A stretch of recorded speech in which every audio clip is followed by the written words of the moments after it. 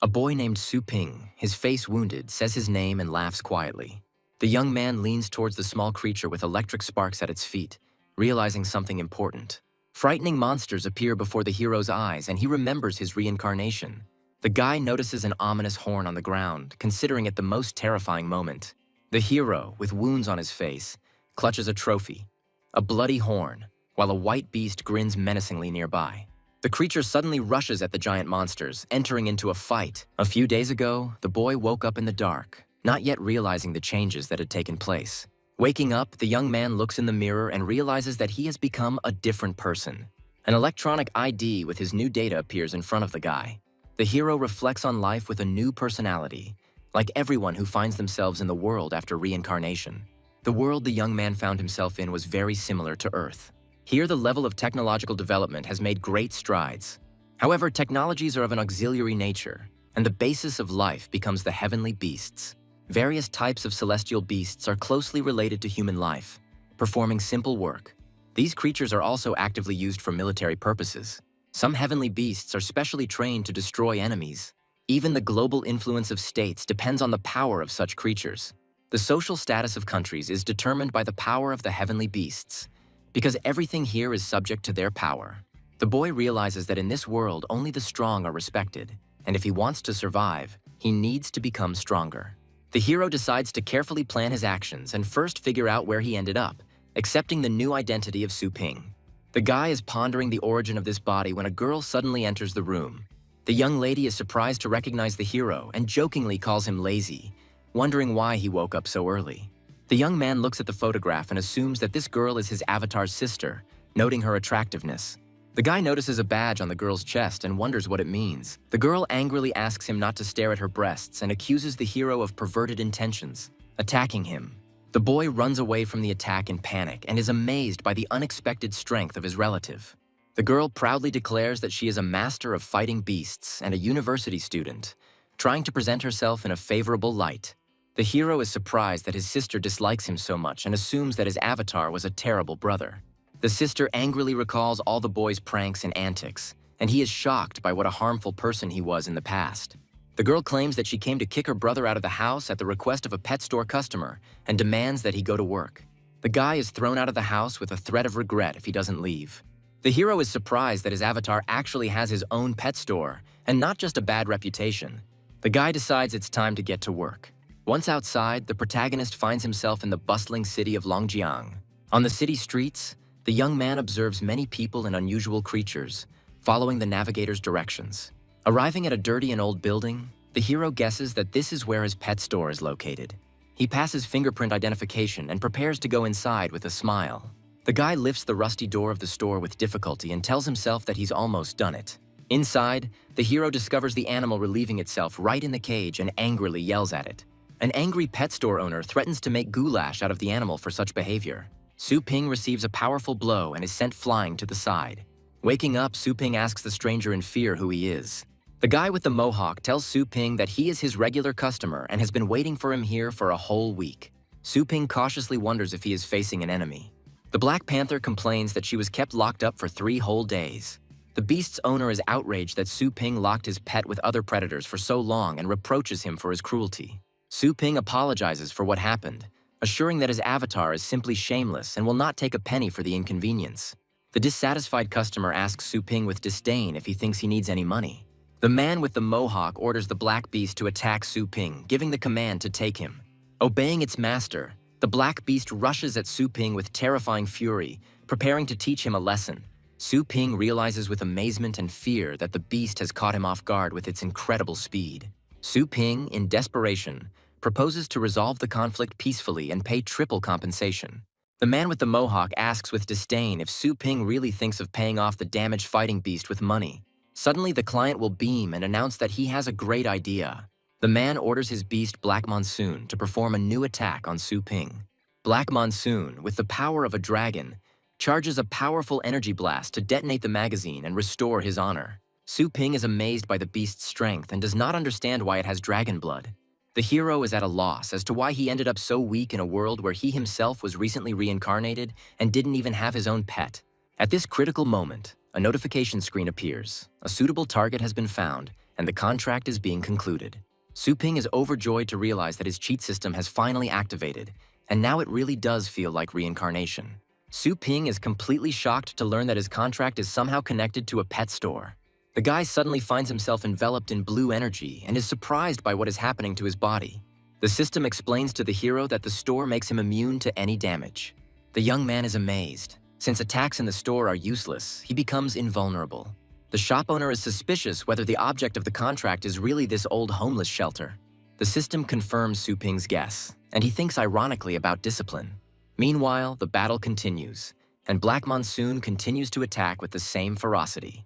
A man with a mohawk shouts at his beast to tear his opponent to shreds. Su Ping, with a cold expression on his face, stopped the attack and menacingly asked what the enemy was planning to do with his store.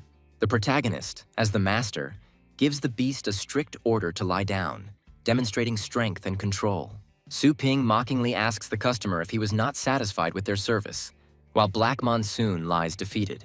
The client panics when he realizes the guy stopped the beast with his bare hands and wonders why he's never heard of such strength. The guy offers, if there are no complaints, to look after the animal for a couple more days. Su Ping smiles sweetly and promises that he will definitely take care of Black Monsoon. The shop owner, with a demonic smile, again vows to take care of him, frightening the enemy even more. The man with the mohawk and his beast run away from the hero in fear, unable to withstand the pressure. Su Ping wonders if he really looks that scary to others. The system notifies the hero that the problem in the store has been resolved and offers to update the store's status. Su Ping notes with interest that this system has proven to be very well thought out and agrees to the update. A powerful stream of blue energy envelops the owner's shop, announcing the start of the upgrade. Su Ping looks around his shop in amazement after the renovation. The premises sparkle with cleanliness and newness. The hero approaches the reflection and admires how the system has changed everything around him, calling the update cool. The guy notices a mysterious room and decides to see what's inside. The young man discovers cages with small animals and is surprised by their size. Su Ping suspects that the pets will damage the cages, but the system reports that the animals are in a state of cultivation and do not need food or toilet. The guy asks the system what to do to prevent the new owners from causing trouble, and who should take these two pets.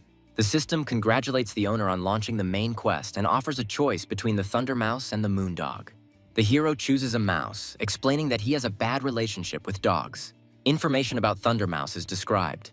Its main skill is to be cute, which Su Ping is very surprised about. The system explains that the pet will learn new skills depending on the owner's training style, and suddenly the boy and the mouse find themselves in the center of an energy vortex. Su Ping is stunned and realizes that he has entered the cultivation dimension. The hero and the mouse are delighted by the huge tree and strange crystals, marveling at the local inhabitants. Su Ping notes that the place is terrifying and jokes about meeting meter-long beasts. The boy encounters a giant creature, the king of beasts, which terrifies him. The protagonist comes to his senses covered in blood and doesn't understand anything, wondering why he's still alive. The system informs Su Ping that he was killed by the Beast King, but is now in the resurrection space. The guy is perplexed why the system didn't warn him about such a danger and asks about his scores.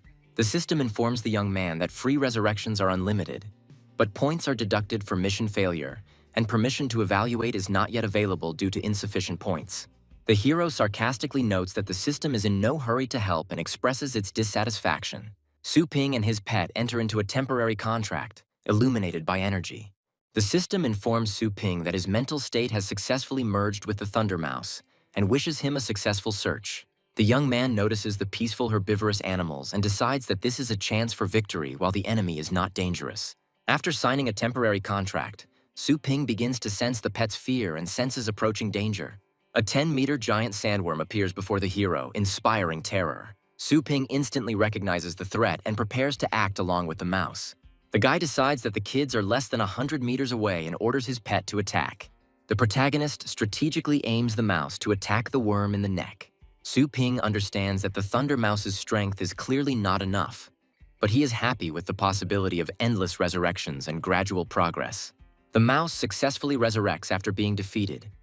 The hero has an infinite number of attempts. Su Ping commands the pet to constantly approach the beast and use agility to dodge and circle around the enemy. The young man commands to attack the gap in the enemy's shell and use the dash right now. The hero happily notes that they manage to inflict damage. Su Ping activates Resurrection, supporting Thunder Mouse in battle. The guy reactivates Resurrection to avoid giving up in the fight. Thundermouse is resurrected again and ready to attack. The system informs that due to the high concentration of thunder in the environment, the mouse has mastered a new ability.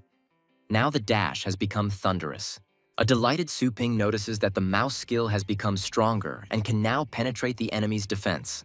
The protagonist commands the pet to use this new skill to win the battle.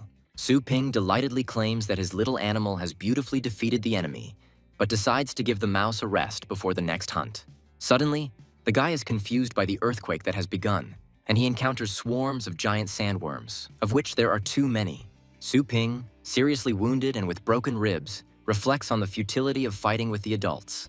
Thundermouse is also exhausted and still hasn't recovered from the last battle. The guy decides that it would be wiser not to resist and to choose the tactic of resurrections with further leveling up.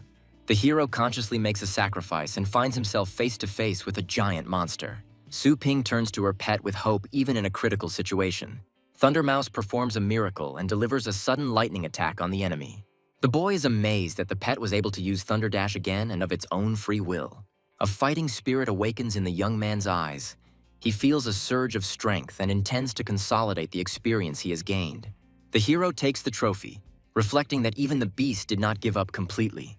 Su Ping resolutely declares that he too is not going to give up and will fight to the end. Despite the slim odds, Su Ping and his pet rush into battle against the enemies. The young man with the Thundermouse shouts resolutely that he will fight to the death. After a fierce battle, Su Ping wearily exclaims that even after death and resurrection, a feeling of fatigue remains. The hero realizes that his body is still weak and decides that serious training will be needed to improve his physical fitness. Near the numerous craters, Su Ping senses impending danger and warns the mouse about enemies nearby. The boy notices that the terrain is different from the previous battlefield and explores the hard surface of the crater. Suddenly, a 10-meter stone cockroach, smaller in size than the previous opponents, appears from underground. The monster attacks and spews a stream of acid, threatening the heroes with violence. The young man and the Thundermouse narrowly escape the acid, realizing the new danger. Su Ping orders the beast to be fully prepared and show the enemies all the progress it has made. Su Ping, covered in scratches and fatigue, is depicted among the remains of the monsters. Next to the owner is a Thundermouse. The system records 68 resurrections for Su Ping and 847 for the pet. The hero and the animal lie among mountains of corpses, and the system reports 472 destroyed enemies. Su Ping is surprised that the mouse has mastered thunder, residual perception, and as many as 10 secret techniques. The progression of combat skills of not only the mouse, but also other animals is shown, from elementary to ancient secret skills. The exhausted young man thanks the system and asks to return them home as soon as possible. The scene switches to the annual competition of Longjiang Fengshan University, which is being actively broadcast. On the final day of the qualifying rounds, spectators gathered to discuss whose celestial beast would win this year. A red-haired girl appears among the contestants, and the audience speculates about the possible favorites, Ye Hao, Jiang Xuehan, or Zhan Xiao. Introducing Su Yanying, a third-year university student and master of martial beasts, who reflects on the seriousness of the competition at the regional qualifiers. Su Yanying recalls how Jiang Xuehan won a convincing victory in the previous competition. The girl admits that she often faced talented opponents, and once she won against Ye Hao. The heroine realizes that she has already lost twice in a row, and now she faces a battle with Zhang Xiao, having only a 100-toothed tiger. She is determined to take the Thundermouse from Su Ping, realizing that her own strength is still not enough. According to the rules of the competition, 2 fighting animals are required, so the heroine rushes to get her second pet. Su Yanying walks into an empty pet store and calls out to one of the workers. The girl notes that she managed to arrive on time, although she is surprised that the store is almost empty. The heroine, looking for the store owner, raises her voice, saying that she has come to pick up her pet. Su Ping comes out to meet the guest and greets her. The girl confirms that she left the Thundermouse about half a month ago and wants to take it back, and Su Ping realizes that this is the pet's real owner. Su Ping confidently replies that everything is fine with the Thundermouse, but reminds the owner not to forget to pay for the services. The girl thinks that the store owner is behaving strangely and is worried about the payment.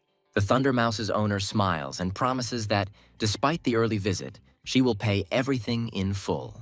The girl is genuinely surprised, not understanding what could have alarmed her owner so much. The guy says goodbye to his pet with a little sadness, saying that it's time for him to go home. Before parting, Su Ping asks the mouse not to forget him when she returns to her owner.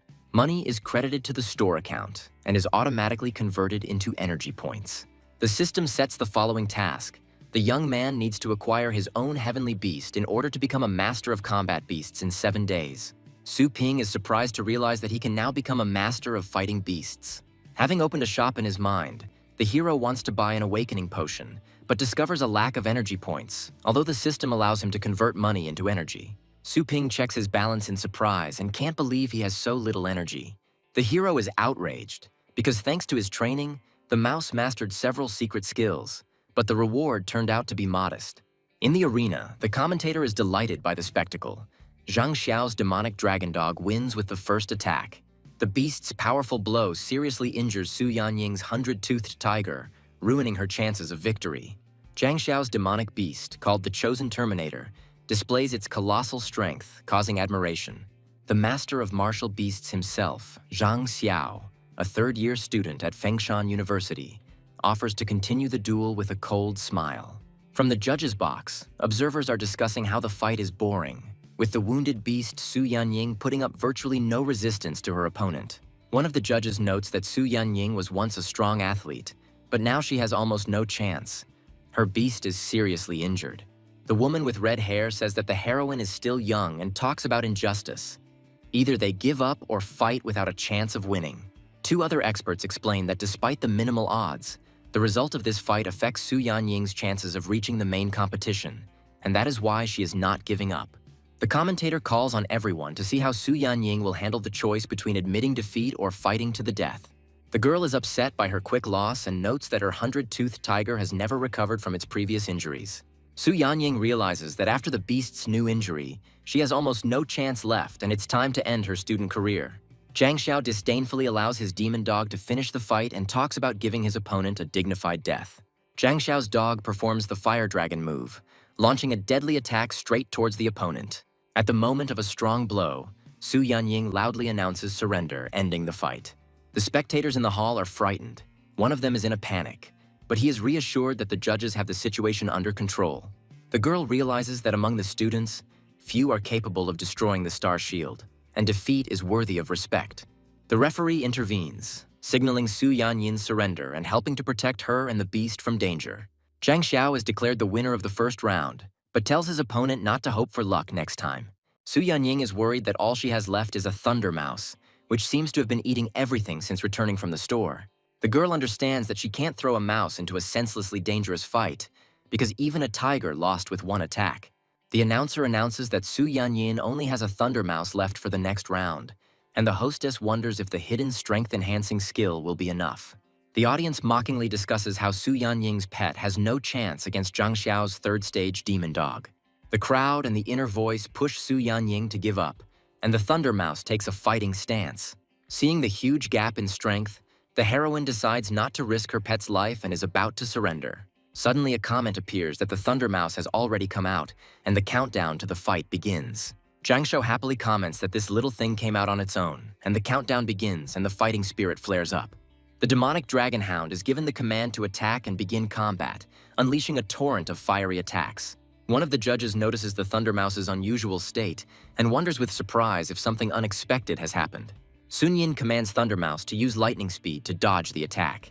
The owner's pet confidently avoids the fiery attack of the demonic dog, which causes a wave of surprise. The girl with red hair notes to herself that everything is too strange and begins to suspect unusual changes. The commentator reports that the mouse was knocked down by the attacks, and Zhang Xiao happily orders his beast to finish off the enemy. The demon dog prepares for close combat, and Zhang Xiao plans not to end the round quickly, but to teach the mouse a lesson. Su Yanying urgently activated the third-stage power enhancement secret skill to save the situation. The animal dodges with incredible lightning speed, taking the enemy by surprise. The judges and spectators are amazed by the mouse's impressive speed and watch the fight unfold with interest. The commentator notes that the Thunder Mouse was indeed able to avoid the blow, and Su Yanying decides to immediately go on the attack. The judge in the courtroom strains his eyes and is amazed by what is happening, suspecting something special in the mouse's actions. Thunder Mouse unleashes a 7th-stage thunder attack, creating a powerful energy discharge. Releasing the power of the thunderclap skill, the mouse directs a massive stream of lightning at the arena's protective barrier. Spectators and participants are stunned by what they see, not understanding what is happening in the arena. The judges are shocked that a first-stage beast was able to activate a seventh-stage ability and call the youth terrifying. Zhang Xiao is horrified to realize that he cannot believe his opponent's strength. The commentator excitedly announces that the Thunder Mouse has indeed mastered the seventh-stage technique and congratulates the winner of the fight. The audience erupts in both delight and shock. No one believes that a mouse could master such a powerful skill from the very first step. Su Yanying is puzzled by how her Thunder Mouse was able to master such a powerful skill so quickly and is now wondering about the reasons for such progress. The girl begins to suspect that the pet's incredible strength is somehow connected to that very store. She looks at the mouse with surprise and wonders inwardly if that same unusual store is the explanation for the whole transformation. Su Yanying speculates that the owner of the mysterious shop might be the legendary master, although he doesn't look like him at all. Meanwhile, Su Ping is in the store, sneezing and grumbling at the pet, which is not allowing itself to be properly served. He guesses that someone is thinking about him at this moment, and the pet is clearly pleased with his pranks. The announcer announces that this battle will go down in the history of the university, as a first-level pet used a seventh-level skill. Zhang Xiao realizes with annoyance that he underestimated his opponent and blames himself for it. The arena announces that the score is tied for now and the final round will be decisive, with Zhang Xiao preparing to summon a countermeasure to win. He summons his new beast and admits that Su Yanyin has proven to be a good opponent. In the next moment, Zhang Xiao vows that the final battle will decide everything, and now he is ready to fight to the end. A stone rhinoceros appears on the field, becoming a new serious threat to Su Yanying. Su Ping, watching the battle, quickly realizes that Thunderclap will no longer help, because the new opponent is an Earth-type beast, which is what surprises Su Yanyin, noticing that the opponent is using a hidden ace. The commentator notes that the fourth-stage stone rhinoceros is enormous in size and extremely dangerous for the Thunder Mouse. The round begins, and it is clear that both sides are determined, but the spectators are doubtful about the outcome for the mouse. One of the judges is sure that the animal would have been defeated if it had only possessed the first level, but its fighting spirit and strength are clearly higher. The referee suggests that the Thunder Mouse has not yet reached its full potential, and the round officially begins. Zhang Xiao commands his beast to increase its power and momentum to the second stage, raising the level of combat. The stone rhino receives an additional third-stage armor boost, becoming an unstoppable enemy. The commentator states that after applying numerous enhancements, the rhinoceros's power is now no lower than the fifth stage, and Su Yanying is feeling enormous pressure. Su Yanying tries to close the distance to use the enhancement skill, but the distance is too great. As a result, the Thunder Mouse ends up next to the rhino without the necessary buff, which surprises the commentator with the participant's mistake.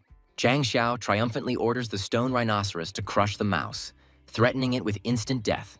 The Thunder Mouse suddenly splits into two and jumps out from under the stone rhinoceros's clutches, escaping mortal danger.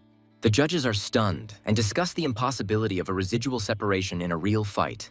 The commentator confirms that this residual separation is another incredible Stage 7 skill, sparking unprecedented interest among team leaders. Thunder Mouse decides not to engage the rhinoceros in combat and instead charges towards Zhang Xiao, surprising everyone. Su Ping is glad that the Thunder Mouse caught his opponent off guard and took advantage of his mistake. Zhang Xiao panics and tries to defend himself by activating his third-stage star shield as the mouse approaches him. Thunder Mouse and her residual clone simultaneously use Thunderclap to break the opponent's defense. The commentator explains that Zhang Xiao's shield was almost immediately destroyed by the double attack, and it is now unknown whether he will survive such a blow. The judge's Divine Phoenix intervenes to save Zhang Xiao, who is knocked unconscious by a powerful attack.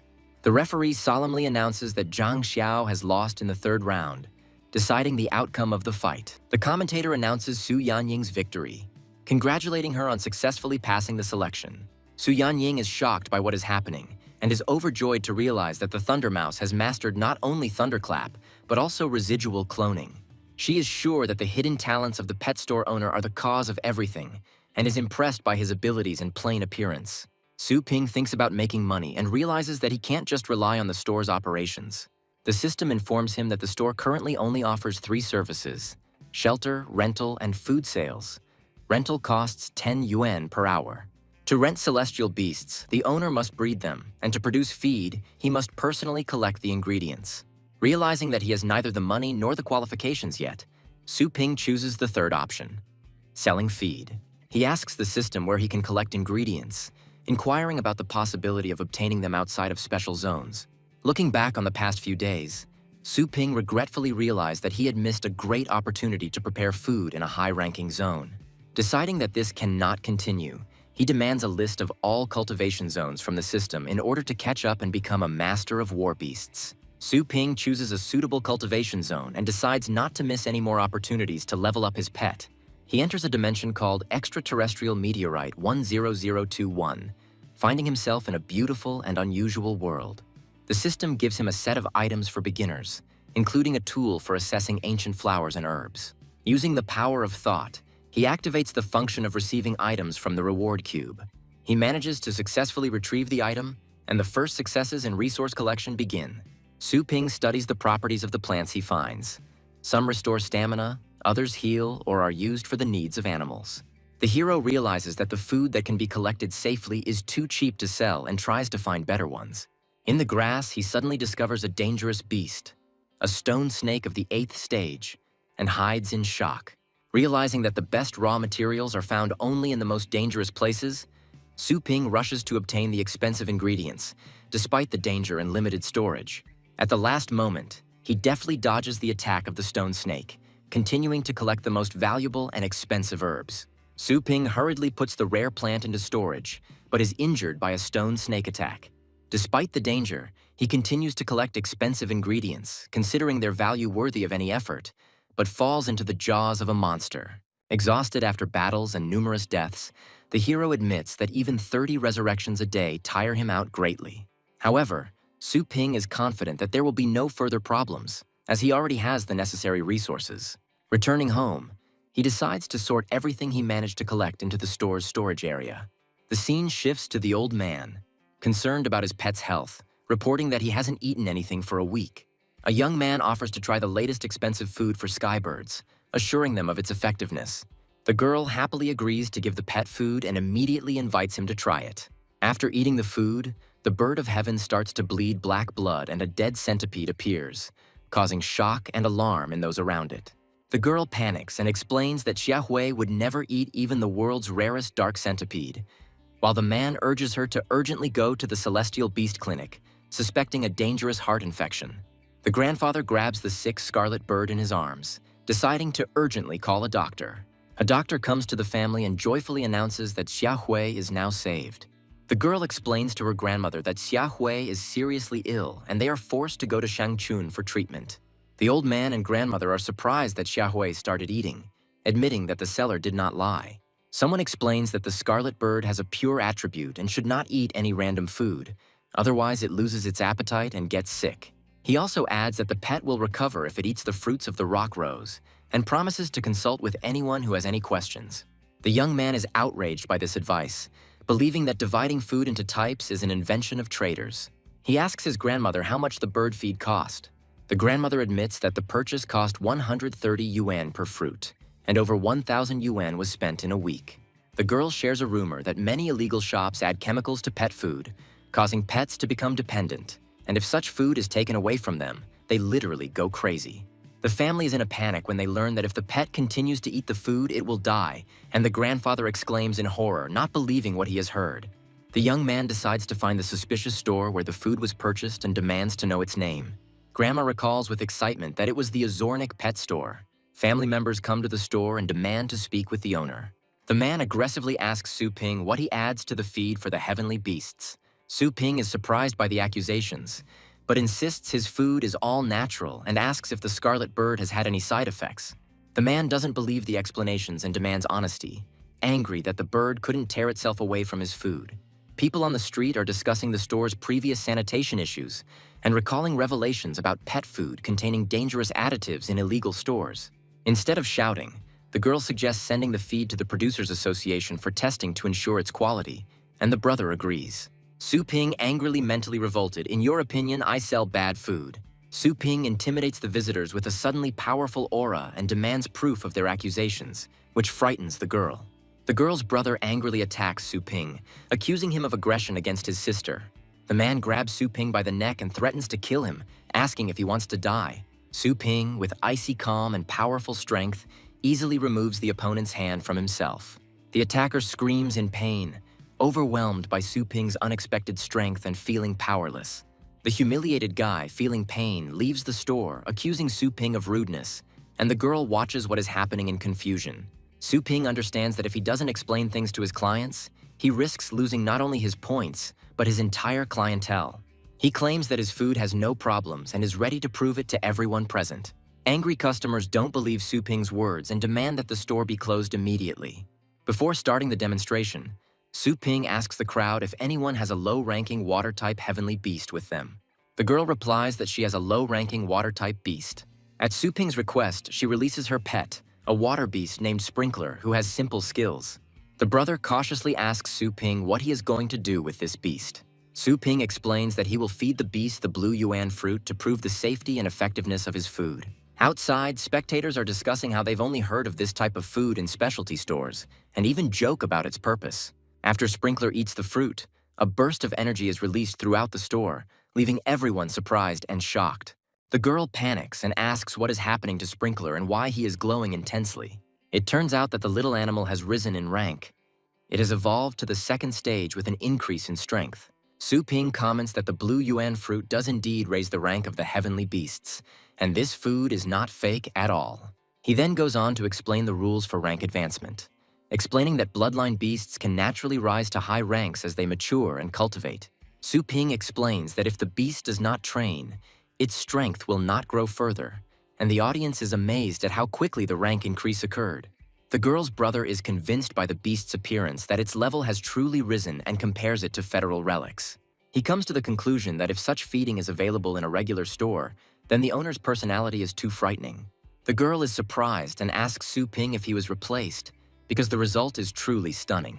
The brother apologizes for his rudeness and admits that he and his sister went too far. Su Ping coldly accepts their apology, and his brother says that they were blind and asks for forgiveness. He comically declares that 8,700 per fruit is a great price and he is an honest businessman, and everyone is amazed. The brother happily agrees to pay, believing that it is incredibly profitable for such a result, despite the fact that the sister is sorry for the money. Su Ping muses stonily that the price is still very low considering his own efforts and the dangers involved in extracting it. Trying to raise the prices, Su Ping is rejected by the system, and then advises using the leaves of the colorful surbud for the animal, and to continue the course of the berries of the rock rose for the bird's recovery. The sister sighs with relief, and the family's son confidently declares that he will cover all the expenses, surprised by the effectiveness of the feed for such a low price. Livestock breeders in the crowd are vying with each other to sell them the miracle product, not believing that such an effect is possible so cheaply. The seller happily reassures customers, urging them to respect the queue, while everyone around them is eager to buy blue fruits. The protagonist triumphs, happily ordering the system to open the store, having finally saved up enough money for the awakening potion. The young man looks at the bottle of green liquid, knowing that now he can become a master of war beasts, and excitedly swallows his saliva. The guy decisively drinks the potion he bought, mentally urging himself not to doubt. With the essence of awakening within, Su Ping feels a powerful surge of energy, accompanied by a bright golden light. The hero's eyes fill with a new radiance, and he realizes that his moment has finally come. Su Ping proudly exclaims his success as he stands in the golden light, confirming that he is now a true master of the fighting beasts. Meanwhile, one of the clients is amazed to notice that even his reaction speed has increased, having managed to easily catch an ordinary fly. The protagonist studies the requirements for using the Chaos Spirit Pool and realizes that the chance of obtaining a valuable pet is very small. The guy decides to upgrade his pool to the second level, hoping to increase his chances. Having made sure that there is enough energy, the young man carefully starts the process of the emergence of a new beast. A powerful pillar of light shines through the hall, radiating magical energy while the ritual lasts. The system reports the successful use of the second-level pool, and the hero anxiously awaits the result. A strange figure appears in a thick cloud, and the boy is surprised to realize that a small skeleton has come to him. The young man is indignant that he spent 100 points on a funny skeleton, and the pet only laughs embarrassedly in response. Su Ping reasons that even with all the bonuses in the cultivation zone, it will be difficult for the skeleton to survive. But by investing in killing skills, one can reap benefits. On the monitor, the hero sees the requirements. Even the Thunder Mouse was stronger than the skeleton, and the skeleton itself is rated as the lowest level pet. Despite the huge difference in characteristics, the guy, with humor and optimism, decides to turn the skeleton into a real diamond. The hero hears the client's voice and is surprised by the familiar address, holding a small skeleton in his arms. Two girls with a pet appear at the door and call the store owner, surprised that their pet store is located in such a remote place.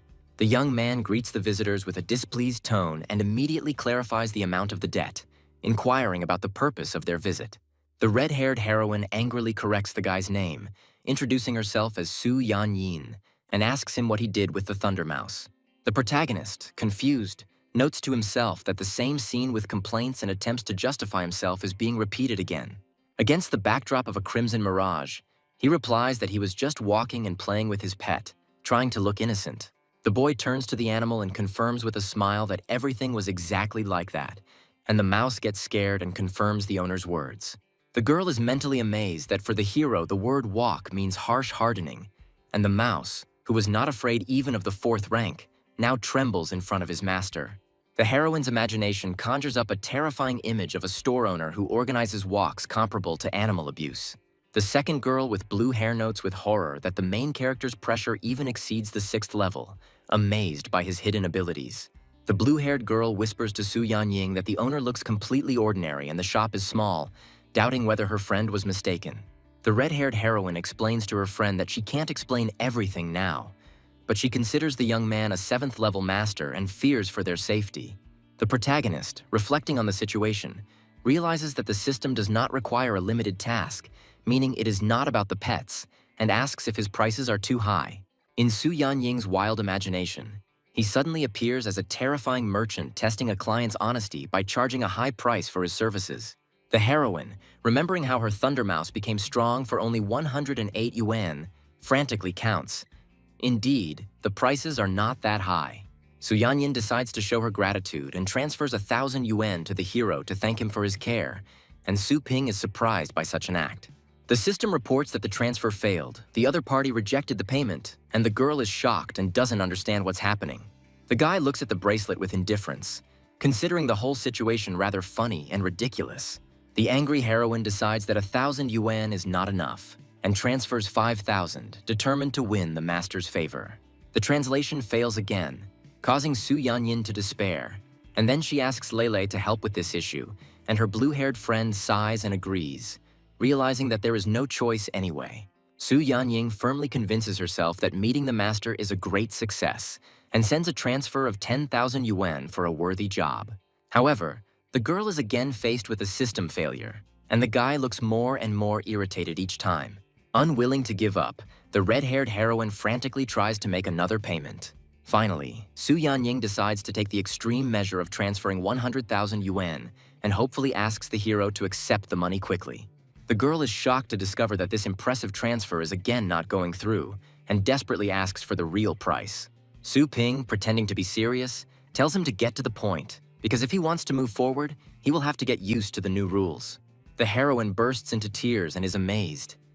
Does the owner of the magic shop really not demand any payment at all? The girl admits that they have a competition soon. All her other animals are injured, and all hope now lies only in the Thunder Mouse, and begs to strengthen the animal in 3 days. The protagonist accepts the order with interest, rejoicing at the return of a familiar beast, and planning to level up the new creature at the same time. Su Ping reflects on how profitable this service has been, but notes that the store currently only accepts applications below the 3rd level. The guy explains to the girl the cost of enhancing the heavenly beast and names the price for 3 days. The girl agrees that this level of cultivation will bring great benefits and declares that she is purchasing the service. Money is deposited into the store's account, and the young man asks if any other services are needed besides cultivation. The heroine is surprised that they also treat animals here, and decides to take advantage of this service. The guy asks to summon a pet that needs to be healed, and the girl summons 3 animals at once. The guy is surprised and asks if this will affect his reputation. During an unexpected scene with animals, the young man gets hit and the heroine is scared. The young man, wiping away the blood, says that the price for 3 animals will be 21,600 and asks to recalculate before paying. The girl, a little scared, agrees and is ready to pay the required amount.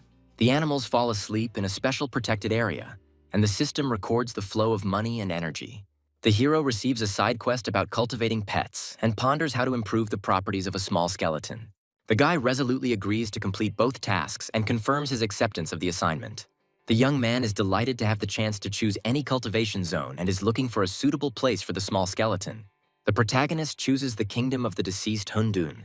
The guy, along with a small skeleton and another pet, enters the selected area. The heroes are greeted by bloody tentacles. The guy notes the strong smell of blood and a strange atmosphere.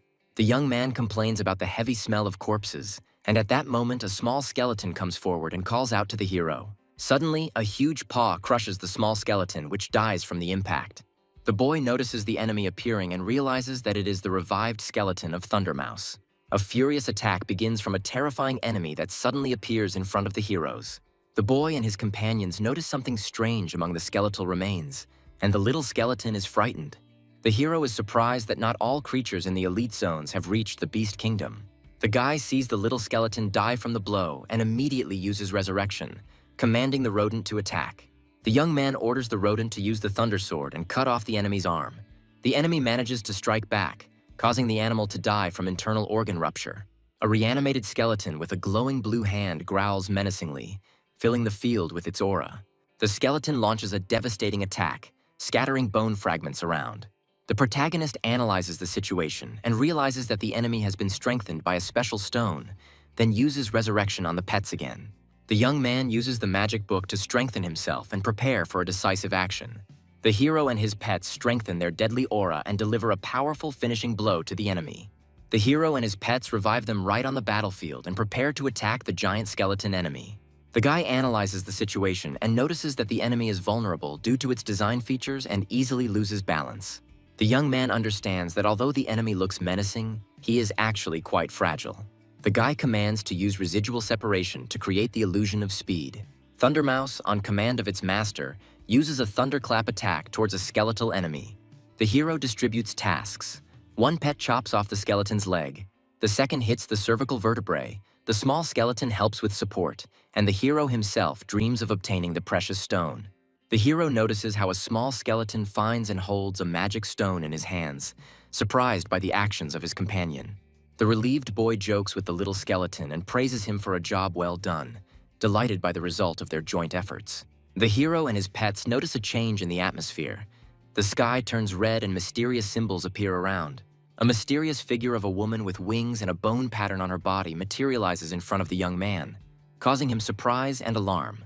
A mysterious woman with wings concentrates a stream of powerful blue energy around herself against the backdrop of a bloody lake. The guy notices the barrier and is surprised that his identifier does not work, assuming that he is facing a high-ranking creature. Streams of energy penetrate the hero, filling his body, which is reflected on his face. A powerful enemy controls energy threads, attacking the young man with them, who tries to resist. After an instant defeat, a message appears about the death of the hero, the rodent, and the small skeleton, and the guy comments on the strength of his opponent. The hero turns to the winged woman and politely asks if she is the boss of this dimension. The guy waves his hand with a smile and ironically asks the enemy about her intelligence. The young man doesn't have time to finish speaking. He's struck again by a powerful energy attack, and the flow envelops his head. The guy, sitting in a red glow, is disappointed in the dialogue, reflecting that the language is not understood and that the attempts are in vain. Gradually, the hero teleports to a new safe place where he finally feels at peace. A guy in an unexpected place is surprised by the surroundings, looking around at the giant spikes. The young man sees before him a strange landscape with a huge army and wonders where he has ended up. The guy notices a hooded woman among his surroundings and recognizes her as an old acquaintance. A huge purple hand with a curse suddenly attacks the hero, and he realizes that he is trapped. A menacing skeleton in armor appears on the throne, demanding that the hero explain how he got there.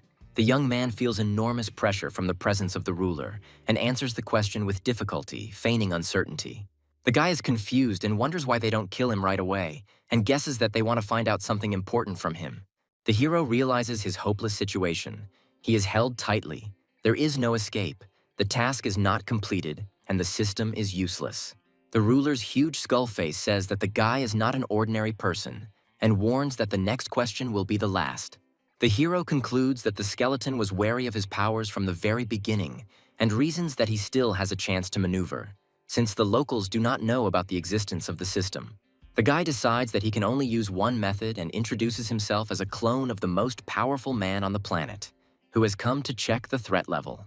The voice of a terrible enemy declares that everyone will be exterminated, after which the knight orders to protect the king. A massive explosion occurs on the battlefield, and the hooded heroine watches the destruction in shock. The young man ironically asks the enemy if he is tormented by conscience for the death of his loyal servants, and hints that only the weak are subject to him. The Bone Lord claims that nothing can threaten him, and that his only defense is his disregard for others. The protagonist stands serenely and smugly rejoices that the enemy has no chance while he is held by the effect of magic. The monster characters are amazed to see the events rewind as they look at the hero.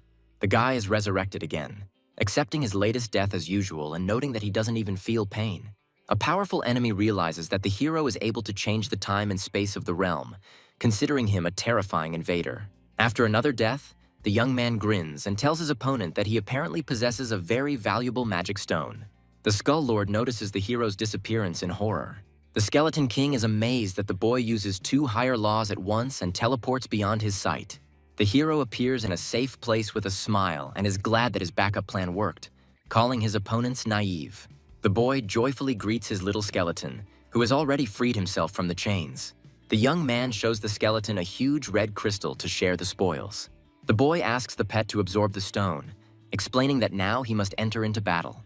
The small skeleton charges in fury, using its basic sword technique. A huge demon and many monsters ready for battle appear before the heroes. A guy with pets watches the waves of enemies and entrusts all the experience to a small skeleton. A young man sits on a pile of bones among endless corpses, contemplating the endless waves of small enemies. A huge monster with a red core emerges from the remains, and the young man is confused, thinking that this enemy has not yet been defeated. The guy happily notes the strengthening of his pets, speaking of their murderous intent. The demon decides that he can advance further if he destroys the hero and rushes into attack. A huge shadow looms over the hero and his companions.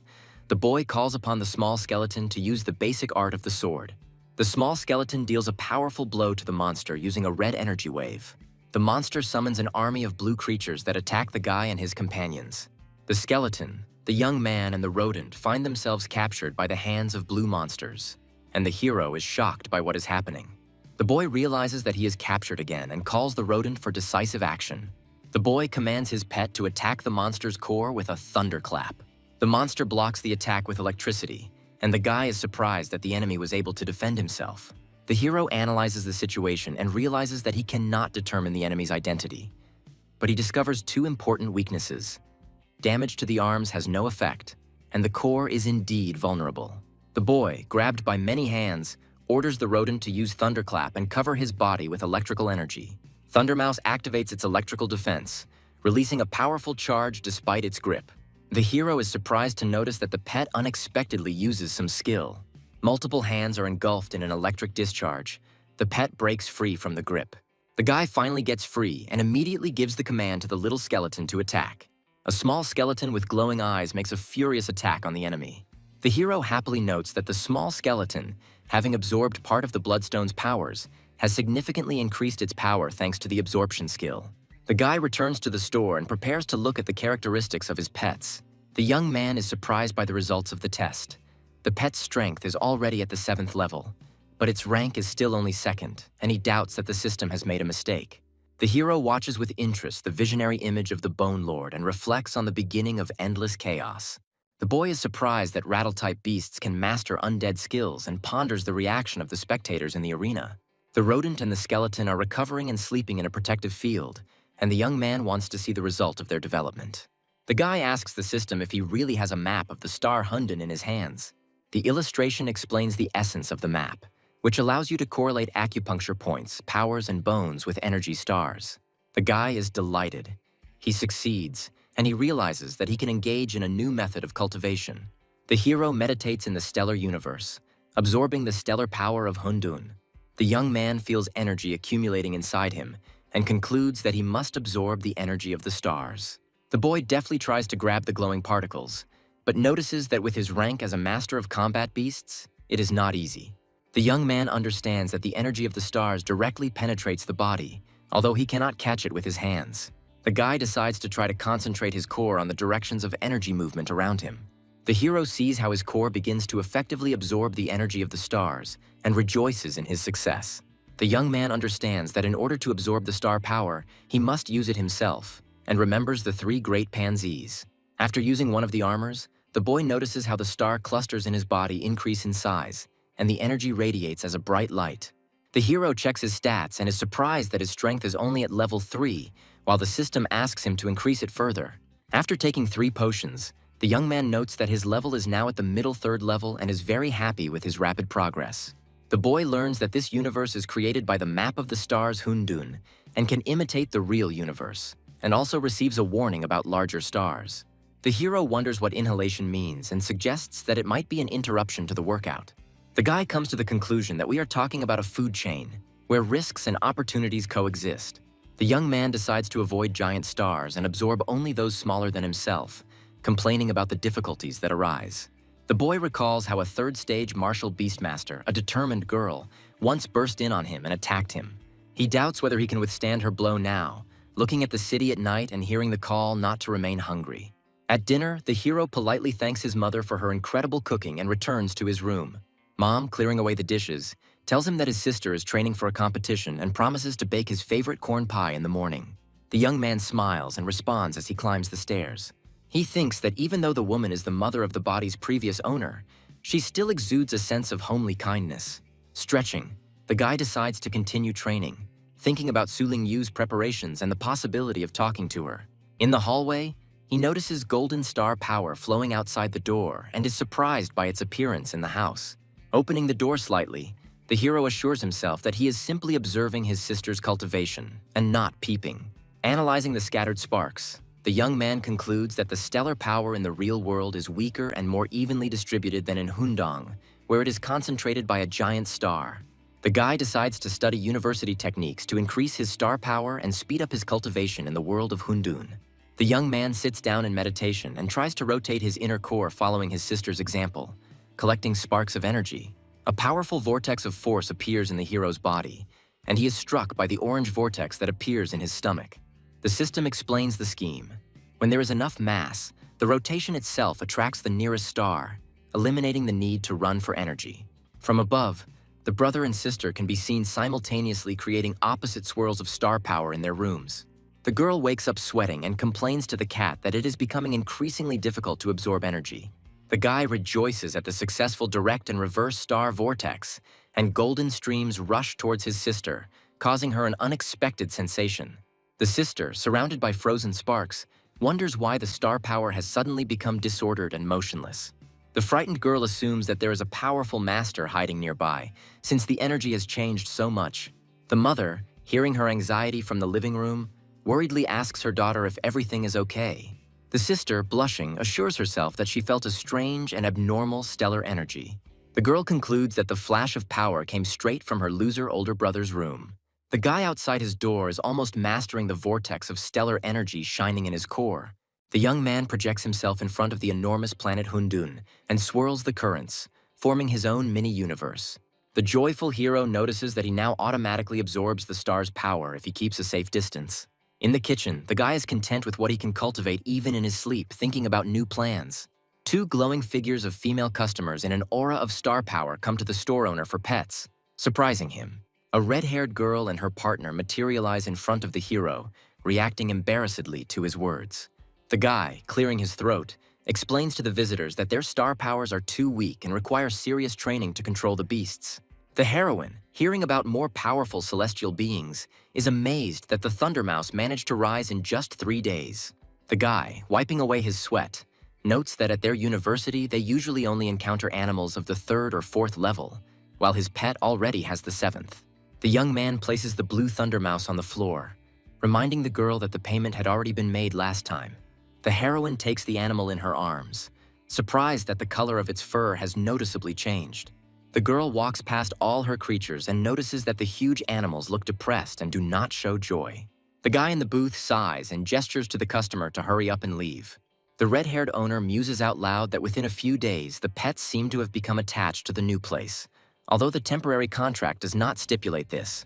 The blue-haired companion checks the huge lion and is glad that the wounds have healed, and the stripes on his fur have become brighter. The girl thanks the owner for his concern and asks him to recommend suitable food, calling the store virtuous. The guy, having estimated the price, decides not to inflate the cost and admits that her praise disarmed him a little.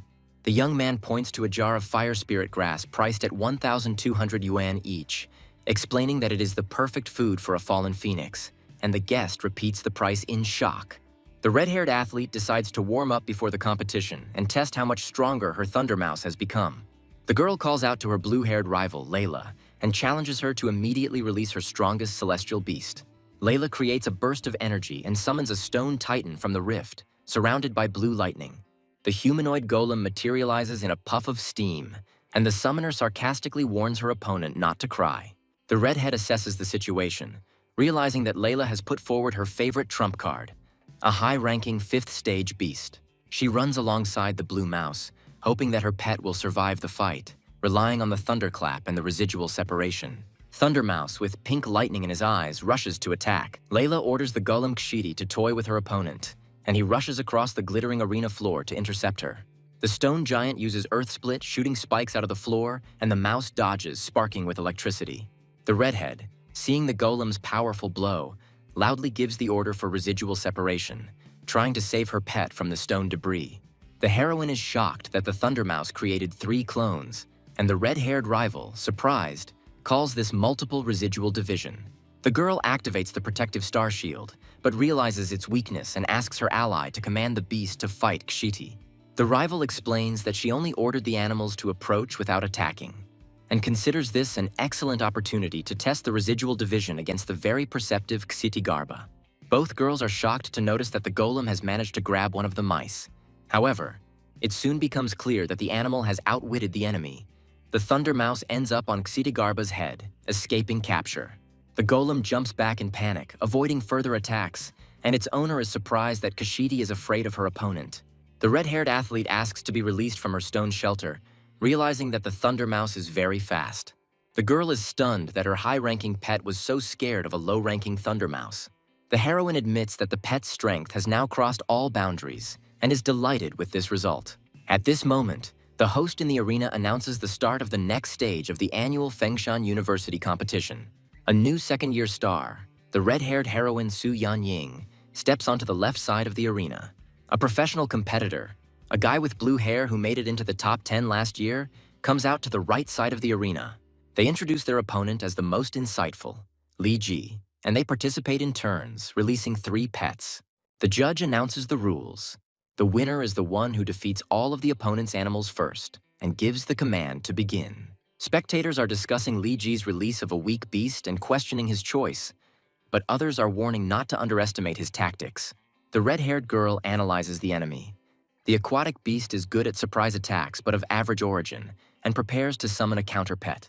Su Yanying summons a fallen phoenix clad in red-orange flames. The commentator from the podium is amazed, noting the high rank of the phoenix and warning that for an aquatic beast it is a very powerful enemy. Li Ji calmly raises her hand and declares her surrender. The guy confirms that he lost in the first round, which completely surprises the judges and spectators. The commentator announces Su Yanying's victory in the first round, and the heroine herself watches her opponent smile with suspicion. The rival says with a cold smile that sometimes you need bait to catch your prey. The girl notices her opponent's strange actions and reacts warily to what is happening in the arena. A huge ground-based hunter appears on the field, and the guy explains that the fallen phoenix is the most difficult opponent for his beast. The rival explains that the Thunder Mouse and the heroine's other pets are land animals, and his pet is capable of crushing them with ease. However, the air phoenix attacks fiercely, although even a 5th stage beast has a hard time dealing with a ground giant. The guy, confident of victory, apologizes to the girl and categorically states that she lost. However, the attempt to stop the phoenix proves futile. The protective barrier cannot withstand the pressure of the fire. The next moment, the opponent realizes with horror that he himself is engulfed in real flames, and he panics in front of everyone. The red-haired heroine looks around calmly and asks with a smile if he has finished his statements. The blue-haired guy commands to attack the arena with the ground spikes technique, targeting the phoenix. The red-haired heroine commands her fallen phoenix to dodge dangerous sharp thorns. The girl activates the speed boost and wants to quickly get rid of the opponent's trap. She commands the flaming bird to use a fire slash to attack from the air. The enemy summons a ground hunter and a defense golem to help contain the phoenix's attack. The heroine is surprised by the earth beast's resistance to fire when her pet's attack does not produce the expected effect.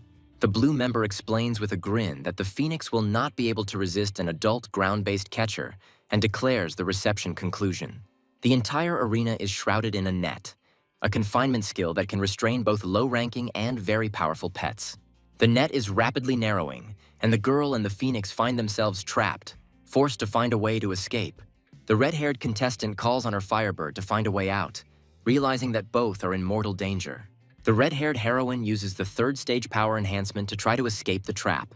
The net continues to shrink around the girl and the phoenix, completely ignoring the enemy's fire attacks. The participant finds herself trapped in an energy grid, but refuses to give up and calls for her pet. The girl desperately calls out to the fallen phoenix, while her opponent advises her not to resist, so as not to get further injured. The guy calmly states that this outcome was part of his plan and demands that his opponent surrender. The hero is holding on with all her might, but on the verge of a breakdown, she is ready to give in under the pressure of circumstances. At this moment, the phoenix suddenly releases a powerful attack. A bright beam pierces the trap and reaches the enemy. Everyone watches in shock as flaming beams appear, one blow of which immobilizes the ground hunter. The spectators are amazed that the phoenix has displayed an advanced 8th-tier skill that is not typical for its class. The masters discuss how, despite its low stats, the girl's pet unexpectedly demonstrated exceptional strength, something fallen phoenixes typically lack.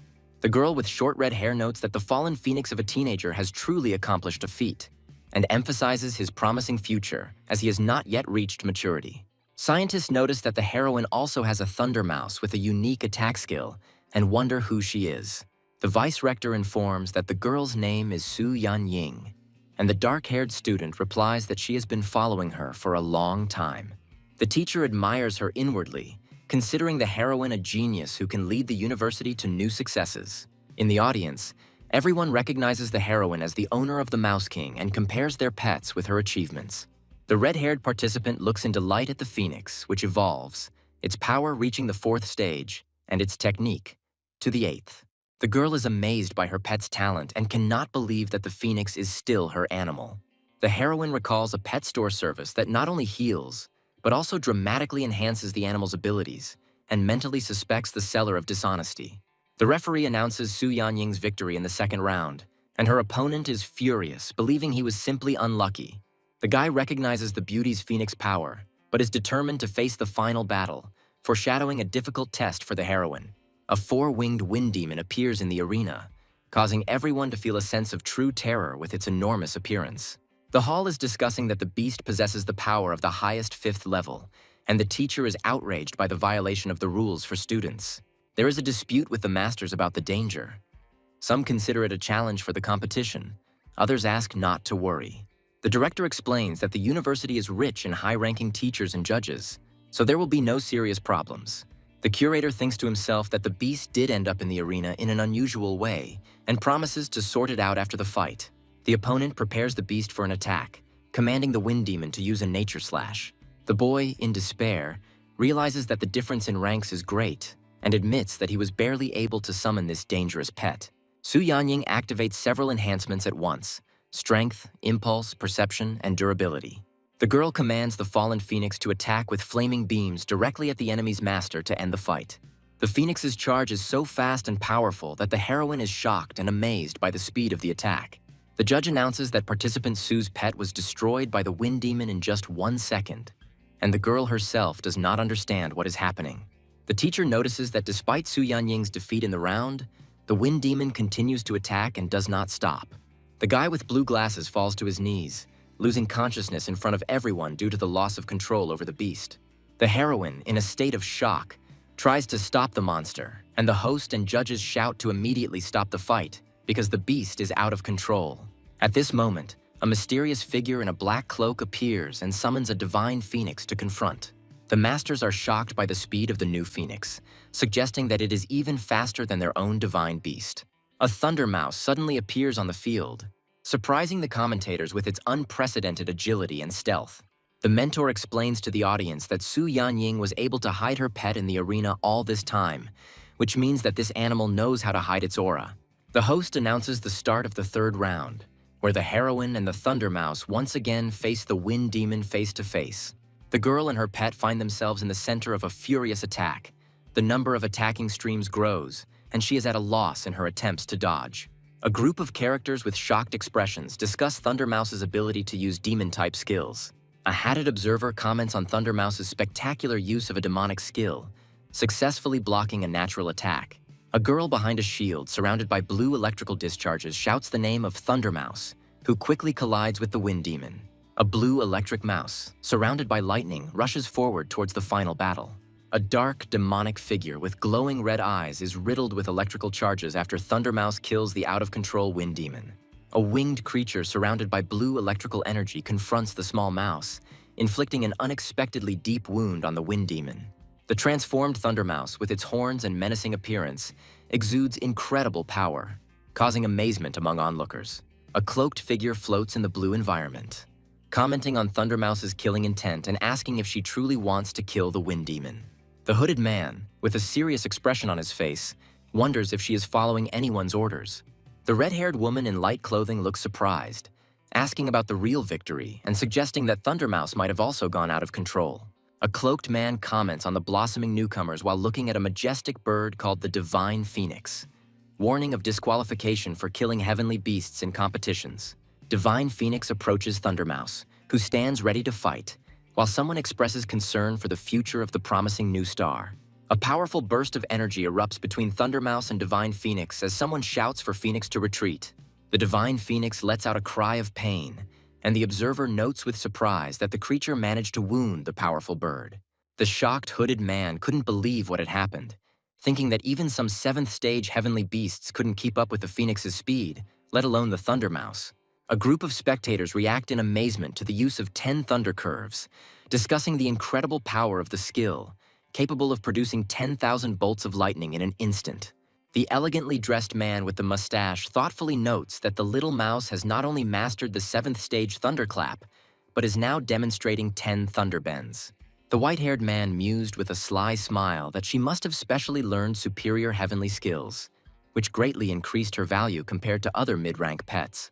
The red-haired girl admires Thundermouse's fearlessness in front of Divine Phoenix, admitting that this bravery makes her admire the girl even more. The Divine Phoenix is surrounded by a vortex of blue energy in the midst of battle, while a cloaked figure watches from above as someone uneasily calls out the name of the powerful being. The man, with a worried expression, tries to calm the Divine Phoenix using glowing green energy and curses the possibility of fighting the out-of-control Thundermouse. The red-haired girl stands frozen, surrounded by blue electrical discharges. The girl turns to Thundermouse with a joyful smile, amazed at her ability to master a high-ranking skill again. The red-haired girl gently picks up the little blue mouse, calling it her little one and calling it to her. The black-cloaked figure reacts in surprise to the enraged Divine Phoenix surrounded by blue energy, relieved that Thundermouse has not lost control.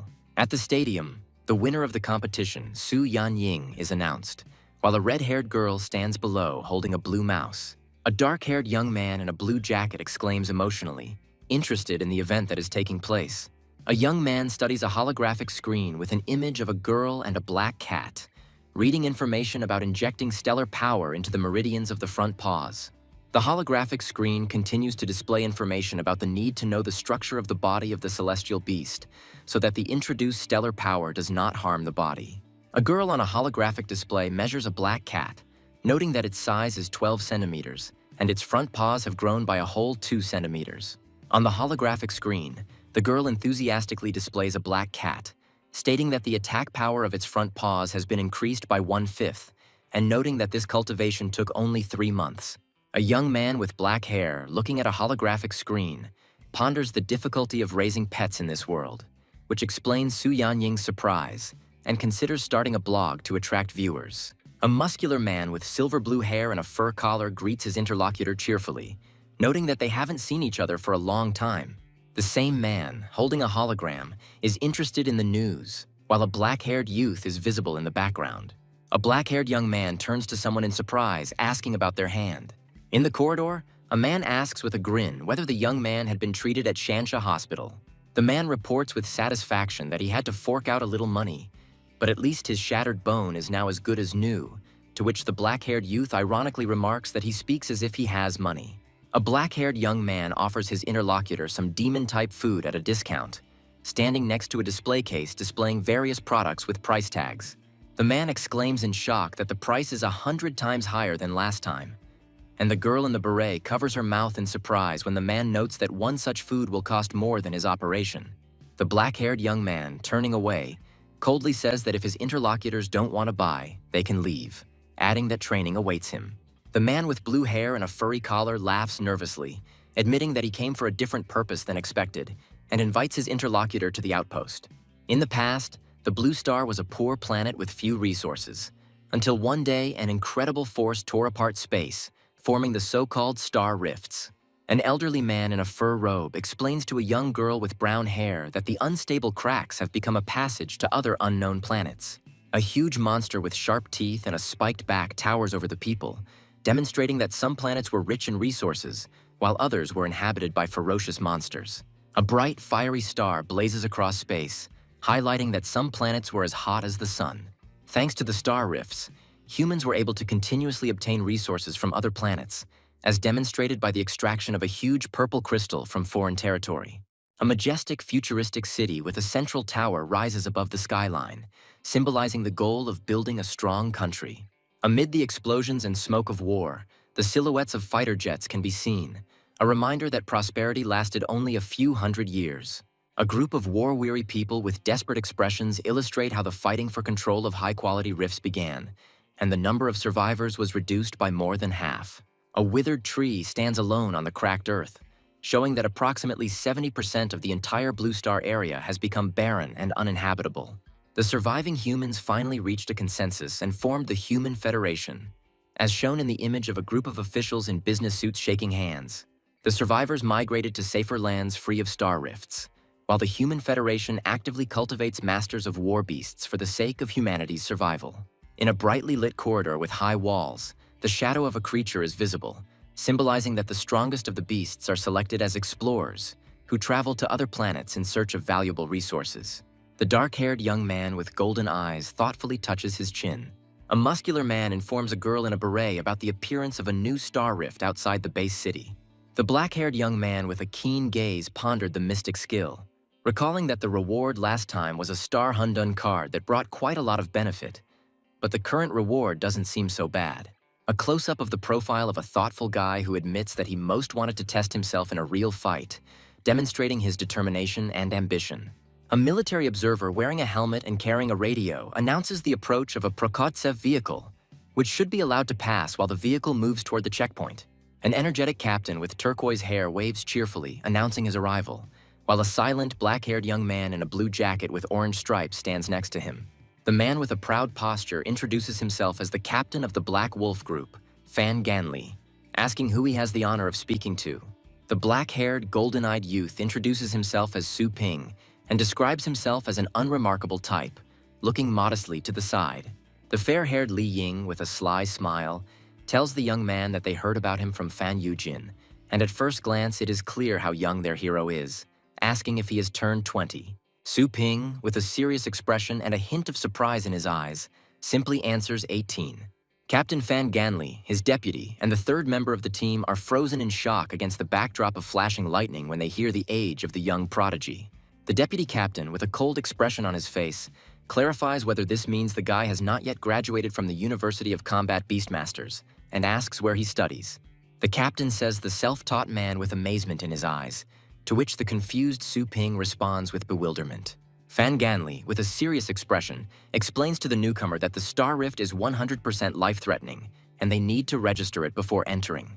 Surrounded by a reddish aura, Su Ping calmly agrees, but immediately clarifies that he has no intention of joining their group and only intends to find his lost pet. An irritated Li Ying, with a disdainful look, notices that the young man, although very young, does not watch his words, asking whether he really thinks that he can join them just by emoting. The captain calmly stops his hot-tempered deputy, reminding him that Brother Su is Xiaofan's guest, so he should be polite, to which the blonde only remains meaningfully silent. The hero's menacing eyes, surrounded by scarlet lightning, sparkle, accompanying the command, emitting a powerful aura. A flash of red light reveals a small skeleton with a metal collar emerging from the shadows, ready for action. The team looks in shock at the lurking little skeleton, while the hero, calmly observing the situation, calls his servant personally. Su Ping holds a red energy stone in his hands, saying that after 8 days of diligent absorption, this thing is sufficient for his further use in the wasteland. The captain, turning to the hero, is surprised that he recently acquired this pet, to which Su Ping calmly confirms. Expressing concern, the captain explains to Su that the personalities of their leader and his deputy could create difficulties if he lets them down. Smiling, the young man places his hand on the little skeleton's head and assures the captain that he can be trusted, because he will not disappoint. The small skeleton, responding to its master's command, draws a sword that glows with powerful energy, ready for battle. The entire squad, including the captain, watches in amazement at the incredible speed of the little skeleton, who has already managed to sheath his sword. Glittering attack circles spread out from the point of impact, creating destructive force. Su Ping asks in confusion whether the young man has completed his skills at this point, and the man standing next to him is surprised that the hero only graduated from high school and is only 18 years old. The blonde assistant warns the hero that temporary employees may be eligible for merit, but they will still not have full privileges. The man points the way for the hero, directing him to the registration corridor, clarifying that for any crime he will be tried as an ordinary civilian. The cheerful captain cheerfully assures Su that if he has any problems with the police, he will definitely come to his aid, which makes Su think sarcastic thoughts about this talkative comrade. In a spacious technical room, the captain offers the hero something for self-defense, emphasizing the dangers of desert areas. Pointing to rare and expensive items, the captain explains that such equipment is rarely found even in the market, which Su understands and accepts with interest. The hero looks at a display case containing a mysterious artifact surrounded by bright energy circles, wondering if these items were really obtained from other planets. The captain reminds the hero of the time limit, asking if he found anything interesting. Su Ping points to one of the display cases, clarifying that he would like to take the item displayed there, causing surprise among his companions. On display is a book with basic skills for a master of war beasts of levels 1 to 6 worth 10 merits, which causes a loud surprise in the squad.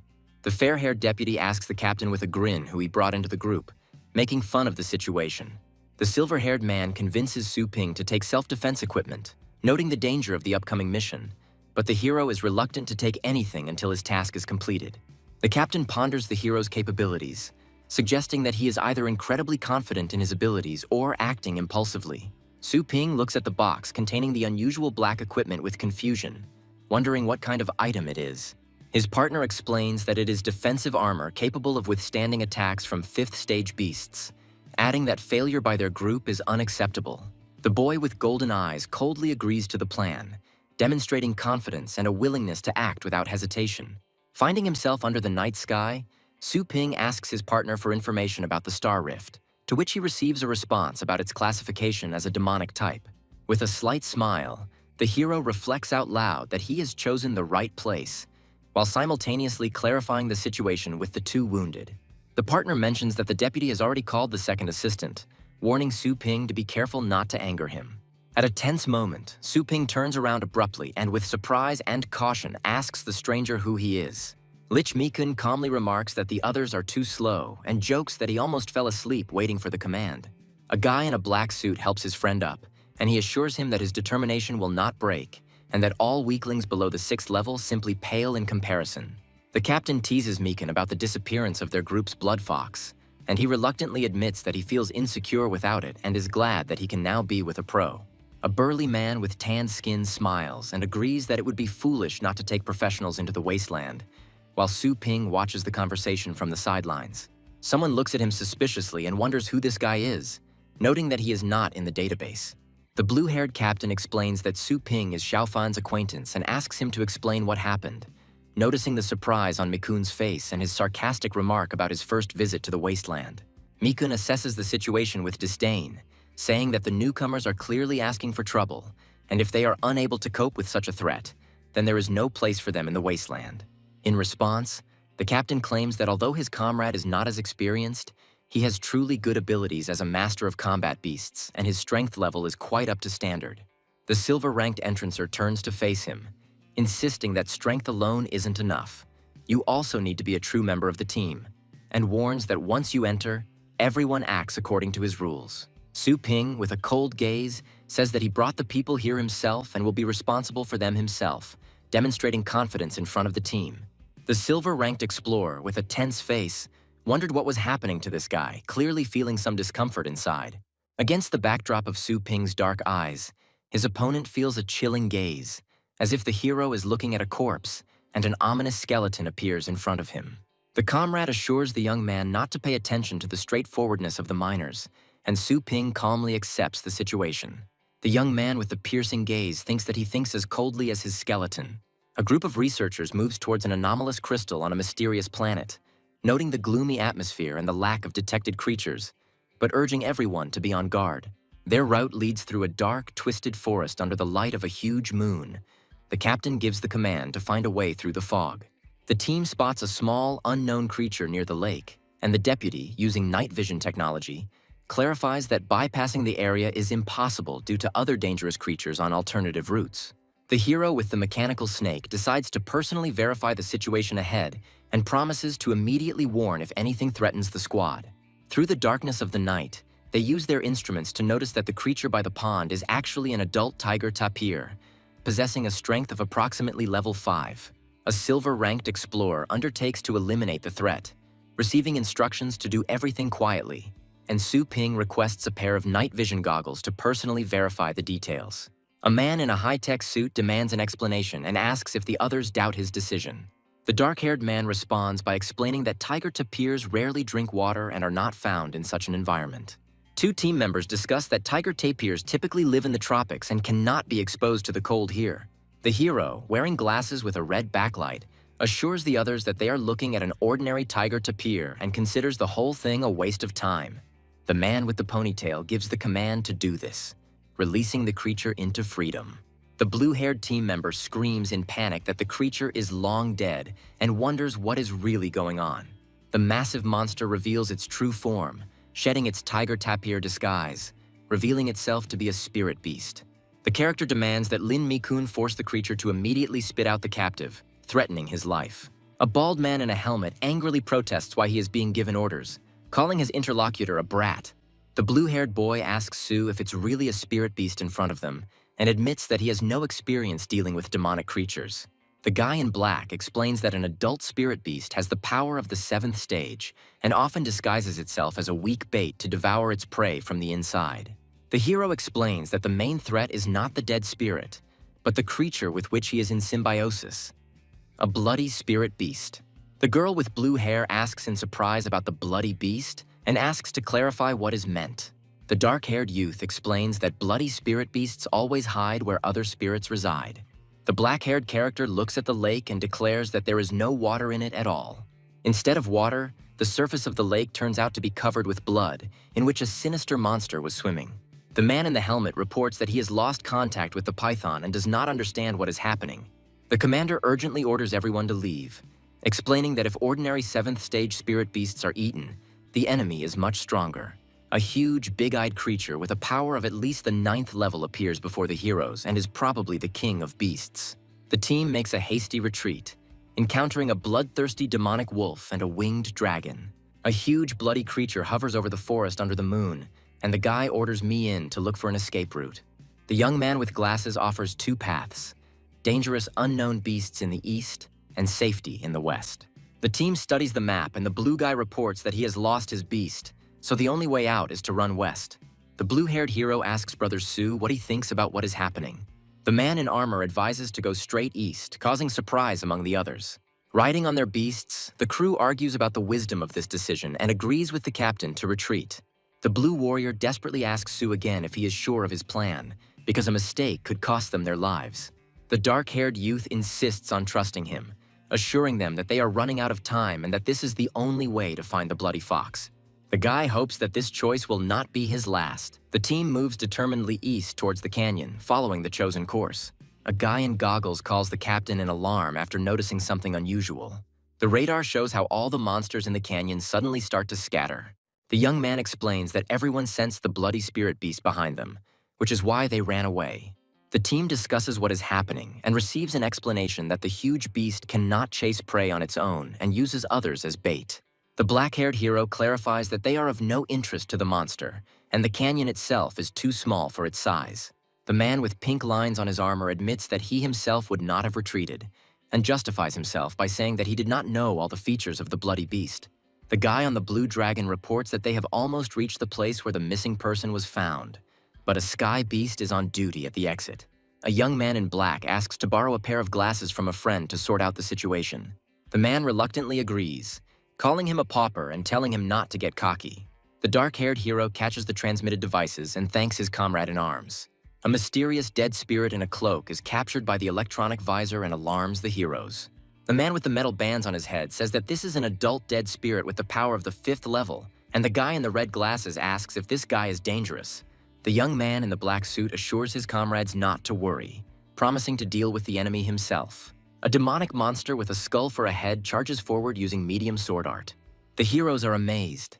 The guy with the dragon destroys the enemy in a second, causing surprise and admiration among the others.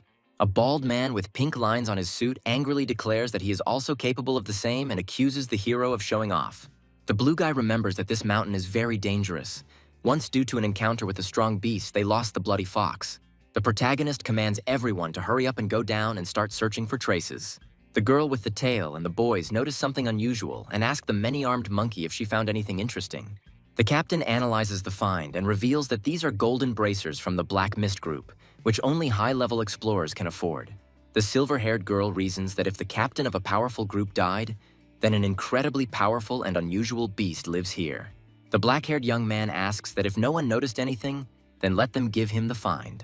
The man with the mechanized arms reluctantly agrees and asks what the boy even knows about special equipment. The hero arrogantly hands over the golden item, emphasizing his importance and rank as a silver miner, adding that he does not recognize the young man. The man drops the armor on the ground, telling him to pick it up himself. The boys watch this, wondering what is going on between the heroes. The man in black examines the find, noticing that the blood has dried and the body died several days ago. But a dark aura is still emanating from the wound, deducing that a high-ranking demonic beast is approaching. The blue-haired man asks Sue if his concern is related to the blood fox. The young man explains that if the body part has been there for several days, then the target is still nearby and categorically denies that it has left. The man with stripes on his head starts laughing and ridicules the hero, deciding that he was just making fun of him and hadn't expressed any useful thoughts. A black boot hits the ground with a cracking sound, causing some of the group to look surprised and laugh.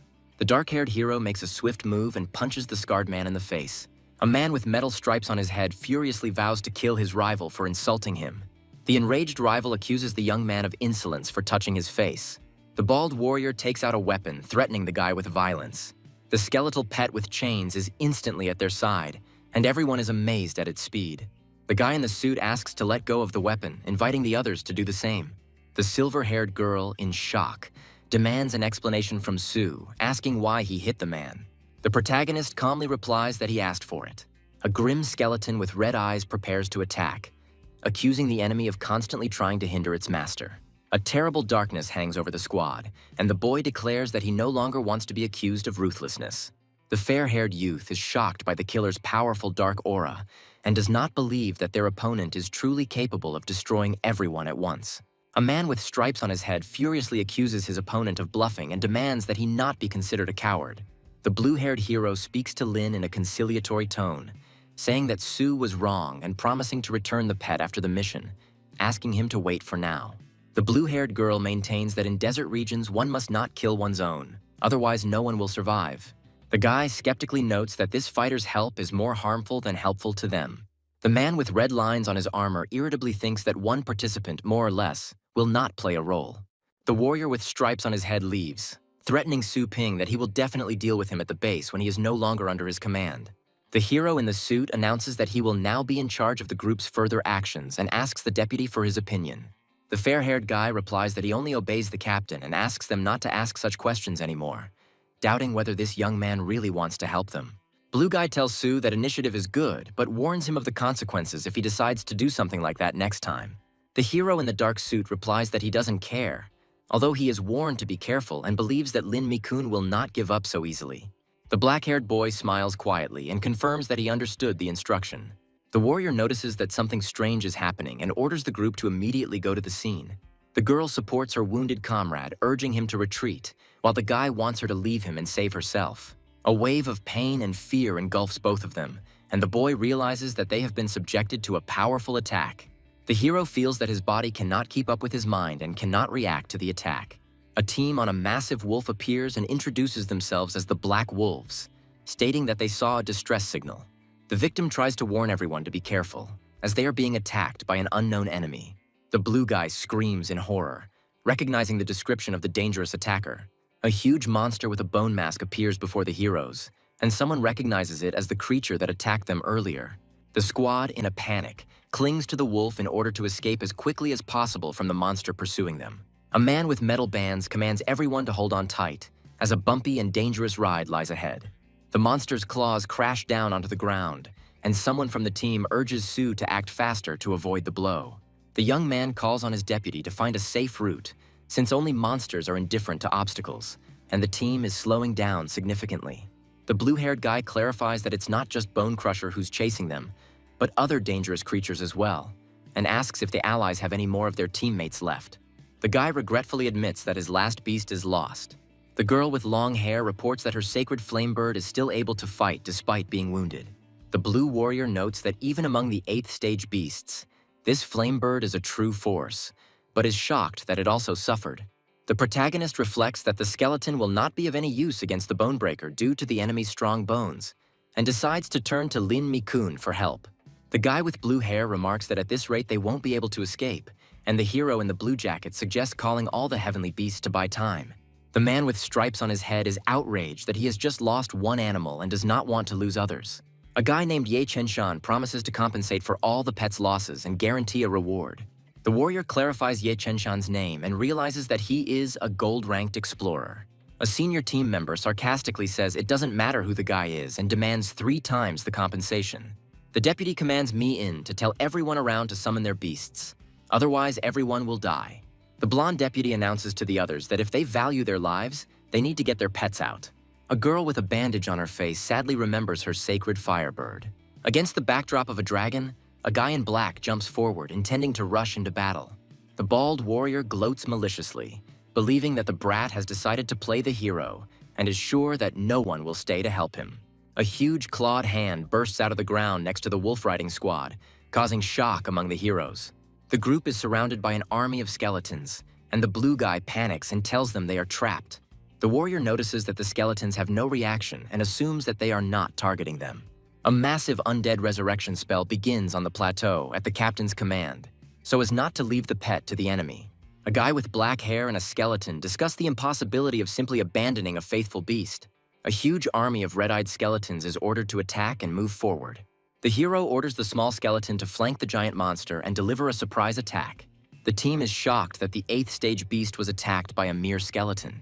The boy and girl with the ponytail declare that they will also go and help Sue in the battle. The blonde man in the suit decides that if the captain went down first, they should go after him too. The man with stripes on his head is surprised that someone is going to help the rival, and the blonde guy reasons that if they stay away, the skeleton will take all the credit. The hero is angry at what is happening, feeling an internal conflict about the need to intervene. The guy with the red hoop around his neck admits that he is once again obeying the leader's command. From different sides, the fighters summon a bloodthirsty demonic wolf, a serpentine-winged dragon, a mountain crusher, and a sacred flame bird to join the battle. Mighty beasts attack the enemy with their abilities, using fiery beams and icy breath.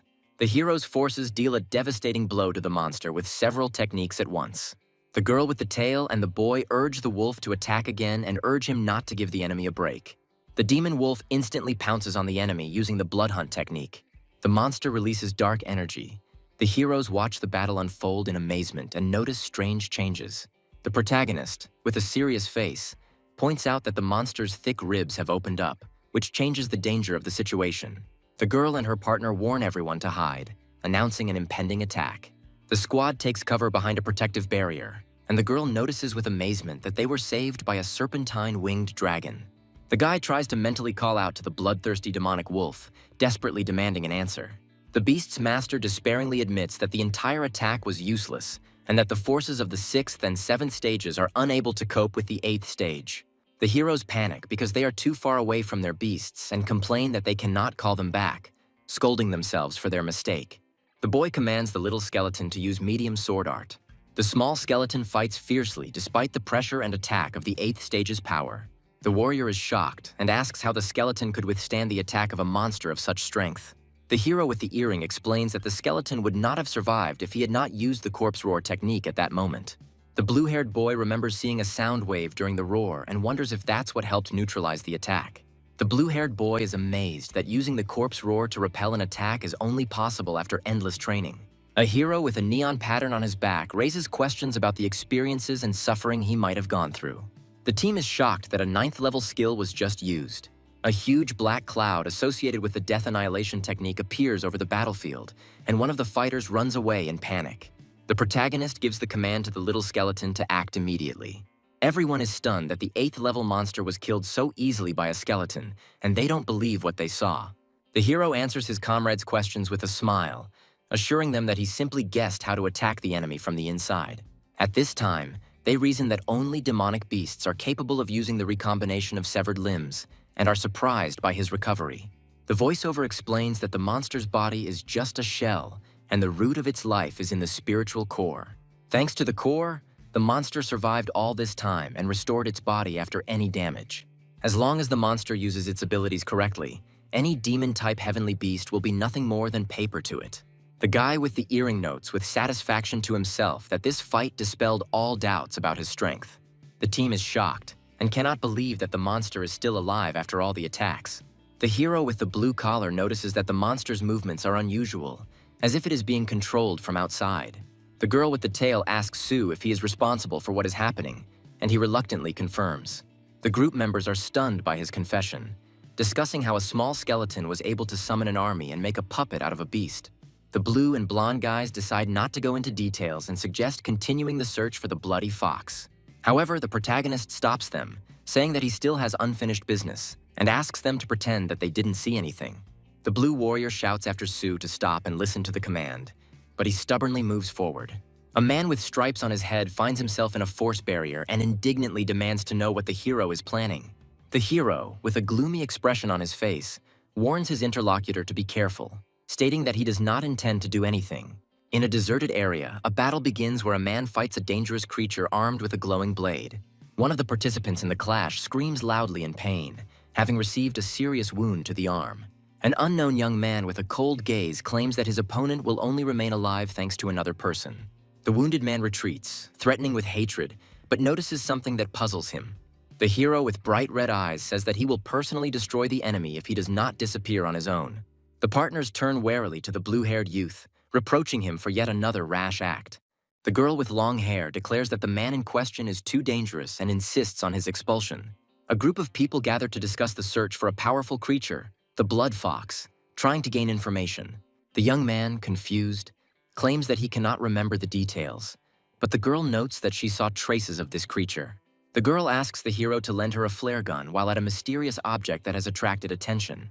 The characters find a bloody fox lying on the ground, looking exhausted. Smiling happily, the blue-haired guy announces that the search target has been found. The blue-haired boy tells the fox with relief that he has caused everyone to worry while the rest of the team watches. The young man reports that the task is completed and prepares the team for return. The hero asks to wait a little, delaying the others before leaving. The hero examines the strange glowing crystals with the small creature, noticing something inside. One of the team members offers to examine the find and begins to study the crystal. The group discusses how the discovered ore does not match any known elements and is clearly unfamiliar to scientists. The hero watches in bewilderment as several members of the team leave, leaving him to deal with the find. A man with gray hair explains that rare ores can be of benefit to miners if used correctly. He adds that the likelihood of finding valuable ores is very low, comparing it to searching for gold in sand. The hero listens as another participant advises him to simply report back upon his return, as the government will take care of the ores. The boy notices that the small skeleton is extremely fascinated by the ore, suggesting that it might be unusual. The heroine hands the hero her business card and shows a desire to continue communication. The girl, smiling, invites the hero to visit the university and mentions that she wants to introduce him to the rector. The protagonist, holding a business card, thanks for the invitation, thinking to himself about his past experience at the university. The guy apologizes for the rush, notes that he is interested in something else, and promises to discuss everything later. The heroine reflects with disappointment that she should have been more straightforward and immediately offered him the job of teacher. In the morning, the hero yawns and lazily wakes up, preparing for a new day. A girl in a yellow jacket catches the hero off guard early in the morning, making fun of his lack of sleep. The hero, turning his back to the girl, answers her with a question, suspecting that she also did not sleep enough. The girl demonstratively declares that she is not like him, calling him a loser brother, and mentions her morning workouts. The hero, walking down the stairs, raises his finger up, says that he is proud of her, and calls her a good girl. The girl angrily stomps on the floor, declaring that she does not need his pride and showing her character. The hero encounters a mysterious system, asking what it is, seeing a strange symbol with an eye. The voice of the system tells of the power of the Golden Raven, which destroyed most of the primeval universe. The surprised hero looks at the hologram, shocked by the power it speaks of. The system reports the inevitability of the hero's transformation into a golden raven demon who must rule the Celestial Empire. The hero looks at his hand with concern, wondering if he will become a monster, and notices that it looks like the story of a villain. The hero asks a rhetorical question about the possibility of a normal life, realizing the surrounding realities. The fight scene suggests that the weak in this world live without respect and can only survive by changing. The young man, with a frightening smile, agrees to play by the rules of the world around him, accepting its challenges. The hero controls the workers who deliver boxes of materials, indicating where to place them. He notes the convenience of delivery from the Federal Tunnel storage facility and successfully scans the cargo. The young man explains how he earned merit along the way and activates the water armor of the new defense system. The materials for the first level of the Golden Crow's demonic body have already been collected, which the hero finds effective. He reflects that creating a demonic body will give him access to dangerous territories and new opportunities. The young man takes the ore with a thoughtful look, thinking about its meaning and what to do next. The hero asks the system if it is possible to put the found crystal into the inventory while continuing to study the obtained resources. The hero examines the crystal and learns from the system that upgrading the slot requires payment in the form of energy points. The young man offers the system to transform the ore into sections for the celestial animals, promising to provide the materials. He confidently notes that all these efforts are aimed at cultivating heavenly beasts. The hero ponders the possibility of an upgrade, rejoicing in the freedom of action despite the side effects. On the hologram, the system displays a list of necessary materials that the hero can obtain from the storage. The young man notices a lack of energy points and decides to temporarily close the shop to focus on cultivation. A girl with long red hair receives a message from the hero and is surprised that he called her. An image of the heroine appears on the hologram, and the young man asks if she is satisfied with the power of the Thunder Mouse. The girl enthusiastically replies that she is very pleased, but does not know how to express her gratitude. The heroine happily agrees to help the hero, considering this an opportunity to become closer to him. A guy tells a girl that he wants to record a short video with her, which makes her feel embarrassed.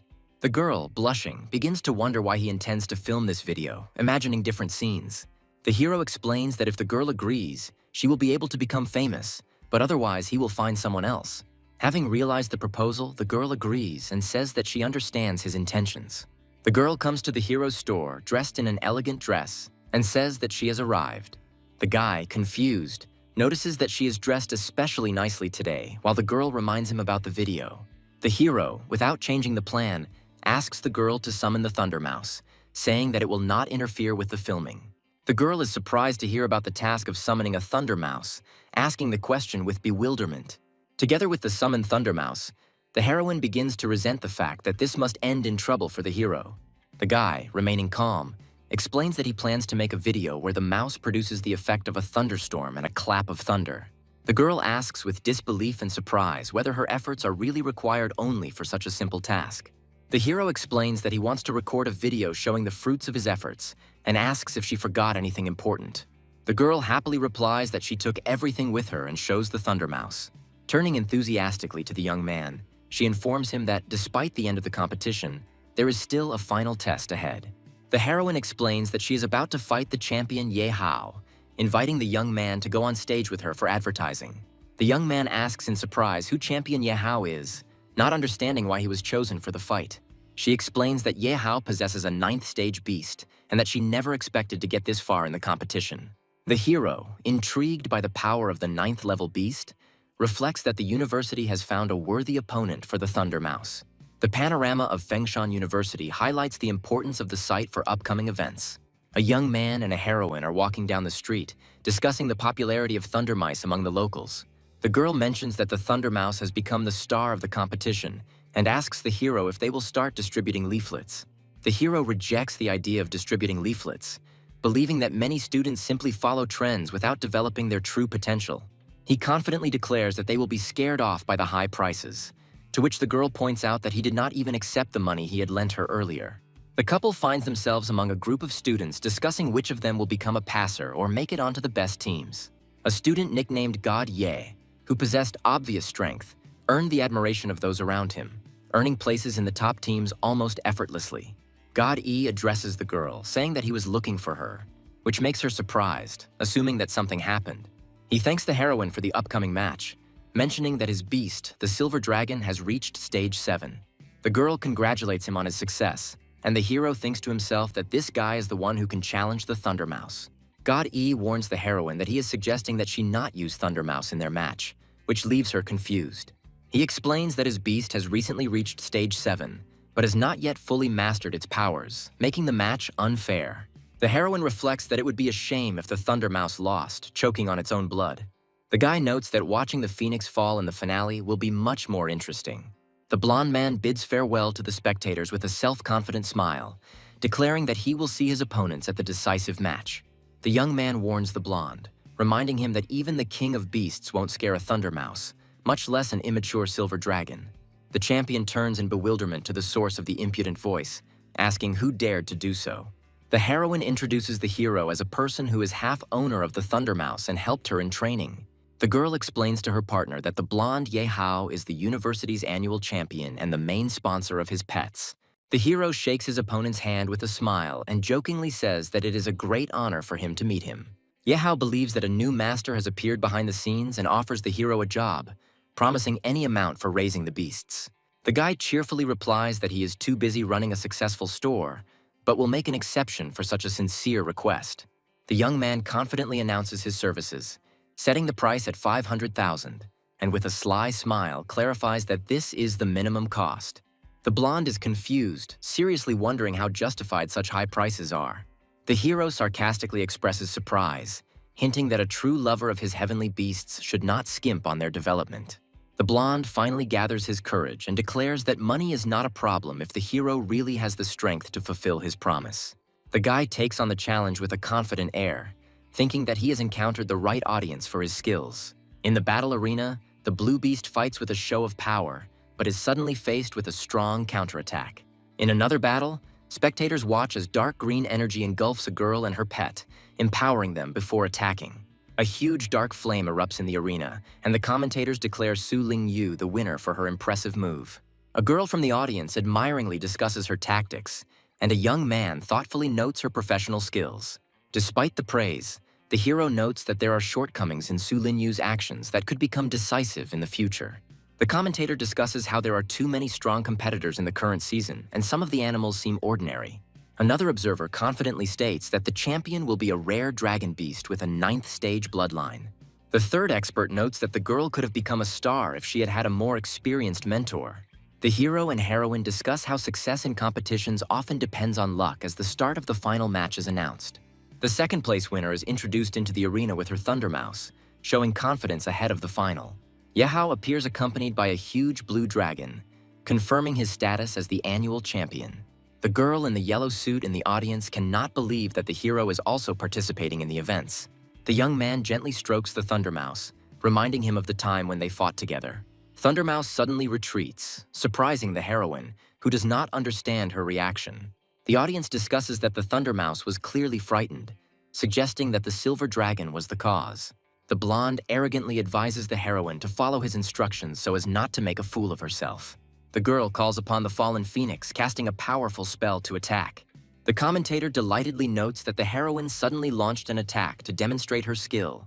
Ye Hao orders his Silver Dragon to have fun with the heroine, showing confidence in victory. The enemy dragon uses its 8th stage ability, impressing the audience with its power. The heroine commands the fallen phoenix to repeat the attack, encouraging him not to give up. The blonde smugly marvels at her opponent's endurance, declaring that now she will see the real difference in their abilities. The Silver Dragon struggles to hold on to the Phoenix's rays in a battle between confidence and underestimation. Despite all the Phoenix's efforts, it is unable to inflict significant damage on the dragon. The power of the ninth stage bloodline proves too great. The spectators are shocked, discussing that the power of the beams belongs to the 8th stage, but to the dragon it seems like a simple attack. The observer notes that despite using an 8th tier ability, the fallen phoenix itself is only a 5th tier beast, inferior to the silver dragon. Yehao commands his dragon to show its true power, clearly enjoying the dominant position. The silver dragon uses fire, ice, and wind simultaneously, causing the public to admire his skill. The girl inspires her fallen phoenix to not retreat, increasing its speed against the enemy's whirlwinds. Under the powerful onslaught of attacks, the heroine is forced to go into deep defense, defending herself from the devastating scope. The fallen phoenix makes a mistake that immediately causes damage, weakening its position in battle. The fire beast is knocked down by a powerful blow from the silver dragon, demonstrating the champion's clear superiority. The heroine worries about total defeat and wonders if the Thunder Mouse will be able to change the outcome of the battle. Yehao addresses the heroine with obvious disdain, mocking the strength of her pets and doubting their value. The final scene shows Yehao's menace, his killing intent illuminating the arena, heightening the tension. The heroine is surprised to notice that the Thunder Mouse's aura has changed and become more threatening. The hero confidently orders the Thunder Mouse to attack, motivating it to take decisive action. The mouse rushes into battle, using the Undead Claw ability and dealing a powerful blow to the silver dragon. Commentators marvel at how the mouse was able to penetrate the dragon's armor despite its 9th stage lineage. Yehao activates the 4th stage power boost, emphasizing that such power makes victory meaningful. The silver dragon attacks with a frosty stomp, freezing the ground and restricting the movement of enemies. Thundermouse finds himself cornered, apparently on the verge of defeat. The hero points out the dragon's weakness, inspiring the mouse to use the combination attack he taught it. Mouse uses the 10 Thunder Curves technique, causing a series of powerful electrical shocks. Thundermouse uses multiple residual split, creating copies of lightning to attack the dragon and break through the defense. Yehao notices 3 Thunder Mice and tries to determine which one is real. One of the mice launches a swift attack, using Thunder Armor to defend itself, ignoring the enemy's efforts. Yehao is confused when he discovers that the attacking mouse may be a clone and doubts his strategy. The hero reveals that all the mice were a distraction to lull Yehao's attention. The real Thunder Mouse suddenly appears on the back of the silver snaketail dragon, dealing a critical hit. The mouse attacks the enemy's weak spot, the mouth, the only unprotected part of the dragon's body. The spectators are amazed by the mouse's incredible strength, which surpasses the 7th stage beast Yehao. Yehao begins to doubt his status as champion if he has to admit defeat. Yehao's anger and despair intensify as his dragon takes another powerful blow to its most vulnerable spot. The Thunder Mouse's final attack destroys the dragon's armor, confirming its absolute superiority in the battle. The silver dragon strains for a powerful attack against the heroine, who is unable to dodge due to the frozen ground. The hero looks at what is happening with condemnation and notices that the actions against the dragon seem unfair. Thundermouse deals a powerful blow with a thunderclap, wounding the dragon and creating a huge wave of energy. The silver dragon falls into the arena, and the commentators are stunned by the announcement of the Thundermouse's victory. Spectators are shocked to hear the silver dragon's unexpected and humiliating defeat in battle. Yehao was at a loss, wondering whether the Thundermouse was hiding its abilities or whether it was the hero's doing. The commentator is delighted that the hero with the Mouse King has destroyed the status of the annual champion. The hero jokingly asks his opponent whether he will pay for the service in cash or by bank transfer. Yehao, flushed with embarrassment, agreed to pay later, but asked if his dragon could reach the strength of a Thunder Mouse. As he leaves, the hero confidently replies that anything is possible, but only he decides whose turn it will be next. The purple-haired boy notices that the young man who commanded the Thunder Mouse is clearly not as simple as he seems. The girl confirms that he controlled the fight the entire time, despite the enemy's icy attacks, regretfully noting that there is no room for new members on her team. Vice Principal Du asks his colleague what class this amazing student is in, and is told that information about him is scarce. The teacher with the gray mustache reflects with disappointment that none of the mentors have reported on such a gifted student. On the door of the Vice Rector's office, there is a sign marking the importance of the upcoming meeting. The girl explains to the hero that they have been invited to a special reception, and the mentor really wants to introduce them to an important person. The young man slowly jokes about the importance of the meeting, pouring himself some tea, despite his friend's attempts to encourage him to behave more seriously. The commander of the White Crane enters the office with high-ranking officials, beginning to discuss the potential of the young man. The hero, sipping tea, arouses the guest's interest in his amazing success, while the heroine, in a panic, tries to calm him down. A dangerous tension hangs in the air as the commander delivers his praise, accompanied by the presence of the Shadow and Iron Hand squad leaders. The vice rector asks whether the young man is a second-year student and who his mentor is. The secretary clarifies that the young man is not a university student at all, leaving the vice rector puzzled.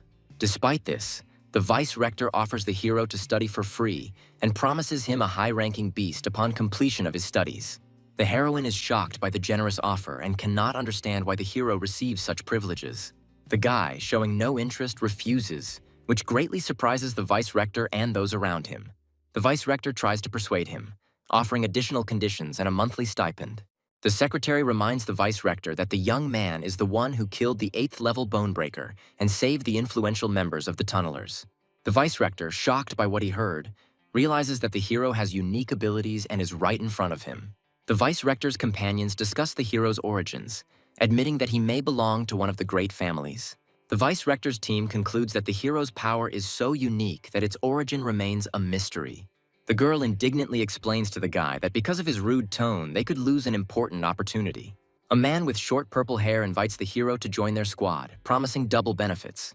The girl is surprised and worried that even she is signed to a less prestigious team without any benefits. The guy declares that he would rather study than join the proposed squad, causing indignation in his interlocutor. An unknown young man invites the hero to join their organization, promising impressive bonuses and special opportunities. The girl enthusiastically agrees to the proposal, but the guy reminds her of real responsibilities in life beyond these promises.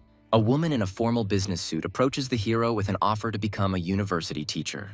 The boy and girl are stunned by the unexpected proposal, not understanding why their candidacy might be suitable. The girl explains the conditions for obtaining the position, emphasizing the difficulties and high competition. The woman in the suit convinces the hero that the obligations will be minimal and the benefits of the job will provide comfort and resources. The guy asks with surprise whether they will be able to provide him with all the necessary resources for training. The hero agrees to the offer, realizing that a teacher's license will give him significant advantages. The young man is surprised to find mountains of books and materials in front of him. The woman explains to the young man that in order to obtain a teaching position, he must pass a series of difficult tests. A man with a mustache convinces the hero of his suitability for teaching, citing his military achievements. The guy suspects that his skills are being deliberately tested and asks for details of the test. The leader brings the hero to the testing room, where he must defeat the robot. The hero is told that the main objective of the test will be to hold out against the robot for 1 minute. The huge robot activates, its red eyes flashing menacingly. The young man prepares to accept the challenge and fight to pass the test. The man with the mustache confirms that the robot is of a high level, hinting at the difficulty of the test. The guy is determined to get into battle to test his abilities. The young man uses his technique to fight the automated enemy, but the intense battle continues. The observer notices that the hero's star shield is weak and evaluates his initial reaction. The hero realizes that he is suspended in the air, and this may prevent him from avoiding the next attack. The man states that the test ended faster than expected, noting that the outcome was not the most successful. The girl anxiously shouts at the hero to be careful when she sees an approaching threat. She demands that the man with the mustache stop the test immediately, but he believes that the hero has not yet shown his full strength. The observer explains that the attacks are gradually intensifying and promises to intervene if the hero begins to suffer greatly. The young man uses his last strength to hold back the blows. The water armor begins to crack, and the living vines wrap themselves around his body ever more tightly. The woman, looking worried, shouts that more than 4 seconds have passed and demands that the test be stopped. She is indignant that 10 seconds have already passed and the dangerous storm has not yet been stopped, pointing out its high complexity. The boy is held by green vines and appears motionless, surrounded by fire, causing concern among the onlookers. Viewers assume that the hero has lost consciousness, but the situation remains tense. There is a flash of incredible power, and his body begins to glow as if new energy is being born. The young man displays unprecedented strength as he fights his way through destructive vines and waves of fire. The teachers are amazed to realize that the young man not only survived the attack, but also responded with a furious counterattack. The hero stands before the defeated robot, clearly proving that he has surpassed even the most cruel expectations. The guy's eyes are burning with fire, and he is surprised to think about the new feeling that is filling his body. The hero looks at his hand with sparks of energy, surprised that this is only the beginning of his awakening power. A guy stands in front of a fallen robot, which used all its power in the fight with the last of its strength. The robot announces the completion of the test, analyzing the hero's abilities and recording their levels. A young man, surrounded by broken equipment, asks the examiners if this is enough proof. The man with the mustache praises the young man, claiming that he is more than suitable for the role of senior mentor. The hero reflects that if it weren't for his special body, he wouldn't have been able to withstand Baze's power. The examiner, noticing the displeased expression on the young man's face, assumes that he was upset by his torn clothes. The hero, having finished the conversation, calmly leaves, noting to himself the successful outcome of the tests. The examiners discuss the test results, marveling at the disparity between the hero's fighting prowess and his star power. One observer suggests that the young man is using secret training, having only recently begun to train. A man with a mustache instructs his assistant to find out more about the hero's past, claiming that a true master stands behind him. The guy is outraged that he is being held up by unnecessary matters and asks to find rich students instead. Returning home, the young man is faced with the surprised gaze of the girl, who is perplexed why he is naked. His family notices the changes in his body with interest, discussing his new physical form. The boy angrily runs away from his family's comments, and his mother reminds him of the past. The young man stands in front of the door, thinking that his water armor is damaged and needs to be repaired. The girl bursts into the room, surprised by his unusual strength and asking a direct question about his star power. The hero calmly confirms that he has star power, causing shock to the guest. The girl shyly accuses the young man of indecency, demanding that he get dressed. The guy teases the girl, suggesting that she get to know him better for the future. The young man makes a mocking gesture, frightening the girl, heightening her embarrassment and forcing her to react with a scream. The girl independently declares her own achievement of the 4th stage of development and drives the guy away. The young man confidently provokes her to strike again, assuring her that he is now completely different.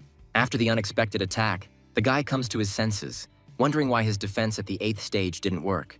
During dinner, the hero is asked questions about his awakened stellar power and celestial animal, and he replies that the result is not yet sufficient. The girl reproachfully suggests replacing the low-ranking pet with a more suitable one, but the guy explains that his choice is justified. The heroine is outraged by the high cost of pet care, pointing out the difficulties of maintaining it in its current state. Her companion asks if the guy has enough money to pay for utilities and advises him not to take out small loans. The guy shows off his wallet, revealing that he has earned $500,000, which shocks those present. His relatives ask suspiciously where he got such a sum of money, hinting at the possibility of illegal activity. The young man explains that he made money thanks to the store's popularity and cannot reveal all the details for fear of revealing the secret of his success.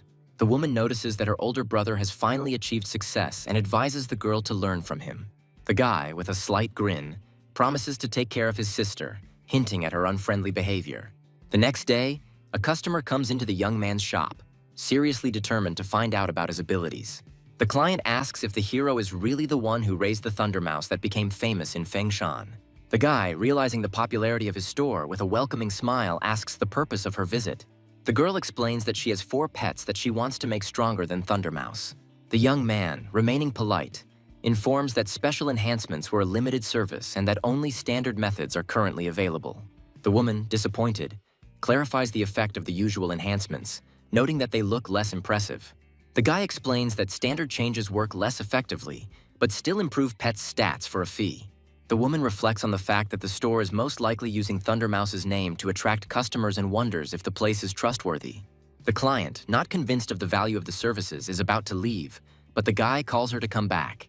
The hero considers the secret skills and the great panacea to be worthy rewards, but wonders if the clients can afford such expenses. He explains to the girl that their unique service may seem too expensive for most people. The visitor clarifies the amount, reminding her that she doesn't have much money and is trying to figure out whether her savings will be enough. The guy announces the price of the service with a smile. 1 million, causing her obvious embarrassment. The client is outraged by this amount and suspects that the store may be a scam, but wants to make sure. The young man confidently declares that they are not running away from responsibility, offering to check his reputation on the Fengshan University website. The girl activates the system, discovering that he is a high-ranking university martial arts teacher. Upon learning of the hero's status, the client is shocked that he hid such important information. The guy, with a sly smile, hints at who will now be the loser, calling the client a senior student. The girl, embarrassed, apologizes to teacher Sue for her rudeness and underestimation of his status. The hero confidently says that in the store he should be called the owner or boss, pointing out his advantage thanks to his teacher's license. The visitor agrees to the terms but admits that she has a limited amount of money. She introduces her pet, a pig, hoping for help in strengthening it. The hero is shocked that the girl transferred $1 million so easily, because earlier she complained about a lack of money. The confused customer notes the shop owner's displeased expression, apologizes, and promises a generous gift once the process is completed. The young man thinks about such a rich sheep with a sarcastic smile, deciding that it is too late to show his politeness. The hero reassures the client that he treats everyone equally and will begin the cultivation process immediately. The girl is amazed by his generosity and the speed with which he completes complex cultivation, considering him a true teacher. The grateful client humbly expresses her gratitude to teacher Su for the work done and the attention to her request. Su Ping is wondering where he should spend 10,000 energy points, upgrading the store or the Chaos Spirit Pool.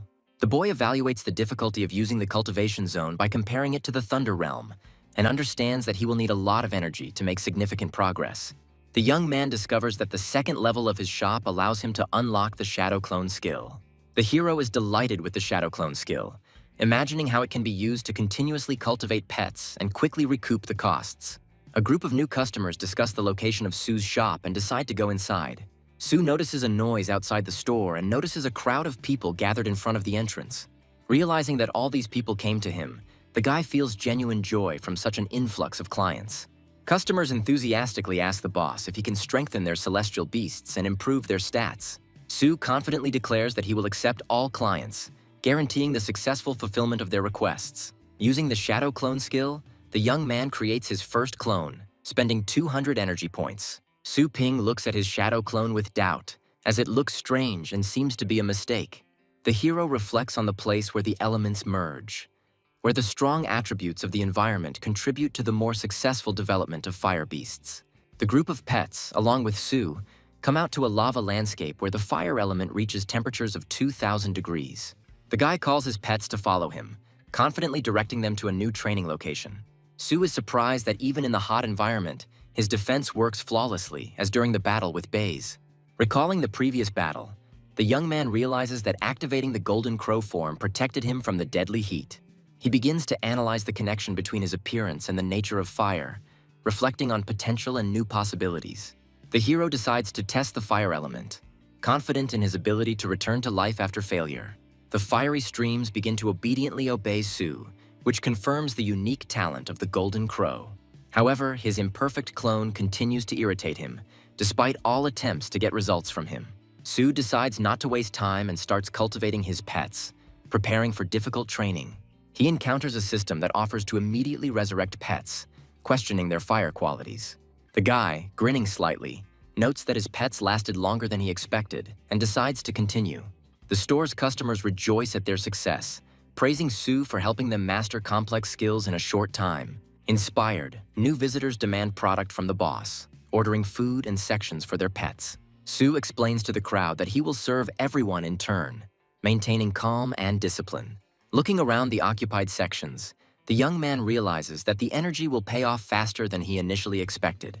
The hero wonders if it's worth investing in a high-level cultivation zone for his pet. The young man makes a decision by asking the system to improve the Chaos Spirit Pool. With a strong determination, Su activates the enhancement process, anticipating new opportunities for his pets to grow. Su notes that using the Chaos Pool costs thousands of dollars, wondering if the investment would be worth it.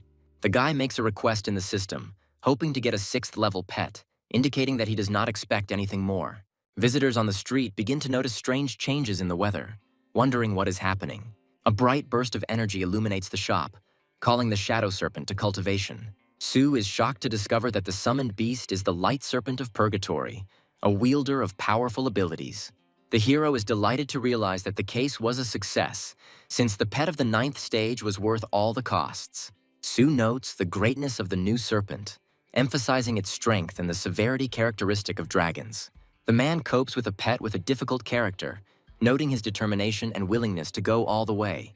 While talking to the snake, Su offers to make a contract while remaining calm and confident. A reminder of an upcoming lecture leads the hero to the idea of returning to his teaching duties. Fengshan University prepares for a lecture, and the director of the combat department notes a lack of discipline and time. A woman in a formal suit explains that Su Ping might be lost as he is new to the place. The director expresses his dissatisfaction with the lack of order, reminding that the decision to recommend Su was controversial. The woman is worried about Su's tardiness and offers to take responsibility if he fails. At this moment, Su Ping appears, and the director looks at the newcomer with interest, introducing him as a stranger. Su jokes with a slight smile about his arrival on a dragon, hinting at a successful entry into the university environment. The students are excitedly discussing the appearance of a new master in the combat department, speculating about his origins. The blue-haired girl notices that his profile on the website looks empty, suggesting that Su got the job through connections. The student interrupts the gossip, condemning it and urging them to focus on training. A group of students laugh at the naivety of dreaming of becoming a high-ranking teacher, considering such aspirations absurd. Silence is declared in the large lecture hall before the start of the class, in preparation for a presentation to the students. A woman with long dark hair introduces the topic of the lesson and mentions that Su Ping will be assisting with it. The students are surprised to learn that Su Ping, their peer, is taking over as a teacher. A discussion ensues about his skills and strength, with speculation about whether he is truly worthy of the position. A girl among the students is shocked by Su's appearance, not believing in his participation as a teacher in the class. Her classmates, with a slight chuckle, remind her that she recently urged them to focus on training and not on rumors. One of the students asks Su a question regarding rumors that he defeated a dangerous beast called Bone Crusher. Other students discuss the scary legends about Bone Crusher, trying to figure out how true they are. Su Ping confirms with a smile that she will reveal the details later, switching to the main topics of the lesson. The director, observing the lesson, jokes that Su has only been a teacher for a day, but he already acts confident and important. The students begin to cheer Su Ping on, demanding that he demonstrate his skills to prove his qualifications. The blonde-haired boy remarks that he couldn't understand Su's strength before, and now he's even more curious to find out what he's capable of. The girl in the yellow uniform is puzzled as to how Su, whom she considers weak, is connected to dangerous monsters like Bone Crusher. The director, dissatisfied with the noise in the hall, scolds the teacher in a formal suit for his unconvincing arguments about Su, demanding more specifics. Having recovered from the remark, she apologizes to the director for her rudeness. The director accuses Su of needing to prove his strength to avoid rumors of possible patronage. The guy activates his abilities, demonstrating a flow of energy, and hints that he personally paid a high price for these powers. The students are surprised to see the little skeleton on display, finding him cute but not impressive enough. The director reassures Su, ensuring that he takes responsibility for the experimental demonstrations. Su instructs his skeletal pet to do no harm, beginning his demonstration on a calm but confident note. The blue-haired girl, covering her face with her hands, is perplexed as to why Su decided to demonstrate the weakest demon-type beast. The little skeleton suddenly unleashes a powerful attack, shocking the students and earning him a new nickname, the Skeleton King.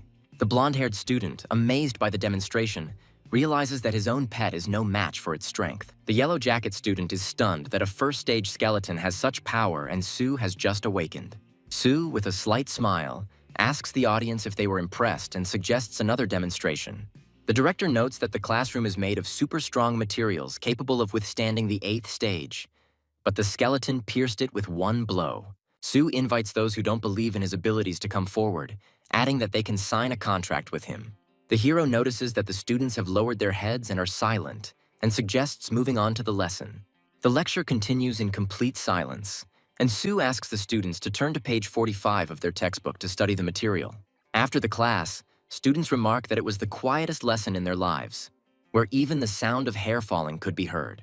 One of the students sitting at his desk looks tense because no one took notes on the class materials. The student's attention is completely focused on the deep crack left in the lecture hall by the little skeleton. Su Ping notes with displeasure that he was given a ride by the vice-rector, jokingly calling it an honor. The vice-rector happily comments on rumors that Su has instilled discipline in students, who now dare not break the rules. Su ponders thoughtfully what the vice-rector means by his friendly attitude and watches him with distrust. Suddenly, a man in a white lab coat appears and tells Su with a smile that he hasn't seen him for a long time. Inside the store, Su, the vice principal, and the new man discuss the lack of customers, creating a mysterious atmosphere. It was revealed that the man asked people to leave the street to discuss something important and secret with Su, promising to compensate for the losses. Su, smiling, provokes the vice principal, who, in turn, declares that he has his own business with the teacher. A man in a white coat seriously announces that the Global Elite Tournament will soon take place, hinting at something important. The audience learns that the elite tournament is held every 3 years, and participants can win not only generous prizes, but also the guidance of a legendary master of war beasts. The throne room depicts the legendary master, before whom young contenders for the champion title bow. Past tournament champions, now legendary fighters, defend the entire continent from threats and inspire the admiration of thousands. The vice principal tries to lure Sue into participating in the tournament by promising him a paid year's leave and the rewards he has received. Su Ping categorically refuses, explaining that he has too much to do running the store. As Su considers the offer, he suspects that participating in the tournament could bring unwanted fame and additional problems. The man in the white coat says he would like to suggest that Su explore the secret kingdom, but he understands that this idea is second in importance to the tournament. Su and the vice principal ask the man in surprise about the secret kingdom, assuming that it is one of the 3 unique kingdoms of Asia. The man explains that information about the secret kingdoms is known only to experienced high-ranking fighters, which commands respect for the vice-rector's experience. Set against a vast landscape filled with gigantic creatures and ore deposits, the mysterious Dragon Ledge Mountain, associated with the secret realm, is mentioned. A young man in a white coat talks about ancient civilizations and priceless artifacts that could change our understanding of the laws of the universe. The dark-clad hero exclaims in surprise, realizing the scale of the information presented to him. The wise old man explains that the secret kingdom is protected from humans and filled with dangerous heavenly beasts. A young scientist shares that he was given the opportunity to explore the outer zone. The protagonist, although not interested in the Elite League, is considering participating in its mission. The boy reflects on the system's influence and doubts whether the animals will be able to withstand its power, pondering a solution. A crowd of shopgoers begs the owner to let them inside, while the hero himself says that the shop is closing. The young shop owner apologizes to his customers, offering to return early tomorrow. Disappointed customers decide to wait until the opening, agreeing to spend the night nearby.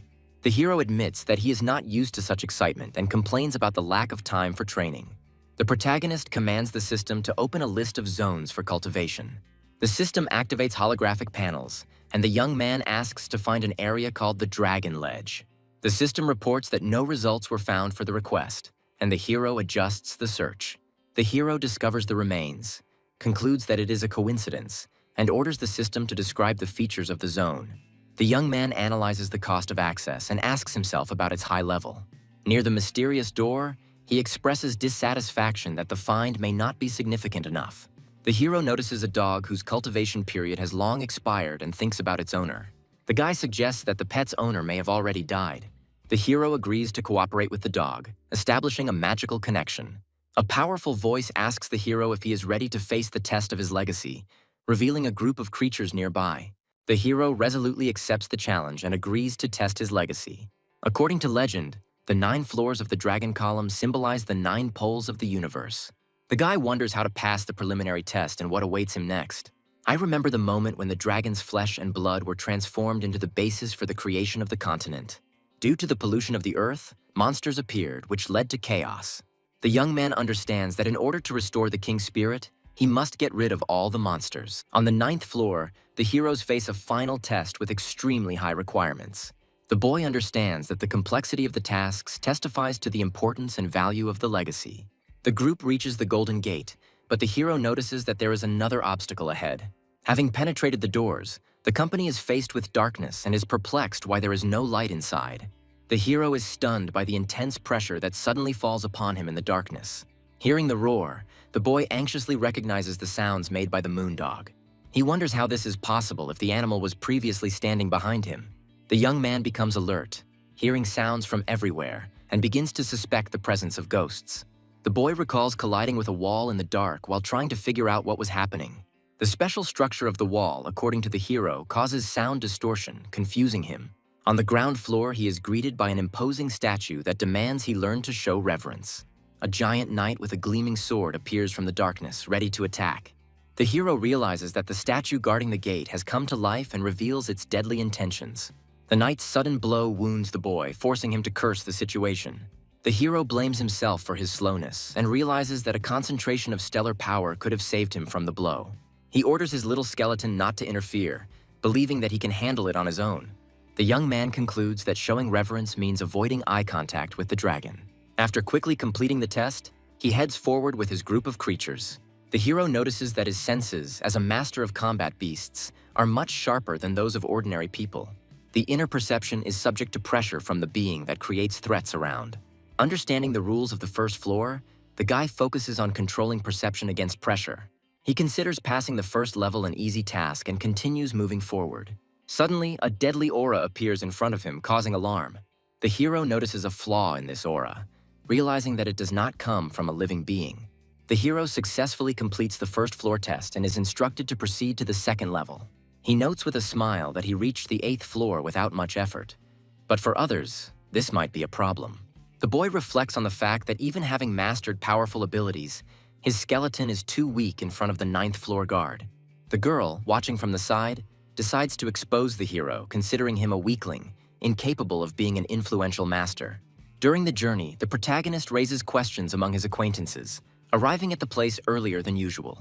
A group of customers joyfully greet the shop owner and approach him with requests. A girl standing aside is surprised at how much those around her trust the hero, seeing him as a savior. The guy orders everyone to line up, emphasizing the importance of maintaining order.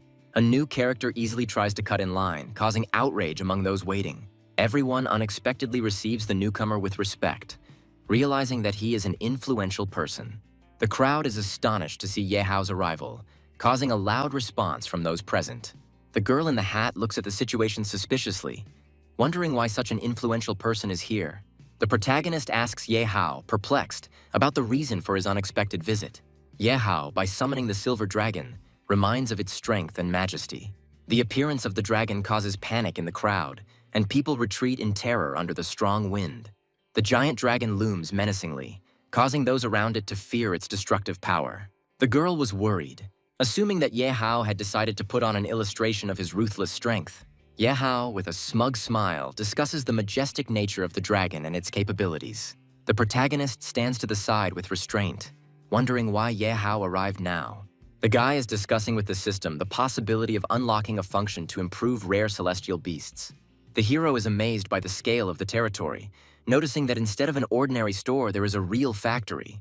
People admire the 9th-level highborn beast and discuss its development possibilities. The crowd expresses doubts about the hero's abilities, suggesting that he has never raised dragon-type beasts. Yahao provocatively asks the hero if he can handle beasts of such high pedigree. The protagonist defiantly calls upon his pet, explaining that there was little time to improve it.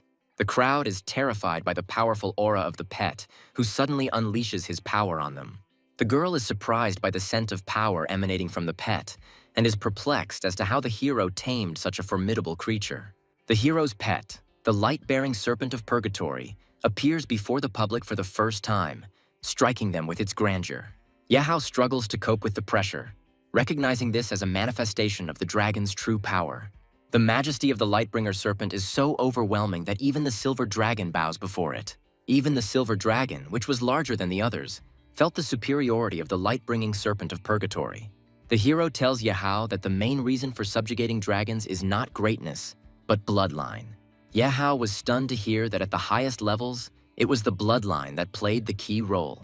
The protagonist explains that 9th-level beasts have a huge reserve of durability, which puts them in a special category.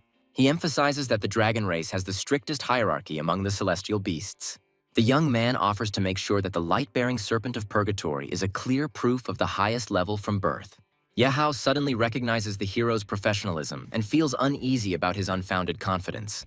With a slight mockery, the hero reassures Yahao, promising that his time will definitely come. The hero internally scoffs, thinking that Yahao is too naive for the current situation. The girl, pondering what she saw, is amazed by the list of rare high-level beasts and the hero's abilities. The girl is surprised to realize that her older brother is truly incredibly competent and deserving of admiration. Clients with pets line up and ask Master Su to help them cultivate their pets again. The protagonist jokingly addresses the already familiar animals, reminding them of payment for their services, while they look at him in amazement. In the evening, the hero checks his account, seeing that all received funds have been automatically converted into energy points. He begins to consider the need to expand the store to 3,000 square meters, realizing the high cost of the project. The hero analyzes the pros and cons of upgrading the store, realizing that it will increase profitability, but will be an expensive investment. He thinks with horror about how to earn the necessary 150 million to implement his plans. The young man considers alternative ideas, including using his pet as collateral, but dismisses this option due to the risks. Having decided to use his status as a high-ranking teacher, he comes to the conclusion that this is the most reliable method. The action moves to the base city of Longjiang, Shangcheng district, where the next stage of his journey likely begins. The guy in the room complains about the lack of demonic specialists on official websites. The hero reflects on the difficulty of finding craftsmen for rare species of animals. The young man finds himself in the upper part of the city and is surprised by the high prices. The security guard at the entrance tells the guy that outsiders are not allowed to enter. The young man is surprised at his situation, looking at something on his wrist. The guy introduces himself as Xu Kuang's guest and asks the security guard for permission to enter. The hero observes the training robot and realizes that its defense has been raised to the highest level. The combat robot activates martial arts mode, forcing the hero to use his skills. The robot fails due to significant damage, and the guard announces the arrival of a guest to Xu. Xu Kuang greets the elder joyfully, expressing his respect and joy at his arrival. The hero notices that the training ground is of impressive size and is intended for rich people. The boy warily considers the young age of the stranger in front of him. Xu Kuang initially mistakes the hero for an assistant of a famous person. Xu Kuang is stunned to find that the person standing in front of him is Longqian's first handsome man. The hero confirms his identity and offers advice based on his knowledge of demonic beasts. Xu Kuang wonders if anyone with a weaker aura can give him proper advice. Xu Kuang feels embarrassed, considering it humiliating to call the hero his elder. The hero directly asks Xu Kuang if he has tested his star power. Xu Kuang is amazed that the hero guessed that he was analyzing him. The hero confidently explains that he understood this from the expression on his interlocutor's face.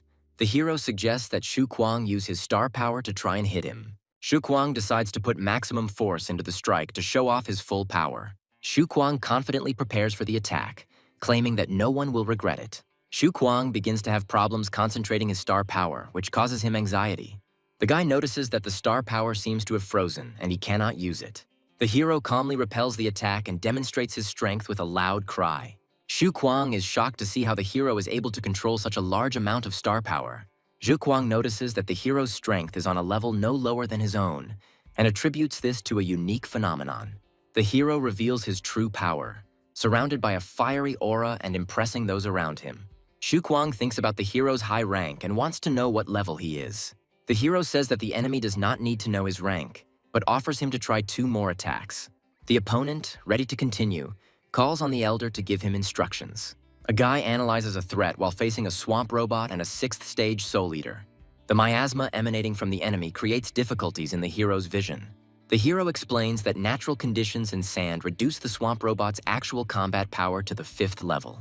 The young man uses the golden crow form, which he had previously upgraded, to enhance his attacks.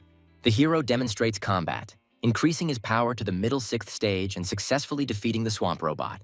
The opponent expresses dissatisfaction with the defeat and explains that he had expected to use the swamp robot's abilities. The guy sarcastically remarks that his opponent's idea sounds good if the side effect can be avoided. The hero coldly warns that he intends to finally drive out the enemy. The hero remembers hearing the creature's roar many times and uses this memory to focus and strengthen himself. The guy increases his voice and makes a dragon roar, which impresses the enemy. Xu Kuang was stunned, doubting how a martial beastmaster could master a high-level dragon skill. The hero assures that he has slightly strengthened his body and critically notes the fighting skills of his interlocutor's animals. Xu Kuang is confused by the hero's comments about his animals and acknowledges his observation skills. Xu Kuang enthusiastically discusses the aesthetics of the demonic beasts and remarks that their facial expressions are extremely interesting to watch. The boy admits that raising demonic beasts is difficult, as it leads to disapproval from others. The hero points out the flaws in Xu Kuang's tactics and explains how he relies too much on the power of rare beasts. Xu Kuang sincerely asks the hero to teach him how to act in such situations. The hero hands Xu Kuang a hellbone lotus, explaining that it will improve the demonic beast's intelligence and expand their tactical arsenal. Xu Kuang is amazed by the hero's generosity and gratefully confirms his desire to accept the valuable gift. The hero sternly states that payment is required first, adding to the cost the manual and shipping costs.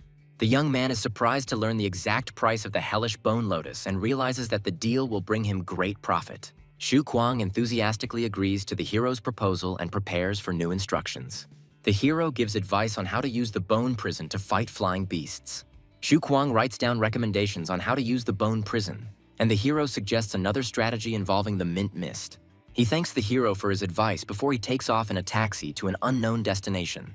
Shu Kuang, unable to arrange any further contacts, is left confused as he watches the hero leave.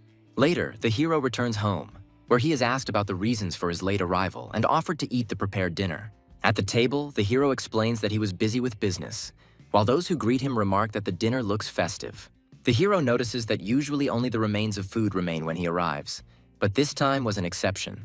The hero's mother points out with a smile that he has only just now appreciated the taste of her food, while the guy enjoys his dinner.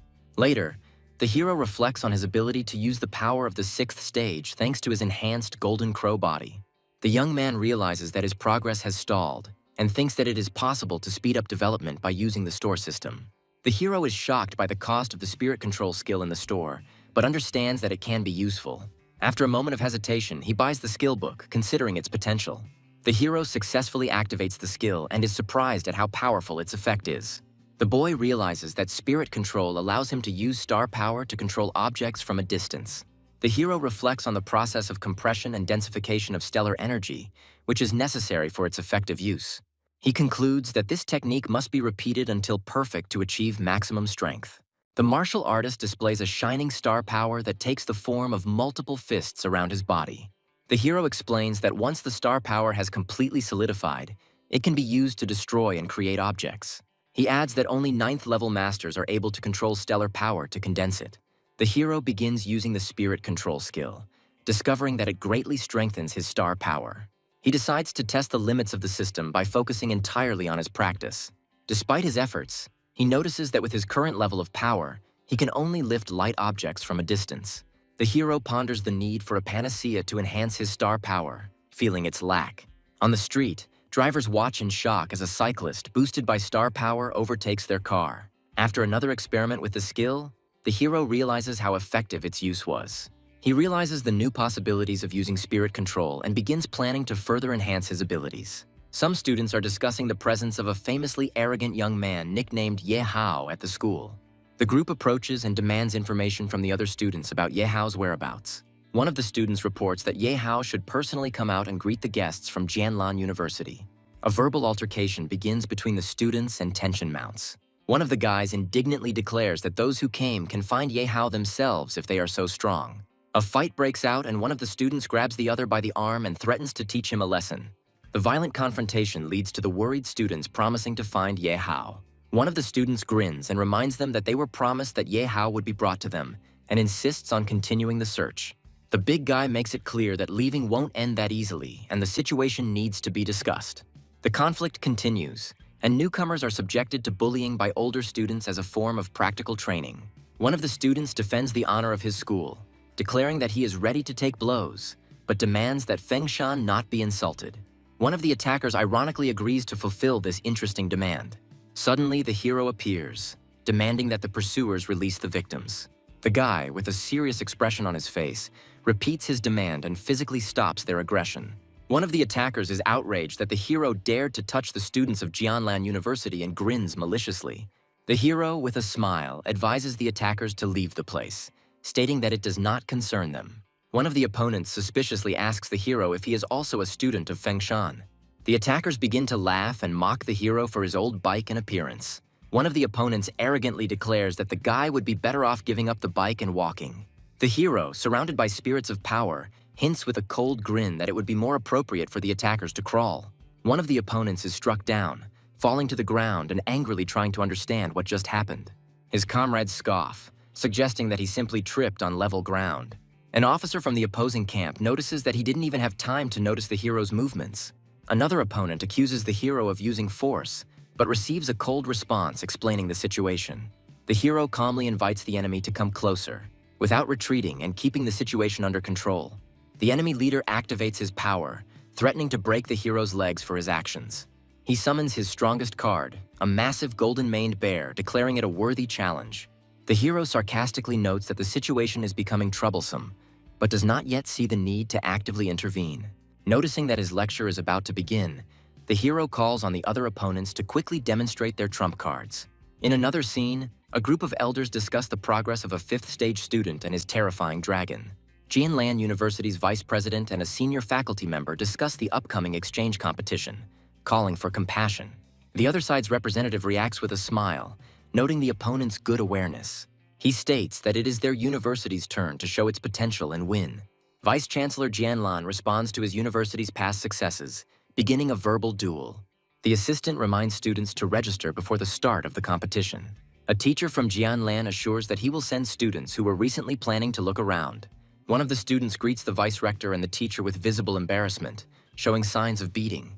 The outraged teacher demands an explanation of what happened, reminding them that the competition is just around the corner. Seeing the student's silence, he raises his voice, insisting on an honest answer, threatening punishment. Finally, one of the students, overwhelmed by the situation, shouts out that the attack was on them. A teacher from Jianlan reports that the conflict was caused by a student from Fengshan. Director Jianlan, surprised by this news, wonders how such talent could have appeared in Fengshan. Vice Rector Jianlan demands details of the incident, insisting on the accuracy of the information. One of the students apologizes and explains that they were caught off guard by a young man from Fengshan who learned of their participation in the competition. Vice Rector Jianlan threatens students, warning that any lies will be severely punished. The frightened students confirm their friend's story, claiming that this is exactly how it happened. The Vice Rector angrily accuses Fengshan of demonstrating poor hospitality. Principal Jianlan calmly asks the students if they know the name of their bully. One of the students describes the attacker as a short-haired guy their age with the surname Su. The hero, calmly training, receives a call from the Vice Rector and inquires about his goals. The hero calmly asks the Vice Rector about the problem that has arisen, simultaneously turning off the screen after the call. The Vice Rector reports that those beaten by the hero were the best students of Jianlan University, sent to participate in the competition. The hero indifferently replies that he was only teaching the Jianlan students a lesson, adding that he only broke one of their arms and one leg. The Vice Rector insists that Jianlan students were the first to initiate the confrontation, insisting on finding the culprits. He claims that he has already found 2 injured students, but they are unable to give testimony. The hero learns that someone deliberately silenced the victims in order to hide the true causes of the conflict. The guy with the cold gaze asks if the Vice Rector assumes that he is ready to take full responsibility.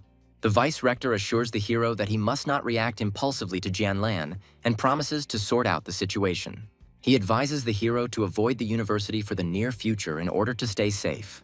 At the same time, discussions begin about the upcoming competitions, where they hope to destroy the myth of Jianlan's invincibility.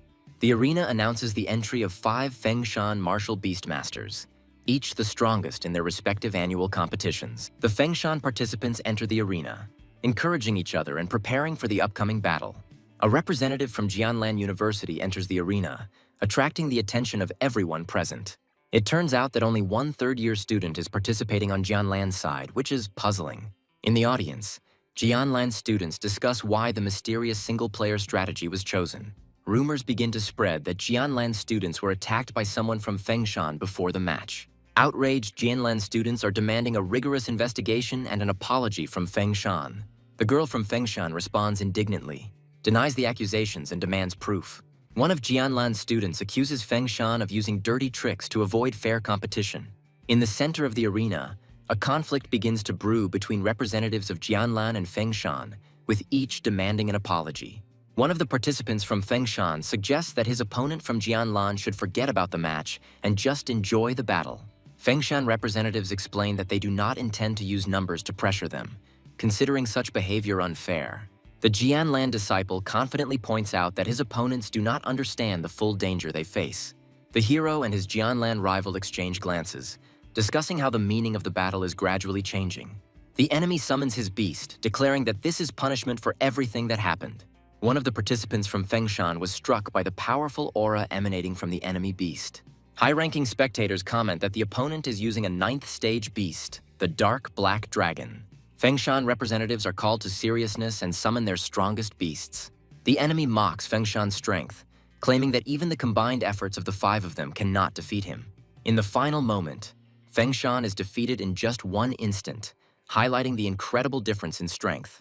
The spectators from Fengshan are perplexed by the huge difference in strength and are surprised that even Ye Hao couldn't defeat his opponent. Jianlan's disciples gloat after Fengshan's abrupt defeat, calling for more attacks. The scene shows bloodshed in the arena, where a rival from Jianlan defeats one of Fengshan's strongest participants. One of the observers from the stands demands that the match be stopped immediately, but is told that the referee is on the opponent's side.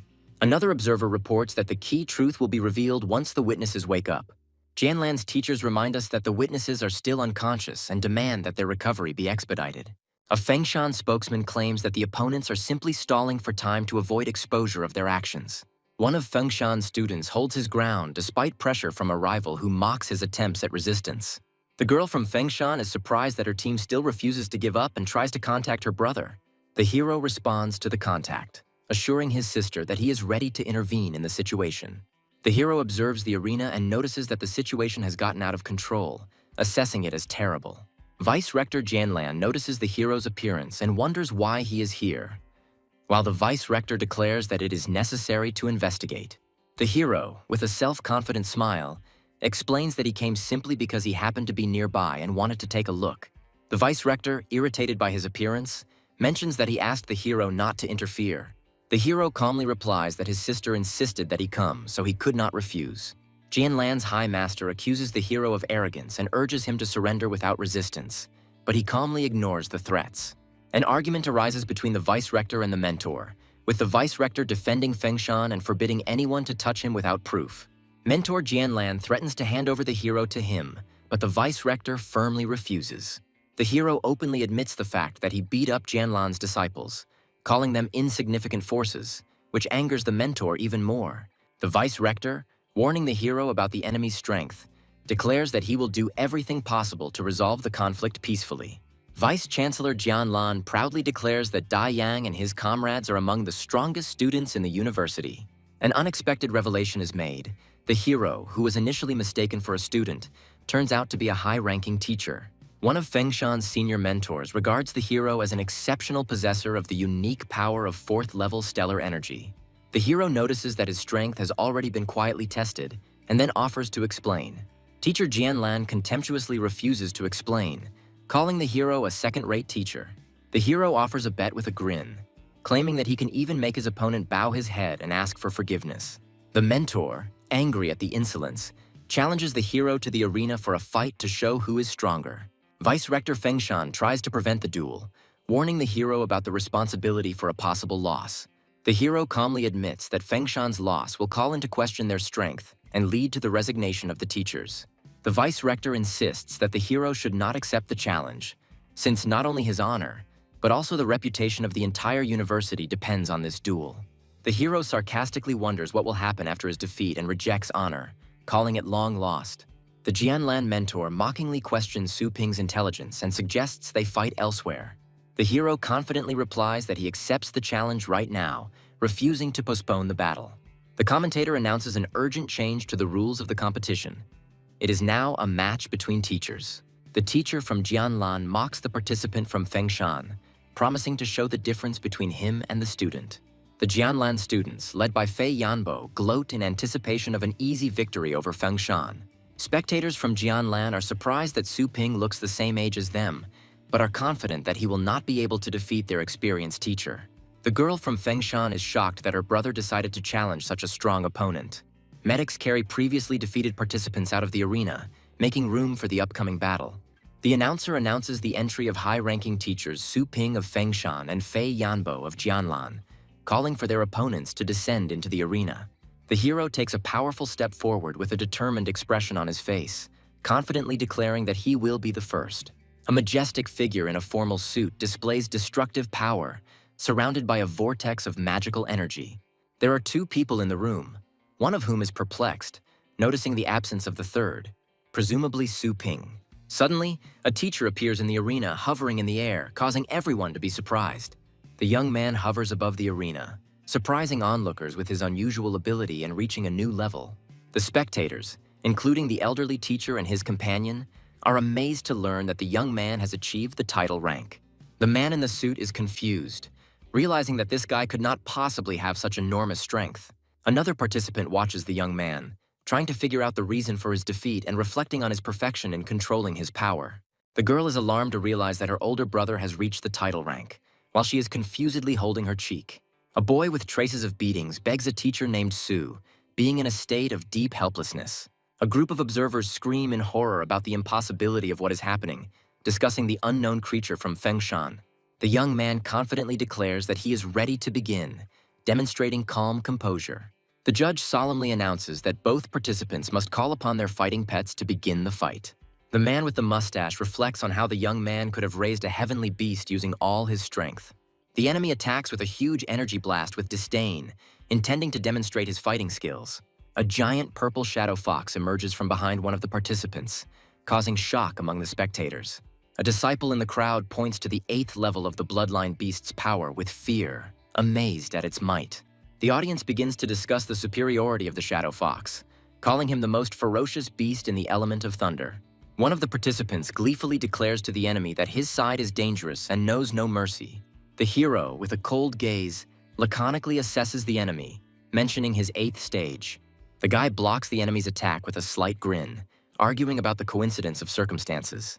His pet, in the form of a huge dragon, makes an impressive appearance in the arena, and the opponent notices the Lightbringer Serpent of Purgatory in horror. The audience screams in fear, feeling the powerful impact of energy even through the protective barrier.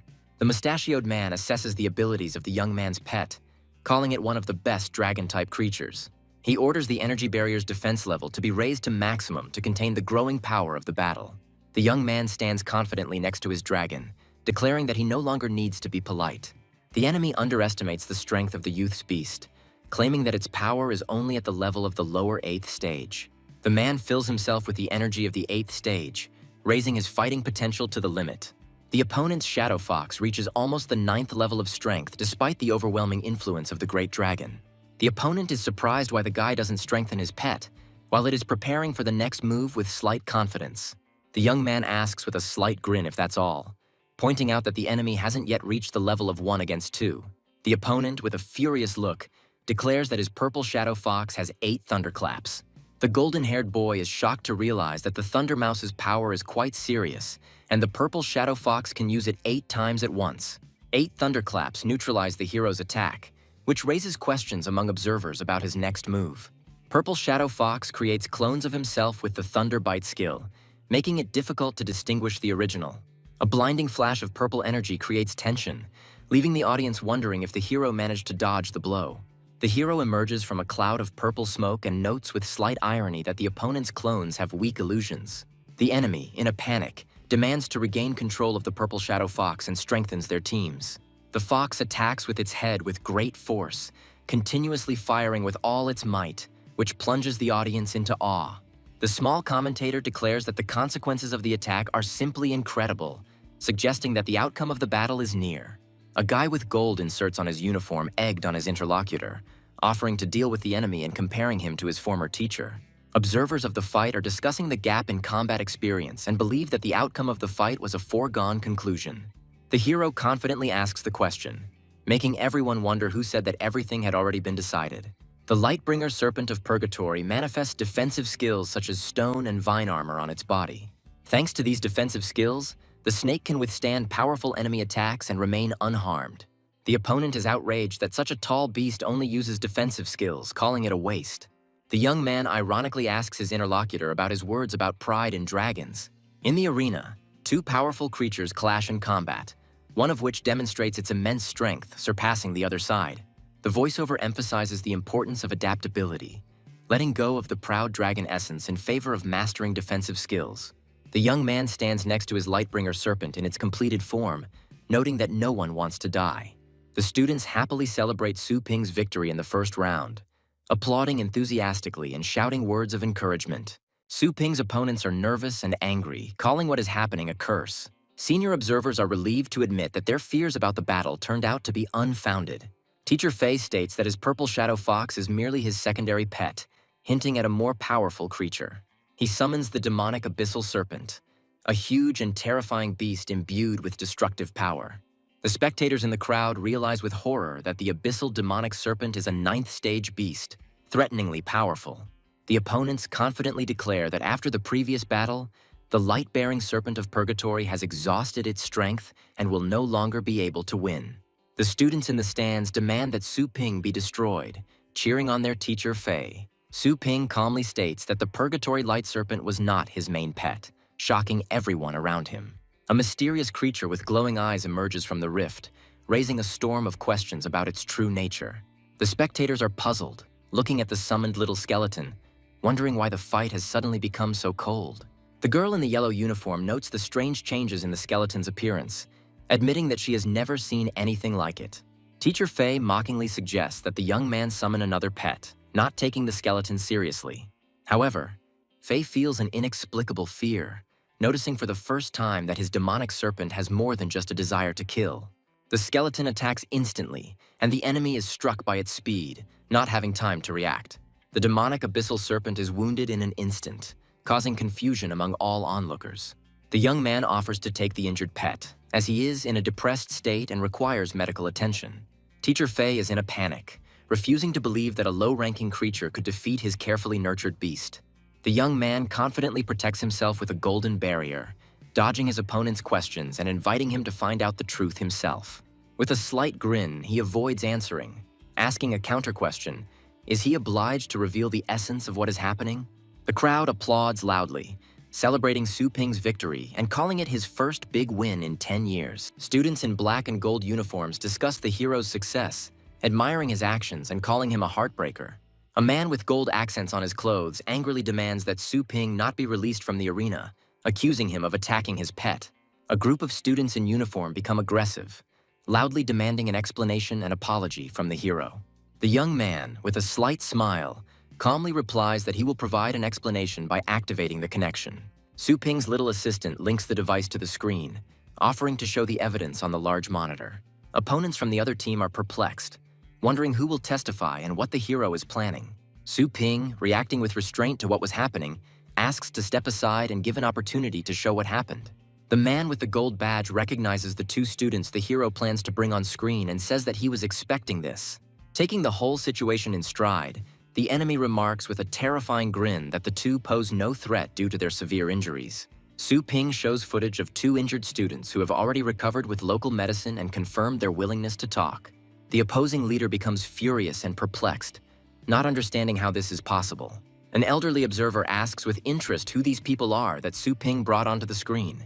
Students from the rival school panic and try to flee the scene, accusing the heroes of deception. Su Ping calmly invites the witnesses to recount in detail what happened that day. The injured student explains how a group from the enemy school surrounded them and beat them, trying to extract information. A second witness confirms that a hostile group attacked after class, but they were saved by Su Ping.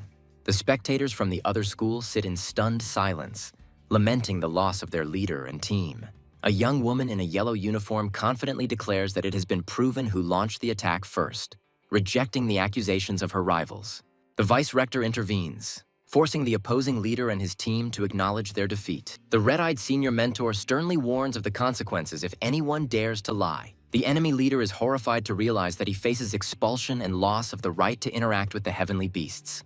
The elderly man humbly takes responsibility for the actions of his students and promises to reimburse all expenses. The teacher reminds Su Ping that he has forgotten something, hinting at his next steps. The man offers Su Ping rare animals or valuable rewards as compensation for the conflict. Su Ping smirks and says that he doesn't need any big gifts, but asks him to kneel down and apologize. The opponent responds indignantly to the demands, accusing Su Ping of arrogance. The young man calmly reminds them that victory in their fight shows that the enemy's words no longer matter. One of the senior council members tries to persuade Su Ping to give up his demand, but he insists on his own. Su Ping confidently asserts that there is a need for an apology, pointing to the importance of fairness. Su Ping announces to everyone present that any provocation against Fengshan will lead to severe consequences. He also emphasizes that there is no friendly relationship between their schools, adding that the other school's resources are now under their control. The students of the opposing school are forced to kneel in submission, causing indignation among the senior teachers. Su Ping's shop becomes a popular place, with a huge line of people wanting to buy pets and food. Passers-by wonder why such an old store attracts so much attention and becomes a center of attraction. The talk among the customers is that the shop owner has a title and his methods of raising animals are surprisingly effective. Some students from Fengshan are asked to keep the store's popularity a secret in order to maintain an advantage for themselves. Su Ping realizes that his intervention in the competition not only resolved the conflict, but also strengthened the reputation of his business. A girl from Fengshan School pushes her way through the crowd to reach Su Ping, determined to talk to him. Su Ping sarcastically notes that she didn't even say hello, adding mockingly, "Why would such an important person stand in line?" The girl states that being Su Ping's sister, she does not want any privileges, striving to achieve success on her own. She gratefully adds that she wants to take advantage of the opportunity to become stronger by showing determination. The young man calmly asks what level her beast is at, in order to understand what it will be working with. The girl reports that her pet, a cat named Snowball, recently reached the 4th level. Su Ping explains that the 4th level is considered average by the standards of heavenly beasts, and his work at this level is quite expensive. The girl is surprised by the cost of his services, realizing that her income does not even cover one time for a year. The young man, jokingly giving his pet a new name, confirms that he is ready to continue working despite her doubts. She sheepishly admits that she forgot to take the money, but Su Ping confidently agrees to pay for the expenses out of his own pocket. The young man reflects on his business and notes that his system and approach are still aimed at raising strong animals. In conclusion, he adds that he has recently mastered the technique of client cultivation, assuring that now they are even. The girl is surprised how Su Ping was able to improve his skills so quickly and reach heights, despite her constant training. Su Ping confidently states that his strength has reached the 9th stage, and he strives to use this level to study new knowledge. The hero calls upon his pets for courage, directing them to attack the enemy's blind spots, executing a well-thought-out battle plan.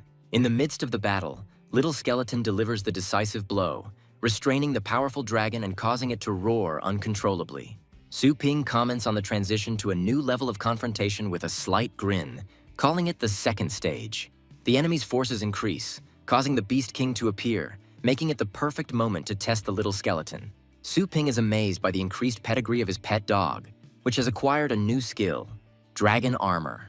A huge black wolf, befitting the status of the new bloodline, inspires fear with its menacing appearance. Using coordinated teamwork, Su Ping dispatches pets such as the Tianjin Pig and Dragon Dog to deliver the finishing blow.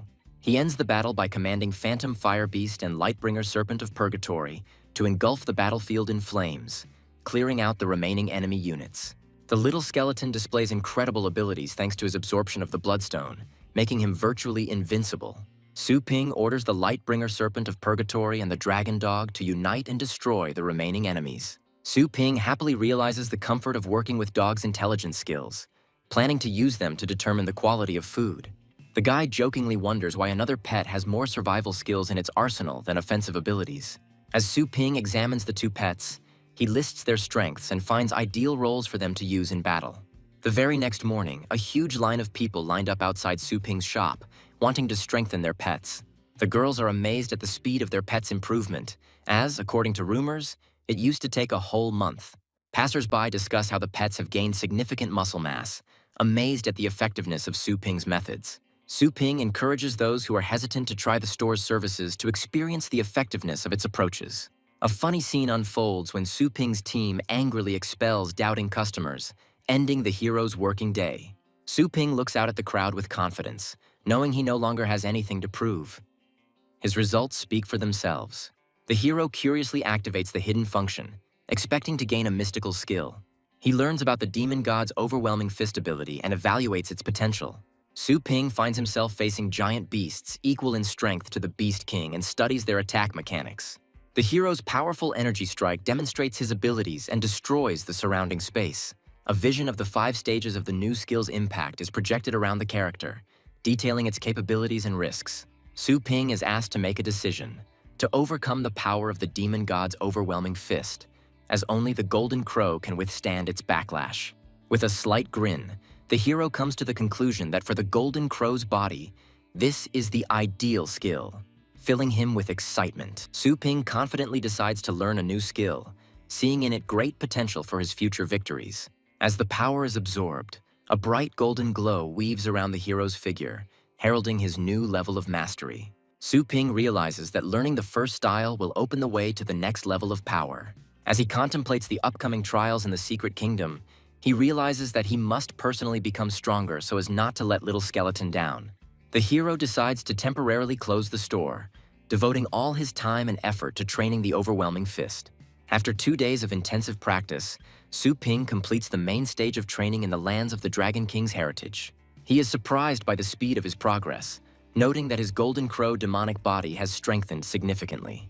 At one of the bases, The hero and his group are met by other participants, who wonder why they need the help of newcomers. Senior Masters Mo Lao and Chen Long discuss the possibility of revealing their secrets as they prepare for an important mission.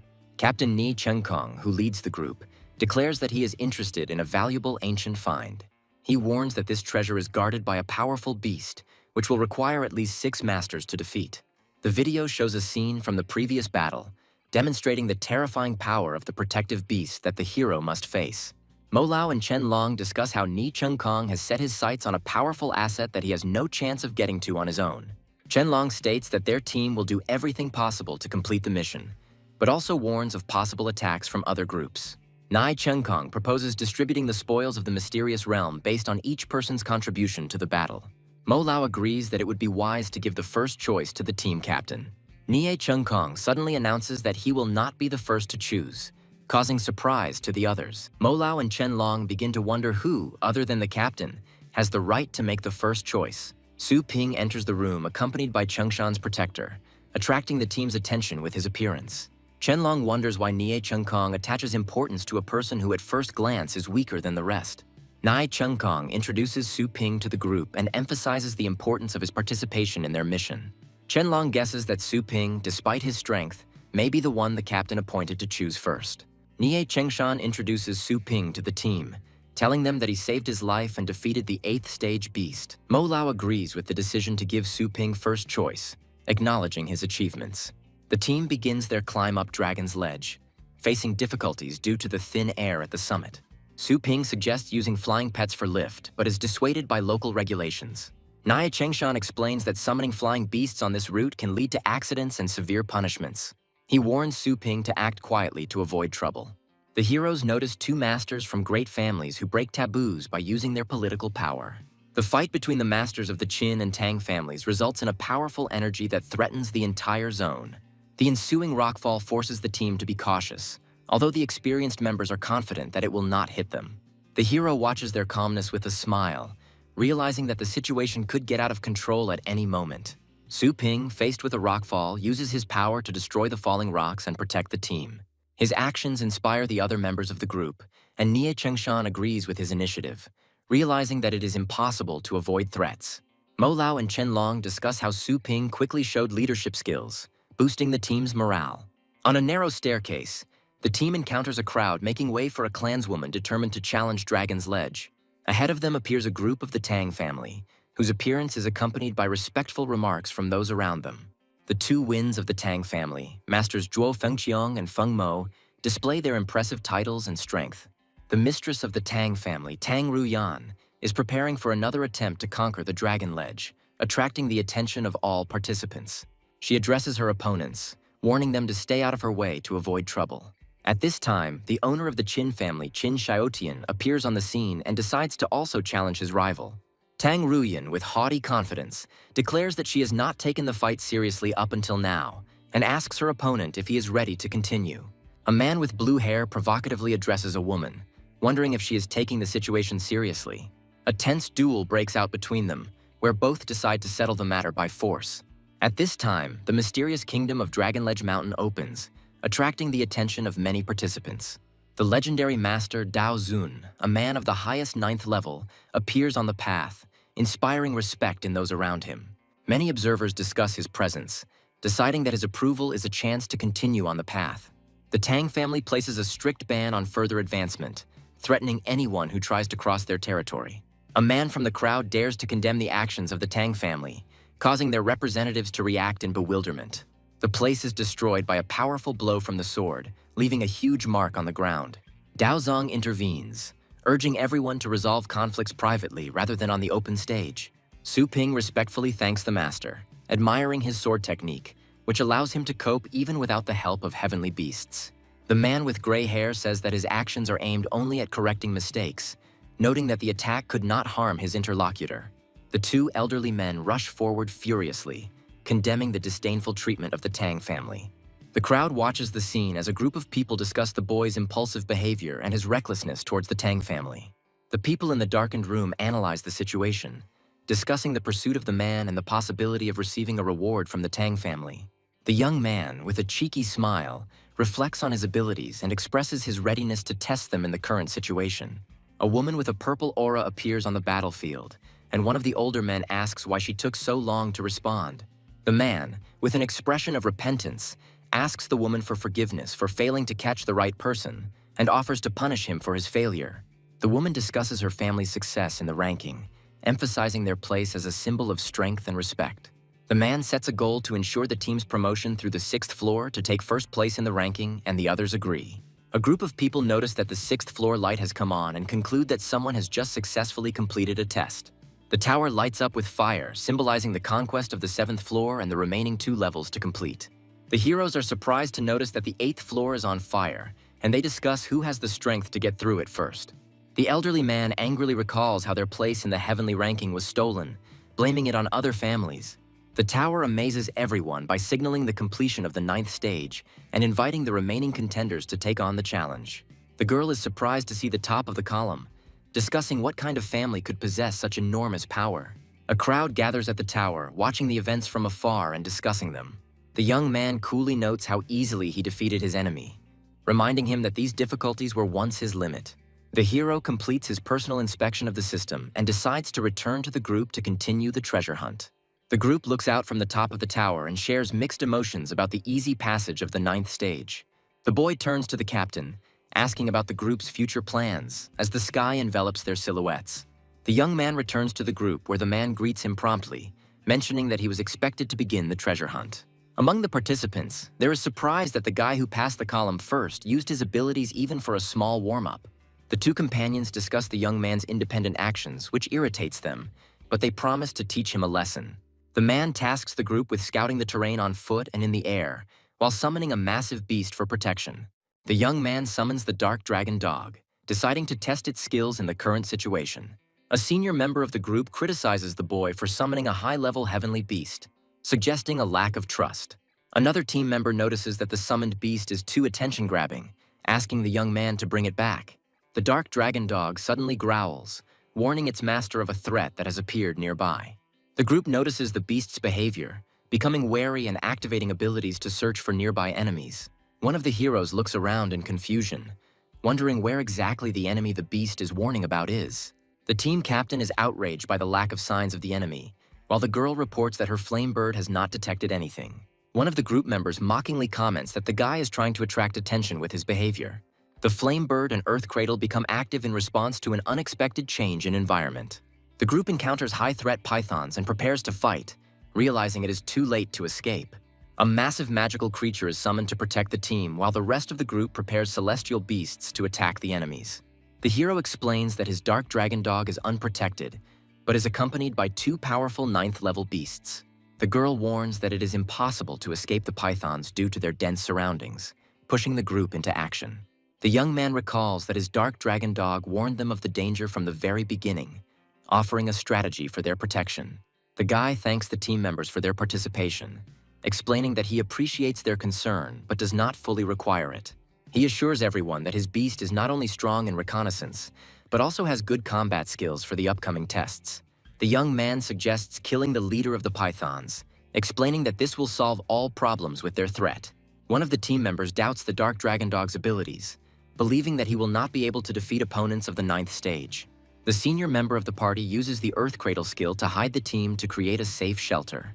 The team observes the battlefield from a protected area hidden using the invisibility ability activated by the Curator's box. The girl is concerned about the fate of the dark dragon dog, not understanding what happened to him after the battle began. The young man points to a strange line of light in the distance, suggesting that it is connected to developments on the battlefield. The girl suddenly realizes the connection between the light and the dark dragon dog's actions, amazed by its capabilities. Dark Dragon Dog finds himself surrounded by shields as he fights against multiple pythons, showing off his skills in combat. The group realizes that the 7th stage Heavenly Beast continues to confront strong 9th stage opponents, shocking everyone with its level of strength. All the heroes watch the events with tension, recognizing the power and significance of the Dark Dragon Dog in the current situation. One of the team members notes with admiration that the Dark Dragon Dog's defense is excellent, seemingly even better than his own pets. The guy argues that the blows only slightly scratch the dog's skin, proving the focus on defensive skills. The captain and his companion are confused, trying to understand how the pet could have been poisoned with such tough skin. The young man, with a confident smile, recalls how difficult it was for him in the past and declares that he no longer intends to play. The team celebrates their victory and congratulates Dark Dragon Dog, recognizing his strength and unique abilities. One of the men emphasizes the outstanding qualities of the young man's pet, but the hero himself modestly brushes off the praise. The elder in the group laughs at the young man's modesty, declaring that such pets are clearly superior to the others. The young man, with an indifferent expression on his face, notes that the team's pets are still not very different from each other. The situation changes dramatically when the creature vomits and reveals a huge number of python eggs. The rest of the team are stunned by the scale of the event, trying to make sense of what is happening in front of them. The heroes discuss python eggs, noting their usefulness as a nutritious and tonic remedy. The guy offers to take the enemy's scales, explaining their value on the market due to their use in invisible paint. One of the team members is surprised by the proposal to share the spoils, realizing that the young man seeks peace, not conflict. The elder and the warrior thank the boy for his generosity, expressing their readiness for further cooperation. The map reveals a cave location in the northeast, which becomes their next target. The group decides to reach the cave in the morning, discussing their plan of action around the campfire. The young man recalls that he had already been to these places during a previous test, and is amazed at the choice of this particular cave. The hero inquires about the map's origins, and the captain explains that he obtained it through a lucrative deal, but other points may have already been plundered. The group learns that a 9th-level beast inhabits the cave, causing anxiety and tension among the companions. The hero assures the others that he will cope with the danger, despite the fact that the team has not yet entered the cave. The young man confidently declares that he knows what awaits them in the cave, since he had already been in these places during previous trials. The captain and his companion discuss how the young man's pet successfully dealt with a swarm of pythons, proving its strength. The group realizes that there were powerful pythons with 9th-stage combat power living around the cave, making their task more difficult. One of the team members suggests a clever strategy to lure the beast from the depths of the cave to the surface. The decision to set up an ambush at the cave entrance is supported, and pets are activated to prepare for battle. The girl calls upon her flame bird to use a defensive skill to aid the party. Having prepared everything for the ambush, the captain declares that he is not going to wait and decides to lure the beast out personally. His companions are concerned about his dangerous plan, but the captain confidently explains his strategy and readiness to fight. The young man, noticing the anxiety of his comrades, agrees to go with the captain to support him in case of danger. The young man says that he will also take care of the situation, causing surprise and admiration among his companions. The captain, with a slight smile, expresses confidence that with Brother Sue's participation, everything will be under control. One of the team members warns about the thick, toxic air in the cave, advising Sue to stay outside, but he assures him that his armor will protect him from any toxins. The young man points out that the captain chose the most dangerous mission, questioning him about his real motives. The hero observes his surroundings, noting the absence of anyone, while his interlocutor offers to share information. One of the group members says that the cave contains a unique spiritual tree with impressive properties. The tree is displayed, revealing its rare fruit, capable of stimulating the potential and reviving the abilities of war beast masters. The young man suspects that the captain risked his first choice for the sake of this fruit, receiving categorical confirmation. Standing by the woman's bed, the captain explains that there are things Sue shouldn't ask, as his goal is to save someone close to him. The captain declares that even great benefactors have no right to reproach him for possible actions related to obtaining the fruit.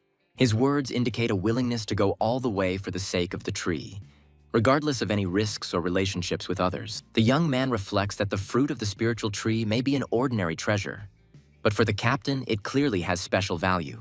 One of the heroes warns that the beast guarding the place is on the highest 9th step and uses powerful psychic attacks. The young man is perplexed by his knowledge of the beast, but suggests simply following him without asking unnecessary questions. The group discovers a spiritual lamp capable of resisting psychic attacks and discusses its properties. The young man says that he has seen this artifact before, but it could not be used outside the Dragon King's testing area. With the lantern raised, the hero confirms that they can continue onto the tree without delay.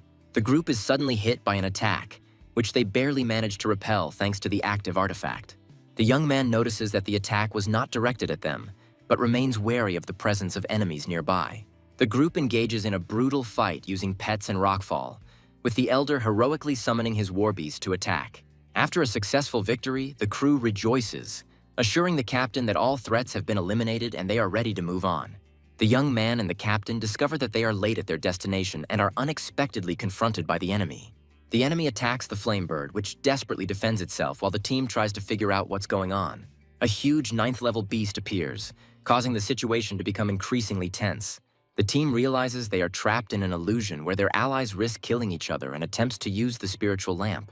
The young man orders the captain to infuse the star power into the lamp to counter the illusion's attack, to which he agrees. The team members suffer from headaches caused by the enemy and try to keep from going beyond the lamp's protective zone. The young man jumps down, strengthening the protective zone, and calls on everyone to stay within it for safety. The team joins forces and channels stellar energy into the lamp to destroy the illusory field. The lamp begins to show activity, and one of the heroes notices movement as the object's power increases. The enemy attacks from all sides, and the team led by Brother Su begins the battle to protect the spiritual lamp.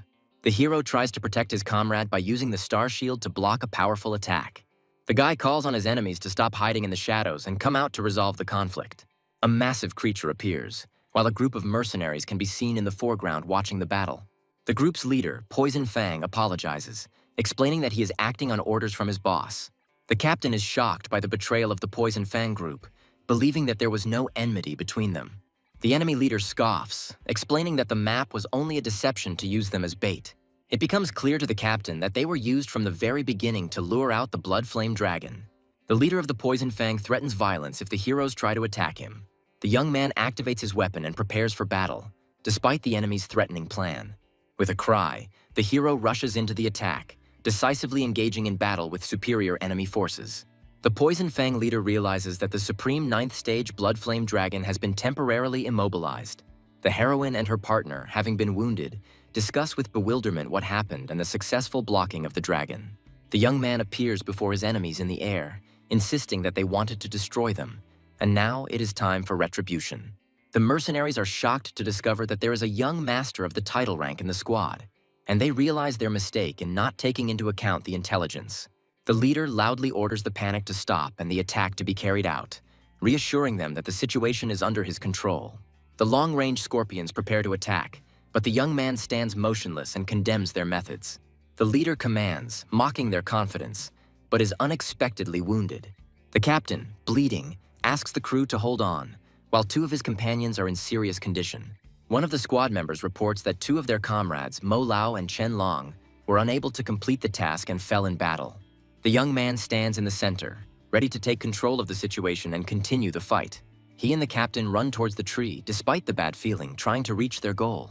The captain asks the young man to guarantee that the fruit of the spiritual tree will be obtained in the event of his death, to which he is asked about the meaning of such an act. The captain reveals that the fruit is meant for his daughter to save her from an incurable disease. The captain explains that the fruit will be able to stimulate the development and rebirth of war beasts, which is important for healing. A group of enemies reaches the tree and discovers that it is impossible to take it all, starting to harvest the fruits. The Poison Fang leader orders the tree to be destroyed so that no one else can have it. One of the enemies successfully obtains the fruit and rejoices, not noticing the impending danger. The young man intervenes and begins the attack. The enemies are amazed by his appearance and strength. The group's leader is shocked to realize that their opponent is a 9th-level master and suggests settling the matter through negotiations. The enemy leader offers to divide the find in order to avoid further confrontation, trying to buy time. The enemies, in confusion, look for the one hiding in the shadows, accusing him of cowardice and provocation. The Venom Fang leader faces a powerful attack, indicating his readiness to destroy the enemy. Having lost 2 heavenly beasts, the leader is shocked to realize the catastrophic consequences of what is happening. The terrified leader begs for mercy, offering all the treasures in exchange for his life. The young man approaches and explains that his goal is not treasure at all, but the elimination of the enemy. The leader, in an attempt to find out the name of the young man, wants to know at whose hands he loses and dies. The young man coldly declares that he does not give the target the slightest chance of resistance, guaranteeing its end. Under the control of the young man, his beast incinerates everything around him, destroying traces of the enemy and their presence. The young man folds the spiritual tree, having completed his mission, and prepares to leave this place. He analyzes what happened and concludes that survival in such dangerous places is only possible by adapting and strengthening one's abilities. At night, at the base of the miners, the group's future plans after recent events are discussed. Inside the base, The heroes decide to bury the captain and deal with the consequences of the fate of Mo Lao and Chen Long. One of the companions thanks the young man for saving him, admitting his own weakness and expressing regret for the losses. The young man announces that he has unfinished business and hands over the spirit tree to the captain's daughter. The heroine wonders why the young man refuses such a valuable artifact and wants to know how he knows about the captain's daughter. The young man says that the details are not important and asks to fulfill the captain's last wish, to which the group agrees. He points to hidden treasures found in the cave and offers to give them to the families of his fallen comrades. The heroine asks in surprise why the young man refuses all the treasures, to which he replies that he has already received the most important one. The young man shows the artifact he has found and explains that he intends to donate the treasures he has found to society to help people. At the exit from the base, a warning sounds about the need to hand over fines to the checkpoint and the obligation to comply with the rules. The young man joins his companions after an emotional conversation, offering to go through the upcoming stage together. The team passes through a checkpoint where rare finds such as crystals and artifacts are recorded and graded. In the adjacent sector, other groups discuss their findings, including poisonous rocks and orders for rare materials. One of the companions explains to the young man that among the inspectors present, there are high-ranking masters who are ready for any unexpected event. The participating teams discuss the Star Cloud spiritual tree, admiring its rarity and significance. One of the leaders tries to find out the price of the tree's fruits from the hero's team, clearly showing their interest in buying. One of the young man's companions answers for everyone, firmly declaring that the fruits are not for sale, and suggests discussing other finds. Tensions mount when one of the interested representatives begins to insult his companions, trying to provoke a conflict. Representatives of the other group believe that eating the fruits will give them a huge advantage and increase their rank.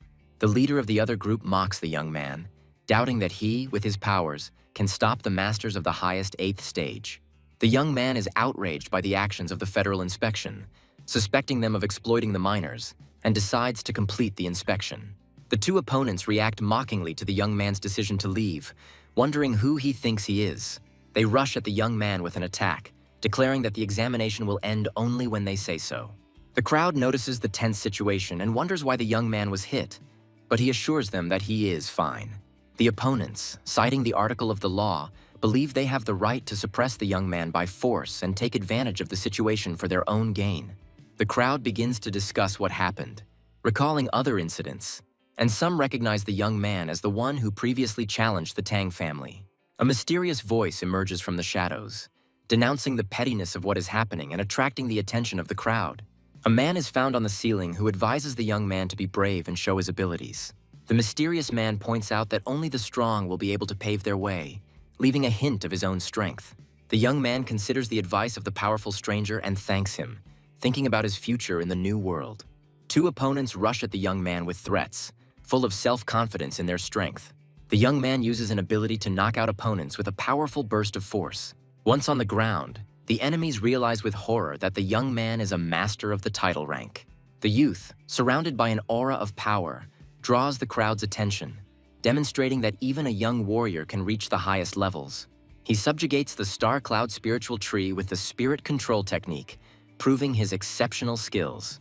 The crowd is astonished when the young man disappears, suspecting that he was using a spatial artifact.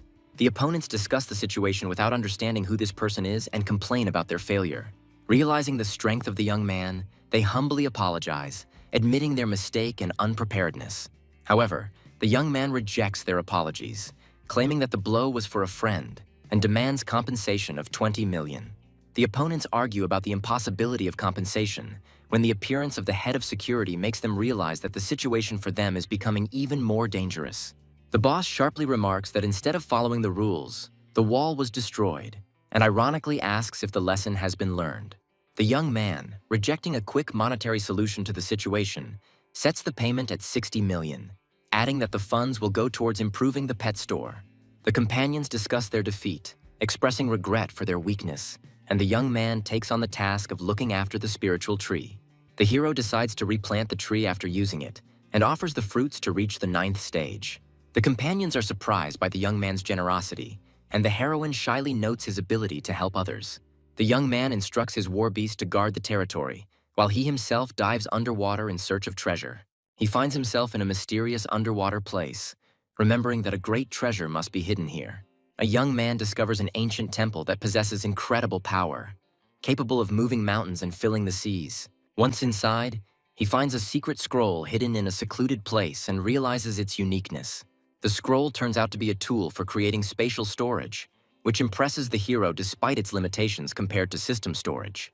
The young man studies the ability of an artifact that can create space and increase its capacity as its stellar power grows. The hero notices suspicious activity in the sky. A bird is watching what is happening from above. Deep underwater, a boy ponders the undead demon fruit and its unique properties. The hero and the dark dragon dog discuss the location of the bird and the fate of the demon fruit. The two 8th stage martial beastmasters resent the bird's pursuit, feeling threatened. The hero attacks the guys on the cliff with a powerful blow, which causes them to react with alarm. A mysterious old man with a magical artifact and a bird on his back stalks strangers in the forest. The masters of the fighting beasts are surprised to recognize a representative of the Tang family in front of them and begin a dialogue. A girl in an elegant dress demands the return of the stolen item, reminding her of her status. She warns them not to give in to greed and reveals that the demon fruit was stolen from them. Two martial beastmasters attempt to escape by activating the so-called 36th plan. The titular old man accumulates star power, demonstrating his might and stopping the fugitives. One of the opponents falls to the ground, trying to protect the artifact, but notices that his plans are ruined. The magician threatens the fugitives, offering to avoid further conflict if they remain silent forever. The old man uses magic to forcibly take possession of the artifact, leaving his opponents no choice. The 9th stage Shadow Asura appears, causing chaos and displaying its combat power. The hero commands his dragon and allies to use defensive abilities against the Shadow Asura. The guy uses the Dragon Patron technique, breaking the enemy's defense and attacking the Asura. The Shadow Asura is defeated, causing shock and fear among the enemies who realize the hero's power. The old man realizes that the enemy suppressed the Shadow Asura in just a few blows and tries to understand how this happened. The old man, in a rage, discusses with his ally the decision to leave the hero no chance to escape. The master uses powerful light attacks, causing a cascade of destruction and demonstrating the power of his title. The hero appears with his ally, a small skeleton preparing for battle. A giant beast appears in front of the heroes, and the guy realizes that the trap has failed. The older opponent is surprised that the young man has reached the title rank at such an age and decides to stop him. The enemy releases a demonic beast, accusing the hero of killing his pet. A girl from the enemy camp is amazed by the destructive power of a small skeleton. The eldest of the enemies attacks with swords imbued with star power, pointing them towards the hero. The enemy unleashes the clan's most powerful attack, unleashing a barrage of energies. The young man prepares to use his power with an expression of confidence, finally testing his strength. A bright golden attack flashes across the battlefield, causing enemies to be surprised due to its divinity. The elder mage is seriously wounded by the hero, who is struck by the extraordinary strength of the young man. The Dragon King is commanded to rescue his mistress by carrying her away from danger. The hero and his ghost animals block the path of those fleeing, preventing them from escaping. The wounded mage launches a secret technique, convinced that the outcome of the battle is not yet decided. The hero realizes that the enemy is using the secret art of the Tang family, known for its powerful destructive force. The girl finds herself caught in a deadly trap of a magical technique that sacrifices the owner's body. A huge phantom enemy materializes in front of the hero, threatening to take his life. The ghostly spirit begins to laugh, confident in its invulnerability to the hero's attacks. The enemy declares that even after his death, he will destroy the hero, threatening him with an incredible curse. The phantom is perplexed as to why he cannot possess the hero, suspecting hidden protection. The young man holds in his hands a secret treasure of spiritual protection, causing the enemy to become furious. The girl is worried that the Dragon King of Earth might betray her and attack her.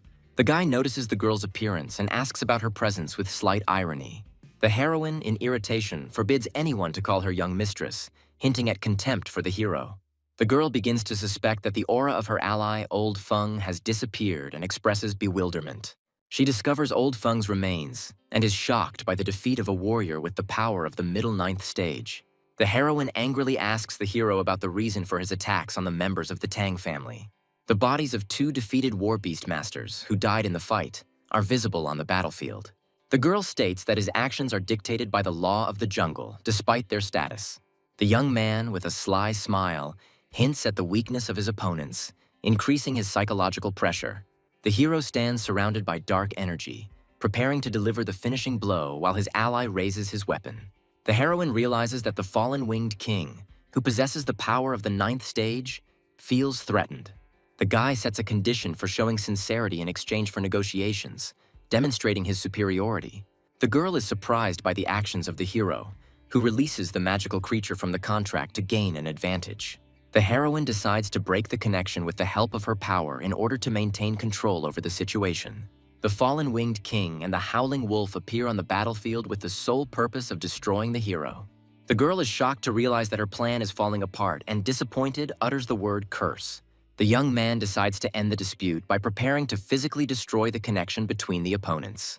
The heroine reacts tensely when she notices the hero has a spatial treasure that could change the course of the battle.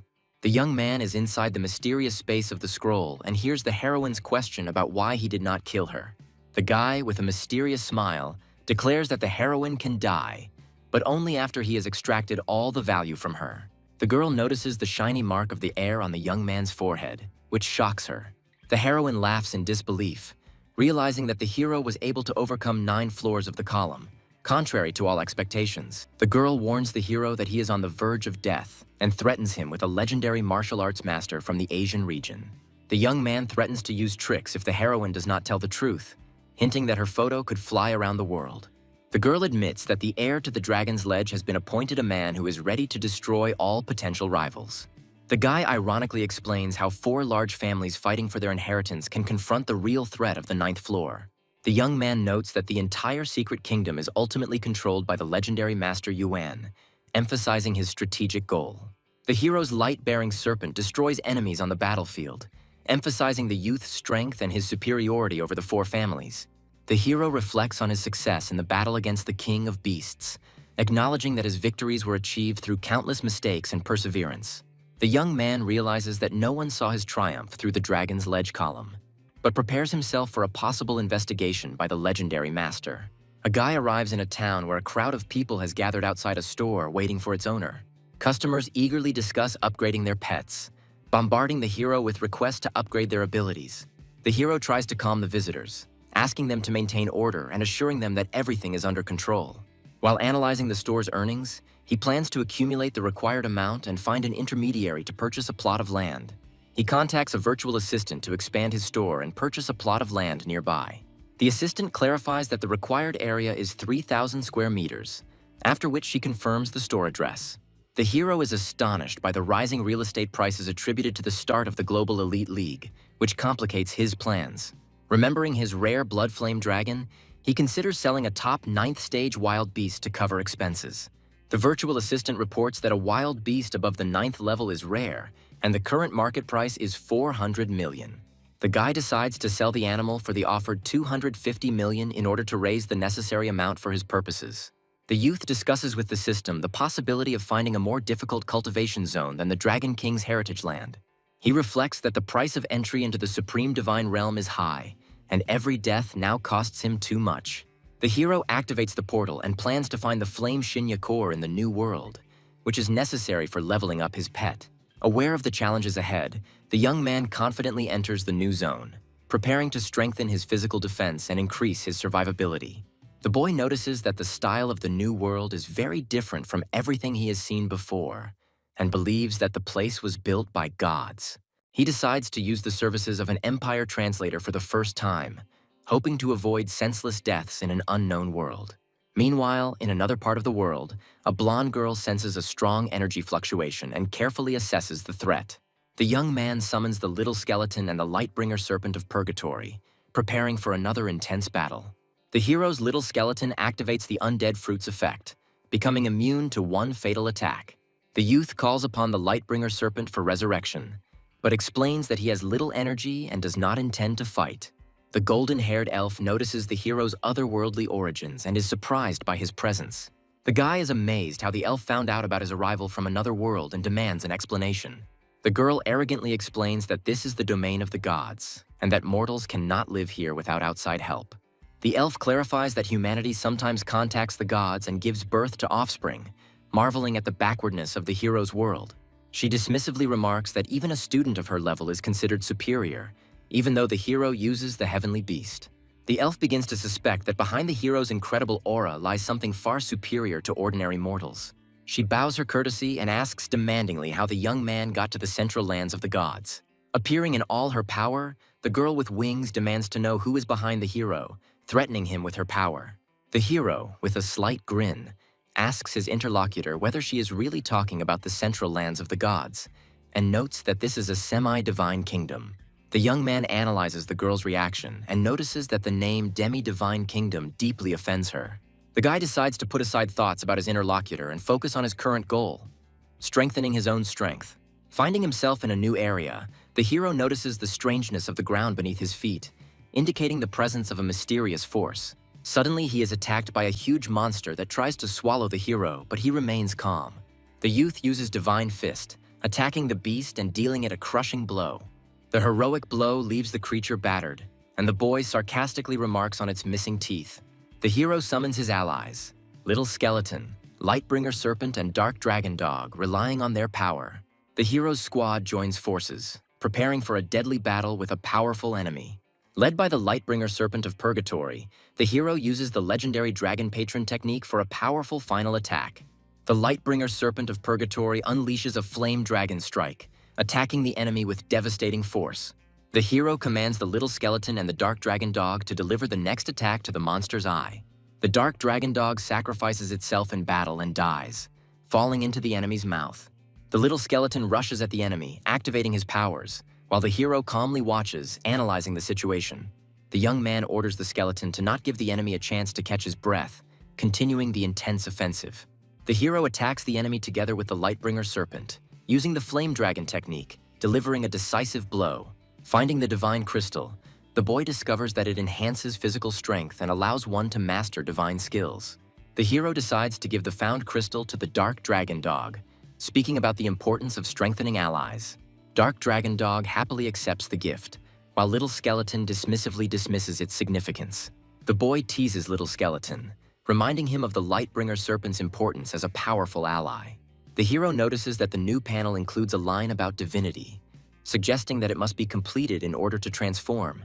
The boy and his allies hear a sound from below and begin to suspect that someone or something needs their help. They descend to find divine beings battling giant beasts.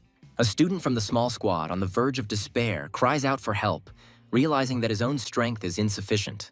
The young student tries to defend himself from the beast, but his weakness leaves no chance of success. The hero's light-bearing serpent intervenes at the most opportune time and saves the young student from certain death. The young man rises on his dragon with his new allies, asking them how they ended up in such a dangerous place. One of the survivors explains that the star beasts are invading through space-time rifts, which their group is tasked with clearing. The hero examines the damaged nest, and his new comrade is surprised by his presence on the divine lands. The young man indifferently replies that he was passing by, and sarcastically remarks that even gods have problems with aggressive creatures. The demigods explain to the hero the greatness of divine wings, emphasizing the honor of dying for the expulsion of the Zerg-like creatures. The young man realizes that the girl with wings he met could indeed be a pure-blooded goddess. The hero reflects on the incredible power of the goddess, comparing it with the power of his companions and acknowledging her superiority. During the discussion, the hero's companions admit that they have never heard of her because they live on the outskirts. One of the companions tells of a legend of the supreme divine realm, where one day of cultivation is equal to a year in the real world. The hero is puzzled as to why this place is considered inaccessible, despite its description as a cultivation zone. The young warrior expressed regret that he was unable to enter the supreme divine realm, even for a short time, to strengthen his abilities. The senior companion denies the possibility of the legendary place's existence, claiming that it is better to focus on real skills. Suddenly, the group notices that they are once again being pursued by hostile creatures that threaten their lives. The student, horrified, desperately asks how they can defeat the enemies, foreseeing imminent death. The warrior man takes the initiative with determination and sends his comrades forward, considering this moment his hour of glory. The hero, observing what is happening, ironically notes the warrior's self-confidence, aiming at the divine crystals of their opponents. The youth discusses the inaccessibility of the supreme divine realm, symbolically comparing the struggle with unknown perfection. One of the companions is surprised by the powerful impulse emanating from a person of the student's level and begins to doubt his assumptions. The demigod acknowledges the hero's strength, expressing respect for his human nature and transferring the initiative for the coming battle. The moment of battle arrives, the star beasts attack, and the young man and his allies mobilize all their forces. The hero notes the resulting chaos with slight mockery and calls the encounter with swarms of insects nostalgia. Remembering the mortal threat, the boy feels his body fill with adrenaline, which only increases his determination in battle. The hero commands his squad to attack at full speed, using their last reserves of energy for a powerful offensive.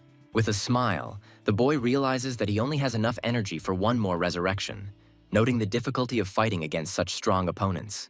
As a giant beast-like creature displays its might, the hero ponders the difficulties of defeating a high-level enemy. The hero is pleased with the number of divine crystals collected, but understands that there is practically no time left for further exploration. Taking a risk, the young man chooses a random location option, preparing to explore uncharted territory. A snow-white beast with golden crowns on its head receives affection from an unknown person and shows the cutest reaction. A golden-haired elf lies with a white kitten, declaring that she literally cannot resist its charm. The hero's sudden intrusion into the room causes confusion among the elf and her beast, and the guy himself tries to joke about the coincidence. The elf is outraged by the hero's intrusion, flares up in anger, and accuses the human race of its abomination. With wings of light behind her, she aggressively points her divine spear at the boy, demanding an explanation of his intentions. The hero, reflexively defending himself, actively asserts that there was a misunderstanding between them and that he is not the enemy. The elf, furious and distrustful, wonders how he was able to withstand her divine spear, which was capable of tearing even a soul apart. The hero understands that resurrection is impossible, so he considers how to get to the supreme divine realm to strengthen his abilities. The elf is shocked by the mention of the supreme divine realm and says how many gods dream of returning there to destroy the race of beings. With doubt in her voice, the girl asks how an ordinary person can know about a place that even the gods could not penetrate. The youth claims that his strength is proven by the fact that he freely enters and exits the central divine lands, despite her attempts to kill him. The girl begins to hesitate, thinking that the hero's motives may not be as hostile as she assumed. The hero, leaving, ironically declares that now the girl and her comrades will have to figure out the search for the truth themselves. The elf offers the hero a choice between power, gold, or land, and he promises that power will become the foundation of his future. She hands him a secret cultivation manual using the divine origin art, which accelerates skill learning. The hero, impressed by the manuscript, understands that this is an unexpected turn of fate and an excellent opportunity to strengthen his abilities. The elf promises to help the hero open the gate to the supreme divine realm if they meet again, which brings him hope for survival. The hero suggests creating a special amulet to avoid space-time chaos on the new journey. The elf agrees with the hero's plan, but slightly sarcastically remarks that she does not have a ladder to sit on to apply the mark. The young man activates the contract and wonders if he can control her by signing a magical agreement with the heavenly beast. The elf is surprised to discover that the hero's contract involves absorbing a pet and underestimates the human's power. She displays a mirror divine sign on her body, emphasizing that she is ready to respond with an equally powerful ritual. A magical surge occurs and both try to seize control by making and breaking contracts. The elf taunts, saying that when the hero becomes her pet, he will have to reveal all his secrets. Suddenly, time freezes and the hero finds himself surrounded by chains, which causes surprise and confusion in the elf. The girl notices dark and threatening eyes in space, surprised by what is happening and the sudden tricks. Shocked, the heroine realizes that she is being overwhelmed by the power hidden in the hero's blood, suggesting that he may be a being from a higher dimension. The hero watches in confusion as the elf weakens after breaking the contract, trying to understand the reason for her depressed state. The guy calls the system to consult about the current situation and possible ways of interacting with the heroine. He ponders why the standard beast contract didn't work and looks for an alternative way to subjugate her. The hero surprises the elf by handing her an official cooperation contract, which she begins to study with skepticism. The indignant girl scolds the young man for his insolence, but understands that she will have to agree to get out of this situation. Doubts plague her mind, but she decides to trust in the hero's strength, assuming that there is something more behind him. The hero realizes that the gap in their powers is too great and tries to find an explanation for the origin of his system. Finding herself in a new place, the elf asks a question about the hero's possessions, looking around in surprise. The young man jokingly draws attention to her short stature, which causes her a subtle irritation.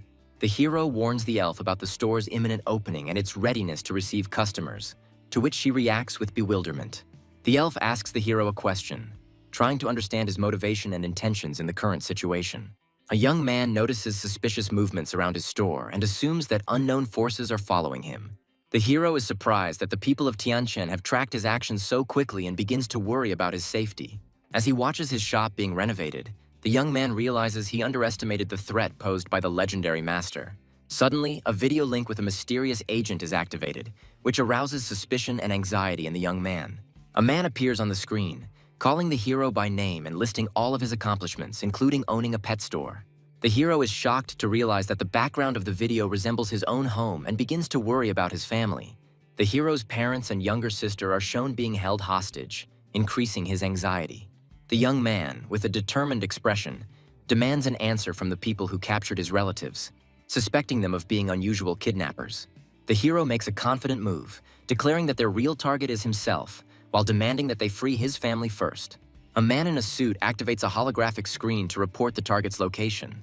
The man on the holographic screen transmits information to Yuan regarding the location of the object. The legendary master Yuan decides to find out who dares to claim the dragon legacy. A crowd of people notice the titular masters floating in the sky and discuss their strength. In a remote area of the city, an intense battle begins, shocking passers-by with its scale. 5 servants of the great families discuss the man associated with the column and warn of his possible death. The legendary master Yuan and the titular warrior Dao Zun prepare for battle without wasting precious time. The young men in yellow uniforms discuss the power of the 2 great masters in awe, sensing their terrifying presence. An older man orders the young people to leave, emphasizing that it is none of their business. A huge warrior with a crimson aura threatens to destroy the store, challenging the owner to a duel. The masters discuss with surprise why the door does not react to their attacks, assuming the presence of a complex defensive formation. A guy in sportswear comes out to meet the masters and asks them not to involve his family. The young man confidently asks his opponents who is looking for him and what they want. Dao Sun is surprised that this young man has skills on the level of legendary masters. One of the masters threatens the young man, stating that he is not in a position to set conditions. All the masters present join forces, intending to capture the youth, whom they consider too daring. Suddenly, a powerful burst of energy appears, and someone calls for the fight to be left to high-ranking masters. The legendary master Yuan emphasizes that the youth's strength is much greater than expected and suggests that he plan his actions carefully. The girl and the young man are held captive by spies while the legendary master expresses his admiration for their determination. The young man, unable to contain his rage, attacks and demands that his loved ones be left alone. The guy, in desperation, checks the girl's condition and asks what happened to them. The legendary master reassures, saying it's just anesthesia, and adds a philosophical comment about losing control. The young man sarcastically asks his opponents if the legacy of the Dragon's Ledge is really written in his name. One of the masters indignantly reproaches the boy for his boldness, questioning his right to the inheritance. The legendary master warns his allies of the threat emanating from the shop and asserts his dominant status in the region. Master Yuan comes face to face with the young man, wondering how they can both be in the same room, like 2 equal legends. Yuan offers the boy to submit to him and promises to provide mentorship to develop his potential. Daozong comments suspiciously on Yuan's intentions, viewing his proposal in terms of power and influence. Yuan emphasizes the need to focus on the most worthy warriors in order to effectively utilize the Secret Realm's resources. The guy remembers with a smile his hatred for people who believed that something rare could only be obtained under certain conditions, including when choosing the best. The legendary master warns that no enemy who dares to go against him will go unpunished. He creates an energy barrier and reminds the young man that he must make a choice: surrender or die. Outside, the masters are stunned that the girl was able to stop a powerful blow with one hand, discussing her legendary rank. Yuan notices the girl's hidden star power and sarcastically asks if she is the boy's mentor. The girl asserts her right to defend the store, emphasizing its position in her duties as an employee. She claims that she will punish anyone who breaks the rules inside the store, even the legendary master. An irritated Yuan accuses the girl of deliberately belittling him, but her confidence baffles him. Enraged, Yuan attacks, demanding to know why he is being ignored, and his reaction causes concern among his allies. People on the street scream in confusion as they watch the events unfolding in front of the store and Yuan's condition. The young man and the girl insist that the opponents should only be neutralized, not killed, in order to uphold the principle of justice. The girl, with an icy expression, declares to her opponent that reducing the number of his limbs would completely satisfy her. The atmosphere escalates when a powerful demonic aura materializes from the store, shocking all witnesses. Yan summons the dark entity to become his weapon, imbued with destructive power. The legendary master summons his most powerful servant through a spatial rift. Yuan activates a new level of power, merging with the Shadow Beast King, displaying incredible might. The young man looks at what is happening with disbelief, thinking about merging with the heavenly beast and its capabilities. The combined form of Yuan and the servant transforms into a terrifying warrior with the power of the empty cave realm, ready to destroy anyone. Witnesses, stunned by Yuan's hidden skills, admit it is impossible to participate in a battle of such a scale. One of Yuan's advisors begs him to calm down, warning that the battle could destroy the entire city of Longjian. Yuan scornfully declares that he will not destroy everything because of two enemies, comparing them to small mice stealing food. The girl mockingly breaks the enemy's attack, asking if this is the limit of his capabilities. The guy stops the heroine from killing the defeated enemy, explaining that it will take him several years to recover. Astonished observers cannot believe that the devastating attack was neutralized with one blow. The young man challenges his opponents with a cheeky smile, asking why they are still hesitating. Returning home, the guy worriedly asks the girl who has woken up how she is feeling. At the table, the young man and his sister discuss recovery while their mother is still resting after a hard day. A master with a thick beard tries to awkwardly talk to a girl, addressing her by name. The girl steps back in fear and panics, asking the uninvited guests who they are. A group of guests introduce themselves one by one, emphasizing their affiliation with the Xiao family, much to her confusion. The sister, outraged by the intrusion, asks her brother why these people are in their house.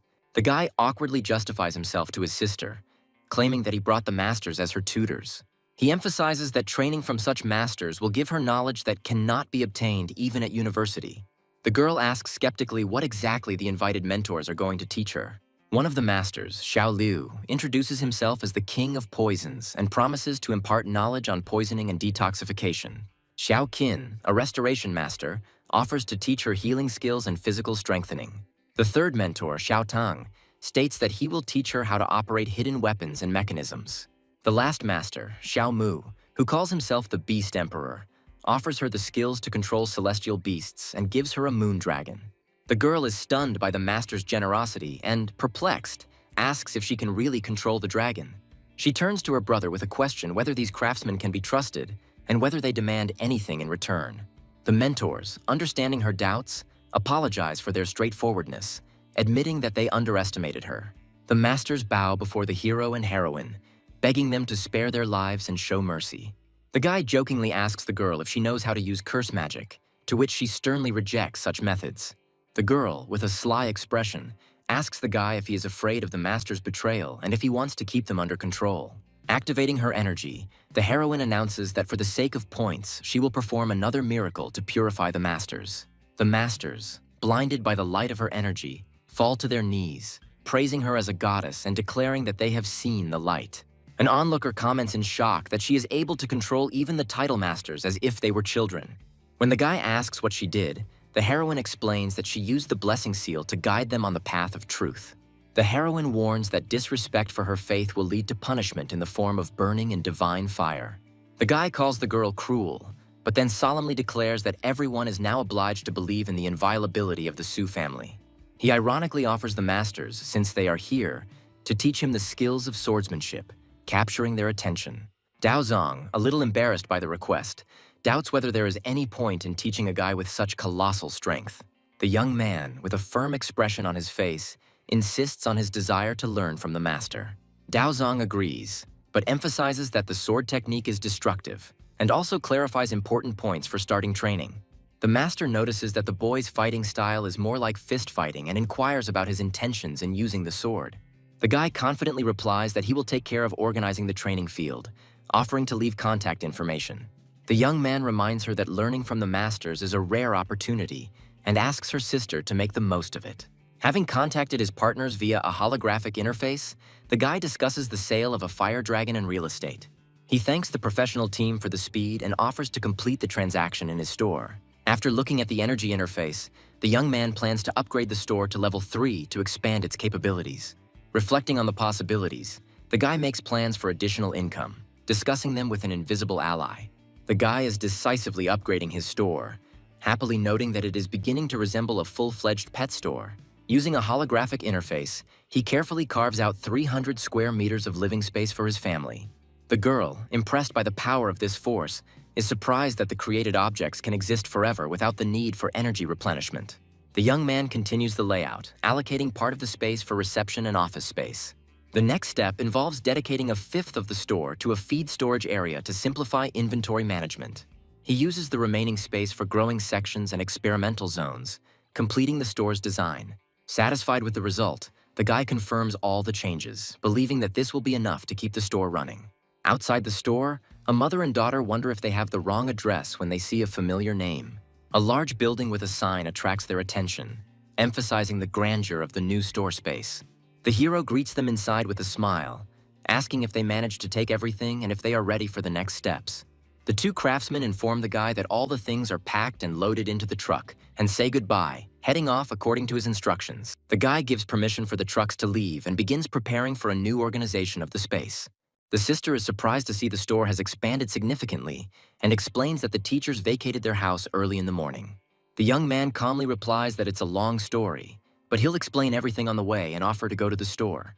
The first customers appear at the entrance to the store, trying to impress the elf, but receive a cold response for their attempts at flattery. The heroine, holding 3 creatures in her hands, jokingly scolds the young man for calling his clients ants. The guy asks his sister to look after the store, citing his busy schedule with other things. The sister is delighted to discover that they now have their own swimming pool, and her joy lifts everyone's spirits. She is delighted with her new room with a soft bed, noticing how much better the conditions have become. When asked about the cost of the house, the guy explains that the money was received from clients from elite areas of the city. The guy assures the family that the elite clients are happy with his work and pay for it easily, and the house is too big for their convenience. The sister jokingly says that she is taking over the responsibilities of running the house, and then asks who the attractive girl in the store is. The young man recalls the heroine's contradictory images with confusion, but calls her his new employee. The mother suggests that the boy invite the elf to dinner to get to know her better as part of the team. Joanna greets her family members elegantly, emphasizing her respect for them. At the dinner table, the girl's mother asks her name. The sister touches Joanna's hair curiously, noticing its softness and fluffiness, while the boy reacts with slight irritation. In an informal conversation, Joanna's mother asks questions about her background, age, and personal life. Joanna replies that she is from the Outlands, is 18 years old, and has not yet thought about romantic relationships. After dinner, the guy ironically asks Joanna why she behaves so normally with his family, and she jokes about the possibility of raising her ratings. The young man sarcastically tells the elf that he will increase her personal rating if she continues to work just as effectively. The mother wonders how the hero and his employee managed to run the store together. Joanna calmly replies that the current flow of visitors is enough for the two of them, but additional tasks could complicate the work. The guy notes that thanks to Joanna's abilities, he can even reduce his participation in the management of the store. The young man, with a sly smile, thinks about plans related to the young mistress of the Tang family, who remains locked up. The girl appears in the guy's room and irritably asks what he is up to while he calmly answers her question. After examining the room, she realizes that she is in the hero's house, deciding that he is not prepared to defend himself. The girl is thinking about an escape plan, planning to break a window and escape, only to return with the support of her family. She soon rushes towards the exit with revenge in mind and the intention of gathering the Tang family's elite for an attack. Promising revenge for her capture, she clenches her fists and speeds away from the hero's house. The girl angrily hits the window but finds that it is too strong for her to escape. Having exhausted her strength, she falls near the barrier, blaming the guy for her current state due to long days locked in without food. In a last-ditch effort, she calls out furiously to the boy, demanding an explanation of his intentions. The guy, with a mysterious smile, replies that his main goal is to understand her value and use her abilities. In response to his remark, the girl points out his strange intentions with apprehension, suspecting a perverted plan. Gathering her strength, the heroine asserts that she will not allow him to do with her what he wants. She states that the Tan family has prepared her for any difficulties, but adds that hunger still weakens her. In a furious and confused state, the girl eats the offered buns, while simultaneously threatening the guy for her fate. The young man, with a sly smile, offers her to sign a temporary contract, adding that she will have to pay for the food. The next day, the store attracts many customers who admire the beautiful employees, thinking it is a fashion show. Joanna and the elf greet visitors, suggesting that they split into two lines, one for service and one for section rental. Joanna notices a door in the room and decides to escape, claiming that she cannot be stopped. The guy reminds her of the contract she signed, which prohibits her from leaving the store for a year. The girl, ignoring his words, angrily rushes towards the exit with the thought of breaking through at any cost. Realizing that she can't break down either the door or the window, Joanna angrily calls the store magical and capitulates. The guy asks the elf to teach Joanna everything so that she can get used to the job faster, which she accepts calmly. Reporters appear at the door, asking which of those present is Mr. Su. The guy confirms his identity and discusses ordering a video shoot to promote the store. During the filming, he demonstrates his power by summoning a 7th-level dragon, which leaves the assembled spectators in shock. One of the reporters asks the guy about the store's slogan, to which he replies that the main thing is the type of dragon and the name, which speak for themselves. The boy's sister says that masters of the title rank followed her even in the most unexpected places, threatening her with their presence. The guy laughingly explains that these masters were hired by him to protect her and cannot harm her. Joanna notices 2 masters, identifying one of them as an elder with the title of Snakeheart.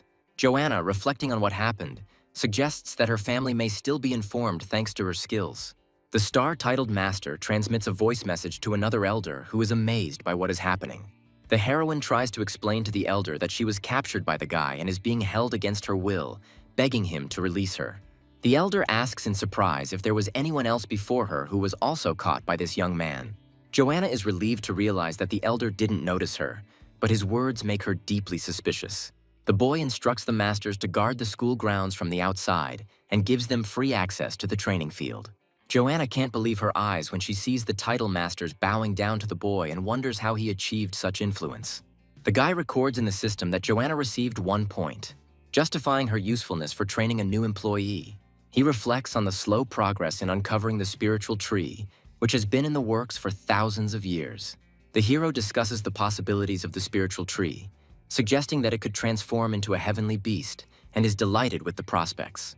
The young man understands that his next step after becoming a master is to become a mature educator, but admits his lack of experience. He activates the panel for further improvements, planning to enhance his combat power and increase his authority. The guy decides to become so strong that no one would dare interfere in his affairs, ensuring the safety of his family. The elf senses a familiar aura, noticing that the young man's strength continues to grow. Tired from intense training, the hero returns to himself, rejoicing in his victory over a serious opponent. He notes the progress in his training and is proud that his store is also generating high income. They bring him food, and despite his caution, he calmly states that it is impossible to poison him in the store. The boy, sitting in his room, explains to the elf that he used the power of the law of space to reach the divine border. He is surprised by the girl's insight in finding out where he was and invites her to express her thoughts. The elf states that she wants to accompany him next time to use her power to help him in his training. The guy guesses that she has something else in mind, but agrees to go about her business alone. The hero notices the girl exploring the boundaries of the store, investigating what she's allowed to do, and advises her to be careful. The elf is surprised by the guy's decision to take her with him, which is why he jokes about her possible antics. Joanna, tired after a hard day, falls asleep in a chair, and the goddess casts a sleeping spell on her. The guy jokes that even the apocalypse shouldn't interrupt her sleep when she's completely exhausted. The hero suddenly activates the portal and calls the girl to follow him in order to use the moment for important matters. They find themselves at the World Tree, and the elf is amazed by its ability to easily move between dimensions. The guy points out that the elf is not a good employee and asks her to show him the way to improve his level. He asks which kingdom the main god is in, and the elf explains how their structure is arranged. The girl talks about the 5 levels of divine realms and mentions that no one has been able to reach the highest level for a long time. Suddenly, a winged guest of the goddess appears and greets her, and the guy asks who he is. The guest asks them to hold his hand to transport him to another world, which causes the hero slight bewilderment. They arrive at a majestic hall where the divine source has been prepared, to which the guest leads them. The guy notes that the elf takes her preparation seriously, even changing her clothes before the procedure. The divine source activates, creating a grand spectacle, and the hero notes its incredible effectiveness. The elf explains that immersion in the spring is only available to the best, and points to a specially prepared arena for training. The girl offers a deal. Every time the guy returns her to the kingdom, he gets access to the source, but she asks him to stop hunting the star beasts. The guy wonders why the elf is against his battles with the star Zerg because they have the same goal. The girl brings clarity by stating that she can smell divine crystals, mined from her kind, on his body. The young man evaluates her words and, not finding anything strange, explains his interest in these crystals. The elf points to the giant world tree, recalling its significance to her people. She tells that after death, the bodies of the gods turn into divine energy, which returns to the tree, which gives birth to new gods. The guy explains that the star Zerg absorb this energy, as a result of which it does not return to the tree. The elf explains how cultivation level affects the amount of energy returned, confirming his words. She laments how the Zerg attack lost as much divine power as new gods. The girl confirms that with the loss of the supreme divine realm, her people have lost the opportunity to reach the realm of the supreme god. She sadly notes that the once great divine people are now fragmented and on the verge of extinction. The heroine is in a depressed state, worrying about the current situation. The boy hands the girl a large number of divine crystals he collected during the day, which surprises her. The young man realizes that his actions in eating crystals are no different from the methods of his enemies, and decides to change his behavior. The hero calls on the girl to bring the creatures into the arena to test their strength. The heroine notices that the energy from the crystals penetrates to the bones, thanks the hero, and leaves. The young man dives into the magical waters, contemplating how they accelerate his training and activate the cells of his body. The girl leads the hero into the battle arena, reflecting on his potential and meaning to her people.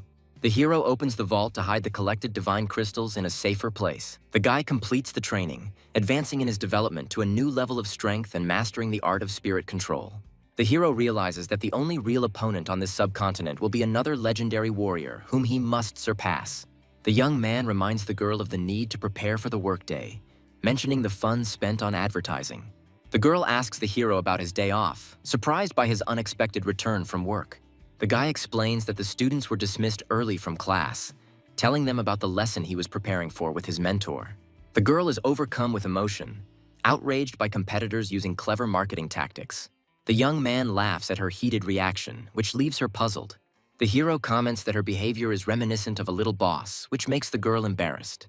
The guy explains that the competitor's massive success is due to the influence of the tournament winner and the passive following of clients by trends.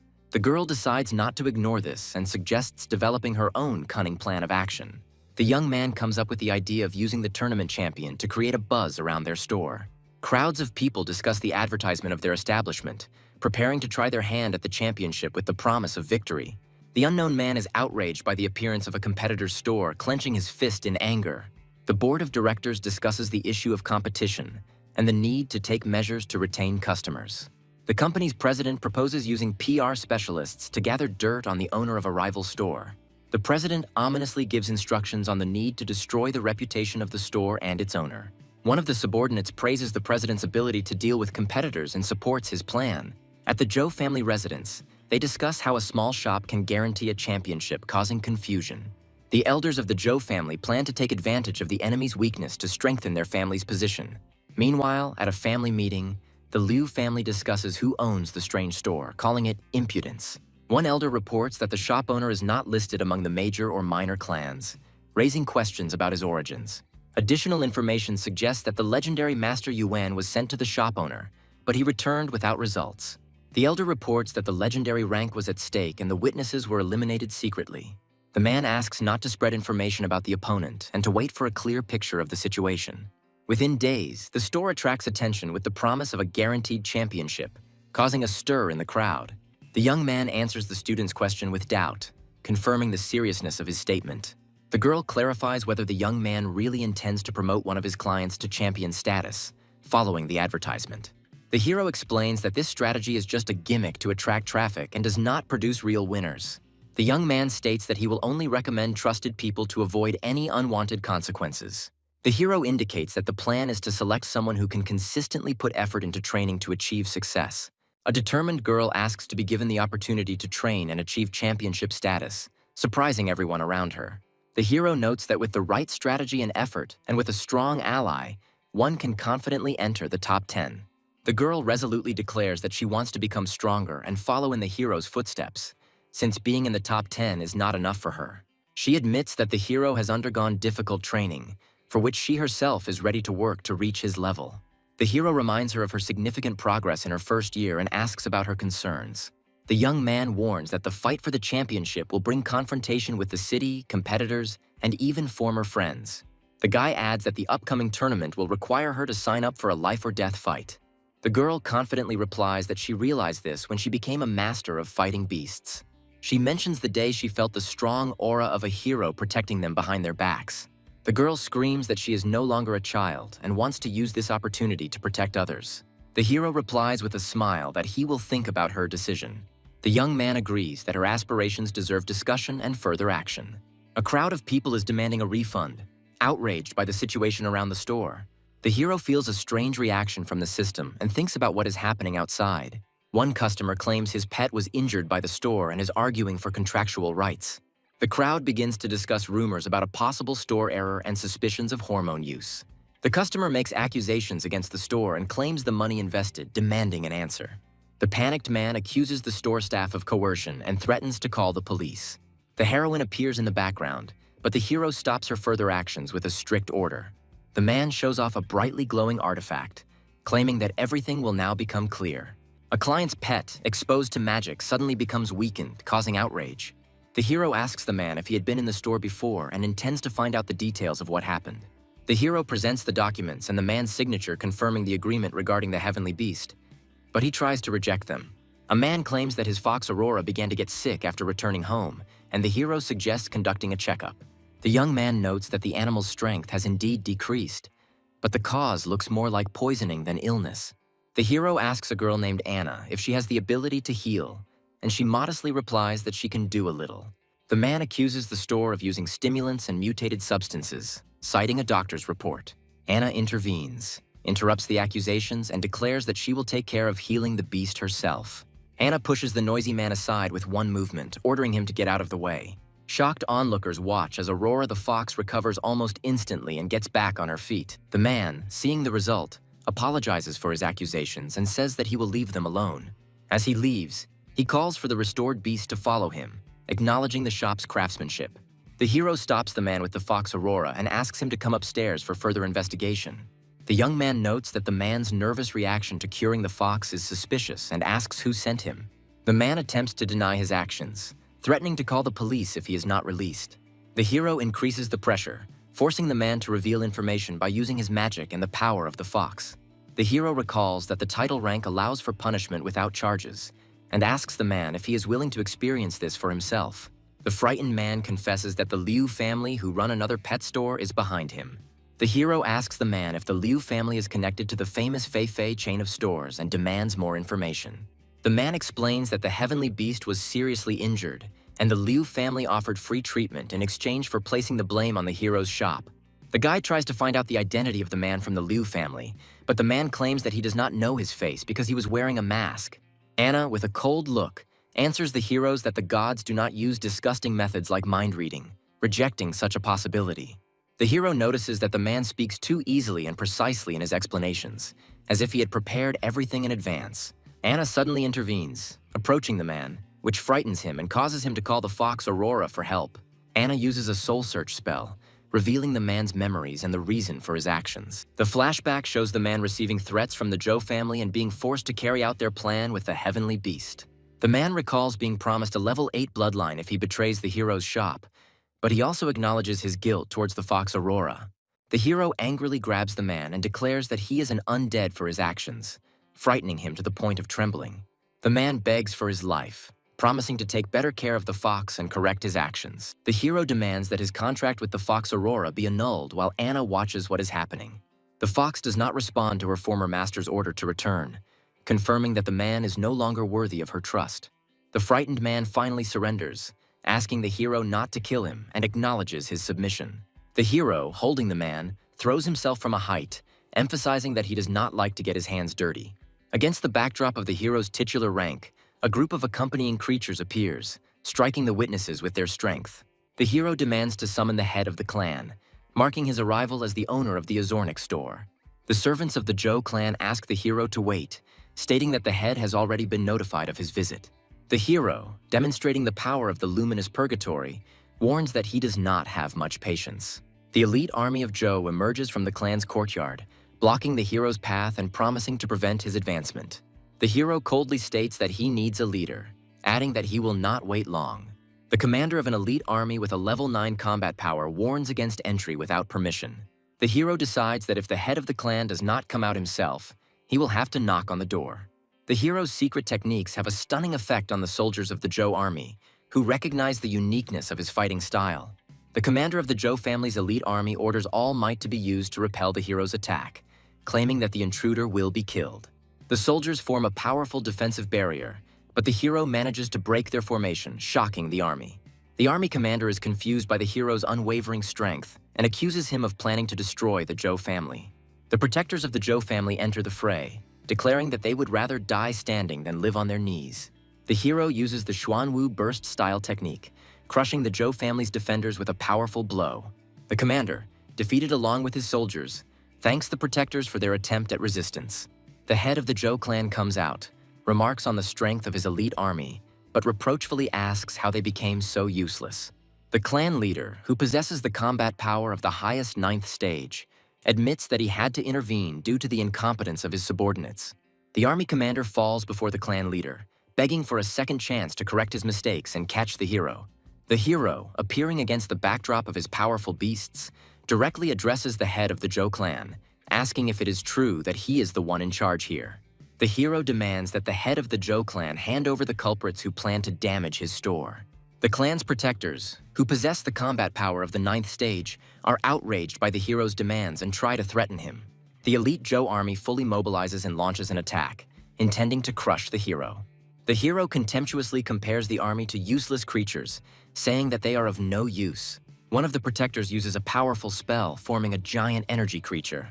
The hero mockingly comments on the monster's unexpected appearance and continues to accuse the clan leader of harboring criminals. The clan leader sarcastically remarks that the hero is still arrogant in the face of threat and emphasizes the difference between their power levels. He mentions the divine punishment of Qinglong, which is at the limit of the 9th stage, which is insurmountable for the title rank. The chapter's spell manifests a massive green dragon capable of rivaling legendary ranks. The hero summons his strongest beasts, the light-bearing purgatory serpent and the dark dragon, to show the Zhou clan that he is ready for battle. The hero summons his beasts, ordering them to put the enemy on their backs, demonstrating the power of the Lightbringer serpent and the dark dragon dog. Standing in the midst of an energy vortex, the young man holds one of the enemies by the head, causing him to scream in fear and call for help. The Zhou clan protectors are shocked to realize that the attack of the Qinglong's 9th stage maximum was completely blocked. The hero responds coldly to the threats, destroying one of the opponents and declaring that he has no intention of negotiating. The head of the Zhou clan is horrified to learn of the use of a rare technique called Dragon Execution, which is aimed at dragon-type creatures. He activates his most powerful defensive technique, Zhou Ku's Molten Armor, in an attempt to escape. The hero mockingly says that the leader remembered to use the armor too late and warns that it will not save him. With one crushing blow, the hero pierces the armor, causing the enemy to vomit blood and realize his defeat. The weakened right protector of the Zhou clan confesses to his companions that he hoped to lure the hero in to harm the Liu family.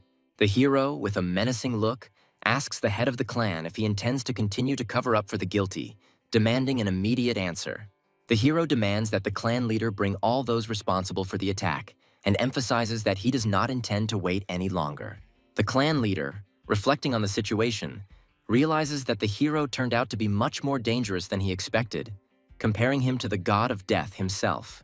Those involved in the conspiracy are led out under escort, begging for mercy, while the clan leader monitors their condition. Chief Zhou declares that these people are ready to be punished for their misdeeds and invites the hero to do so. The hero watches over the prisoners, giving the order to check whether all the culprits are there. One of the captives cowardly declares that he does not know the others, denies knowing them, and tries to escape punishment. The hero realizes that the memories of these people were probably erased to hide the real customer. In the background, the right protector admits that key parts of the memories were deleted, preventing the truth from being revealed. The hero categorically declares that he will not allow the head of the clan to hide behind deception, and demands that the real culprits be handed over to him. With a menacing look, the young man finally warns that the insult to his store must be washed away with blood. The head of the clan is shocked by the hero's confidence and tries to understand where he gets such power from. One of the guards reports that several more people involved in the conspiracy have been brought in for questioning, reassuring the chief.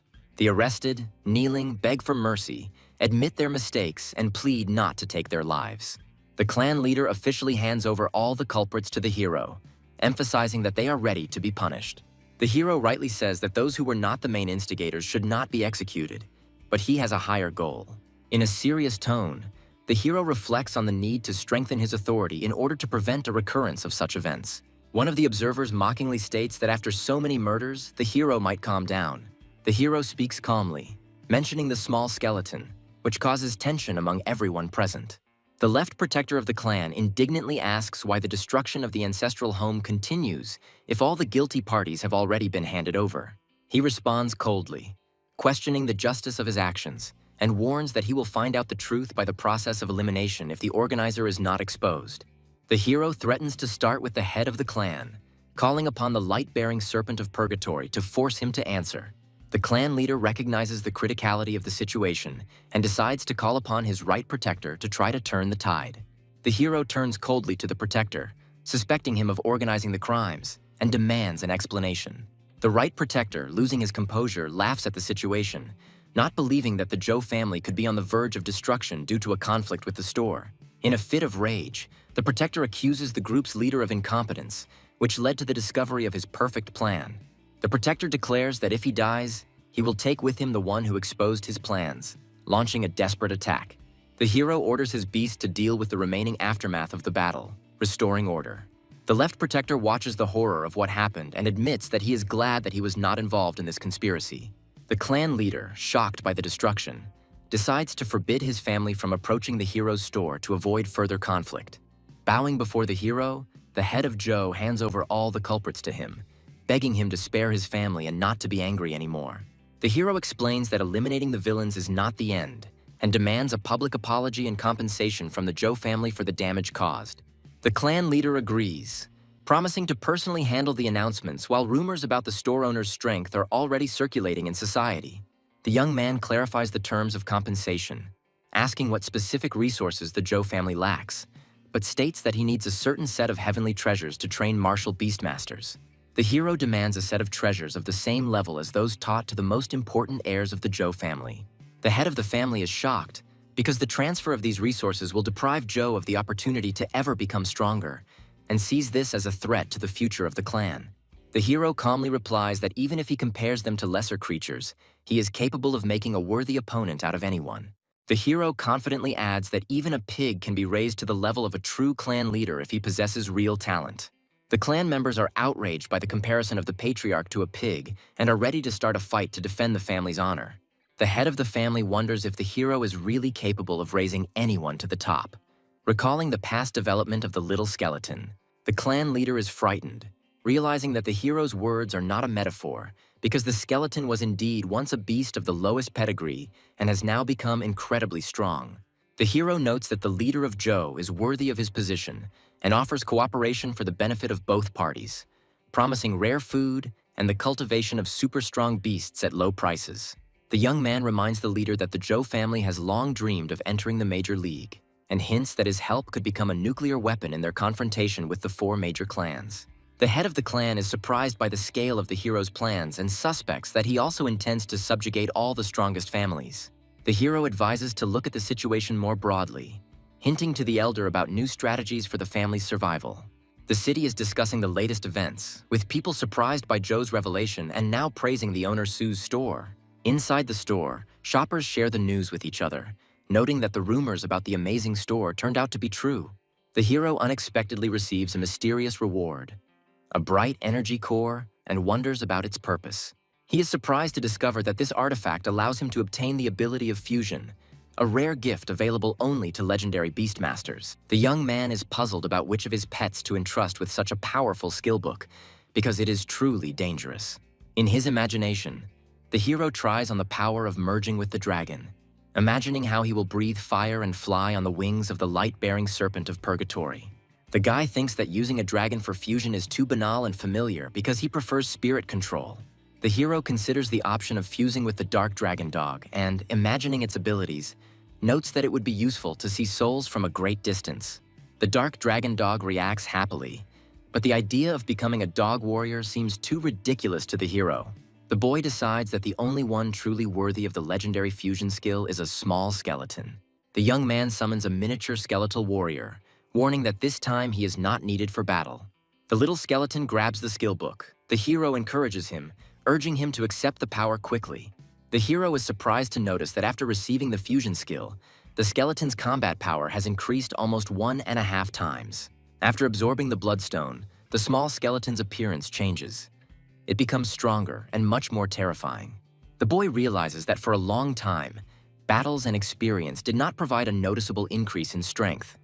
But now even a small increase is significantly valuable. The young man rejoices that after numerous battles with divine beasts and acquiring a new skill, the little skeleton's combat power has finally reached 11, confirming the effectiveness of the fusion. The hero's shop finally finds peace, and he decides to train newcomers for future victories. The girl and the boy are discussing the unexpected appearance of a strong fighter who is now in contact with Sue's boss. The hero greets the elder Dao Zun, a swordmaster capable of slaying 9th stage beasts with his own power. The swordmaster is surprised by the changes in the shop and invites the hero to finally begin training in the art of the sword, specifying his preferences regarding the training location. The young man chooses an open and safe area with mountains and sea for training, emphasizing the danger of the master's art. The elder was amazed by the realism of the chosen hologram, and the hero assures him of its reliability for a training duel. Daozun agrees to reveal the secret techniques and asks the hero to prove himself in action, expecting a real sword fight. A tense duel begins. The guy announces the start of the battle with the senior swordsman. The hero warns that learning the sword will come at a price and shows his opponent a mysterious glowing fruit.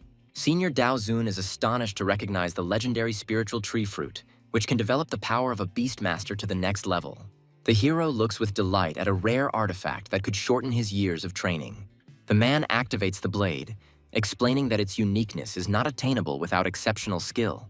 The boy notices the devastating attack and exclaims in surprise at the appearance of a mysterious creature. The senior master discusses the hero's pet's power level and shares his impressions of its potential. The heroine reflects on how destructive this little skeleton is. The master is determined to train his pet in the art of weapon mastery at any level. The hero, full of determination, actively prepares for training, sparing neither effort nor time. On the battlefield, 2 blades clashed, causing surprise among those watching the clash. The hero gathers his allies, claiming that he is now ready to head into the dangerous region. In a combat vehicle, a young man and woman discuss its power and exceptional nature in light of their current mission. The hero informs his companions that he has arranged for a free place to stay temporarily, including the preparation of transport. The girl is surprised by the mention of combat armor and asks about yesterday's incident. The young man explains that a clash with an influential family was inevitable, but he managed to defend justice.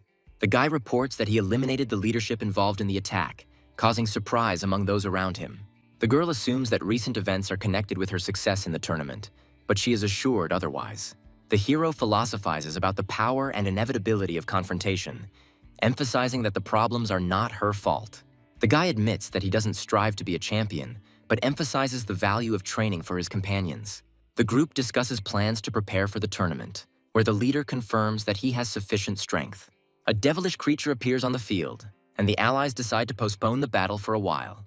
The girl releases a fire beast that attacks enemies, creating a fiery whirlwind. The girl warns her sister about an approaching enemy, offering to block his next attack. A young warrior summons the moon dragon to face a powerful foe.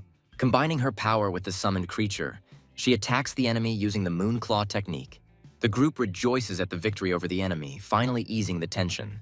A girl protects a comrade from a surprise attack by a creature with spiritual power. The enemy uses toxic fumes to hide from the team's attacks. The young heroine uses a treatment method to cope with the poison. The girl reacts to her comrade's joke, and the team realizes that the enemy is calling for reinforcements. The hero decides to unite the forces of his creatures for a final attack on the enemy.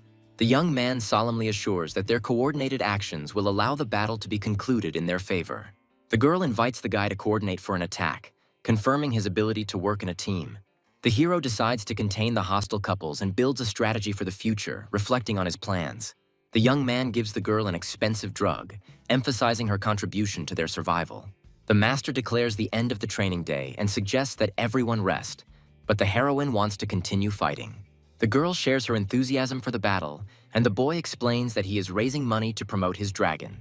Based on the merit calculation, the operator announces the results, registering the achievements in the system. The man happily accepts the challenge to count his merits and asks about his results.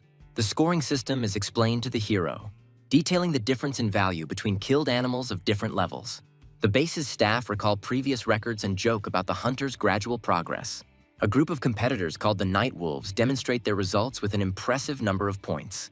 The Night Wolves group discusses the distribution of over 1 million merits among its members, which causes envy in those around it. The boy is outraged by the low credit he receives for his efforts in solo hunting and decides to join a group. The operator calls the next team, representing 3 registered participants. The hero and his 2 companions collect a record-breaking 2 million merits, stunning the other participants. Observers are amazed at the number of points received, calculating how much each team member earned on average. The hero renounces his share of the credit, allowing his comrades to share it among themselves. The guy suggests that the heroine take a little more credit, but she insists on an equal distribution. Other participants express dissatisfaction with the unfairness of the merit system. The girl silently listens to the arguments of her group, who accuse her of inaction and unwillingness to fight for points. The boy explains to the girl the importance of effectively using the acquired merits to improve future opportunities. The senior participant, addressing the newcomers, emphasizes that they should be grateful for the internship opportunity. Young hunters admit their mistakes, but justify their failures by their inexperience in difficult battles. A group of students are outraged that the work they have done, including killing high-level beasts, is being valued so low. The girl notices the tension in the room, but the young man asks her not to rush to conclusions and to remain calm. Senior hunters point out to newcomers that their success is commonplace and a natural consequence of hard work.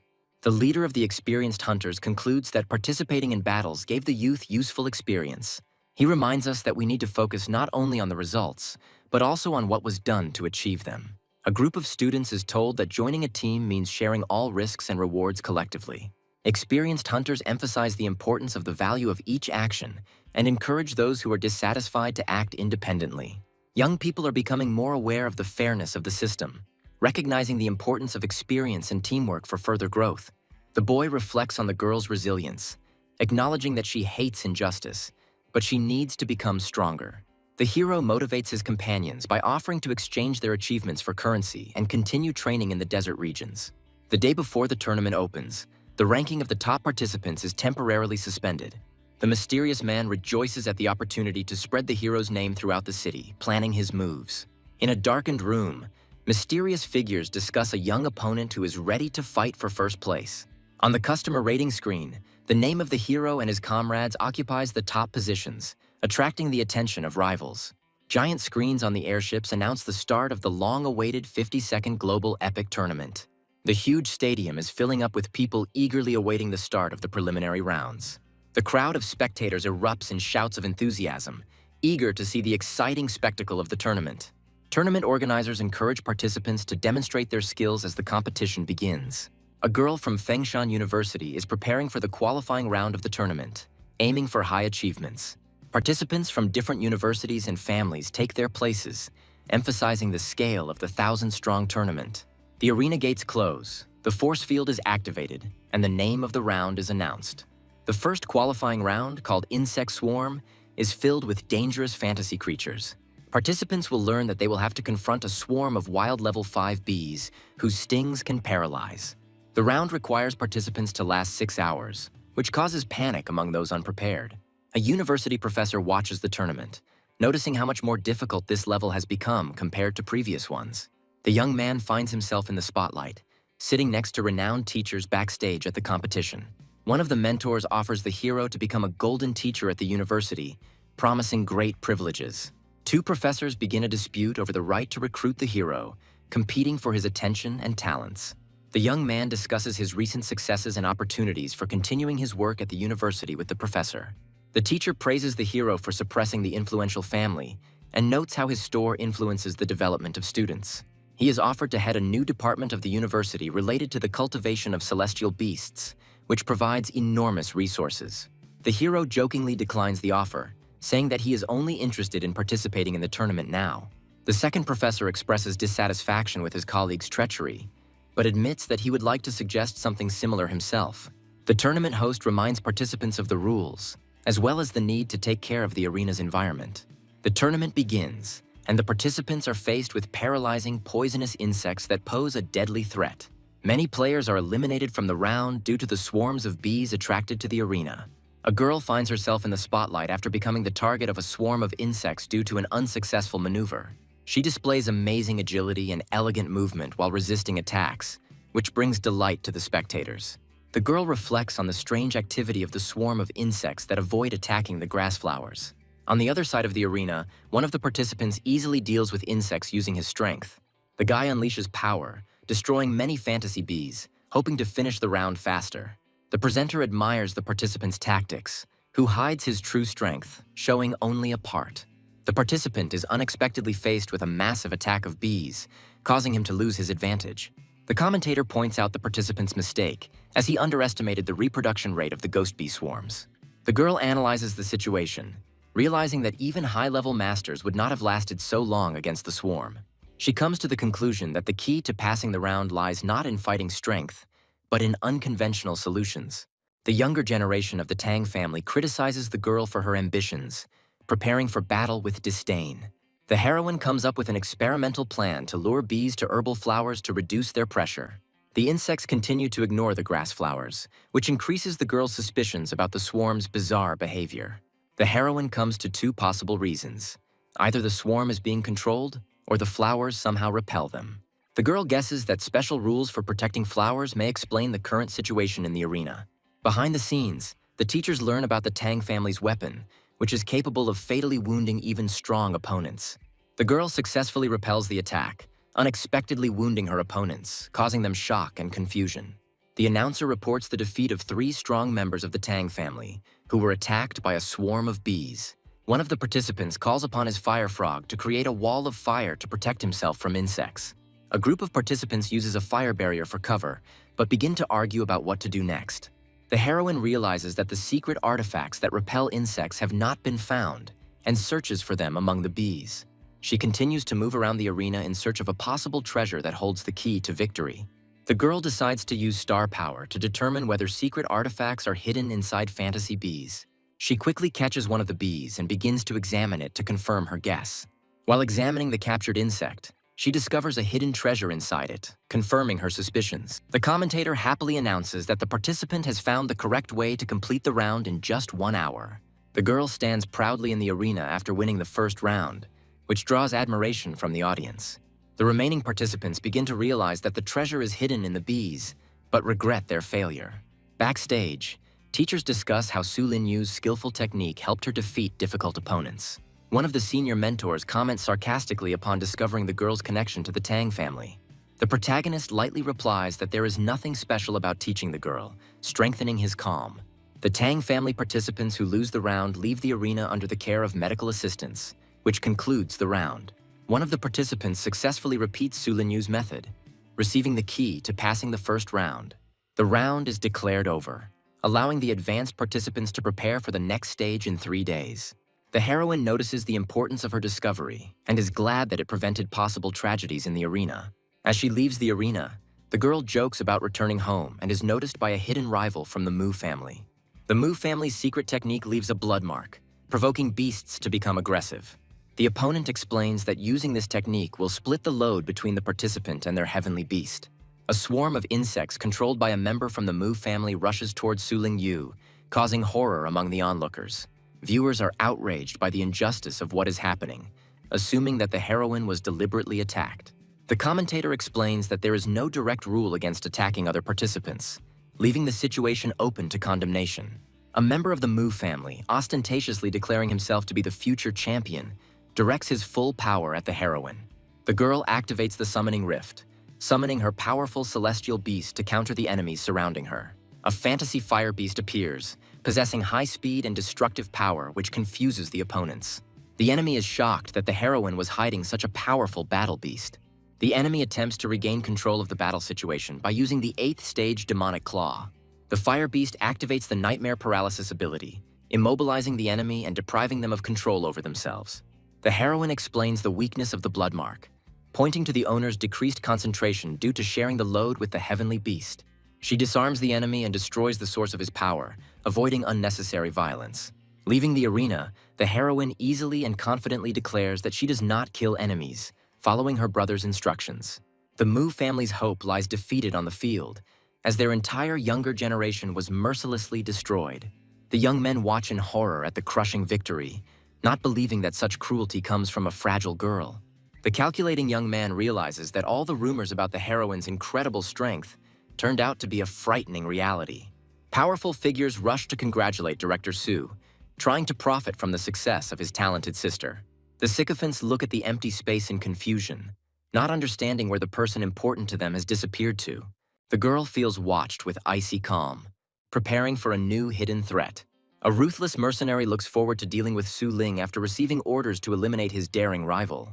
The client demands not just to kill, but to brutally maim the girl, ruining her life and career forever. A squad of thugs known for their cruelty prepare to catch their prey, anticipating dirty fun. The bandits lurked in the dark corridor, waiting for the unsuspecting Su Ling to appear and walk straight into the trap. A treacherous shadow reaches out from the darkness to seize the lonely Su Ling. A sudden grip paralyzes the heroine, depriving her of any chance of escape. The heroine explodes with the power of the fifth stage, instantly breaking the grip. Su Ling's furious strike slams into the invisible barrier set up by her mysterious opponent. An angry Su Ling scolds her brother for the dangerous test, worrying about his recklessness. The young man, with a warm smile, praises his sister's talent, reminding her of the real purpose of his visit. Suspicions creep into the heroine's soul when her brother confidently leads her in the completely opposite direction from the parking lot. The young man's cold gaze confirmed his worst fears. An ambush was already waiting in the parking lot. A squad of ruthless cutthroats emerges from their hiding place without finding the long-awaited prey. Instead of a defenseless victim, the mercenaries encounter a diminutive but deadly warrior whose appearance leaves everyone in shock. The tiny pet leaves a trail of destruction and darkness in its wake, displaying terrifying power. A sudden encounter with Dao Zong takes the brother and sister by surprise right in the middle of the city. The mighty Dao Zun sheepishly makes excuses, only interested in the small skeleton. A shocked boy tries to unravel the mystery of the strange friendship between the pet and Dao Zun. The young man entrusts his pet to his mentor without hesitation, banking on the little warrior's future power. The elf reports a pitiful offering from the Zhuo family who are trying to make amends. The defeated Zhuo family humbly offers treasures and their loyalty in exchange for forgiveness. The faithful assistant contemptuously calls the gifts trash and suggests destroying the offenders. A bright light bursts from the open box, foreshadowing incredible riches within. Blinded by the brilliance, the hero understands that trash for the goddess is untold wealth for man. The brother persistently offers his sister priceless treasures for training. But Su Ling is confused by such a generous and incomprehensible gift. Xiao Tang suddenly appears and interrupts their conversation, claiming that these artifacts are too dangerous for an inexperienced girl. The mentor mockingly explains that attempting to absorb such power will lead to inevitable death, calling her brother's plan complete madness. The young man pauses to think, realizing that the warning comes from Tang Ruan, the heiress of a great family, and that changes everything. The guy's gaze turns icy, and with a frightening grin, the hero calls Xiao Tang over for a serious conversation on which his sister's fate depends. The brutal training begins in the water, where Xiao Tang uses tickling and humiliation to break the will of the bound Su Ling. The teacher, with a sadistic smile, justifies her methods, assuring that this is the only way to keep her student from going mad. The heroine's body is pierced by unbearable pain while the girl, tied up and helpless, tries to understand what kind of hellish ritual is being performed on her. An hour earlier, the boy begged Tang Ruan to reveal the secret of using the treasures to help his sister. The arrogant assistant demands payment for her knowledge, hinting that her help will not be free. The arrogant mentor is ready to give in, but sets her own conditions, unaware that the game is about to change. A dark aura grips the boy, who declares his ambitious plans to take over her family, leaving his sister in shock. The girl scornfully ridicules his insolence, reminding him of the invincible power of her family, which rules entire cities. While Tang Ruan revels in the history of his clan, the young man searches for a loophole in the ancient contracts to subjugate even divine beings. Ancient knowledge is revealed to a young man, revealing the secret of a temporary contract capable of enslaving any creature. Armed with new knowledge, the hero resolutely steps towards the stunned Tang Ruan to make a deal on his terms. The guy mercilessly presses her against the wall, enjoying the powerless rage of the powerful heiress, trapped. A magical seal flashes on the girl's forehead, forcibly creating a temporary contract and binding her fate to his will. An enraged Tang Ruin demands an explanation, but the hero only cryptically hints at a new, unnatural connection between them. Hatred rages in Tang Ruin's soul, but her mind screams of danger, because now her enemy has become her temporary master. The contract's magic breaks Tang Ruan's will, forcing her to see the boy as an indisputable deity whose words are like the law of heaven.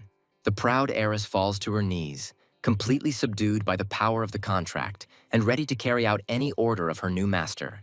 The young man enjoys Tang Ruin's humiliation with a satisfied grin, while the shocked Su Ling cannot believe such a terrible change. Hatred breaks through the shackles for a moment, and the girl's former insolence returns, demanding that orders be given immediately. The young man sets an impossible task, demanding that his new servant prepare Su Ling for the greatest test in just 3 days. Tang Ruin reveals the mortal danger of the treasure, explaining that months of preparation are necessary. Otherwise, the student's body will simply be torn apart. The impossibility of 3 months of preparation does not frighten the hero. A brilliant and risky plan is already maturing in his head. A sudden revelation dawns on the young man, as the cultivation space distorts time, giving nearly 3 months of training in 3 days of peace. The guy, with suspicious kindness, persuades his little sister to trust him, hiding his true intentions behind a fake smile. The hero makes a temporary pact with his own sister to forcibly transport the unsuspecting girl to a dangerous dimension. The unbearable tickling becomes real torture, bringing Su Ling to hysterics and tears. While the heroine begs for help, her brother remains deaf to her suffering, intently preparing for his own triumph. The teacher continues the painful procedure with cold calm, assuring that it is necessary to cleanse the body. Trapped in a tickling hell, the girl dreams of a brutal battle just to end this humiliating torment. Meanwhile, disturbing news reaches the Mu family, reporting a treacherous attack by a mercenary squad. The reporter reports with horror that the operation has completely failed, as the squad has been destroyed and Su Ling is completely safe. Disbelief grips the elders, who refuse to believe the girl's involvement until all evidence is mysteriously destroyed. The elder, desperately trying to find a clue, demands to examine the bodies of the dead in order to determine the style of the killer from the wounds. The subordinate reports with horror that nothing remains of the bodies except a bloody mess, as if they had been ground up in a juicer. Realizing that they were faced with an unknown force, the conspirators made a new decision: to eliminate Su Ling during the tournament in front of everyone. The loyal fighters of the Mu family arrive to take orders, ready to carry out any will of the elders. The clan leader hands his warriors incredibly powerful artifacts, demanding absolute victory in return.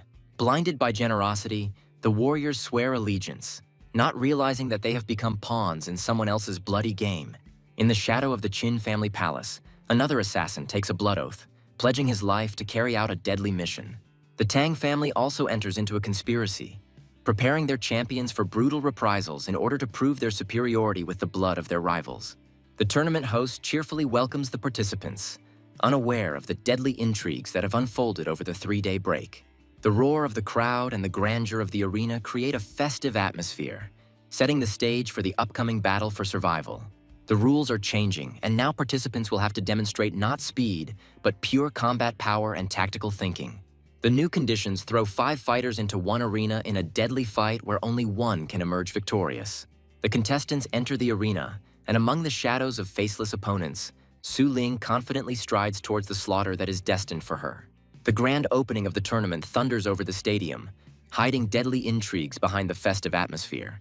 Influential figures discuss the arrival of mysterious guests from the starry sky, while the young man silently absorbs the disturbing rumors. The director speaks with disdain about the powerful organization, not understanding what dark purpose brought them to this city. Terrifying rumors of the merciless destruction of an entire clan because of a treasure hang ominously in the air, foreshadowing disaster. The story of a ruined city, nearly destroyed by wild beasts, makes your blood run cold.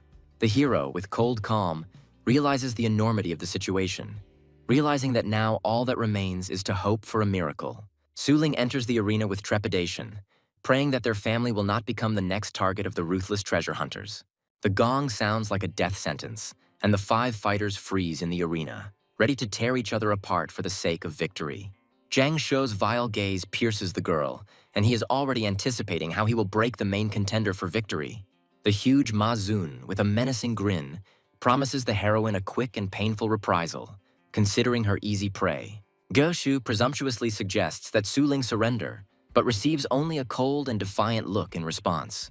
Young Yu Jijiang looks at the formidable opponents with anxiety, not understanding how his sister can be so calm. The boy, with childish naivety, suggests joining forces, fearing that they won't be able to stand up to the three of them alone. Su Ling agrees to the alliance with a smile, surprised by her little rival's tactical savvy. Yu Jijiang enthusiastically extends his hand for a handshake, completely trusting his new ally. Behind the boy's innocent smile lies a devious plan, and he is already anticipating how he will deceive his next gullible victim. The cunning boy secretly prepares an artifact to deprive Su Ling of all her power at the moment of their handshake. Yu Zijiang triumphantly activates the trap, confident that without her star power, the girl will become completely helpless. Instead of the expected effect, the artifact turns against its owner, and a powerful discharge pierces the boy's body. Yu Jijiang falls unconscious, and the stunned opponents cannot understand how Su Ling was able to repel such a treacherous attack. Paralyzed by his own poison, Yu Jijiang is horrified to realize that his insidious plan has become a tool in the hands of the heroine herself. The girl, with a mocking grin, reminds him that she simply accepted his offer, completely outplaying her arrogant opponent. Ma Xun questions her cruelty, not understanding why she would eliminate a potential ally in a mortal battle against everyone. Su Ling ruthlessly exposes the conspiracy, claiming that the treacherous boy belongs to the same Mu family as her formidable opponent. The heroine continues her deadly analysis, accurately naming the names of the families of the remaining conspirators and plunging them into complete confusion. The girl explains condescendingly that their clumsy disguise was revealed from the very first step into the arena, because every little detail gave them away. Remembering his brother's instructions, Su Ling is enveloped in a fighting aura, declaring a merciless war on all four great families. Enraged and frightened, the opponents decide to attack together, summoning their heavenly beasts in a desperate attempt to defeat her. The heavenly beasts of the two families rush into a furious attack on the shadow wolf summoned by Su Ling's invincible power. In the midst of the battle, Ge Shui furiously shouts at Ma Xun, demanding his help and not understanding the reasons for his treacherous inaction. The calculating Ma Xun refuses to attack blindly, fearing Su Ling's hidden trump cards and remembering his recent loss. The allies furiously accuse Ma Xun of betrayal, but he only coldly hints at their imminent defeat. A horrifying truth is revealed to the conspirators as the shadow wolf single-handedly crushes their sky beasts. In desperation, Ge Shui decides to use his family's secret medicine, forcing his ally to take extreme measures to survive. Jiang Shuo reluctantly summons the puppet snake, unleashing his clan's deadly treasure. Beasts empowered by artifacts surround Snowball, creating a deadly ring and leaving him no chance. Contempt and rage fill Su Ling as she sees a crowd of cowardly enemies attacking her faithful Snowball. The heroine's blood resonates with her pet, and the awakened demonic power transforms the girl into a deadly warrior. In a single move, Su Ling and Snowball strike with lightning speed, appearing out of nowhere and leaving their enemies in absolute shock. Panic grips Ge Shui, and she desperately orders the beast to ignore the phantom and attack Su Ling herself. A single burst of rage transforms Su Ling and Snowball into a fiery whirlwind, unleashing a deadly claw attack on their enemies. Panic grips the conspirators, who are unable to even touch Su Ling, whose bestial ferocity and agility exceed all expectations. Jiang Shuo is horrified to realize that Su Ling's demonic form puts her on par with the most powerful battle beasts. The calculating Ma Xun stands aside, coldly analyzing Su Ling's unique tactics to find its weakness. A chilling discovery astounds Ma Xun. In the girl's movements, the warrior recognizes a secret technique available only to the elite of his own Mu clan. Trying to turn the tide of the battle, Jiang Shuo desperately shouts commands, directing his beast into his opponent's blind spot. Observers note Su Ling's incredible synchronization level, close to 90%, which places the girl on par with the greatest masters. The Mu family's royal technique reveals the terrifying truth of complete synchronization, allowing the consciousness of man and beast to merge into one. Breaking all imaginable limits, Su Ling and Snowball's synchronization level reaches an unimaginable 200%. The demonic entity completely consumes Su Ling, turning the girl into a ruthless killing tool, aiming for its first victim. An incredible force descends upon the arena as Ma Xun's shadow dragon cuts off Su Ling's attack with a single blow. The tournament's dark horse, Ma Xun, finally reveals his mighty dragon, the true king of the arena, to the world. The dragon's terrifying aura descends upon Su Ling, causing the girl and her pet to writhe in agony from the unbearable pressure. Ma Zun mockingly reveals his insidious plan, aimed not at the pet, but at Su Ling's own mind. Under the pressure of the aura, Su Ling's mind breaks, and the heroine loses control of her demonic essence, unable to maintain resonance. Observers regretfully admit that the intervention of the Mu family and their mighty dragon deprived Su Ling of a well-deserved victory. The defeated opponents see their chance for revenge, preparing to pounce on the weakened and defenseless Su Ling. The situation becomes critical when Zhang Shuo and Gei Xue team up to finish off the weakened Su Ling, who is trapped in the dragon's aura. Despite the dragon's overwhelming power, Su Ling's spirit is unbroken, and with cold determination she prepares for the final, decisive move. Ma Zun watches the proceedings with an arrogant grin, already considering himself the winner and pitying the foolish Tang and Qin families. The girl revels in the failure of her enemies, whose precious treasures were wasted while the real winner simply bided his time. Realizing that they are just pawns in someone else's game, Gei Xue calls on his exhausted allies to unite against a common enemy, Ma Zun. The heroine appeals to the reason of her opponents, forcing them to choose between a chance of victory and a humiliating defeat at the hands of a cunning manipulator. Zhang Shuo is about to give in to persuasion, but Gei Xue's cold calculation stops him, proposing a more cunning and cruel plan. The cunning Gei Xue proposes to pit two of the strongest enemies against each other, so that she can then finish off the weakened winner and avenge the humiliation. Ma Zun's rage explodes at this betrayal, and the warrior threatens to destroy the cowardly conspirators first. The conspirators accept the challenge with equanimity and begin to recuperate, leaving Ma Zun with a difficult choice. Ma Zun realizes that time is against him, as while his enemies are recovering, his own advantage is fading with each passing second. Forced to act, Ma Zun launches a swift attack on Su Ling, hoping for a quick and crushing victory. The invincible Su Ling and her faithful Snowball rush towards the enemy, preparing a devastating counterattack at extremely close range. In a desperate fight, Snowball breaks through the dragon's defenses, but the cost of this attack is too high. Thrown back by the blow, Su Ling looks at her wounded pet in horror, while Ma Zun mercilessly attacks the girl herself. The insidious trap snaps shut, and the warrior's body becomes entangled in a net. But even this does not prevent him from delivering a crushing counterblow. The heroine has difficulty coming to her senses, overwhelmed by the dragon's aura, but finds the strength to be glad that Snowball was not harmed. The girl desperately searches for the enemy's weakness, realizing that Snowball's paralyzing technique for some reason did not work on the dragon. Ma Zun, with arrogant confidence, offers to surrender, promising a quick and honorable death for her insolence. Su Ling realizes that Snowball's mental attack has been repelled and begins to suspect that the enemy possesses a secret treasure. The enraged Ma Zun finally loses his patience and orders his phantom beast to attack his stubborn opponent. The warrior himself rushes into the attack, dividing his forces to personally deal with the impudent girl and her pet. Snowball uses his strongest attack again, but this time the full force of the nightmare paralysis is directed at the eyes of the mighty dragon. Snowball's nightmarish paralysis descends upon the mighty dragon, but an invisible barrier repels the attack.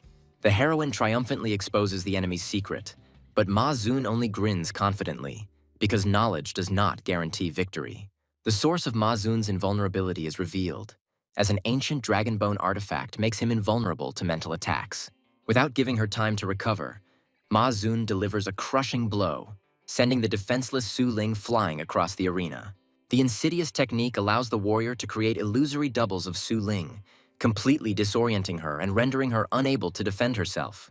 Trapped in a trap of ghostly blows, the heroine becomes a living target, defenseless against the fury of her opponent.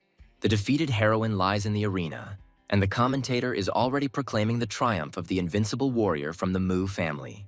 Victory did not come easy for Ma Zun, and now the warrior is impatiently waiting for his wounded opponent to finally lose consciousness. A sudden burst of green energy envelops the girl's body, and before the shocked Ma Zun's eyes, her wounds begin to heal. The invincible Su Ling rises from the ashes through the supreme art of restoration, ready to rush into battle with renewed vigor. Ma Zun's rage reaches its limit, and the warrior, in a rage, vows to rip out the heart of his invincible opponent. A frantic attack of clones descends upon Su Ling, but the girl meets the mortal threat with icy calm. The cunning clone strikes from behind, hoping to catch the heroine off guard and finish her off with one blow. Su Ling's blow hits nothing, as the clone's attack was merely a distraction for the real, fatal blow. The cunning trick works, and Ma Zun's crushing blow hits its target, breaking through Su Ling's defense. The injury turns out to be a brilliant trick, and the heroine, feigning weakness, catches Ma Zun in a death grip, sealing his power. Deprived of his star power, Ma Zun turns into an ordinary human and in desperation calls on his dragon for help. A mighty dragon rushes to the aid of its master, preparing to incinerate the girl who dared to challenge its power. Su Ling gives the order, and Snowball, having neutralized the artifact, unleashes the full force of the nightmarish paralysis on the dragon. Left without the dragon's support, the mighty Ma Zun finds himself completely defenseless and is knocked out by a crushing blow. Ma Zun's last ally was intercepted in mid-air, leaving the warrior alone against two dangerous opponents. The situation in the arena changes again as the two surviving conspirators now join the battle against Su Ling. In the face of a common enemy, old grievances are forgotten, and three powerful families join forces for a decisive blow. Ma Zun reluctantly agrees to the alliance and summons his dragon again, preparing for a final, desperate attack. The combined might of the three families falls upon Su Ling, and even the commentator admits that her chances of winning are slim. At the most critical moment, the girl hears her brother's mysterious voice in her head, ordering her to use the hidden trump card. The young man looks at the arena with regret, realizing that his brilliant plan failed due to the hatred of the great families. The hero's eyes light up with a golden fire, and the boy telepathically orders his sister to stop hiding and release all her power. Surrounded by an army of dark beasts, the heroine looks defiantly at her enemies and calls upon her last, most powerful ally. From the icy vortex emerges a gigantic white dragon, whose devastating power is capable of freezing the entire world for thousands of miles around. A chilling fear grips the three warriors when they recognize the giant beast as a legendary dragon of the highest rank. The moon dragon's frosty breath unleashes upon the arena, instantly freezing all enemies and their powerful pets. The legendary technique of freezing for thousands of miles is in action, and now the commentator is delighted to see its devastating power.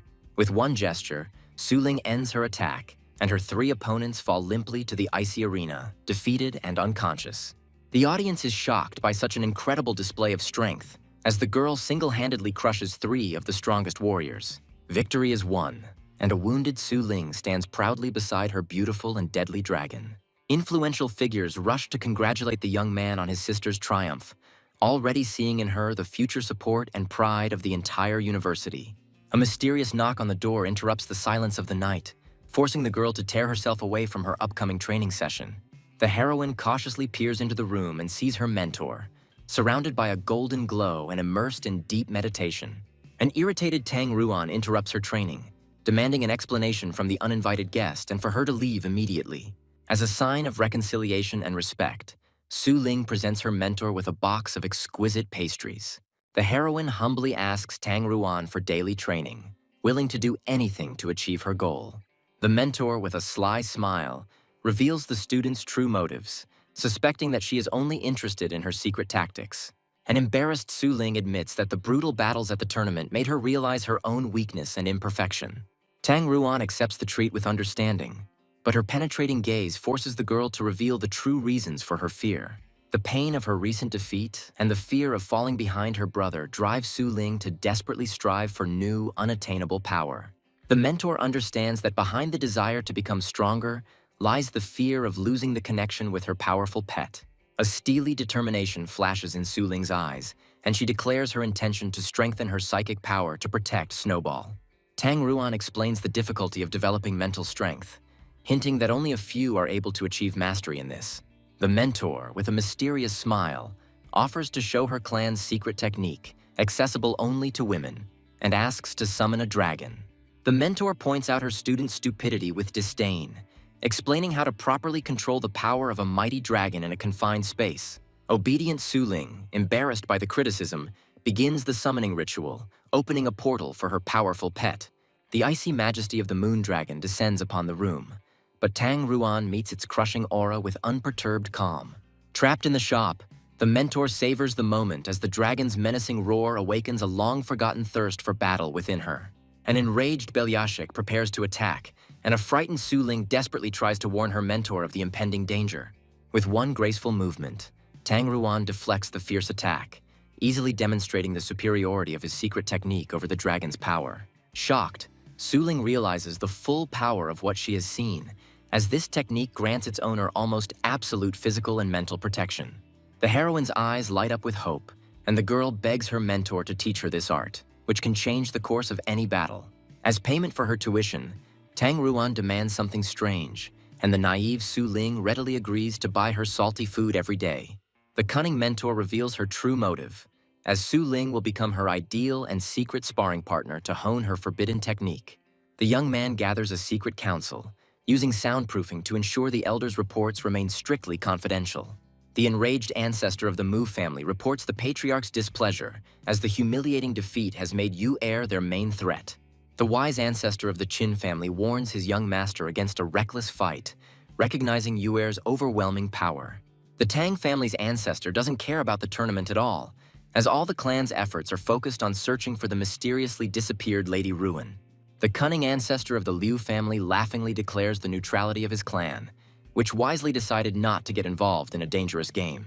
The unexpected neutrality arouses the young man's suspicion, and the hero tries to unravel the true motives of the reserved Liu family.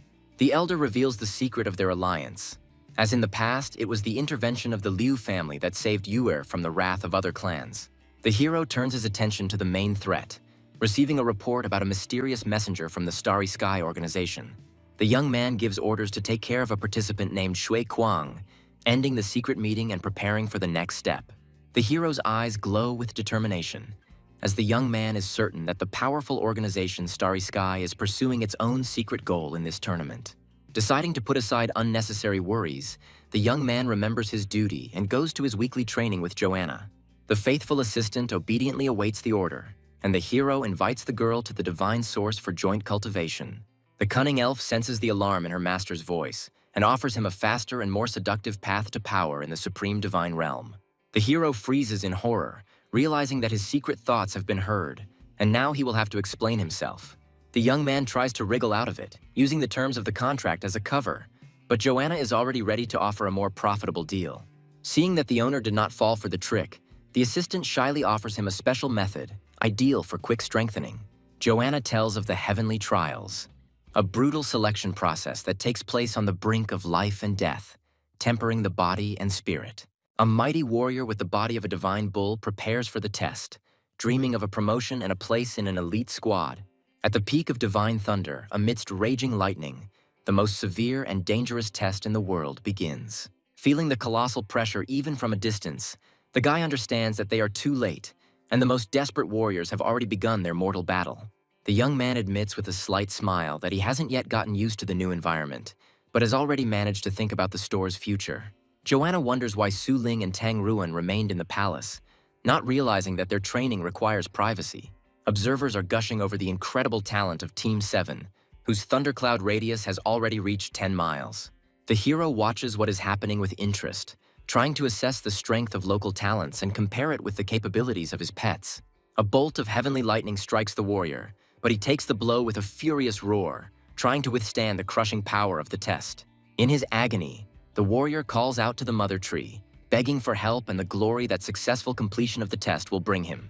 A second lightning strike pierces the warrior's body, breaking his horns and will, depriving him of his last hope of victory.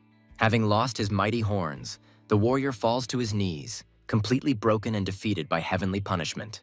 The shards of horn fly apart and the warrior's lifeless body falls to the ground, marking his complete and utter failure. The storm clouds disperse, and observers note with disappointment the failure of yet another daredevil who failed to conquer the skies. The onlookers are horrified to realize that even the most powerful protective treasure could not withstand the fury of the 10-mile thundercloud. Although the warrior survived, his body was crippled and his spirit broken, turning the once mighty champion into a helpless cripple. Realizing that the warrior's fate is sealed, his comrade, with a heavy heart, prepares to perform the coup de grace. Death in the heavenly trial is cruel and final, as the loser's body crumbles to dust, leaving no chance for salvation. The young man begins to worry about the question of probability, but Joanna explains that this brutal selection has nothing to do with luck. The elf reveals the cruel truth of the test, where not only combat power but also innate talent determines the strength of heavenly punishment. Joanna mockingly points out the fear in her master's eyes, reminding him that even gods are mortal, and he is only a man. The hero casts aside all fears with cold determination, realizing that failure in this test would be too high a price for him. It is the hero's turn, and the young man calmly accepts the challenge, ready to challenge the heavens themselves and prove his right to strength. Joanna calls upon an ancient treasure, lending her master divine power for the coming, most important battle of his life. The Guardian proudly presents the Shield of Asius, a legendary treasure capable of granting its owner absolute invincibility. Joanna explains that outsiders are not allowed to attend the trial, but the goddess is willing to make an exception to protect such an important warrior. The Guardian, with tears in his eyes, thanks him for the honor and vows to protect his new ward even at the cost of his own life. The overconfident Guardian assures that with the Shield of Asius, even a 1,000-mile thundercloud poses no threat. Observers are perplexed, as interfering with the celestial trial is not only pointless, but could also disgrace the goddess's reputation. A sense of foreboding grips Joanna when a sudden change in the weather foreshadows the beginning of something terrible and unpredictable. The sky opens up into a blood-red funnel, from which lightning bolts of unprecedented strength and fury are ready to burst forth. The Guardian looks up at the sky in horror, recognizing this phenomenon as the rarest and most deadly heterochromic celestial trial. The terrifying truth is revealed to the young man, for this test appears only once every 100 years and possesses unimaginable destructive power. Doubts creep into the minds of the observers when they realize that the power of this test is 3 times greater than usual. Joanna, horrified, speculates that the Shield of Asius has caused such heavenly wrath because its owner must have committed a terrible sin in a past life. The radius of the thunderstorm funnel reaches 7 miles, and observers understand that its power is already equivalent to a 20-mile normal test. The Guardian looks with disdain at the new recruit with his paltry talent, not even suspecting what a surprise awaits him. The first storm is about to break, and the Keeper quickly calls the warrior to shelter him behind his indestructible shield. Instead of hiding, the young man releases his hellhound with a cheeky grin, sending it to be the first to face heaven's wrath. All the power of the bloody sky is concentrated in one point, preparing to bring down a blow of unimaginable destructive force on the earth. The storm clouds continue to grow at an alarming rate, and observers are counting the miles in panic, not believing their eyes. Having reached the 27-mile mark, the shield begins to get bored. But the Keeper realizes in horror that this is only the beginning of a real nightmare. The hero summons his moondragon, whose icy aura instantly expands to 20 miles, defying the heavenly flames. The combined power of the 3 pets spreads the thunderstorm to 50 miles, leaving even the bravest observers unable to predict the outcome of this battle. The youth summons another powerful beast, the light-bearing serpent of purgatory, whose power complements that of the dragon dog. The incredible sight leaves the Keeper in shock, as 3 powerful dragons now soar in the sky, and an anxious premonition grips his heart. The incredible power accelerates the thunderstorm funnel up to 100 miles, plunging observers into a state of shock. A 100-mile-long bloody thunderstorm hangs over the peaks, foreshadowing heavenly punishment of unprecedented power. The mortal danger causes the onlookers to panic and beg Joanna to retreat, as even a goddess cannot withstand the impact of a 100-mile thunderstorm. Anger and disappointment distort Joanna's face, because the hero's insidious plan destroyed all her hopes of learning his secret. Forced to intervene, Joanna prepares to sacrifice her divine artifact to hold back the out-of-control celestial punishment. The divine treasure flies to the Keeper, and now the fate of the entire test is in his hands. Absolute confidence does not leave the hero, and, trusting Joanna, the guy calls upon his last and most mysterious pet. The elements, out of control, descend upon the observers, and now even strangers cannot escape the wrath of the 100-mile thunderstorm. The apocalyptic storm grows to 200 miles, reaching far beyond the sacred peak and threatening all living things. Even the ancient Shield of Asius is delighted by such a spectacle, and its Keeper is horrified to realize that he has witnessed something incredible. In a panic, the Keeper tries to shelter the warrior, calling on the Mother Tree and hoping that divine artifacts can withstand the wrath of the heavens. The hero and his faithful pets take the full force of the first blow, creating an impenetrable barrier against the fury of the elements. The heavenly punishment proves too strong, and the souls of all the pets, except one, are completely destroyed by the crushing blow. The shocked Keeper cannot believe his eyes, as all the powerful beasts were destroyed in an instant. With an icy grin, the young man reveals his main trump card. The souls of his pets are immortal and can be reborn in the same place. The resurrected beasts rush into battle again, but now their only goal is to survive and protect their master at any cost. The Guardian realizes in horror that this was only the first of 9 strikes, and with each new wave, the destructive force will only increase. The second level of the trial begins, and ghostly dragons emerge from the bloody clouds, ready to unleash their fiery wrath upon the earth. In a fiery whirlwind of explosions, a small skeleton single-handedly holds back the onslaught of ghostly dragons, taking blow after blow. The skeleton's immortality allows him to cheat death time and again, reviving after each fatal wound. The destroyed dragons explode, creating a deadly wave of fire, and now the hero himself has to keep his distance. The Guardian, in a panic, warns of the approach of the next, even faster and deadlier level of the test. The young man faced the new threat with a cheeky smile, activating the demon god's suppressive shield and preparing for a new wave of attacks. The fourth level of the trial falls upon the Moon Dragon, completely destroying his soul and depriving the hero of one of his strongest allies. Ignoring the losses, the young man, with a furious roar, orders all of his pets to rise again and rush into battle again. The resurrected beasts face a new blow, but this time the heavenly punishment destroys the souls of 3 of them at once. The 5th level of the test proves fatal, and a crushing blow from the giant ghostly elephant completely destroys the hero's soul.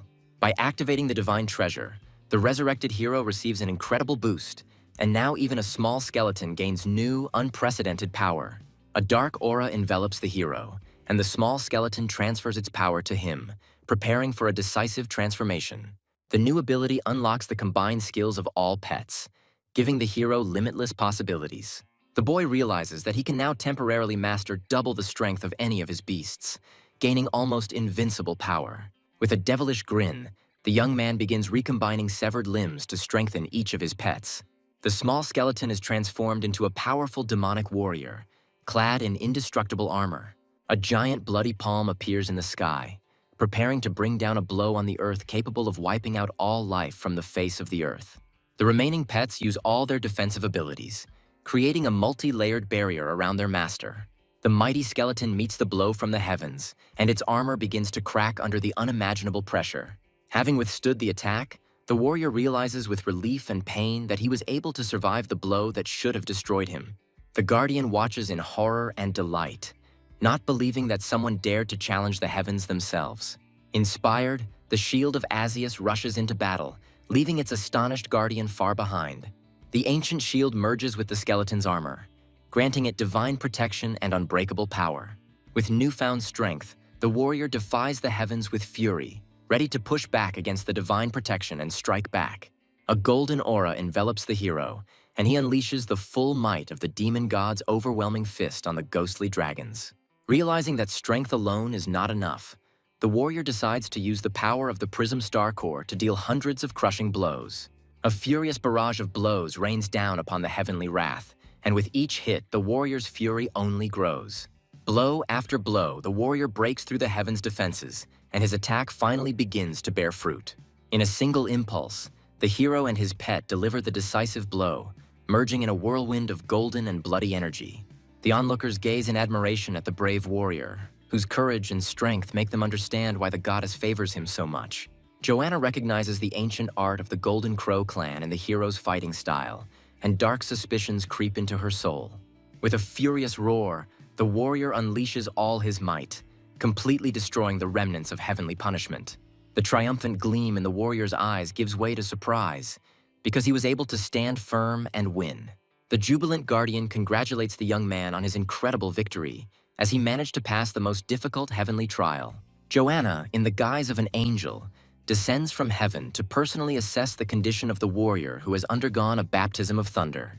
The hero delightedly feels a surge of new strength, as his body has become stronger and his energy level has increased to unprecedented heights. The guardian and the shield bid farewell with gratitude, but the hero notices a strange scale above the god's head, foreshadowing a new discovery. The system opens access to the path of thunder, and the young man realizes that he can now imbue his pets with the power of lightning. The new ability grants access to 999 skills, and the hero can now customize them to suit the characteristics of his beasts. Returning to the store, the young man is delighted to discover that his dragons are fully prepared for a new boost. The hero chooses the most powerful skill for his dragon dog, Thunderous Kill Zone, turning it into an indestructible tank. For his second dragon, the hero chooses the Thunderbolt, granting it the ability to deliver irresistible and deadly ranged attacks. The young man looks forward to future battles, as his dragons have become even stronger and the mysterious Shui Kuang will receive reliable support. 1,000 of the best fighters who have passed the preliminary selection and are ready for a new challenge gather at the central arena of Longjiang City. A new stage, the nightmare hunt, begins. And now 1,000 participants will have to fight for the right to reach the final 5. The crowd roars in anticipation as the brutal battle, in which only 5 out of 1,000 will survive, promises to be incredibly exciting. Participants are placed into a deep sleep, and the terrifying abyssal dream beast transports their consciousness into a virtual world created specifically for the tournament. The new rules transform the battle into a merciless hunt, where every kill earns points and death in the game means instant elimination. Over the course of 5 hours, the participants will have to kill each other, and only the 5 strongest, those with the most points, will advance to the finals. Su Ling looks to the future with confidence, knowing that she will be able to use one secret treasure that will give her an advantage in battle. The hero watches what is happening, because a new rule that reveals the location of the strongest turns them into desirable prey. The sleeping gas fills the capsules, and Su Ling, with icy calm, wishes everyone a fun game in the world of deadly dreams. The minds of thousands of participants are transported into a virtual world created for the most brutal hunt of their lives. Director Faye is surprised to find Yuer next to her, not even suspecting that this is not a coincidence. The hero and the director put on special glasses that allow them to watch the battle from any point. But Faye doesn't know the price he paid for this place. The nightmare hunt begins, and Su Ling, finding herself in the forest, immediately takes a defensive stance. The girl decides not to take any risks and first looks around, realizing that in an unfamiliar forest, danger can lurk behind every tree. The heroine activates her secret treasure, the serpent heart, gaining access to advanced scanning technology. The puppet owl soars into the sky, and now Su Ling can see everything within a 20-mile radius, remaining completely safe. Meanwhile, the other participants, lacking such tactical savvy, engage in a noisy and reckless battle. Hiding in the grass, the cunning hunter watches with disdain the fools who, with their noise, have made themselves easy targets. With a predatory grin, Su Ling glides silently through the branches, transforming into a deadly night hunter. The heroine's demonic nature allows her to easily eliminate opponents, becoming a real nightmare for other participants. The girl is surprised to notice another player who is gaining points at an incredible speed, killing one after another. Watching the carnage below, Su Ling realizes that her own hunt seems like child's play in comparison. A cunning plan is brewing in the heroine's head, and the girl decides to set up an ambush, waiting for the fools greedy for glasses. In just an hour, the strongest players, the young masters of great families, score 100 points, causing a real massacre. The incredible power of the heirs of great families allows them to single-handedly mow down more than half of all participants in the arena. Mysterious golden pillars of light point to the gathering place, and the young man realizes that this is no mere coincidence. The hero, perplexed, asks about the old rules, not understanding what secret agreement binds the strongest players. Director Faye reveals the secret, as it is an ancient pact that allows the young masters to avoid clashing with each other until the very end. The young man realizes with cold anger that the agreement of the great families is not just a tactic, but a cruel conspiracy to monopolize the final. Young Master Liu easily dispatches a crowd of opponents, demonstrating the devastating power of his sword. The arrogant heir reminds his charges that their lives and places in the tournament have been bought, and without his protection, they are nothing. The sons of influential businessmen and politicians humbly swear allegiance, realizing that their future depends on the will of the young master. A sudden pillar of golden light attracts attention, and at the same time, Su Ling is surprised to see an identical beam of light in the distance. With a devilish laugh, Shui Kuang charges into the thick of the battle on his dragon dog, reaping a bloody harvest of points. Enchanted by his own power, the boy orders his pet to destroy everyone, enjoying an easy and quick victory.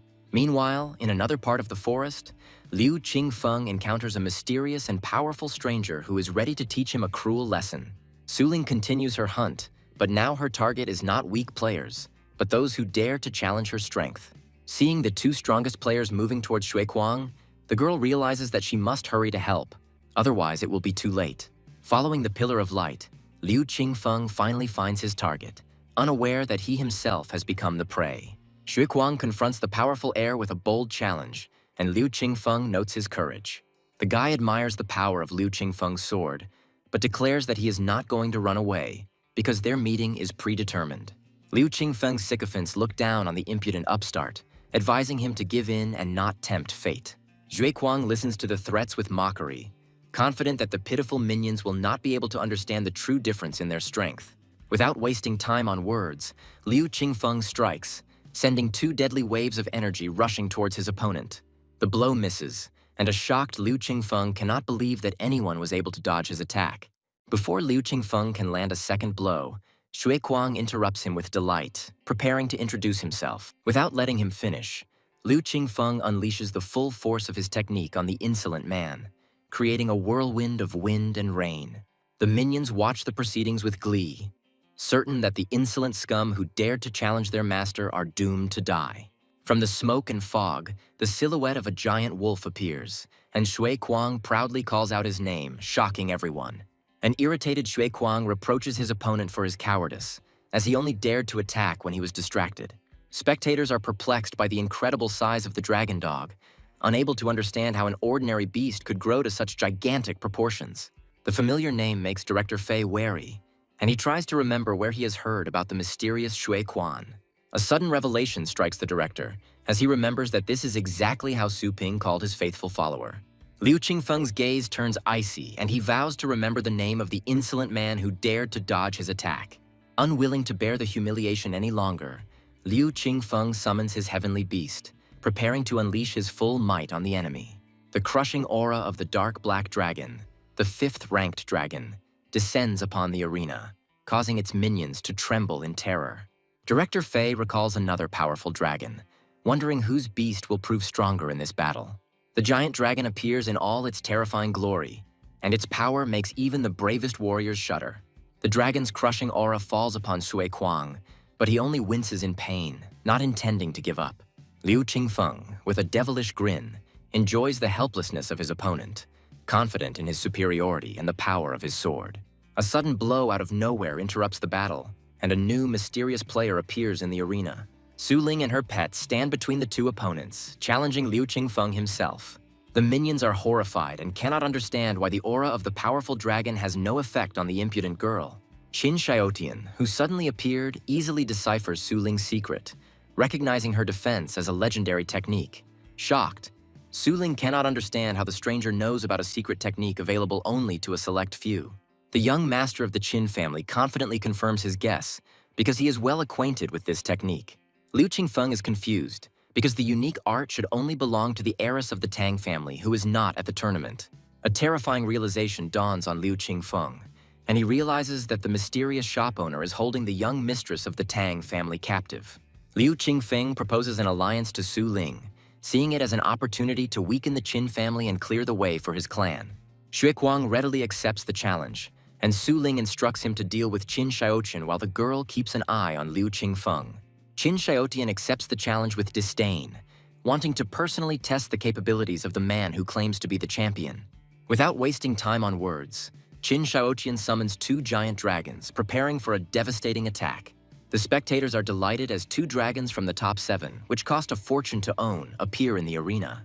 Qin Xiaotian mockingly challenges Su Ling, knowing about her dragon and proposing a true battle of the titans. The girl assesses the situation with cold calm, realizing that her phantom beast will not be able to cope with two dragons alone. Su Ling summons her Belyashik without hesitation, and the giant moon dragon appears on the battlefield, ready to fight. 3 mighty dragons clash in a furious battle, their crushing power shaking the very earth. Liu Qingfeng's henchmen watch in horror, unable to believe that 4 dragons are fighting in the arena at the same time. The dark black dragon uses its strongest attack, and Liu Qingfeng doubtfully asks if Shui Kuang can withstand this blow. Shui Kuang declares with absolute confidence that his dragon dog will easily repel any attack. The dragon's attack penetrates the defense, but Liu Qingfeng sees in horror that it has done no harm to his opponent. An enraged Liu Qingfeng decides to deal with the insolent man personally, leaving his dragon to restrain the dragon dog. The heir of the Liu family scornfully promises to show how helpless his opponent is without his pet.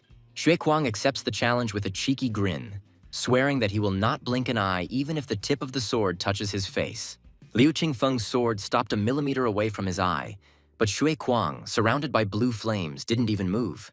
Meanwhile, the 2 mighty beasts clash in a fierce battle, and the dragon dog uses all its defensive skills. As the pets battle, Shui Kuang delivers a crushing blow to the face of his stunned opponent. With a satisfied smile, Shui Kuang offers to continue, challenging the humiliated and enraged Liu Qingfeng. The defeated Liu Qingfeng bitterly admits that due to the tournament rules, He was unable to use his most powerful sword. Xuequang's dragon transforms, its body covered in indestructible crystals, ready to repel any attack. Seeing the incredible transformation, the dark black dragon panics and tries to escape, but ends up trapped. A giant sphere of dark energy, the annihilation of death, rushes towards the dragon, leaving him no chance of escape. An enraged Liu Qingfeng cannot believe his eyes as he challenges the madman who dared to use such a destructive technique. Meanwhile, Su Ling encounters Qin Xiaotian, and now the girl must fight the wielder of the legendary spear. Qin Xiaotian mockingly presses the girl, confident that his pet will easily block any of her attacks. The heroine finds herself trapped and now faces imminent death, as her own dragons are about to turn into ice statues. With a devilish grin, Qin Xiaotian promises to turn Su Ling's pet into a toothpick for his dragons. The spectators watch in delight as the battle of equals unfolds, unaware that the third island is about to be completely destroyed. The sphere of death annihilation rushes towards the earth, and its creator, with a devilish laugh, predicts death to all who dare to oppose him. Xuequang, with cold calm, orders his pet to use the secret trick taught to him by the mysterious master. The giant sphere of death collides with an invisible barrier, but its destructive power continues to grow. Incredible power erupts from the dragon dog's mouth, and the thunderous kill zone absorbs the deadly attack. The audience is shocked as the death annihilation dissipates, and Xuequang's spatial skill proves to be stronger than the most destructive technique. Xuequang proudly states that this skill was taught to him by his master, and no one could have foreseen such an outcome. A shocked Liu Qingfeng cannot believe that a mere tournament participant could have such a powerful mentor. Xuequang proudly names his master, the owner of a famous pet store, leaving everyone even more shocked. A golden aura envelops the dragon dog, and Xuequang proudly calls out the name of his teacher, Su Ping. The truth comes crashing down on Liu Qingfeng, and he realizes that the powerful Xuequang is just one of the fighting units of the mysterious pet store. With a devilish grin, Qin Xiaotian anticipated the humiliation of the Tang family when everyone found out that their secret technique had fallen into the wrong hands. Liu Qingfeng is eliminated, and Xuequang, who has almost 300 points, looks menacingly at the remaining henchmen. In horror, the sycophants beg for mercy, promising to pay any price for their lives after the tournament. Xuequang deals with the cowards with contempt, disappointed by their insignificant strength and pathetic excuses.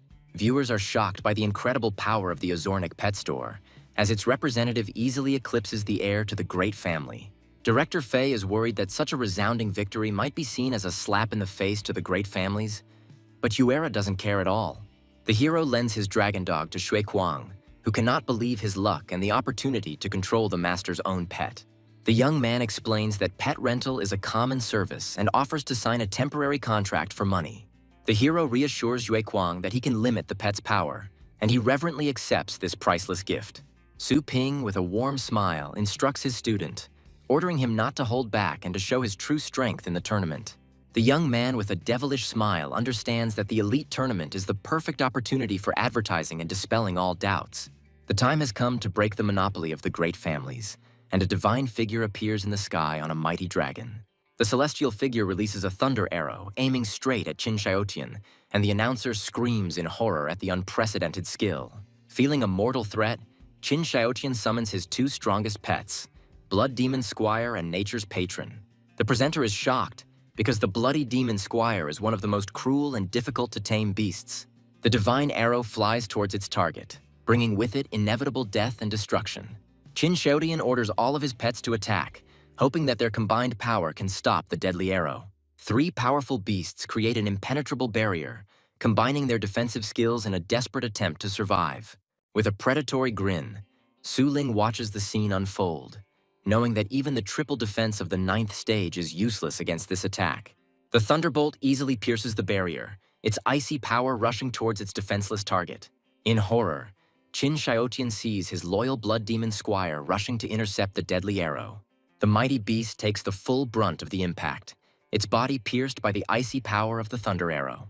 With a furious roar, Squire repels the attack, but the price of this defense proves too high. The shockwave from the collision destroys 36 participants, and Su Ling watches his score rise with an intoxicating sense of power.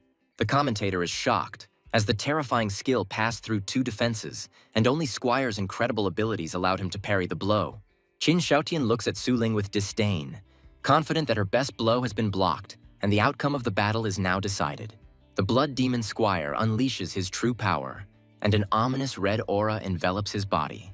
Two powerful beasts rush at Su Ling with incredible speed, leaving her no chance of escape. The heroine meets the attack with icy calm, creating an impenetrable barrier of pure ice around herself. Seeing that the enemy is not inferior in speed, Su Ling summons his Belyashik, and the giant dragon is ready to join the battle. With a cold smile, Su Ling announces that the first attack was just a test, and now the real battle will begin. Dozens of thunder arrows rain down on the enemy, and Qin Shouchen, horrified, realizes that he cannot withstand such power. Su Ling becomes the second player to reach 200 points, and the commentator panics and shouts that no one can stop these two. The two remaining heirs watch with a grin as their rivals are defeated, confident that it is now their turn. Unresisted, Su Ling and Shui Kuang continue their bloody hunt, mercilessly destroying everyone in their path. With their targets divided, the heroes begin the cleansing, and Shui Kuang watches in delight as his new chariot sows death and destruction.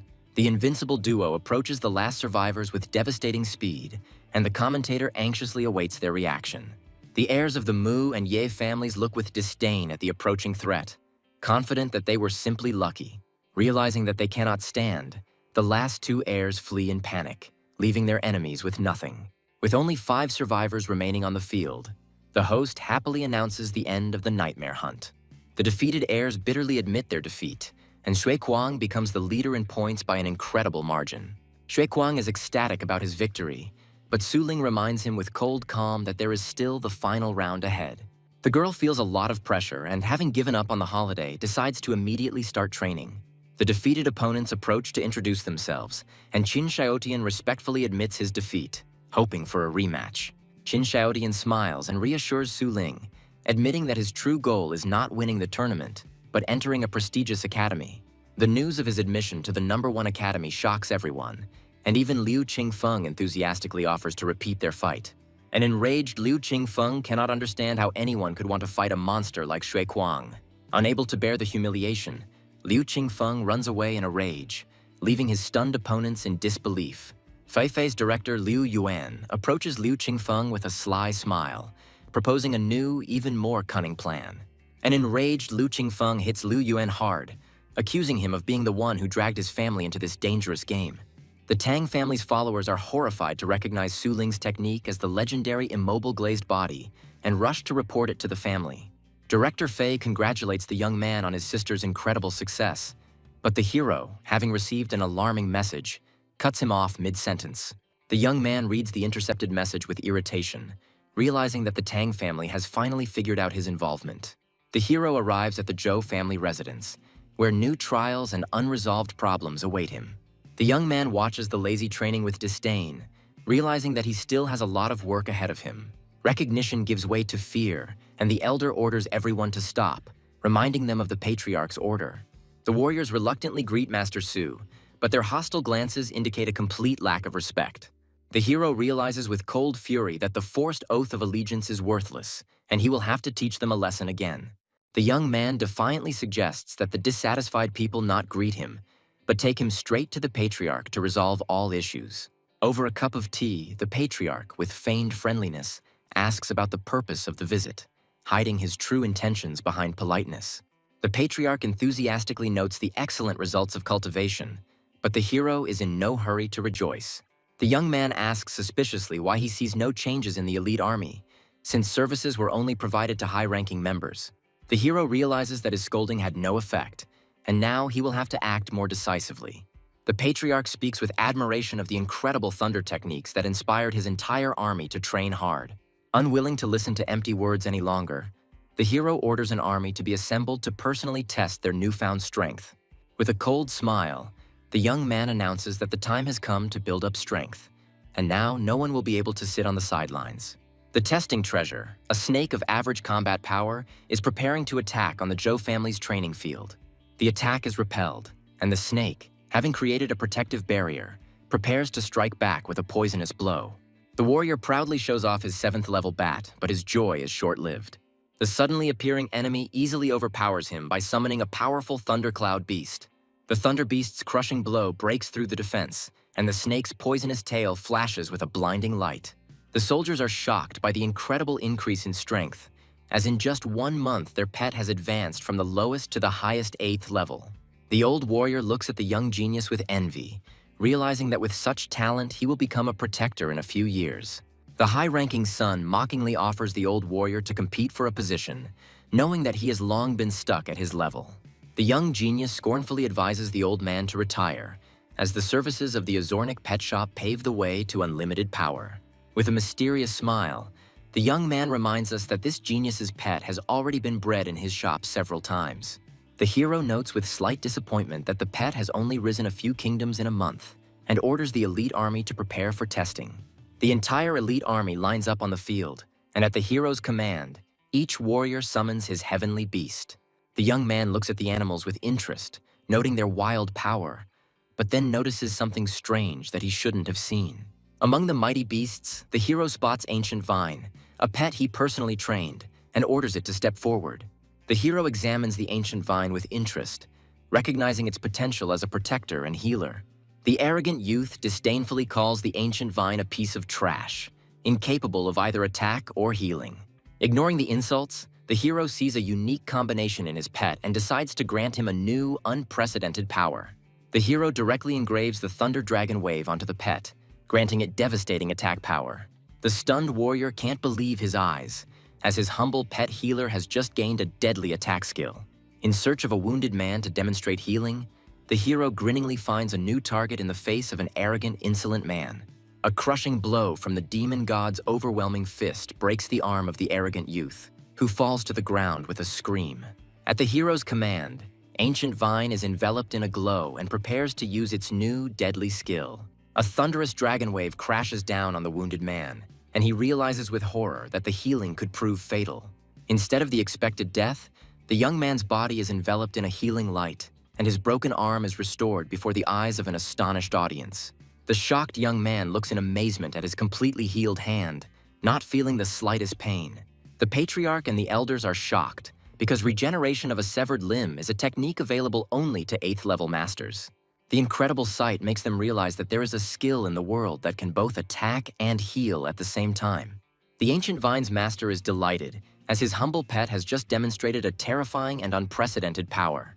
The hero, with a satisfied smile, promises that thanks to his teachings, every student will be able to fully realize their potential.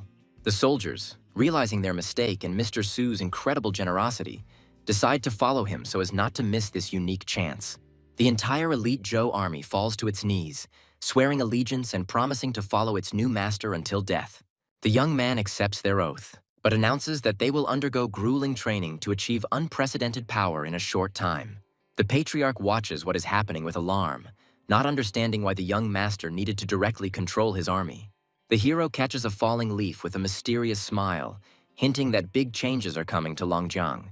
A disturbing message from Snakeheart reveals a devious plot in which the Mu and Tang families plan to unite to destroy a common enemy. The final of the elite tournament is approaching, and the 5 strongest fighters enter the arena ready for the decisive battle. Under the spotlights of the city's main arena, a champion will be determined today who will bring fame to his city throughout the world. The heads of great families gather in the VIP stands, and one empty seat arouses general interest and bewilderment. Enraged, the head of the Tang family, Tang Longzhan, curses the mischievous pet shop for dragging him into this dangerous and humiliating game.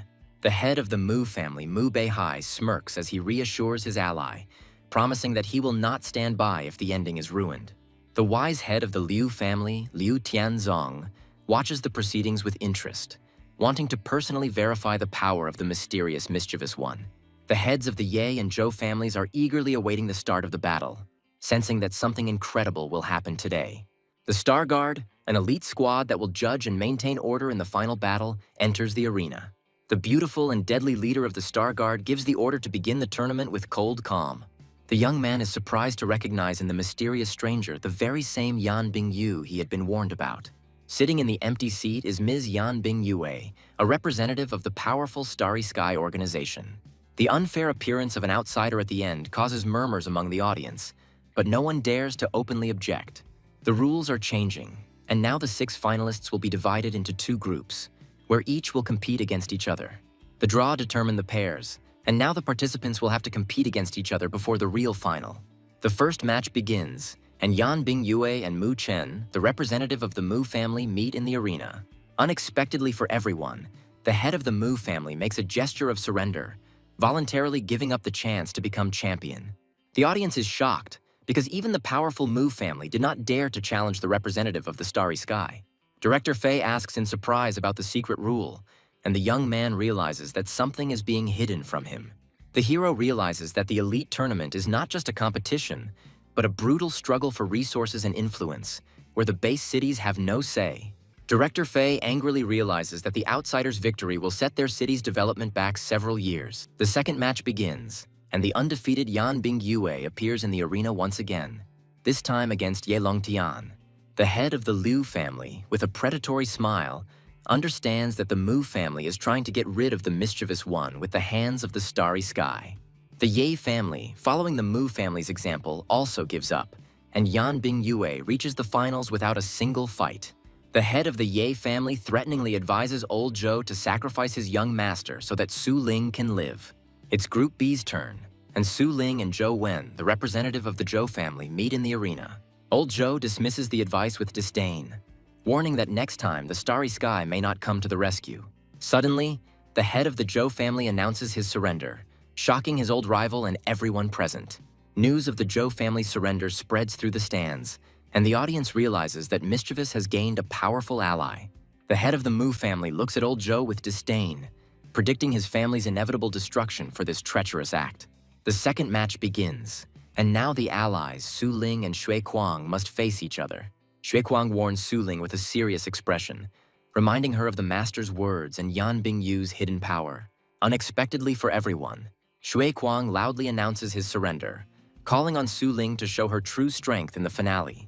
The long-awaited finale arrives, and to the roar of the crowd, Su Ling enters the arena, ready for the most important battle of her life. Under the spotlight, Su Ling prepares for battle, and now it is up to her to determine the fate of the entire tournament. Behind Yan Bingyu's mask of care and compassion lies a dark and cruel past, full of pain and hatred. Memories of her beloved pet's death awaken in Yan Bingyu a fierce hatred for everything cute and defenseless. A red aura envelops Yan Bingyu as she descends into the arena, ready to unleash her full fury on her opponent. The rules of the final fight are announced, and now the participants will have to fight in 3 rounds, where victory in 2 of them will bring the championship title. The crowd erupts in applause, and all the people of Longjiang look at Su Ling with hope, believing in her victory. A sudden flash of purple energy pierces the stands, and several spectators fall dead, terrifying everyone. The titular weapon demon, Zhao Wuji, coldly and calmly warns that anyone who dares to speak ill of Starry Sky will end up the same way. The titular Dragon Knight, Yin Fengxiao, scornfully orders everyone to calm down, reminding them that re-education is their direct responsibility. The battered and frightened commentators struggle to come to their senses, ready to continue their work at gunpoint. Su Ling looks at her opponent defiantly, not understanding how she, with neither strength nor confidence, managed to reach the finals. Without wasting time on words, Yan Bingyue unleashed a crushing blow on Su Ling that surpassed all imaginable limits. A shockwave shakes the arena, and the commentators scream in horror that the power of this attack is far beyond the 9th stage. Su Ling easily deflects the attack, and her body is enveloped in a rainbow glow, confirming all the guesses. The head of the Tang family is pleased to recognize this technique as the immobile glass body of his missing daughter. Enraged, the head of the family vows to publicly destroy Su Ping after the tournament, holding him responsible for all his troubles. The hero notices with cold calm that the star patterns on Yan Bingyu's body are not as simple as they seem at first glance. The young man analyzes the situation, realizing that with the protection and enhancement from the patterns, Yan Bingyue is capable of surpassing the 7th stage. Despite the obvious violation of the rules, the judges, bribed by the Starry Sky, only issue a formal warning. Director Fei desperately asks if there is any point in continuing, but the young man confidently declares that the fight is just beginning. With icy determination in his eyes, the hero realizes that it is the ability to overcome injustice that makes them better. Unwilling to bear the humiliation any longer, Su Ling summons her moon dragon, its icy majesty filling the arena. The audience is shocked, because the dragon has not only evolved, but also acquired a golden glow that conveys divine holiness. The mighty dragon easily pushes Yan Bingyu aside, demonstrating its complete and crushing superiority. The representatives of the starry sky are perplexed, as they cannot understand how a mere celestial beast could suppress their mistress. In desperation, the maid throws an ancient sword to her mistress, hoping that its power will turn the tide of the battle. A blinding light erupts from the ancient sword, causing spectators to cover their eyes in horror. Another sword appears in the arena, and Su Ling is surprised to realize that she will have to fight with two blades at once. Su Ling's ice sword collides with an impenetrable barrier, but the second ancient sword easily breaks through the defense. Armed with two swords, Yan Bingyue prepares for the decisive attack, her aura reaching unprecedented heights. A crushing blow falls upon the moon dragon, its power causing the arena itself to shake. The sword easily cuts through the protective barrier and inflicts a wound on the mighty dragon, leaving it in shock. The hero recognizes with horror that the sword is the legendary secret weapon of the 9th stage, Yitian, capable of killing even beasts of his rank. The Starry Sky representative acknowledges the dragon's strength with a grin, but declares that this is where his luck ends.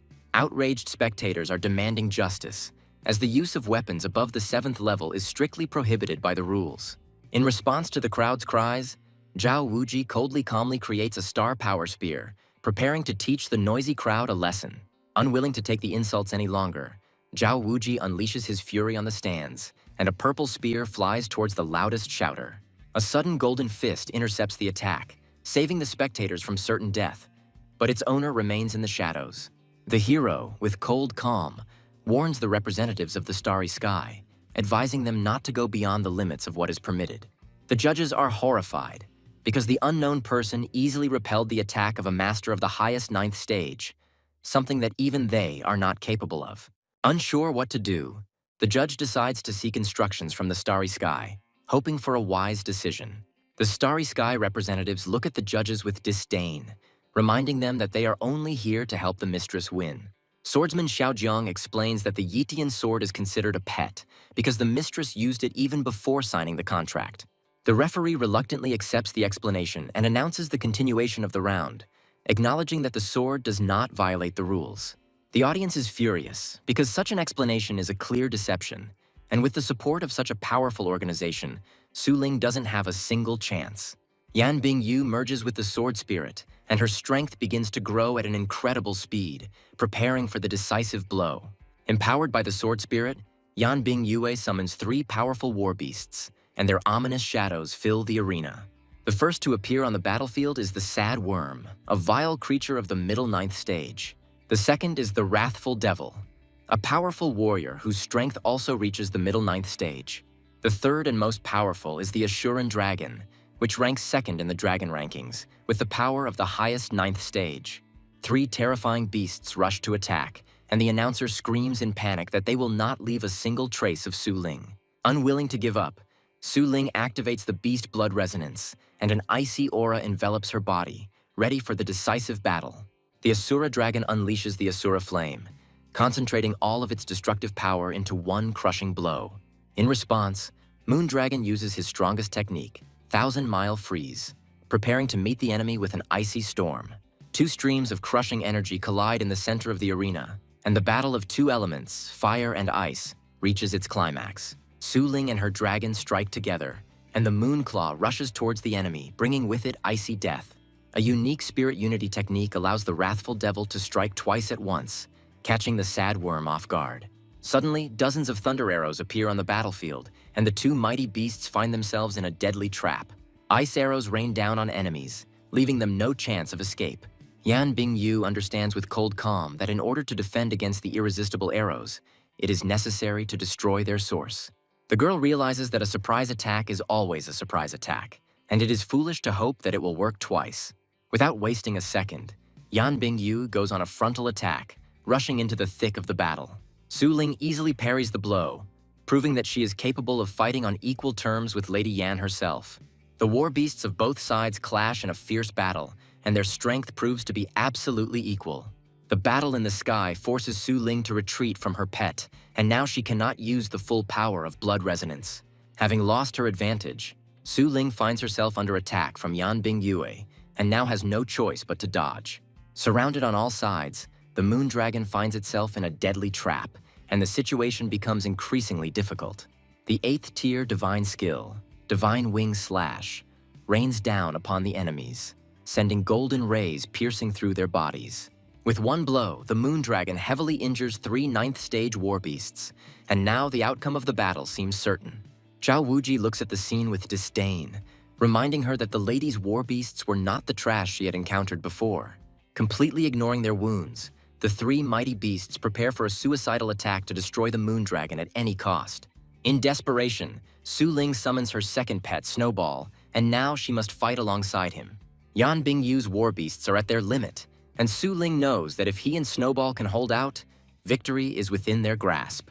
Yan Bingyu easily sees through the trick, realizing that the fire vortex is just an illusion and is incapable of harming her.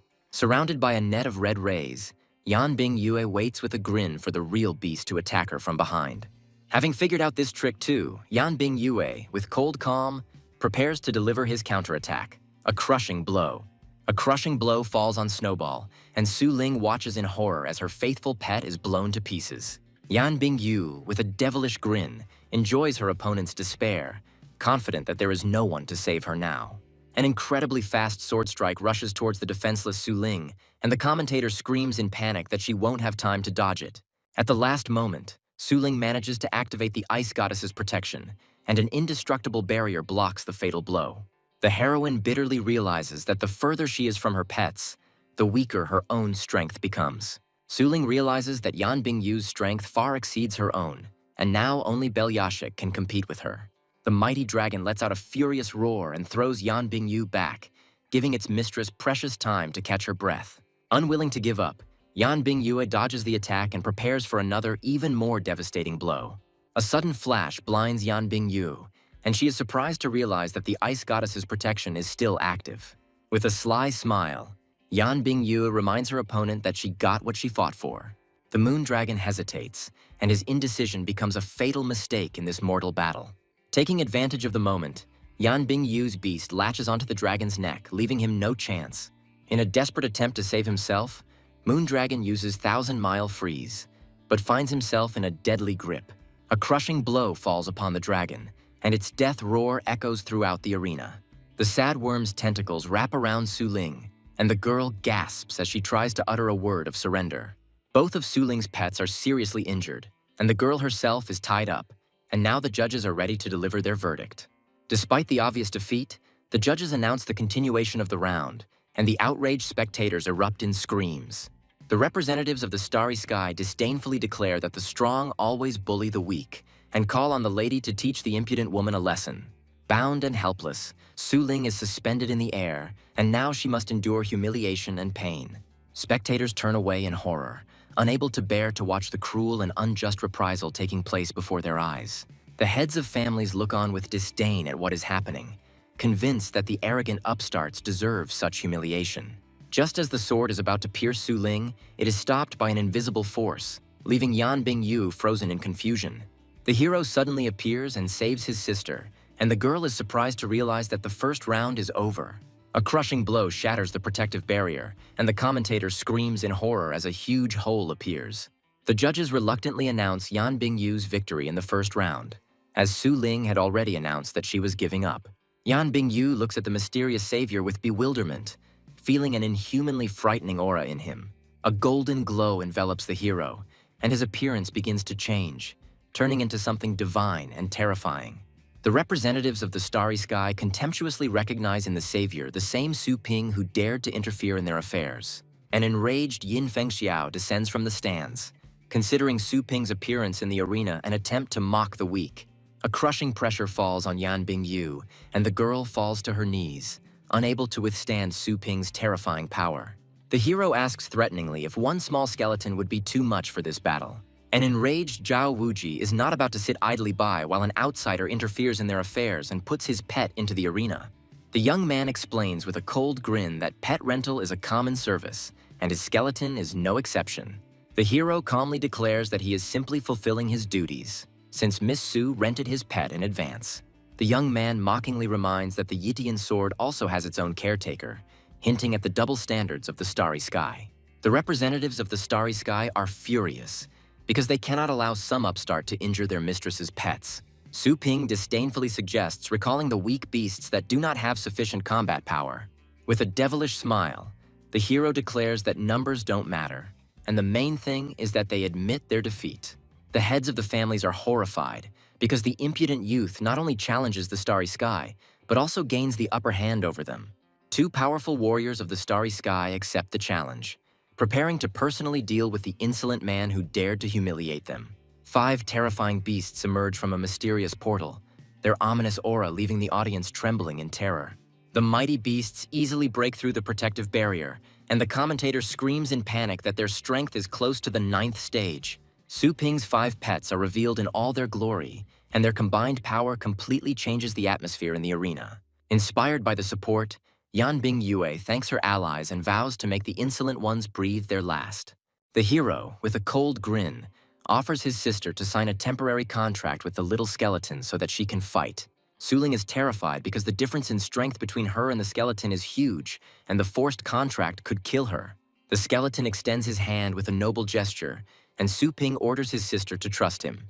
The girl touches the bony hand with trepidation, feeling neither warmth nor cold, and the temporary contract is successfully concluded.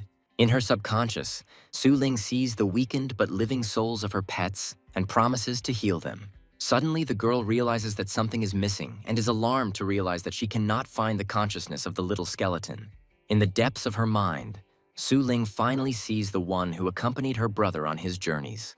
The girl understands that if she loses, the championship will go to Yanbing Yue, and she herself will be humiliated and disgraced. The hero calms his sister with a smile, assuring her that the little skeleton will figure everything out on his own. The round begins, and Yanbing Yu shouts furiously as he orders his beasts to tear their opponents apart. An army of powerful beasts rushes into attack, and their combined might is ready to wipe out all life from the face of the earth. Gathering all her willpower, Su Ling looks at the little skeleton with hope, trusting him with her life and destiny. A flash of undeath erupts from the skeleton's eyes, and a beam of red energy pierces the giant dragon's head. In an instant, the small skeleton decapitates 2 powerful dragons, leaving everyone in a state of shock. The representatives of the starry sky cannot believe their eyes, because they did not even have time to follow his movements. Having accomplished the impossible, the little skeleton does not stop and with a devilish grin rushes at the next victim. The infinity slash of the chaos stars falls upon the last enemy, and a bloody whirlwind tears it apart. The 9th stage's illusionary art, Eternal Prison, proves useless against the skeleton's crushing might. Yanbing Yu watches in horror as her last and most powerful beast is destroyed by a single roar from the divine skeleton. The starry sky representatives scream in panic, begging the skeleton to stop, but their pleas go unanswered. Showing no mercy, the skeleton pierces Yanbing Yu with his sword, and her blood spills onto the icy arena. There are 2 types of dangerous creatures in nature: those that openly display their strength, and those that hide it until the very end. Su Ping, like a predator, became one with the environment, hiding his true power behind a mask of indifference. Yanbing Yu realized with horror that the little skeleton defied any classification, because its strength went beyond all imaginable limits. Chilling disharmony, pure blackness, that is what this small but deadly warrior represents. At the last moment, Yanbing Yue activates her protective treasure, but even it cannot save her from the fatal blow. Su Ling is delighted to realize that now that her main opponent has been defeated, the man who put Belyashik in a hopeless situation is left defenseless. The family heads are horrified to realize that either they have overestimated their strength, or Su Ping's true power is beyond imagination. The elders understand with awe that the Poison King was not exaggerating, and this guy's strength is truly divine. Old Joe admits with a grin that he knew about the mischievous man's true strength from the very beginning, because he once almost died at his hands. The small skeleton pins the defeated Yanbing Yu to the ground with cold calm, ready to deliver the finishing blow. In a panic, the representatives of the starry sky rush into the arena, begging for mercy and declaring their complete surrender. The incredible turn of events shocks everyone, and the commentator cannot believe his eyes as the mighty starry sky surrenders. The hero looks with contempt at his defeated enemies, reminding them of their former arrogance and self-confidence.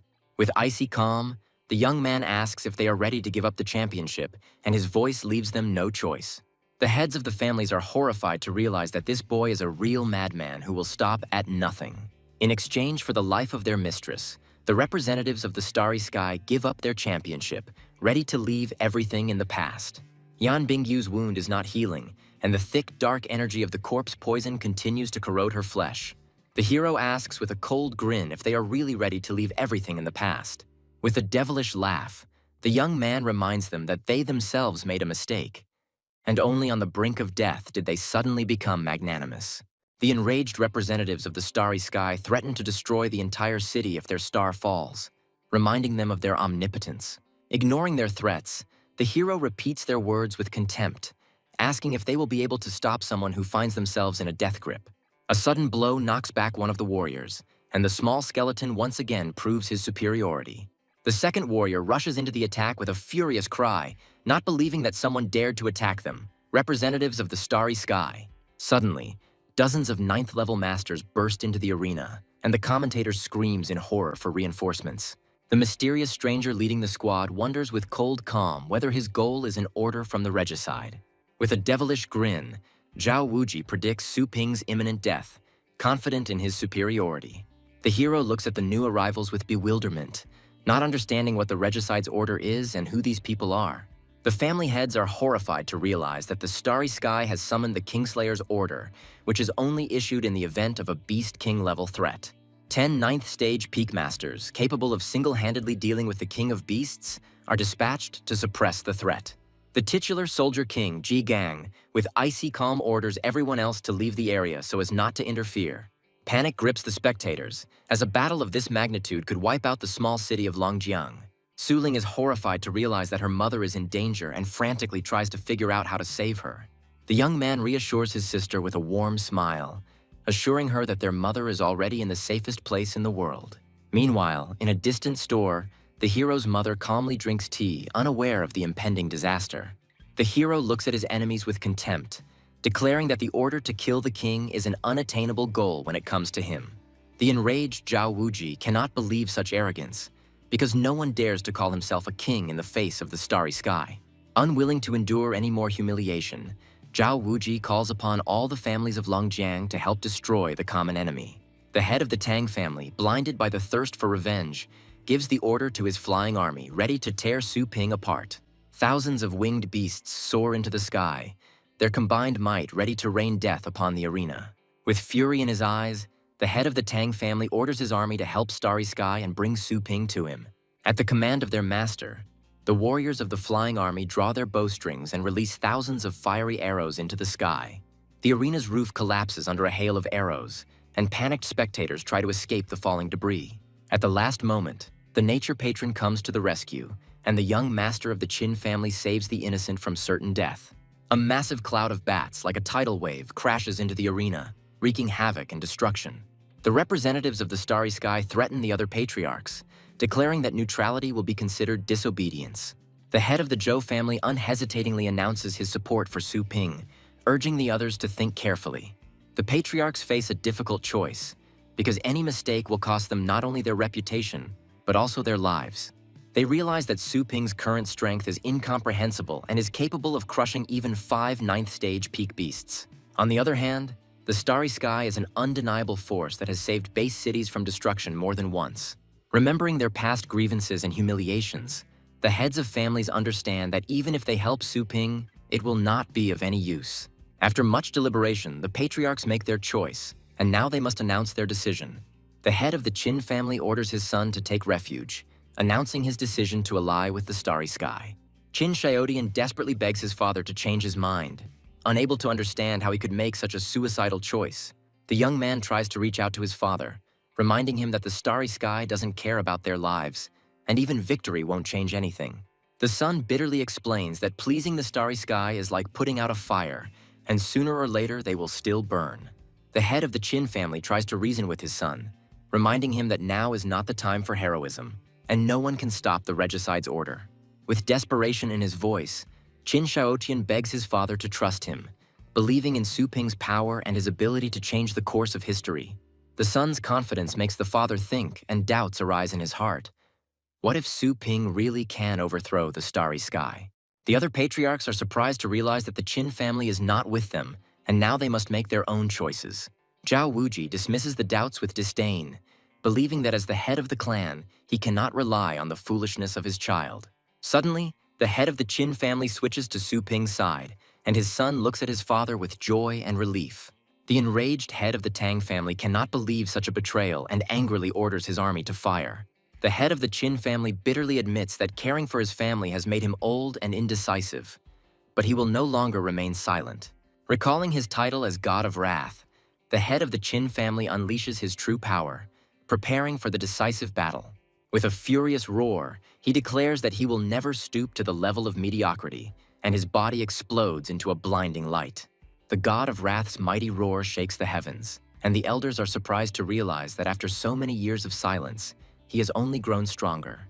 Unwilling to retreat, the head of the Tang family orders his army to regroup, declaring that his clan has never answered to anyone. Not wanting to get his hands dirty, the God of Wrath gladly accepts the help, and Su Ping orders the elite Zhou army to step forward. Giant roots pierce the heavens, and an army of winged beasts falls to the ground in terror, impaled by the deadly vines. An army of mighty beasts enters the battlefield, and Xue Kuang proudly orders them to surround the arena, preventing the enemies from escaping. Xue Kuang eagerly awaits the order, ready to unleash the full might of his newfound army on his enemies. The head of the Tang family looks down on the pathetic scum, not believing that they could defeat his elite army. The hero, with a devilish grin, reminds us that his shop exists for a reason, and that his students never leave anything behind. Under Xue Kuang's command, the Bear Army activates its anti-aircraft guns, and the fierce thunder destruction chain shoots into the sky. The elders are horrified, as such power is beyond all bounds, and they cannot believe that the Zhou family submitted to Su Ping so easily. Chain lightning spreads across the arena, and the spectators panic and try to escape, realizing that there is nowhere else to hide. The counterattack falls upon the flying army, and golden arrows pierce the winged beasts, sowing chaos and destruction. The Bear Army creates an impenetrable barrier while anti-aircraft troops continue to mercilessly shoot at living targets in the sky. The head of the Tang family is furious because the thunder technique completely neutralizes the main advantage of his army, agility and stealth. A terrifying realization dawns on the head of the family, and he realizes that Su Ping knew about his ambush from the very beginning and was prepared for it. Xue Kuang, with a devilish grin, urges you to finish off the enemy while his fighting spirit is broken and he is unable to resist. In the midst of battle, a mysterious voice calls out to the tracer, giving him secret coordinates. In the main city of the starry sky, in near-Earth orbit, something terrible and deadly is being prepared for launch. A crushing blow from space falls upon the Earth, and a fiery beam incinerates everything in its path. Xue Kuang looks at the sky in horror, not understanding what kind of devilry has fallen upon them from the heavens. The God of Wrath recognizes the weapon with horror as the 10,000-ton space cannon tracer, the weapon of mass destruction of the starry sky. The patriarchs look upon the fugitives with disdain, confident that remaining on the side of the starry sky was the right decision. A second strike from space hits the Earth, and a wave of fire sweeps away everything in its path, leaving no one a chance for salvation. At the most critical moment, a giant light-bearing serpent of purgatory appears in the sky, ready to take the blow. The mighty beast meets the fiery beam, and its body bursts into a blinding light, absorbing the destructive energy.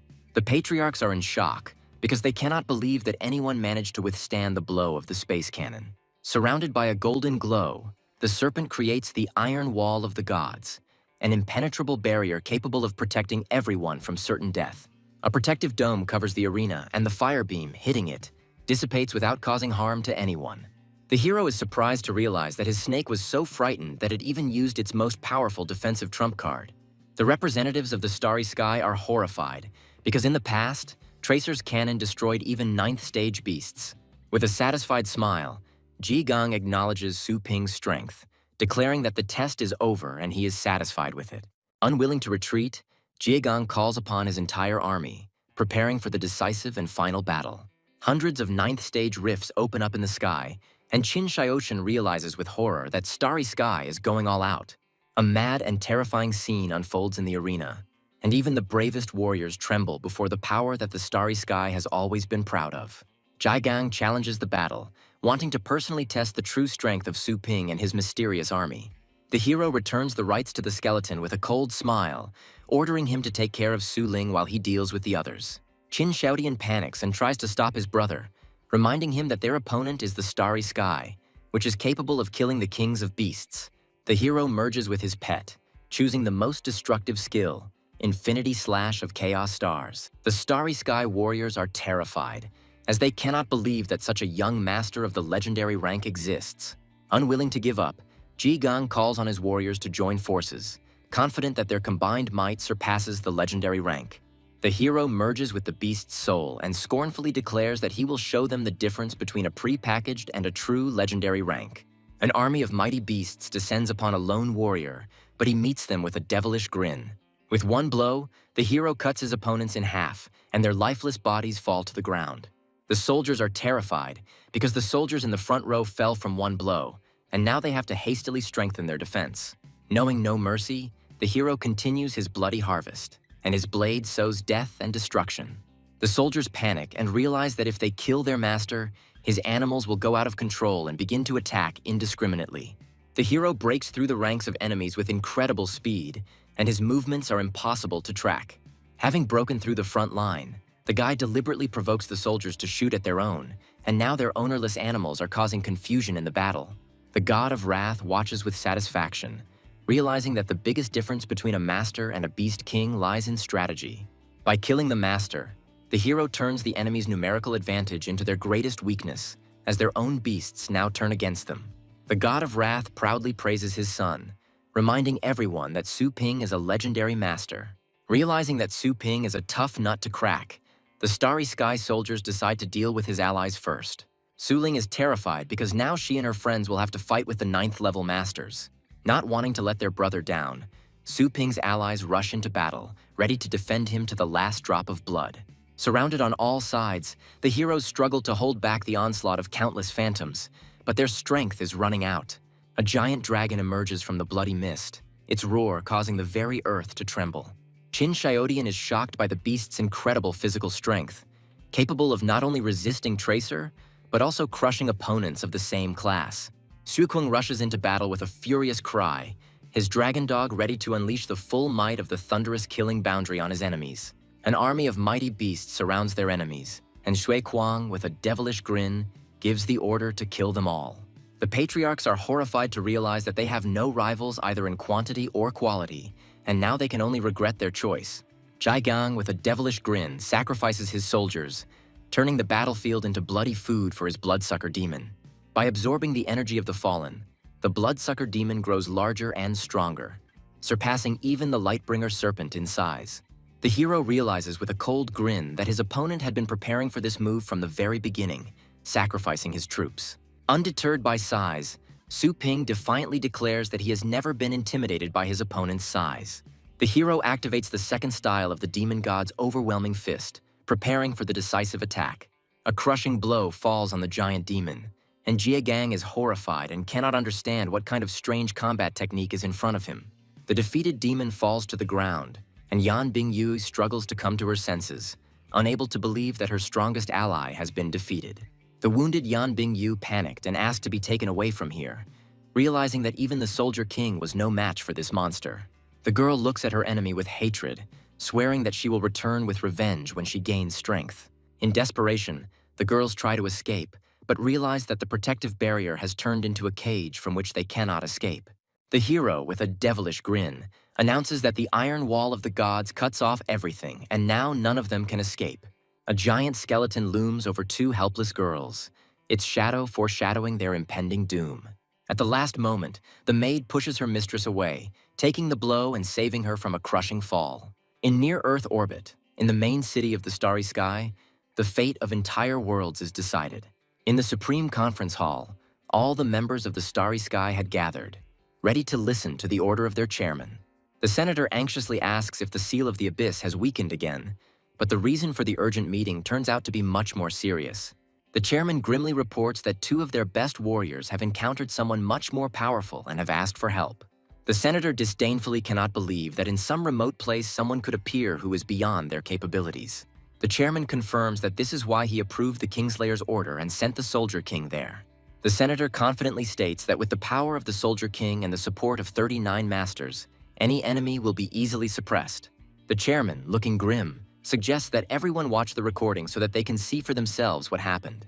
Incredible news hits the council as the entire squad has been destroyed and their strongest warrior, Jie Gang, has been captured alive. The name of the person in charge, Su Ping, appears on the screen, and the chairman, with a heavy heart, prepares to show them the face of the enemy. Before the council appears the image of a young man sitting on a throne made of the corpses of their best warriors. The senator reads the dossier with bewilderment, not believing that an 18-year-old boy could possess titular-level power. The chairman plays the recording with interest, wanting to see for himself what this mysterious young man is capable of. To their disappointment, the secret security technology hid all the most interesting moments, preventing them from obtaining any information. The senators are confused, as this could mean that their enemy is deliberately hiding his true strength. The chairman confidently states that there is someone of legendary rank behind this young man, and his words leave no doubt. The council is perplexed, as they cannot understand how this remote town could have attracted the legendary patron. The chairman recalls intelligence reports that Su Ping has a close relationship with Dao Zong, one of Yuan Tianqian's subordinates. Senators disdainfully discuss the fact that a commoner cannot be a legendary swordsman, since he would have been killed long ago for such imposture. The chain of logic leads them to the conclusion that behind Su Ping stands Yuan Tianqian himself, one of the few who can match their strength. The council faces the difficult question of how to respond to such a daring challenge and whether to mobilize all its troops. The chairman sadly admits that despite the loss of one of their legendary warriors, they still remain a powerful organization. Battles between legendary ranks are taboo, as they only weaken the continent and benefit the enemy. The chairman bitterly admits that they will have to make concessions in order to save face and avoid official repression. To hide their humiliation, the council decides to hush up the news by announcing that a wave of beasts has attacked the arena. The enraged chairman cannot come to terms with such humiliation and decides to personally deal with this issue. With a devilish glint in his eyes, he declares that even the mighty Yuan Tianqian must show them at least a little respect. Xue Kuang looks in horror at the bloody mess left by his enemies and can hardly comprehend how brutally they trampled them into the mud. The young man reports to the master that there is no one left on the battlefield, but their peace is short-lived. With a cold grin, Su Ping notices the uninvited guests and prepares to welcome them with due hospitality. A titular master emerges from a mysterious portal, his aura making everyone tremble in fear. The supreme chairman of the Starry Sky arrives in person for the negotiations, and his appearance heralds a new, even more dangerous game. The fallen warriors look to their leader with hope, begging him for salvation from imminent death. Unwilling to listen to their pleas, the patriarchs use the star seal of the larynx, silencing the captives forever. The chairman can hardly contain his anger, realizing that this is clearly too much, and demands that his demands be voiced immediately. The chairman condescendingly offers the young man to do him a favor, not understanding with whom he is dealing. The enraged Xue Kuang cannot believe such impudence and angrily shouts that the old man who came to beg for mercy should not pretend to be anything. The enraged guard cannot believe such impudence, but the chairman, with wise calm, stops him. The chairman understands that since Su Ping's patrons are gone, he won't be able to create a storm on his own. Unwilling to endure the humiliation any longer, the chairman demands the surrender of the Soldier King, promising in exchange to spare the insolent man's life. The hero meets the threat with a mocking smile, asking rhetorically what will happen if he refuses. The chairman scornfully reminds that even the mighty Yuan Tianqian trembles at the sight of the Star Master. Undeterred by the threats, the hero defiantly offers to argue, confident in his strength and rightness. The Soldier King tries to say something in despair, but the hero confidently promises to get him justice. A young man with a devilish smile offers a deal. If the chairman can withstand his attack for 3 seconds, he will be able to take his people back. The chairman accepts the challenge with a sneer, confident that some youngster cannot defeat him in 3 seconds. The Soldier King, horrified, tries to stop his master, realizing that this bastard is the owner of the legendary rank.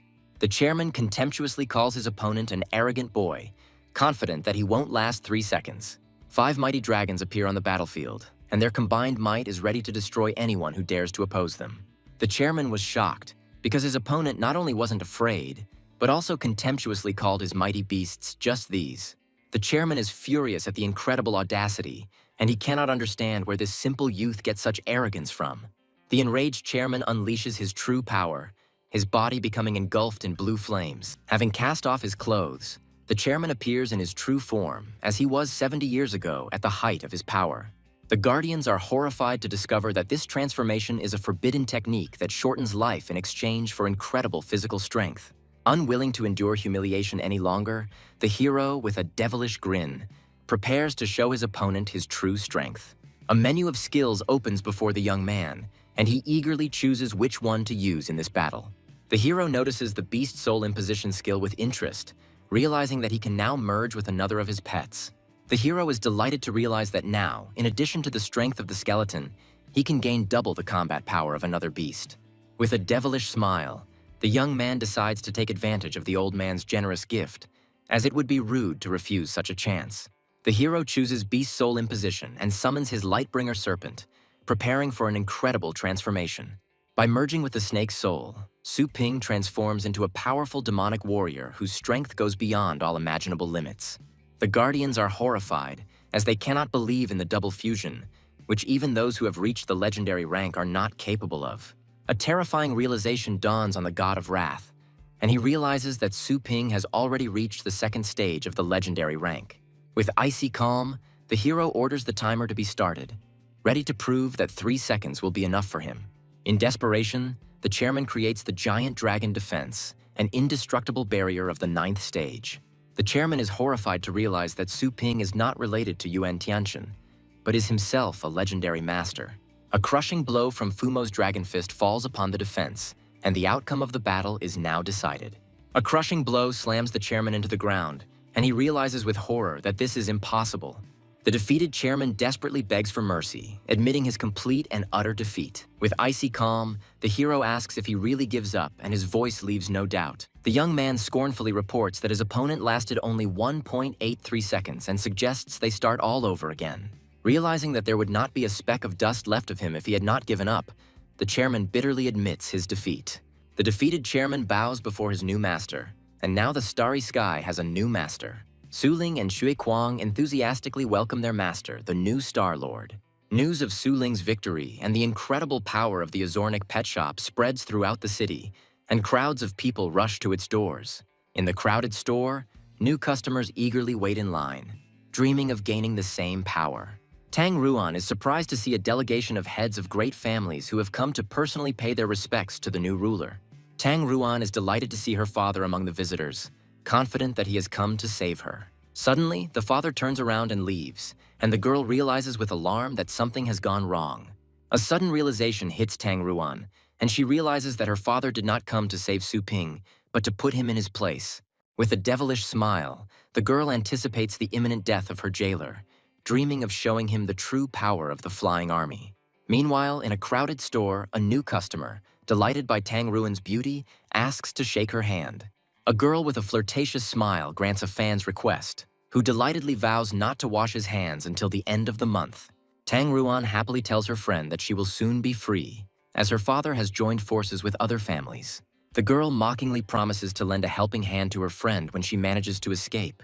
A sense of foreboding gripped Tang Ruan, as she couldn't understand why there had been no reaction to her father's actions. Su Ping suddenly appeared with the defeated patriarchs at his feet and asked with a cold smile if she was satisfied. The hero tries on the black thread armor with satisfaction, a secret treasure of the 9th stage that will automatically protect him from any attack. Tang Ruan is horrified because she can't believe that her father gave away their family's most ancient treasure to some outsider. In addition to the armor, there are mountains of treasure on the table, and the girl does not understand where the simple shop owner got such wealth. Suddenly, the door of the room flies open and the angry chairman rushes inside with force. Unexpected by such an invasion, Tang Ruan was sent flying, unable to withstand the chairman's might. The girl is surprised to recognize the attackers as those who had recently been Su Ping's enemies, and does not understand what is happening. The hero greets Xiao Tang with a smile and asks her to bring him tea with unperturbed calm. With a slight hint of mockery, the young man reminds that everyone present is his guest, and they need a pour too. Confused, Tang Ruan obediently follows the order, pouring tea for the old gentleman who was recently her enemy. The chairman looks at the scene with suspicion, trying to figure out if this girl is Su Ping's most trusted servant. Tang Ruan notices with alarm that the old gentleman has suddenly started sweating and is afraid that she will be punished. The chairman apologizes in a panic, begging him not to report him to Master Su, and promises to pay generously for his silence.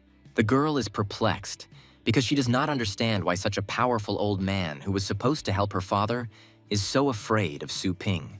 The head of the Mu family is surprised to recognize the maid as the missing daughter of old Tang, who, as it turns out, was secretly sent here for training. The elders note with envy that the girl has become much stronger, and they have never heard of patrons improving their students. The head of the Tang family is furious, because he does not understand why he himself looked for his daughter if she was secretly sent here. Tang Ruan eagerly asks her father when they will start, confident that the flying army is already on its way. The girl, in her naivety, cannot understand why her father is hesitating, since he came here specifically to save her. The father, with a heavy heart, orders his daughter to follow Master Su and work hard. The head of the Tang family explains that due to some problems, she is now under Su Ping's command, and their future depends only on her. The head of the Mu family, not wanting to be left behind, offers to invite his son to serve the powerful lord. The patriarchs compete to praise their heirs, offering them as masseurs, cleaners, and servants.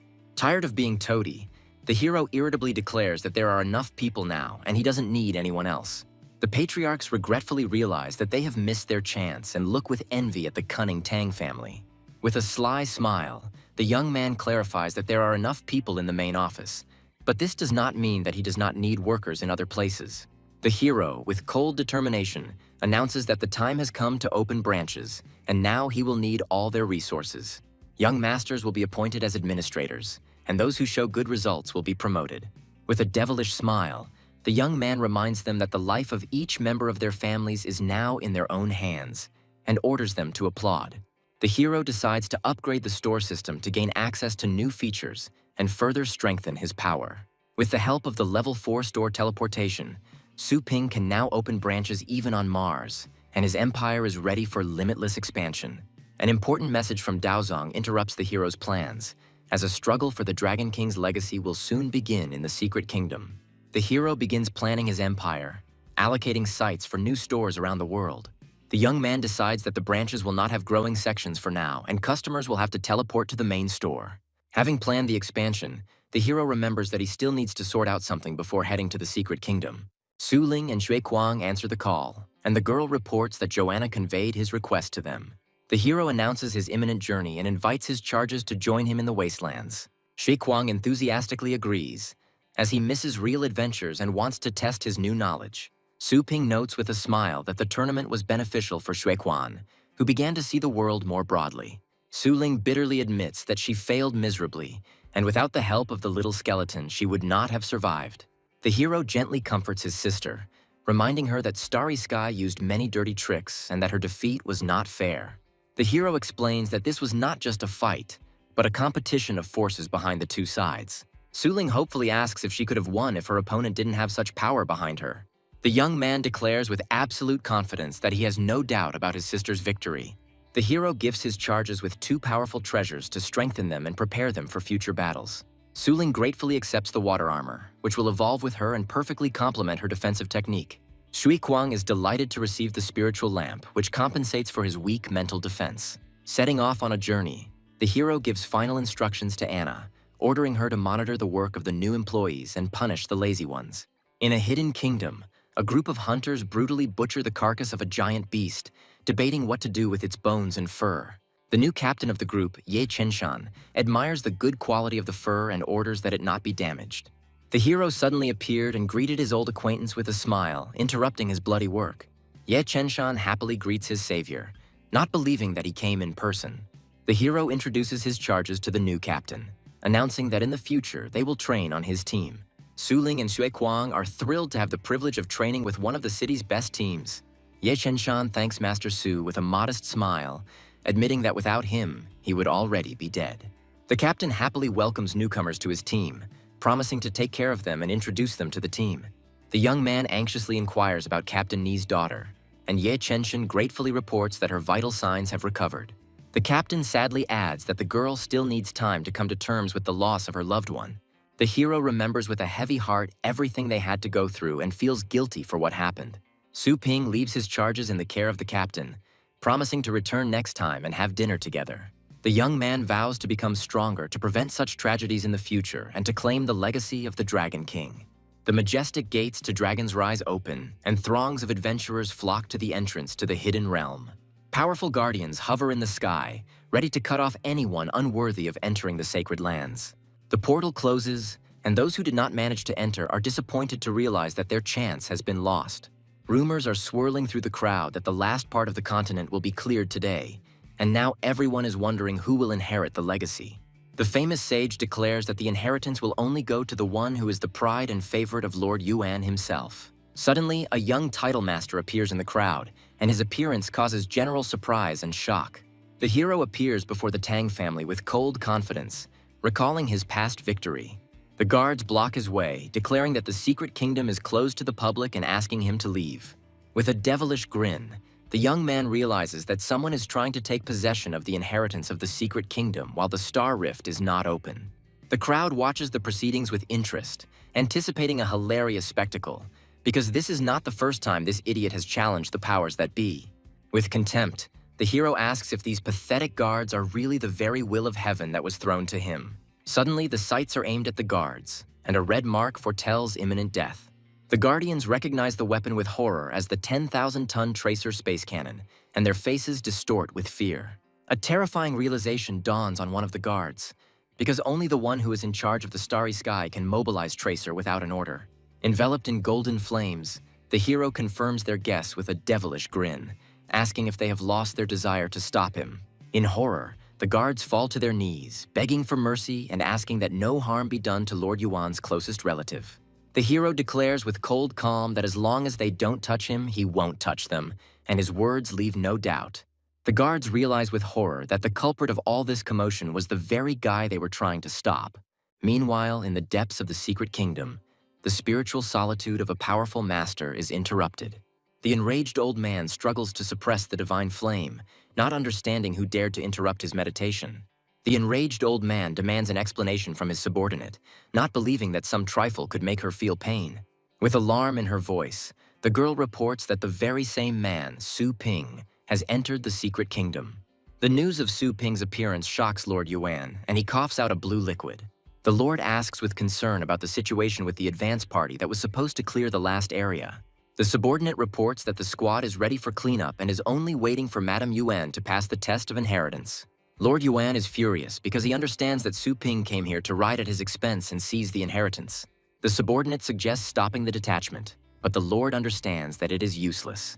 Lord Yuan realizes that if he stops the troop, there is no guarantee that Su Ping will not take out his anger on Xiaolu.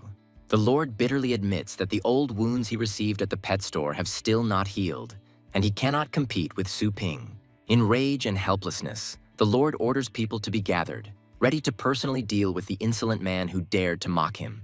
The ancient gates of the secret kingdom open wide, as if welcoming a worthy claimant to the inheritance. A mysterious voice warns that his rival has already passed the 9th floor, and there is no more time to delay. Recognizing the hero's strength, the tower grants him the right to go straight to the top floor, bypassing all previous tests.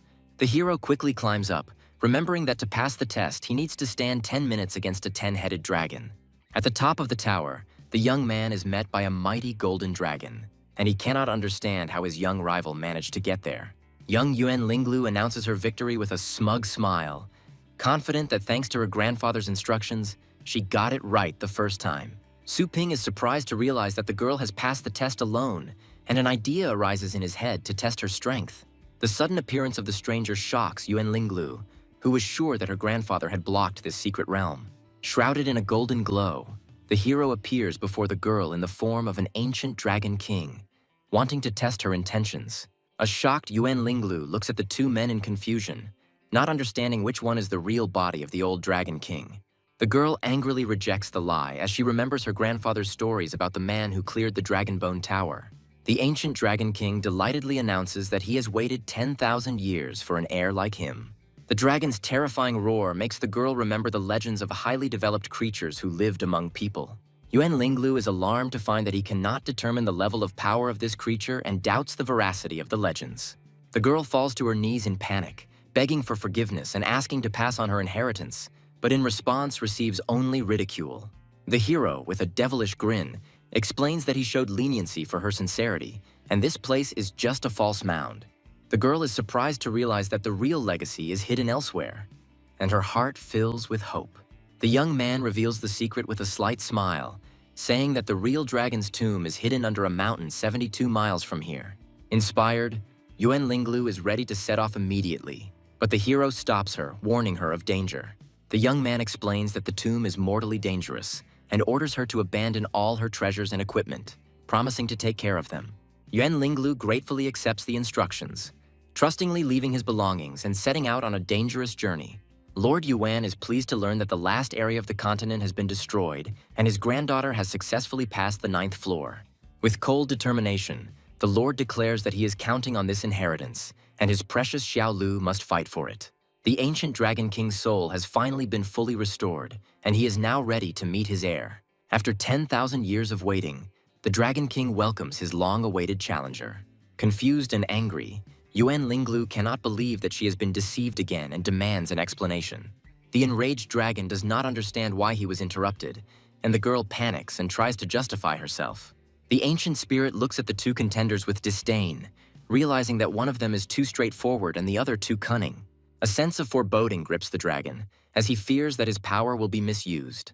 With a devilish grin, the hero announces that there are no other candidates, and now the dragon will have to choose one of them. The dragon is furious because this challenger not only does not fear him, but also talks to him as if he were an old friend. Recognizing their strength, the dragon declares that they have both passed the initial test, and now the final one begins. A giant dragon skeleton appears before the heroes, and they must climb to the very top of it. The hero realizes that in this space the stellar power is suppressed, and he will not be able to use flight or summon flying beasts. Yuan Linglu flies up with ease, bidding farewell to the trickster she thought was left below. Not wanting to be left behind, the young man uses his tricks to quickly climb up the skeleton without resorting to brute force. The hero easily overcomes obstacles, but a new, even more dangerous trap awaits him ahead. Hundreds of skeletons emerge from the dragon's bones, their skeletal hands grabbing the hero, trying to drag him into the darkness. The young man realizes with surprise that his black thread armor for some reason does not work against these creatures. A sudden flash of light blinds the hero, and he realizes with horror that he has fallen into a deadly trap. The dragon's roar dispels all illusions, but their incredible realism makes the hero think. The young man understands that illusions are so real that each time they appear, a subconscious attack is triggered. Attacking illusions is a waste of energy, and now the hero must suppress his defensive instinct. Not wanting to waste any more time, the young man looks defiantly at the stream of skeletons, ready to compare his will with their illusion. Meanwhile, on the 9th floor, Yuan Linglu encounters a giant dragon and must now prove her strength. The girl looks at the illusions with disdain, confident that compared to her grandfather's special training, this is child's play. Yuan Linglu has been fighting ferocious beasts since she was 10 years old, and now she is ready to defeat anyone who stands in her way. Without further ado, the girl rushes into battle, following her grandfather's instructions and believing in her victory. With cold determination in her eyes, Yuan Linglu declares that she should be the one to inherit the inheritance, because Grandpa is always right. The grandfather suddenly appeared and proudly praised his granddaughter, confirming that she really tried hard. The illusion of a grandfather looks at his granddaughter with disdain, calling her a creature who grew up without a father. The enraged old man rushes into attack, but the girl meets his blow with cold calm. Yuan Linglu easily deflects the attack, knowing it's fake because her grandfather would never say that. The girl is surprised to realize that a simple illusion can cause real physical damage. Finding himself on the 10th floor, Yuan Linglu anxiously wonders how many floors that mysterious guy was able to climb. Su Ping's sudden appearance shocks the girl as she can't believe he was able to overtake her. Unwilling to endure humiliation any longer, the hero easily fights off a stream of illusory dragons. The young man understands with disdain that after countless resurrections, these illusions seem like child's play to him. The final test is over, and a mysterious voice announces that another challenger has passed out on the 33rd floor. The hero is surprised to learn that he has reached the 143rd floor, while the legendary master was only able to reach the 33rd. The ancient dragon heals the girl's wounds, and she is surprised to realize that she has lost consciousness for some time. The dragon declares that whoever wins twice will become his final successor, and Yuan Linglu bitterly realizes that she has lost. The ancient spirit calms the girl, reminding her that anyone who has reached the 10th floor already has the right to inherit. The dragon respectfully notes that, even after losing consciousness, the girl reached the 33rd floor, and such talent is found once in 100 years. Yuan Linglu hopefully understands that the gift is meant only for her, and this is a good opportunity to prove her strength. The dragon looks at her with regret, knowing that a genius like Su Ping is born once every 10,000 years. The second test is a battle of strength, and Yuan Linglu looks at her opponent defiantly, ready to show what she's made of. The hero is surprised to recognize the girl's pet as a purple-winged phoenix, possessing the pedigree of the king of beasts. With a mocking smile, the young man notes that the girl has only an immature phoenix, which has not yet had time to become a symbolic beast. Yuan Linglu proudly states that her phoenix has been her partner since childhood and has already defeated countless masters. The hero mockingly refutes the girl's words, stating that her grandfather had to force Daozong to give in. Not wanting to listen to any more boasting, the young man calls upon his dragon dog, offering to test everything in practice. The ancient dragon looks down on the dragon dogs, calling them mere dogs despite having only a small amount of dragon blood. The dark dragon dog's subtle and reserved aura makes the dragon think, and doubt arises in his soul. Unwilling to retreat, Yuan Linglu and her phoenix charge forward, ready to prove their strength. The divine flames of the phoenix envelop his body, and he rushes towards his opponent with a furious roar. The dragon dog easily dodges the attack, and its blue flames are ready to incinerate anyone who stands in its way. Yuan Linglu is shocked because there is not a scratch on her opponent's body, although she was sure that her phoenix hit. The girl realizes that it was an illusion, but at the same moment a real blow throws her back.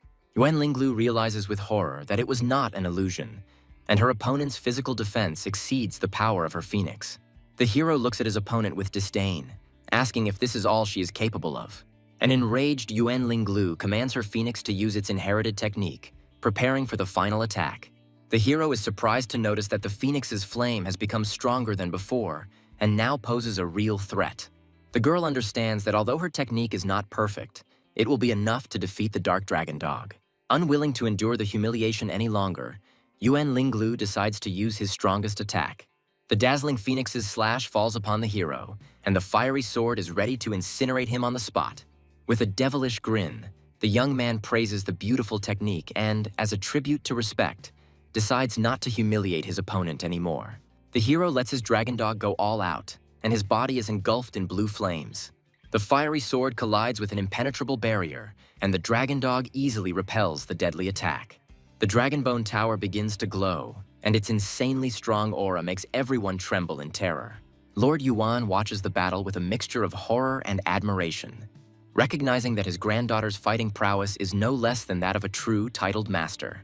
With a furious roar, the girl launches into a final, desperate attack, putting all her strength and will into it. The blow almost reaches its target, but at the last moment the dragon dog manages to reflect it, and the girl bitterly realizes that it is beyond her strength. The ancient dragon announces that Su Ping has won 2 victories and has become his rightful successor. Defeated and healed, Yuan Linglu, with a heavy heart, acknowledges the truth of the ancient spirit. The girl bitterly realizes that she lost to this bad man, without even being able to touch him. With tears in her eyes, Yuan Linglu admits that she has failed her grandfather's expectations, and her heart is breaking with pain. A sudden blow knocks the sword out of her hands, and the girl is surprised to realize that she was attacked by the one she thought was the winner.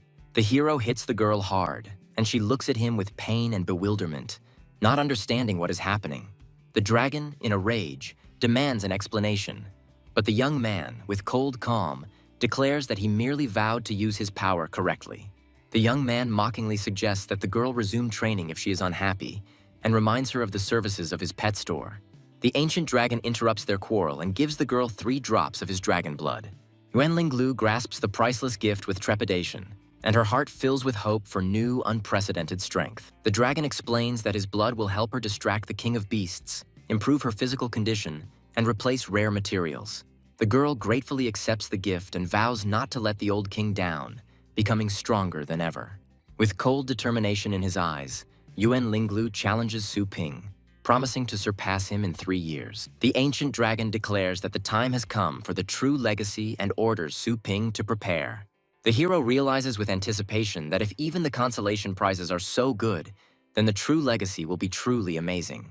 The original world of the dragon soul opens before the young man, and a giant golden chest bound with chains descends from the heavens. The chest opens, revealing mountains of countless treasures worthy of the legacy of the Dragon King himself.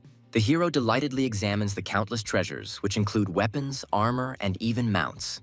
The ancient dragon declares that all these treasures are not worth mentioning, and the young man can take them if he likes them. The young man is perplexed, because he cannot believe that among such wealth there is not a single real inheritance.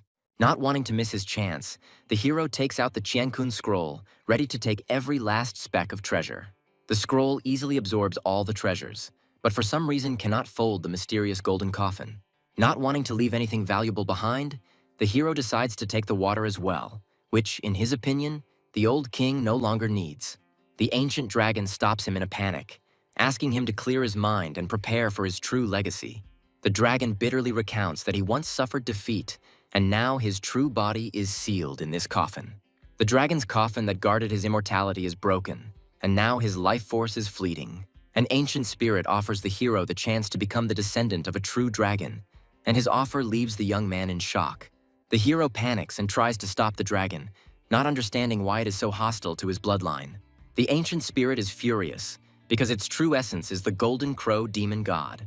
The incredible discovery shocks the dragon, and he cannot believe that in front of him is the descendant of his worst enemy. The dragon desperately pleads for help, but his spirit is weakening, and now he must pass on his legacy. With its last breath, the dragon passes on its original legacy to the dragon dog, and its spirit finally dissipates. The hero is shocked, because he cannot believe that the priceless legacy of the Dragon King was passed on to his dog. Lord Yuan suddenly appeared, hopefully asking if his granddaughter had received her inheritance. The girl has difficulty coming to her senses, not understanding what happened, and bitterly asks her grandfather for forgiveness. Yuan Linglu falls to his knees in despair, admitting that Su Ping has appropriated the dragon's legacy. Yuan lifts his granddaughter up, and she tearfully admits that she was useless and was unable to break through Su Ping's pet's defense. Lord Yuan is horrified to realize that Su Ping not only survived, but has also become the de facto master of the starry sky. Yuan Linglu bitterly asks for forgiveness, but immediately realizes with horror that now she has nowhere to hide her treasures. The girl excitedly shows her grandfather a rare blood crystal, begging him to continue training to defeat this villain. Lord Yuan looks at his grown-up granddaughter with pride, realizing that this experience and secret treasures were worth it. With cold determination, the Lord declares that he will not allow Su Ping to obtain another inheritance, as his power will become immeasurable. An army of adventurers enters the tower with trepidation, ready for new challenges and dangers. The hero looks with alarm at the golden cocoon in which his dragon dog sleeps, and does not understand why it is so noisy. The young man decides to stay and wait until his pet comes out, ready to protect him from any threat.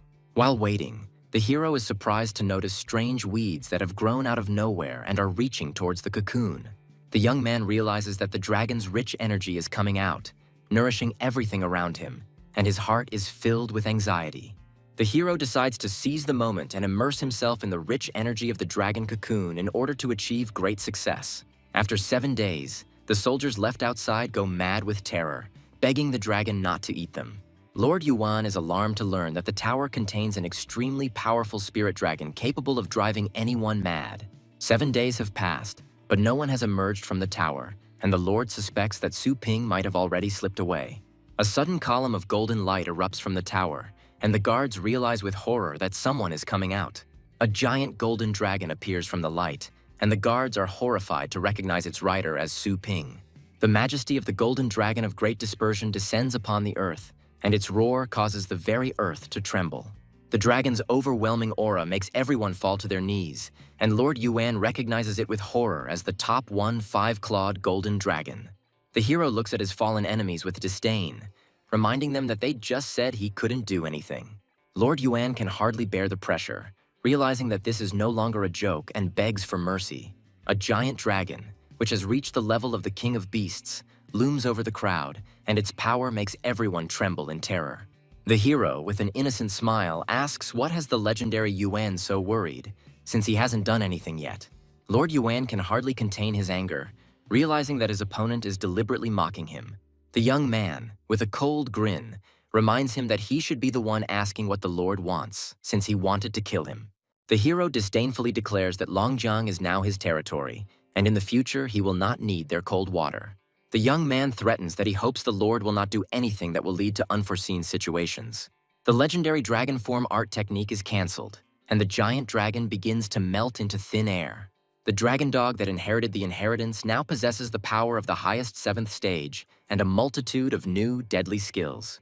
The ancient dragon explains that he sealed 90% of the dog's power to prevent it from going out of control. The removal of the seals will occur gradually, and with each new stage, the dragon dog will gain more and more power. The hero is shocked, because he cannot believe that after the removal of the last seal, his pet will enter a realm that is higher than the legendary one. Returning to the store, the hero receives a mysterious letter from another continent, and his heart is filled with anxiety. The letter turns out to be an invitation from the Shenguang-based City Cultivators Association. The hero decides to accept the invitation and sets out on his journey, hoping to learn more about the mysterious city from the old scoundrel.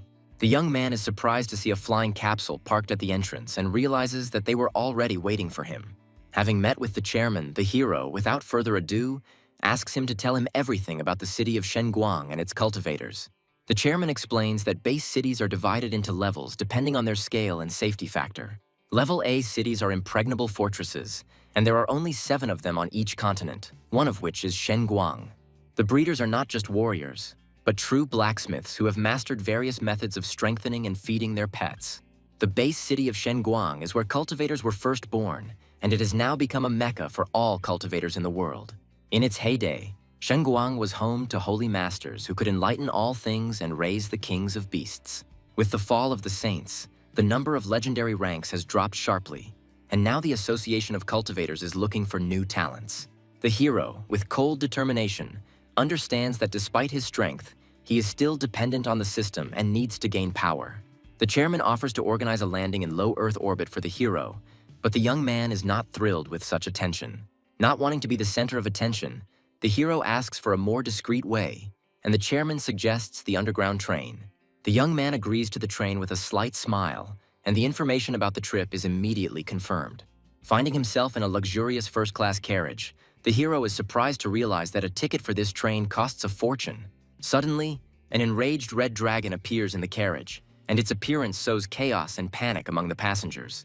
An angry owner yells at a little girl, accusing her of feeding his dog and then dying. Hiding behind a mask, the hero watches what is happening with disdain, not understanding why such a dangerous and poisonous beast was summoned. An enraged dog prepares to attack an innocent passenger who begs for mercy in terror. The hero suddenly appears, easily grabs the beast by the neck, and with a cold grin announces that it's time for him to sleep. A mysterious girl runs into the carriage, begging not to strangle the dog as this will only kill him. The girl confidently declares that she is a nurturer and asks to be allowed to calm the enraged beast. The hero releases the dog with a slight smile, and it falls limply to the floor, unable to resist.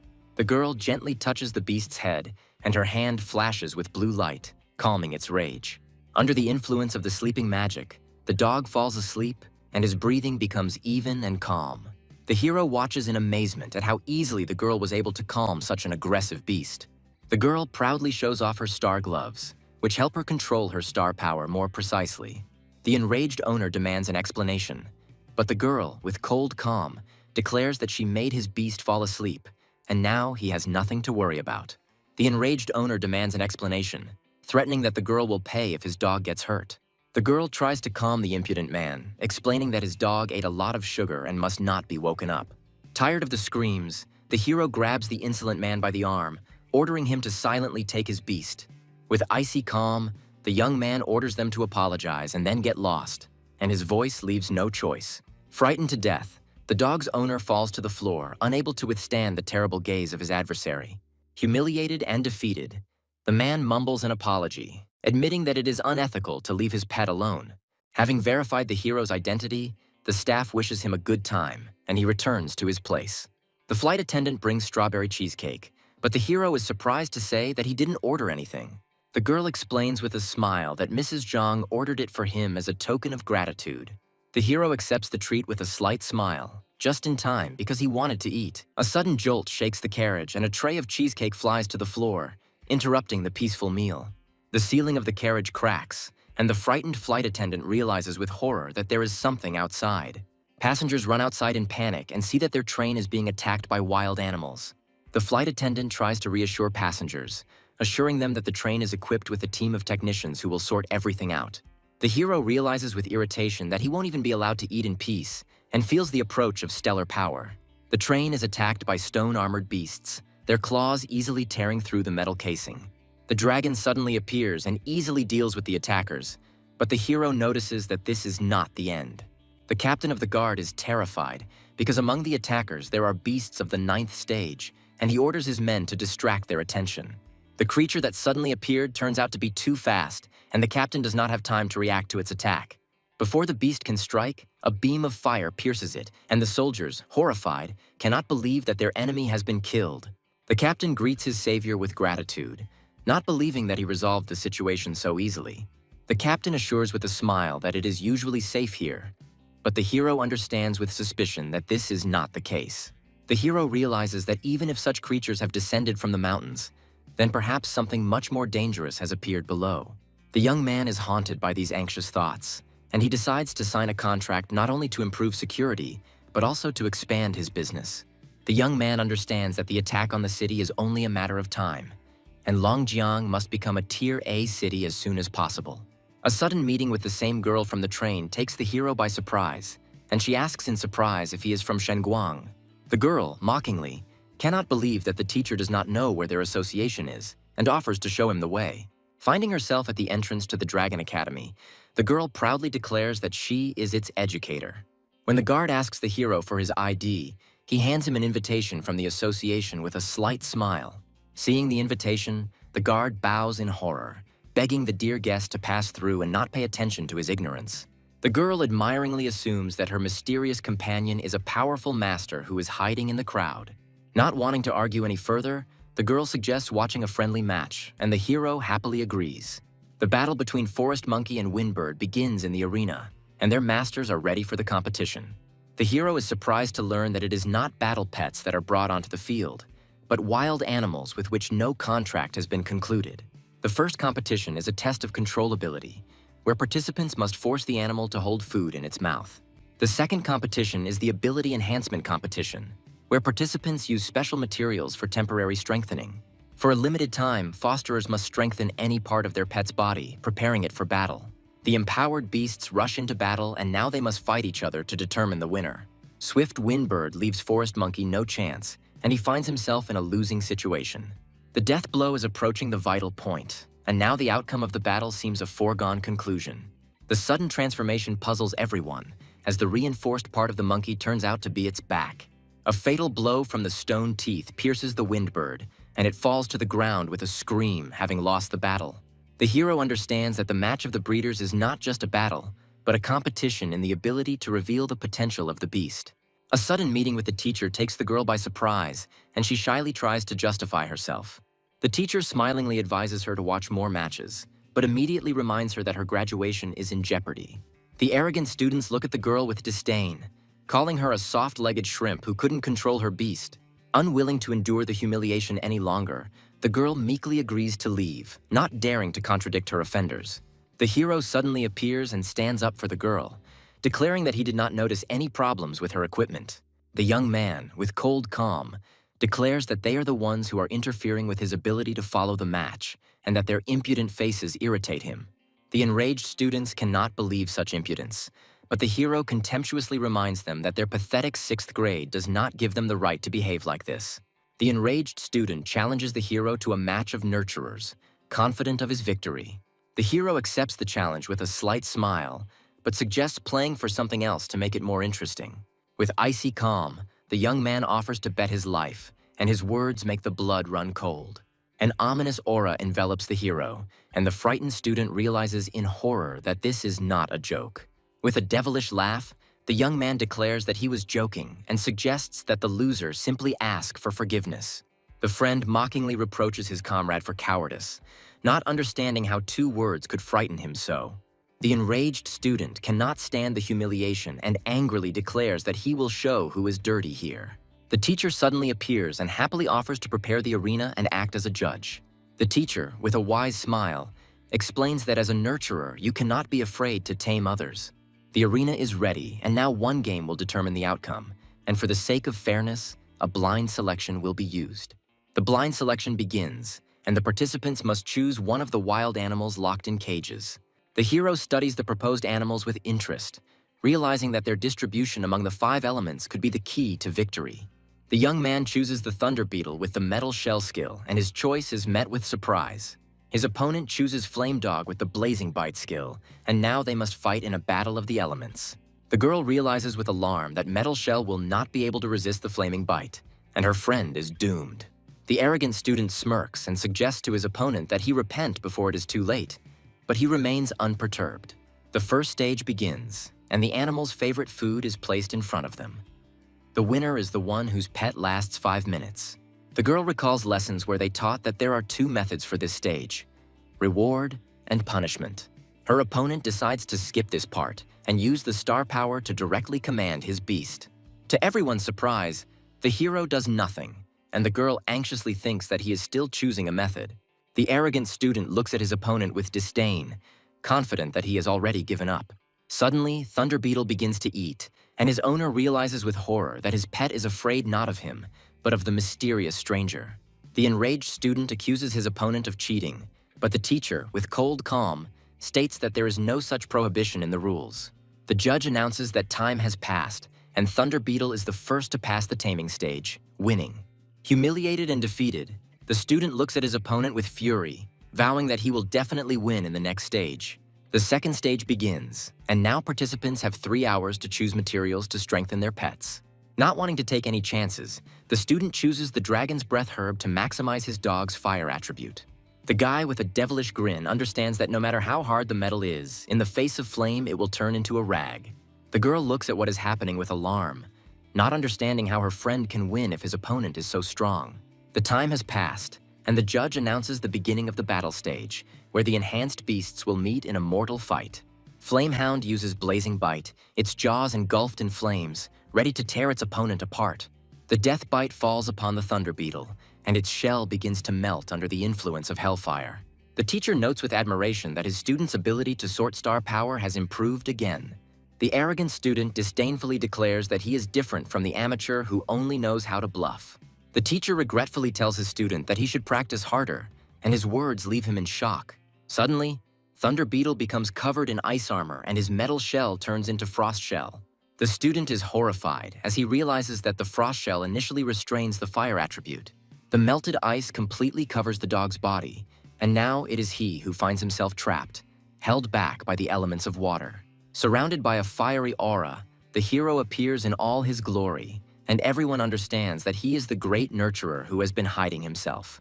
With icy calm, the young man announces victory and threateningly asks how about fulfilling the terms of the bet. The student is terrified because he doesn't feel any fluctuations in star power, but his opponent is clearly at the 7th level. Not wanting to tempt fate any further, the boy decides to run away, but his attempt proves futile.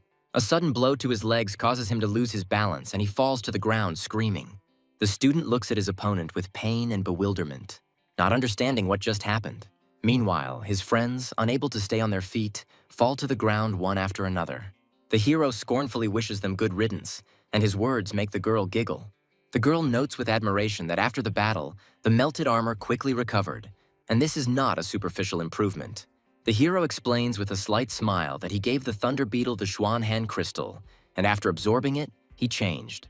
The girl is surprised to suggest that the fear of death could have unlocked the Thunder Beetle's full potential.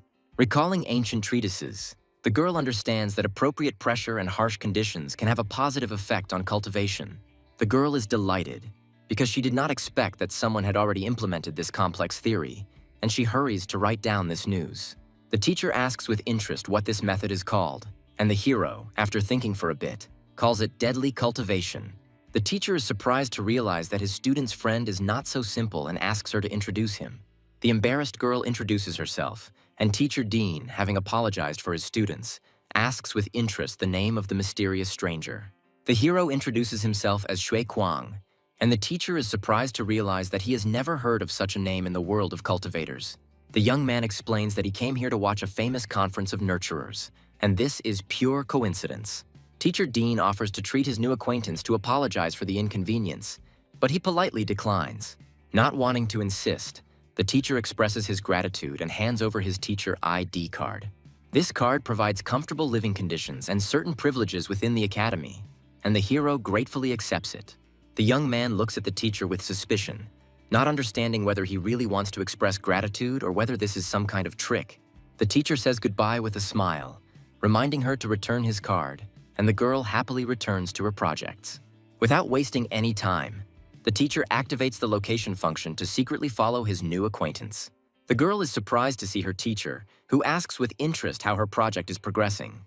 The girl proudly reports that she has completed the most difficult part of her research on mastering high-level skills. Suddenly, the teacher becomes serious and orders the topic to be stopped, and his words make the girl anxious.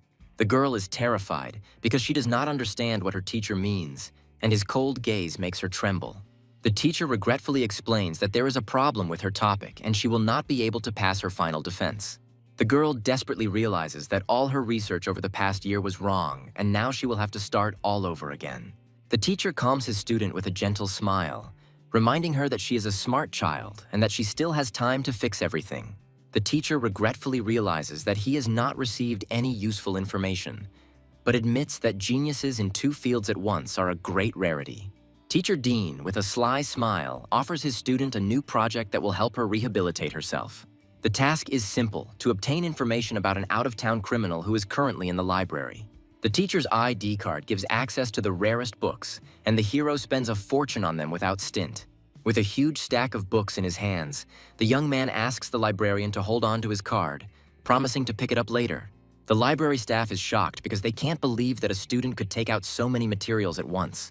The girls look at the generous stranger with admiration, realizing that he should be treated like the boss's son. Having immersed himself in reading, the hero realizes that the chairman was right, and Shenguang is truly a holy place. The young man enthusiastically studies books on raising dragons, elemental and demonic pets. The hero realizes that despite his rich experience, his knowledge is still superficial and insufficient. The young man plunges into the world of new knowledge with interest, and a quick glance at the pages opens up new, unprecedented horizons for him. Having read all the books, the hero is surprised to realize that the teacher's ID card gives him access to a separate reading room. The young man decides to return the books, hoping to convert the points he spent into star coins. In the corridor, the hero collides with a girl, and all the books scatter across the floor. The girl looks in surprise at the huge number of books and asks with interest where he got them. Having returned the books, the hero thanks the librarian and leaves, leaving the girl perplexed. The girl asks with surprise how he was able to read such esoteric books and what level he is. Upon learning that he is not a certified foster parent, the girl smirks and offers to take the exam with him. In the testing room, they are met by a menacing instructor who looks with disdain at those who are late. The instructor hits one of the students hard, reminding them that caregivers don't run away from their charges. The instructor mockingly kicks out latecomers, declaring that they have no place in the exam after a few lessons. Students are terrified because this month's exams are being administered by instructor Yan, who is known for his cruelty and strictness. One of the students despairs when he realizes that if he fails the exam 2 more times, he will be demoted. The girl explains with surprise that the rank of nurturers differs from the rank of masters, and 3 failures lead to a demotion of 1 level. Only after passing the 7th stage exam and submitting a dissertation can you consider yourself a qualified educator. The girl tells with admiration that only at the 8th level can one become a teacher, and at the 9th, a higher educator. The hero asks with interest how many tests he can take in a day, and the girl answers with a smile that it will be until the instructor finishes his shift. An enraged instructor yells at the crowd at the door, not understanding what they are waiting for and why they are not coming in. The hero declares with cold confidence that he will start from the first step, and he has nothing to worry about, because he will not be demoted. The instructor looks with disdain at the newcomer who came for his first test and orders him to register. The arrogant students look with mockery at the 3 children who were the first to enter the exam, not knowing what awaited them. The girl uses her technology to scan information about the hero, confident that now he will not be able to hide from her. The hero, with a slight smile, improves his vision in preparation for the upcoming test. An incredible force distorts space, and the girl realizes with horror that she is completely blinded. The young man creates a turbulence barrier, an advanced method that not only blocks but also distorts ambient light. The initial registration is complete, and the hero, registered as candidate number 44, goes to the examination hall. The first test was to dye the hair of test mice black using star power in 30 minutes. Without wasting any time, the participants begin the task, and the hero easily catches one of the large mice. The other participants struggle to complete the task, but their efforts pay off and the mice begin to change color. The instructor looks suspiciously at one of the boys, not understanding what he is trying to prophesy. Suddenly, the mouse bites the guy on the arm and he jumps back screaming, shocking everyone. Unable to bear the pain, the boy fails the exam, and the instructor forcibly throws him out of the room. Half the time has passed, and the instructor menacingly reminds the remaining candidates that they need to speed up. A sudden burst of golden energy envelops one of the mice, and everyone looks on in surprise. The audience is delighted because they can't believe that this guy in black is so good, but they don't understand what he's doing. One of the students explains with a smart look that the key to coloring is to manipulate the star power to stimulate the pigment cells. The hero controls the star power with ease, and his hand glows with a golden glow. In an instant, the mouse is transformed. Its fur becomes a rainbow of colors, and a stylish mohawk appears on its head. The student is shocked because he can't believe that it took his opponent only a few minutes to not only dye his hair, but also grow it out. The instructor looks at the mouse in surprise, not understanding how it could have been painted so carefully. Something happens in the hair, and the instructor realizes that 44 used elemental fixation, giving the mouse elemental abilities. The hero's incredible skill shocks the students. Such a transformation of attributes without materials goes beyond the limits of the first-level test. The instructor looks at the newcomer with interest, suspecting that behind the mask lies an old monster who hasn't pleased him this much in a long time. Impressed by the incredible talent, the instructor makes an exception, allowing 44 to move straight to the 7th stage test. The new challenge proves to be deadly. He must tame and strengthen a 7th-level Blood Mist ghost in half a day. The participants are terrified. The evil ghost of the Bloody Mist is unpredictable and capable of corrupting hearts, leading to madness. The hero declares with cold confidence that he does not need half a day, and that 5 hours will be more than enough. A terrifying monster emerges from its cage, and its strong smell of blood makes everyone tremble in terror. The girl realizes with horror that the ghost's psychic attacks allow it to devour the soul, ignoring any physical attacks. Wasting no time, the ghost uses its strongest attack, spirit possession, preparing to devour its victim's soul. The hero easily jumps onto the monster's head and mockingly asks if he is familiar with the Path of Thunder. A red flash illuminates the arena, and the hero easily suppresses the ghost's will, preparing for the next stage. The taming is over, and now the young man must strengthen his new pet. The hero realizes that this is the perfect opportunity to try out the recently learned method, and at the same time prepare for future improvements to the small skeleton. Knowing that the ghost is afraid of thunder, the boy decides to strengthen its weakness by processing the herb of eternal life with the help of star power. The hero throws the created elixir with force, commanding the ghost to devour it, and it consumes it with a scream. A sudden glow envelops the ghost, and the girl is surprised to realize that this could be a sign of evolution. The instructor watches with admiration the calm work of the master, who seems to be in the middle of the river. A giant thunder phantom appears before the hero, and its majestic appearance makes everyone tremble. The students are shocked because the hideous ghost has turned into a majestic creature, and they do not understand what kind of evolutionary technique is in front of them. The hero explains that he suppressed the ghost's bloodline, and now it is resistant to divine and thunder attacks. But there is a downside. The empowered ghost becomes even more irritable and thrashes furiously against the bars of the cage. The students retreat in panic because the cage is creaking and the monster is about to break free. The instructor is alarmed to realize that something needs to be done before this thing breaks out and causes a bloodbath. With incredible strength, the ghost bends the bars of the cage, and now nothing can stop him. The hero, with a cold grin, reminds the insolent beast of the taste of the Path of Thunder, and his hand bursts into red flame. The ghost freezes, and the students realize in horror that this mysterious stranger has complete control over it. The young man easily passes through the bars of the cage and mockingly asks if he passed the test. The instructor is shocked, because this man not only passed the test, but advanced the ghost to perfection. The instructor enthusiastically declares that the abilities he has demonstrated allow him to compete with the best cultivators of the 9th level. Mr. Bai, the association's vice president, suddenly appeared and noted with admiration that it was a feast for the eyes. The instructor greets the vice president with reverence, and he invites the mysterious stranger to come with him. A terrifying realization dawns on the instructor, and he cannot believe that this young man could be the vice president's own student. In his office, the vice president respectfully addresses the guest from Longjiang and asks him to take off his mask. Mr. Bai explains with a smile that there are few young people with such characteristics, and they are easy to recognize. Taking off his mask, the hero realizes with a cold grin that the investigation was conducted very thoroughly, and his identity has already been revealed. The vice president asks the young man with a serious expression if he has heard of the 4 kings. The 4 kings are the 4 beast kings, the most powerful creatures that have ever existed on Blue Star. Insidious and destructive, they razed countless cities to the ground and became the #1 enemy of all mankind. The blood they have shed is enough to drown mountains, and their names strike terror into all who hear them. The vice president explains with concern that each of the 4 kings possesses power no less powerful than that of the Kingdom of Fate. The hero is shocked. because the Kingdom of Fate is the highest of the 3 legendary kingdoms. The young man has difficulty realizing that even with his full strength, he is only in the realm of the vast sea. In the distant past, 4 kings were gravely wounded by a great warrior who, at the cost of his life, sealed them beneath the Abyss Cave. Now they are guarded by young masters of legendary rank, and since then they have never invaded human lands. The hero suspiciously asks if the seal has been broken, but the vice president confidently replies that it has not. The vice president reports with alarm that an abnormal migration of ferocious animals has been discovered in the desert area. The young man recalls the recent attack on the train and realizes that this was the very same anomalous phenomenon. Mr. Bai is alarmed that this could threaten the safety of civilians and decides to call a conference to prepare countermeasures. The hero notes with understanding that the fosterers are more interested in taming than killing, since it is they who give power.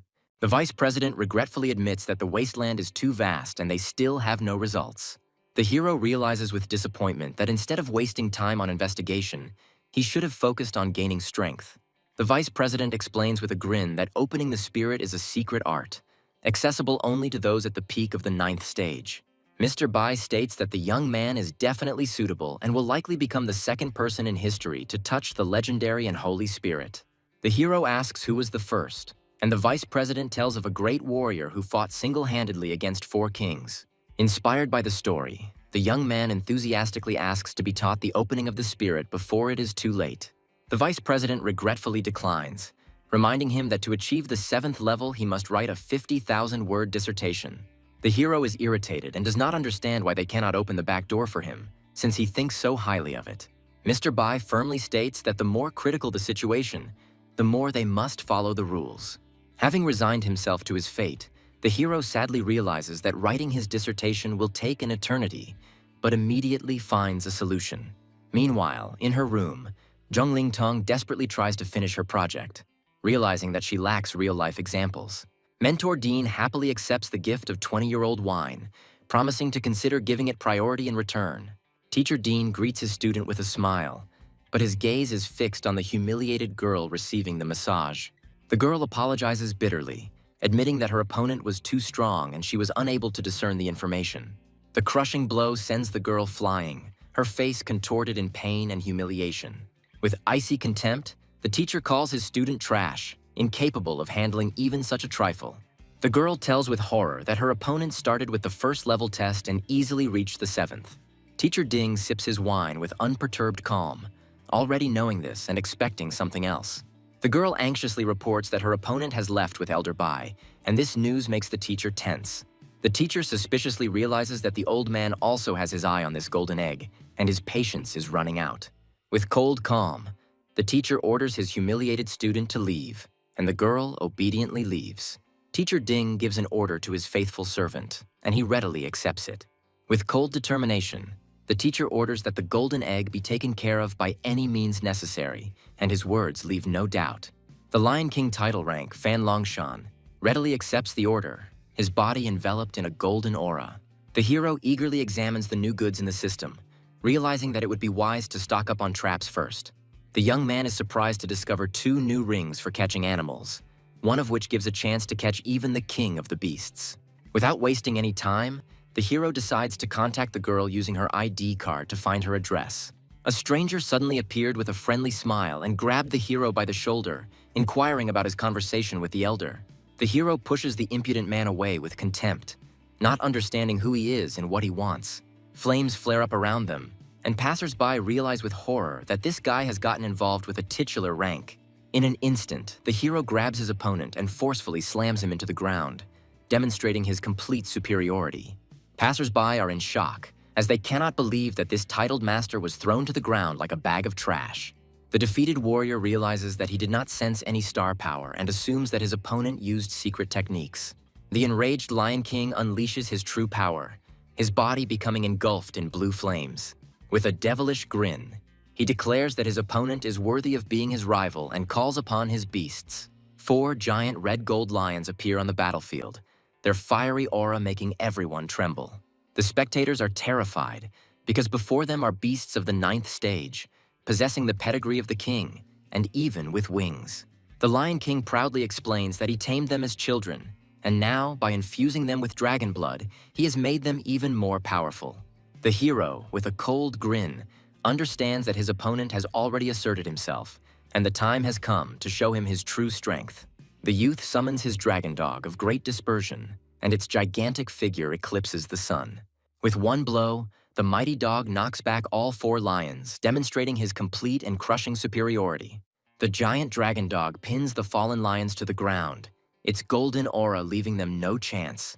The Lion King is horrified and cannot believe that his mighty lions were so easily subdued by a mere dog. A terrifying realization dawns on the warrior, and he understands that this aura can only belong to the king of beasts. Panicked, the Lion King tries to justify himself, muttering that it was all a mistake, but his words are drowned out by fear. Meanwhile, in his office, the vice president listens with interest to the screams coming from the next room.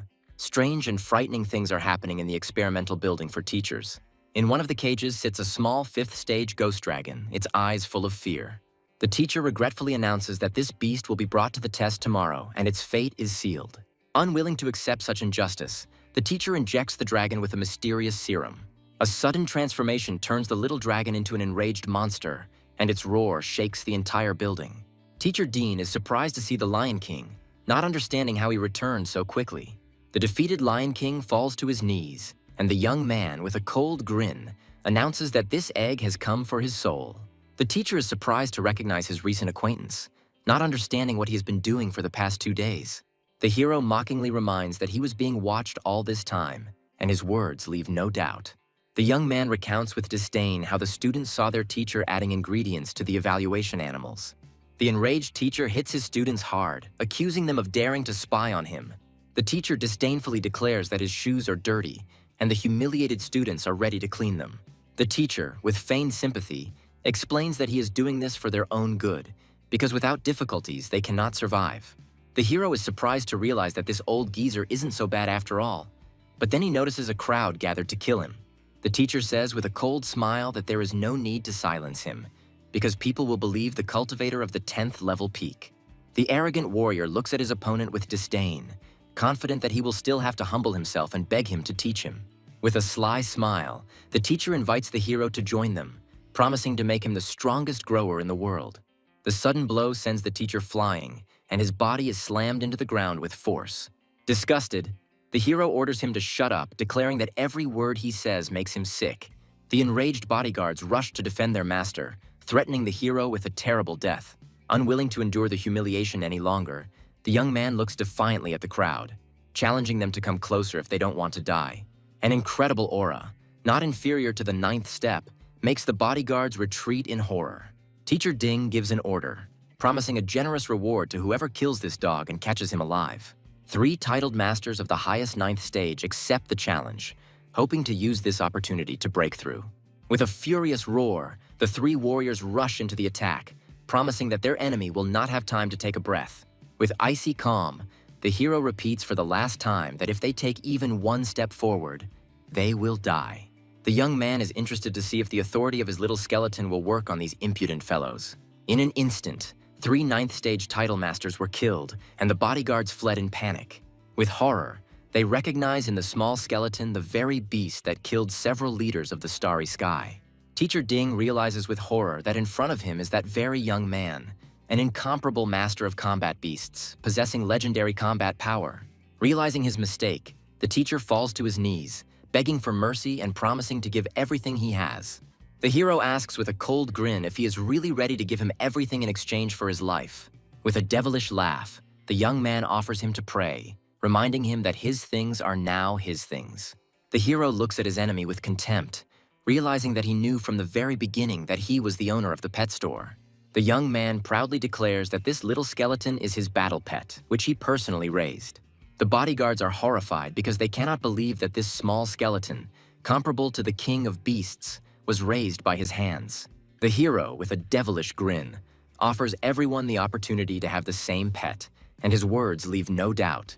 The young man throws the swords of his slain enemies to the ground, inviting those who do not wish to participate to leave. With cold determination, the hero declares that those who want to be with him must show what they are capable of.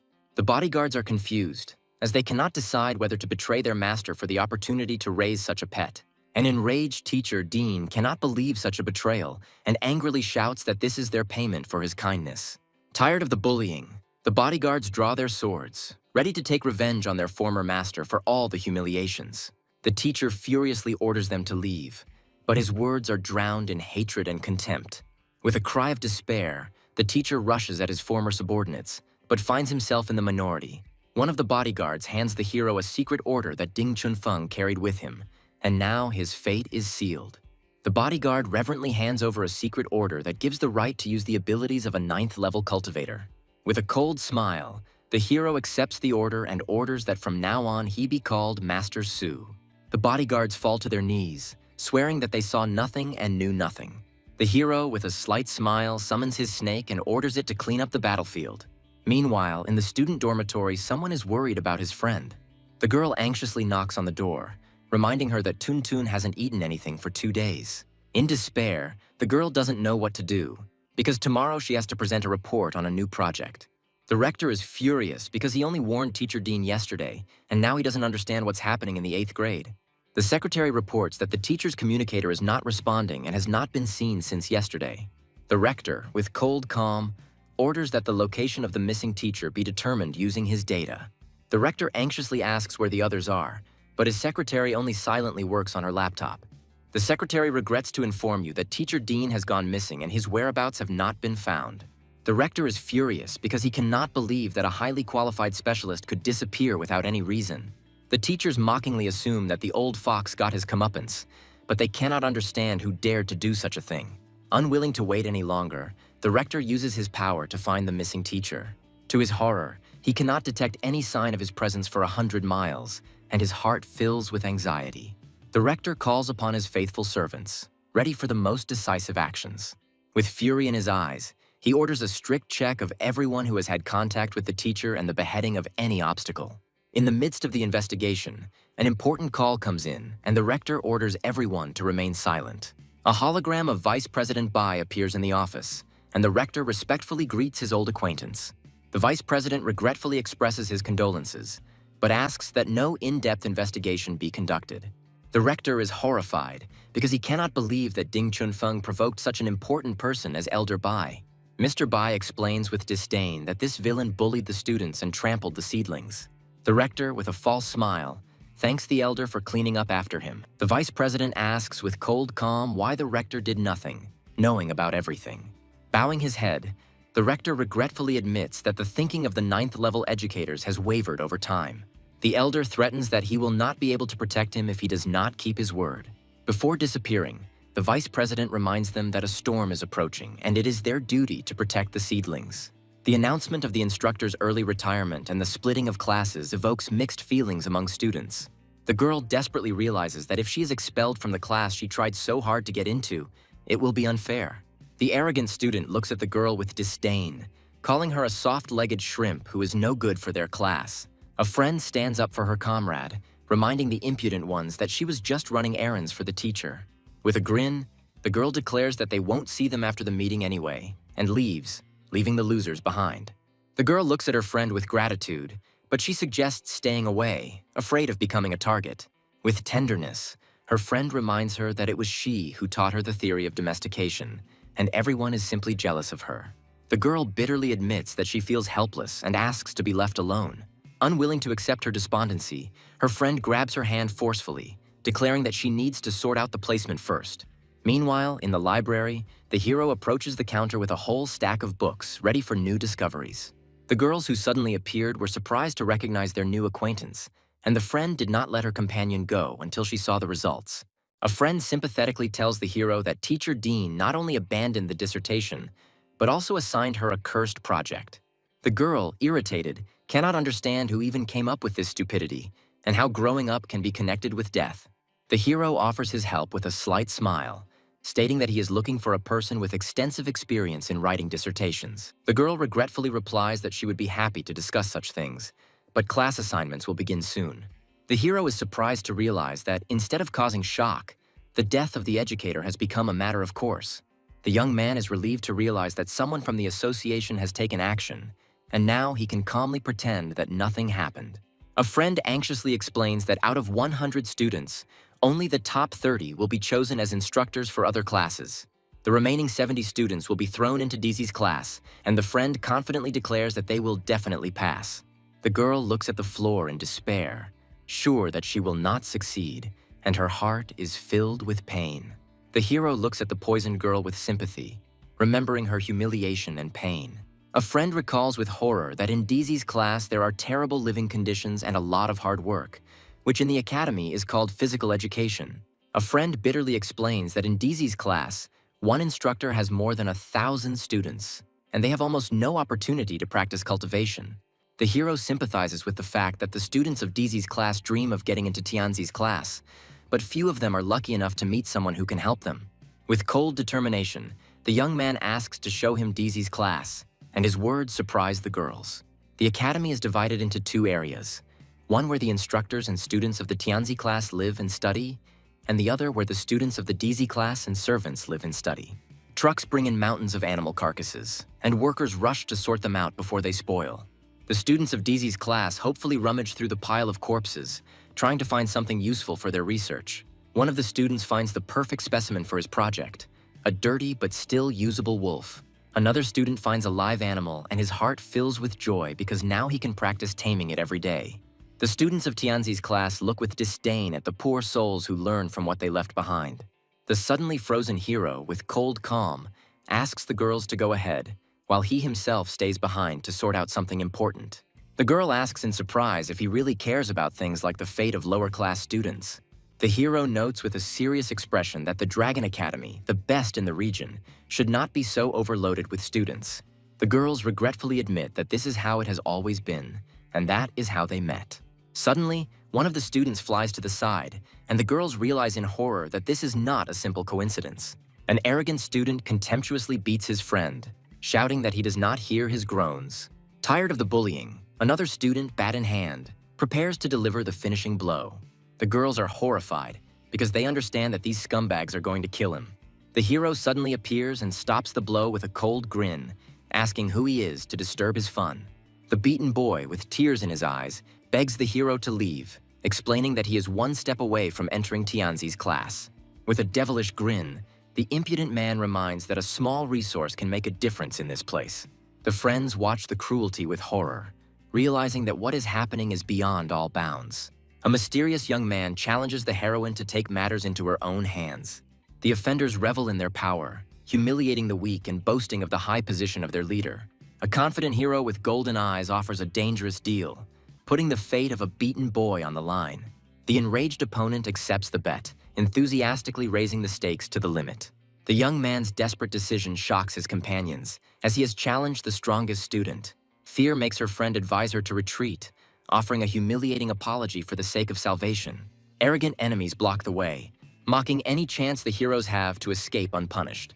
The young man tries to instill confidence in the girl, reminding her of her true calling to save others. A steely determination lights up in the heroine's eyes, and the girl makes a fateful decision.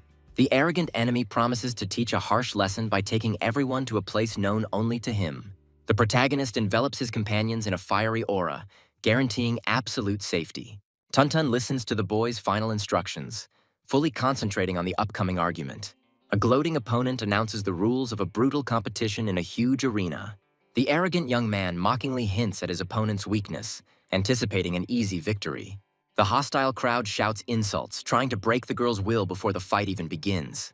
The friend doubts Tuntun's powers, but the hero sees in her an unbending desire to overcome herself. The angry girl accuses the young man of recklessness, and he responds with a mysterious parable. The mysterious guy begins the story by illustrating it with the story of a fish in a transparent jug. The fish desperately beats against the invisible glass, symbolizing a hopeless struggle with one's own limitations. The wounded fish gives in, believing that its glass prison is the entire existing world. The young man finishes the instructive story, but his companion sees only the threat of cruel reprisal in case of loss. Tuntun awakens her true self, and the ghostly spirit of a mighty blue dragon appears behind her. The enemy is stunned by the girl's sudden transformation, but his shock quickly gives way to a furious desire to destroy her. The duel begins, and the opponents simultaneously engage in a mental battle with the ferocious beasts.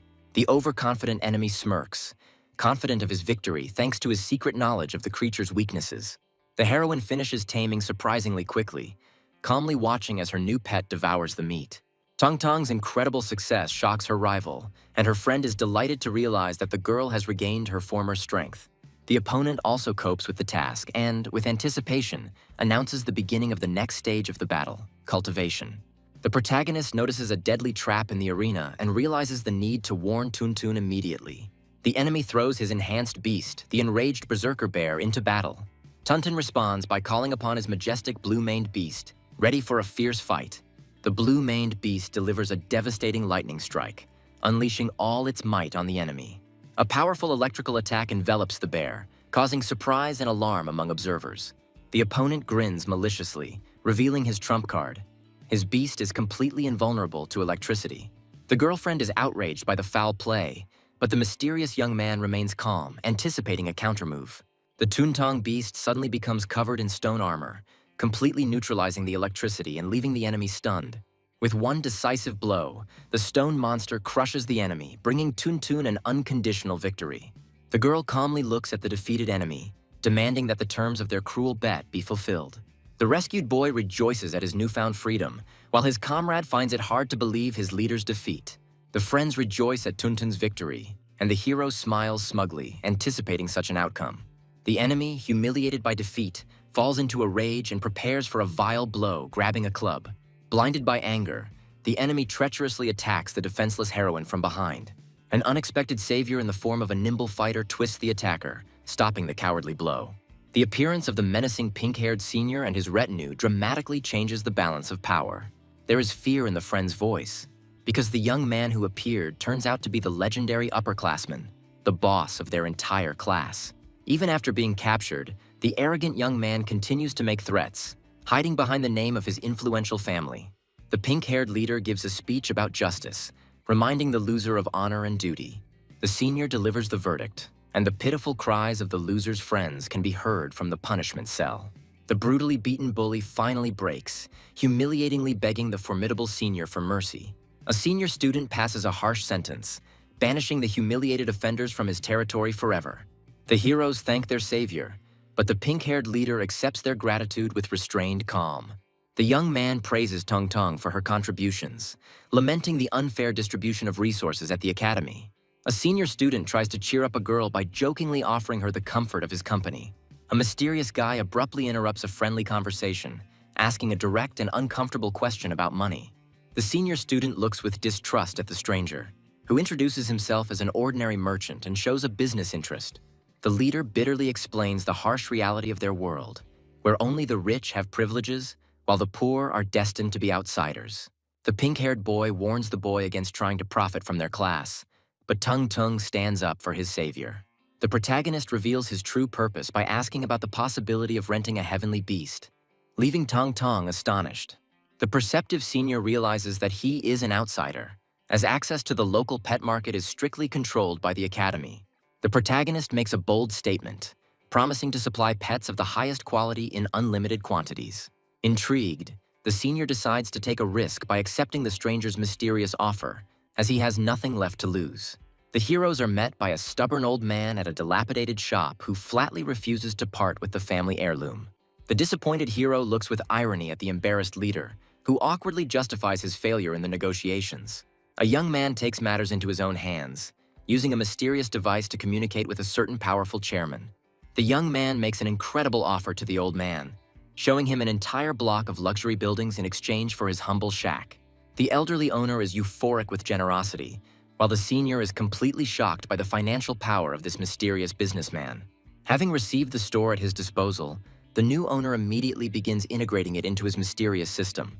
With a sly grin, the young man prepares to activate the mysterious chaos spirit pool, heralding momentous changes.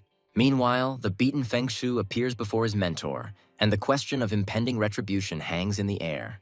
Feng Shu reports to the instructor, slandering the lower-class residents and portraying them as ruthless criminals. A beaten bully falsely begs the teacher for protection, portraying himself as an innocent victim of unprovoked aggression. The instructor doubts the student's story, calculating the risks of conflict with his influential family. The teacher promises to make an example of him, and the satisfied Feng Shu anticipates cruel revenge. Using cutting-edge technology, The mentor convenes a meeting with other influential instructors.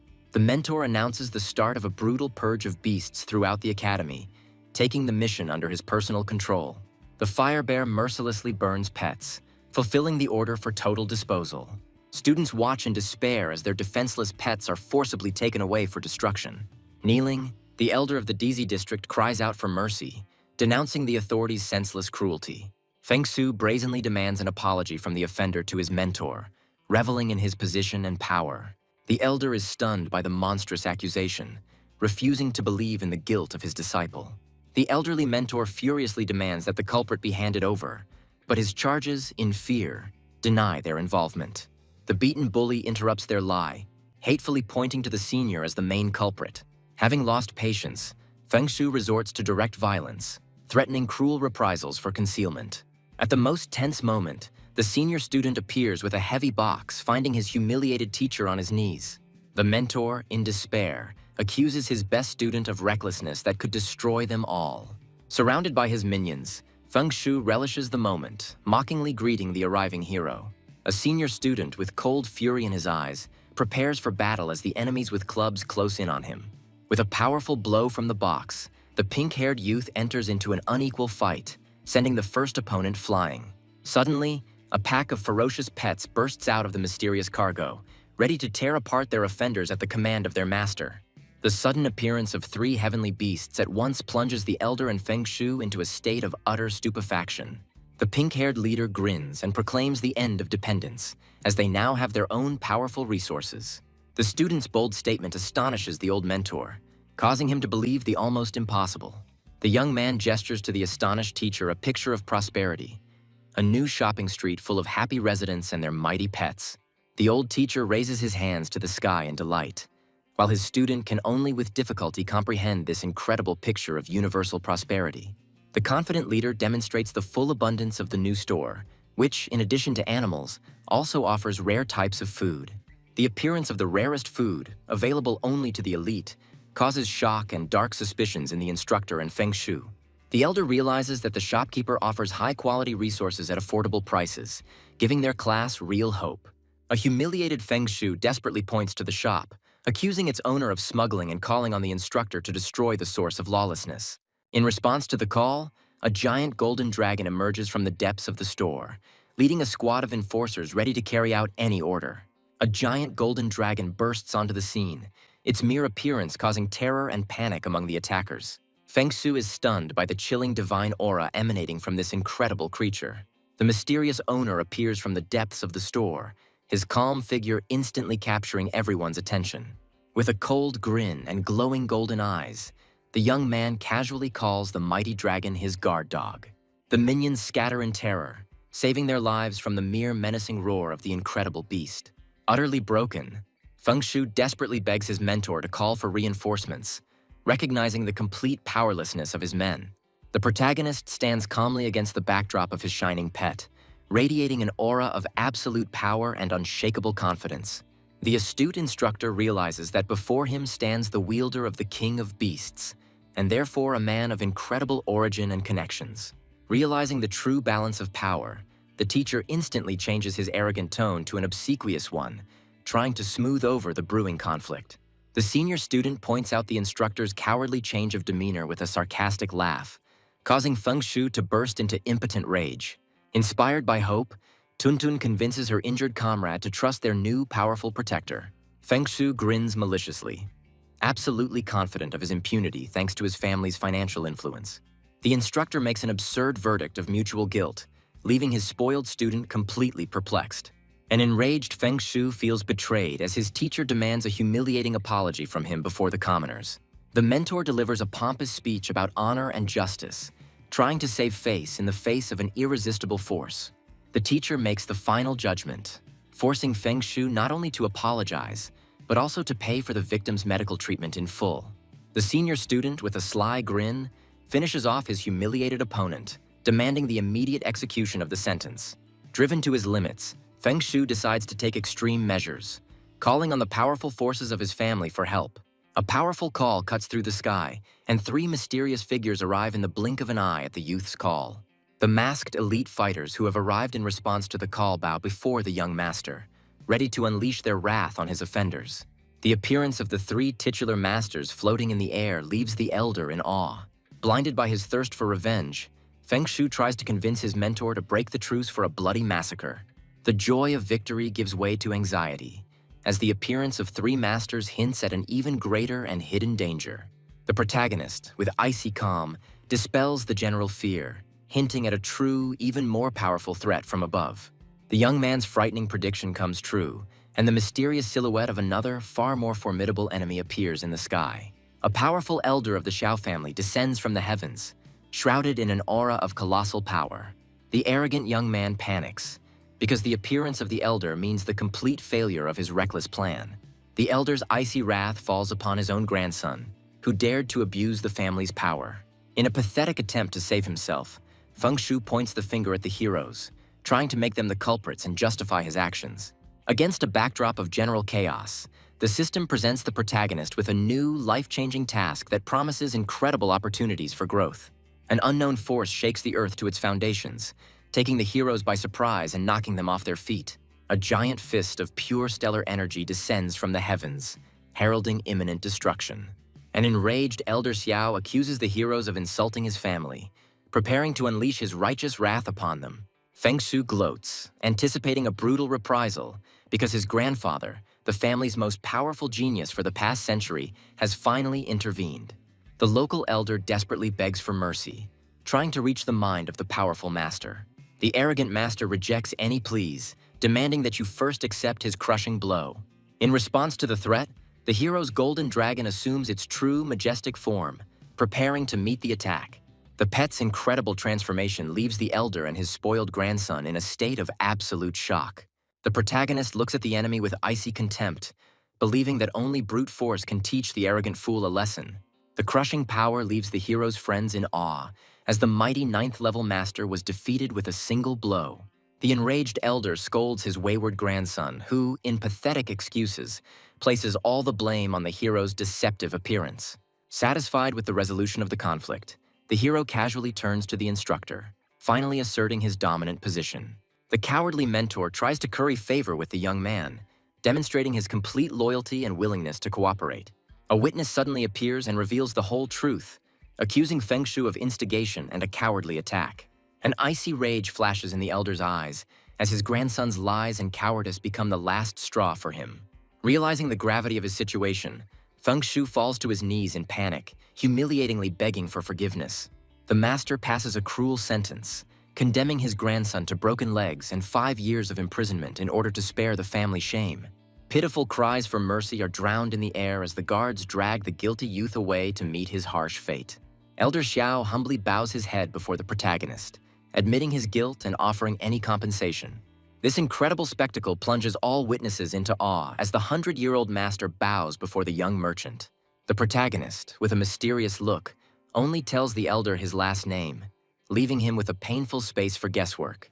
The old master's face reflects deep confusion, as this is the first time he has heard of a powerful family named Su. A sudden revelation strikes the elder, and he realizes with horror that before him is a descendant of the legendary Su Ping clan from distant Longjiang. The rescued residents warmly thank their protector, realizing what a terrible fate could have befallen them. With a slight smile, the young man accepts the thanks, but instead encourages them to become stronger and visit his store more often. The inspired senior enthusiastically offers his help at the store, wanting to repay the rescue and support. Inspired, Tuntun also asks for a job, striving to be closer to her mysterious and powerful patron. The next morning, Elder Xiao tries to make amends by presenting the hero with a briefcase filled to the brim with gold bars. The young man coldly rejects the generous gift, demonstrating complete indifference to wealth and leaving the donors perplexed. The young man ignores the apology and instead leads new customers into his store, where a fresh batch of rare food awaits them. A shining dragon-shaped artifact emerges from the hero's palm, emitting a mysterious purple aura. Those present looked at the unprecedented food in amazement, realizing its uniqueness and incredible value. Tuntong, hiding behind his comrade, reverently recognizes the artifact as the legendary purple dragon ginseng. The elder and the instructor are stunned, because they have in their hands the most valuable food that has been extinct for thousands of years. The protagonist calmly announces the price, causing Tong Tong to breathe a sigh of relief, But at that moment, they are interrupted. The elder and Tuntun engage in a desperate struggle for the right to possess the legendary artifact, begging the owner to sell it to them. The young man, with cold politeness, sends the heated customers away, inviting them to try their luck the next day. Desperation drives the instructor and the elder to make crazy bets, as they are ready to give away entire fortunes for the precious food. The incredible offers leave students shocked, as colossal resources and access to cutting-edge technology are at stake. A young man watches the auction, pondering the far-reaching consequences that the sale of this artifact will entail. The instructor and the elder, dreaming of fame and fortune, are already making grand plans for the legendary find. Tuntun timidly offers her idea, considering it insignificant in comparison to wealth, but the young man is ready to listen to the girl with interest. The girl reveals a hidden secret, because this ginseng is the key to reviving an entire era of the lost art of cultivation. The hero touches on a sore subject, and Tuntun bitterly confirms that the lack of resources has doomed their science to many years of stagnation. The arrogant instructor dismissively calls attempts to revive ancient species a completely useless endeavor. The instructor's caustic remark offends the young man, and he, with a sly smile, promises to bring something that can change his mind. The mysterious merchant retreats to the mysterious room, leaving Tong Tong in confusion due to the sudden revelation of the savior's true name. The mysterious door behind the hero flashes with lightning, and the tense anticipation stretches out for a whole half hour. A young man emerges from behind the door, holding a priceless artifact in each hand, and the sight completely shatters the reality of his guests. The protagonist handles the 1,000-year-old treasures carelessly, causing panic among the elder and the instructor. Tuntun notices the blood on his master's sleeve with alarm, but he only brushes it off casually, causing even more shock to the others. The elder and instructor are in awe as they try to comprehend the countless treasures that this mysterious young man's family possesses. Consumed by greed, the old master loses all self-control, pushing away the instructor in an effort to be the first to touch the hero. The elder, in a humiliating act, throws himself at the young man's feet, offering to clean his shoes for the sake of favor. The protagonist coldly accepts this act of servility as part of the payment, reminding him of the money and the promised dividends. Like a magician, the young man materializes several more species of extinct food in his hand, and Tuntun delightedly identifies each one. The girl regretfully refuses to buy it, because the price of these treasures exceeds all her annual food expenses. The instructor speaks with disdain of the faded glory of the Tong Tong family, once great cultivators but now science-obsessed failures. The system warns the hero for using the store for personal purposes, but he only denies his guilt with a sly grin. The young man makes a royal gesture, handing over all the gifts and treasures he received to the stunned Tuntun. This incredible gesture shocks everyone present, especially Tuntun herself, who has suddenly become the heir to untold wealth. The protagonist, with an unperturbed expression, confirms his decision, handing over all resources to the girl for her scientific research. Elder Xiao tries to dissuade the young man from such a reckless act, promising him untold riches and worldwide recognition. The system issues a warning again, but the young man merely dismisses its mercantile values with contempt. With righteous anger, the boy lashes out at the elder, accusing his family of greed, arrogance, and complete indifference to the fate of the weak. The powerful rebuke makes even the 100-year-old master feel ashamed, and for the first time in his life, he is speechless from the young man's righteous anger. The senior and his comrades rejoice because finally someone has been found who dared to challenge injustice and stand up for them. The disgraced elder and instructor showered themselves with flattery, trying to atone for their guilt and appear as noble patrons. With cold calculation, the young man considers his own benefit, understanding that selling elite feed and monopolizing the market is not a sin. A fire of ambition lights up in his eyes, and the hero mentally voices his grand plan, in which investing in Tong Tong is only the first step. The grand plan bears fruit, justifying all actions in the eyes of a doubting system. The next day, the atmosphere in the classroom is tense due to the shocking video being shown. The friends decide to hide in the dorm until the tests, trying to avoid the impending threat. Looking for some fun, the bored bully notices the girls entering and an evil glint lights up in his eyes. The arrogant Feng Yiliang blocks the path of his friends, immediately setting his sights on the defenseless Tong Tong. Tuntun, with icy calm, demands to give way, refusing to show his fear. Feng Yiliang resorts to direct insults, maliciously mocking the girl and trying to break her will. In response to the silent contempt, the bully snatches the valuable book from Tong Tong, crossing the final line. The bully holds the book high, reveling in his superiority, while the girl desperately tries to get her thing back. The outraged friend prepares to intervene, but another student mockingly stops her, continuing the cruel bullying. A vicious bully mockingly offers a deal, demanding a humiliating confession in exchange for her item. The sadist eagerly awaits her tears, reveling in every moment of her helplessness. A sudden intervention interrupts the bullying, and the steely grip of an unknown savior takes the offender by surprise. The mysterious protector easily neutralizes the bully, returning the book to the girl and offering his protection. The defeated bullies are perplexed and try to understand the reason for such a strange intercession on the part of the bodyguard. Dirty speculations give birth in the heads of hooligans to a vile theory about a patron, explaining her sudden protection. The thirst for revenge pushes the bullies to a new plan, and they decide to secretly follow the girl in order to get compromising photos. The pursuers, hiding in the bushes, watch in bewilderment as their target heads to the scientific institute. Inside the institute, a desperate colleague turns to Tong Tong for help after encountering an insurmountable problem in raising tigers. Looking inside, the bullies are surprised to find a whole gathering of lower-class students, something they never expected. Tong Tong instantly identifies errors in treatment, demonstrating deep knowledge in the art of cultivation. The spying hooligans are enraged, deciding that the girl is illegally using the academy's resources for her experiments. The menacing bodyguard once again thwarts their dastardly plans, catching the spies off guard. The bully tries to portray himself as a fighter for justice, but the guard only contemptuously ridicules his stupidity. Feng Yiliang bursts in, threatening Tong Tong with expulsion for allegedly using the equipment illegally. The girl calmly shows official documents, completely destroying all accusations and shocking the bully. A friend gently leads Tong Tong away from a pointless argument, reminding her of the importance of their joint scientific project. The name of the Purple Blood Dragon project stuns the bullies, as its success guarantees the girl a bright future. A sensational discovery is presented at a scientific conference. A giant snail grown using a new method amazes the imagination. Experts are excitedly analyzing the data, confirming the incredible stability and resilience of the new species of celestial beasts. Confident of success, the scientist eagerly awaits recognition for his innovative skills. The jury delivers a crushing verdict, giving him humiliatingly low scores for his work. The pathetic result plunges the smug scientist into a state of complete shock and denial. In desperation, the scientist tries to stop the judges, looking for the reason for his crushing failure.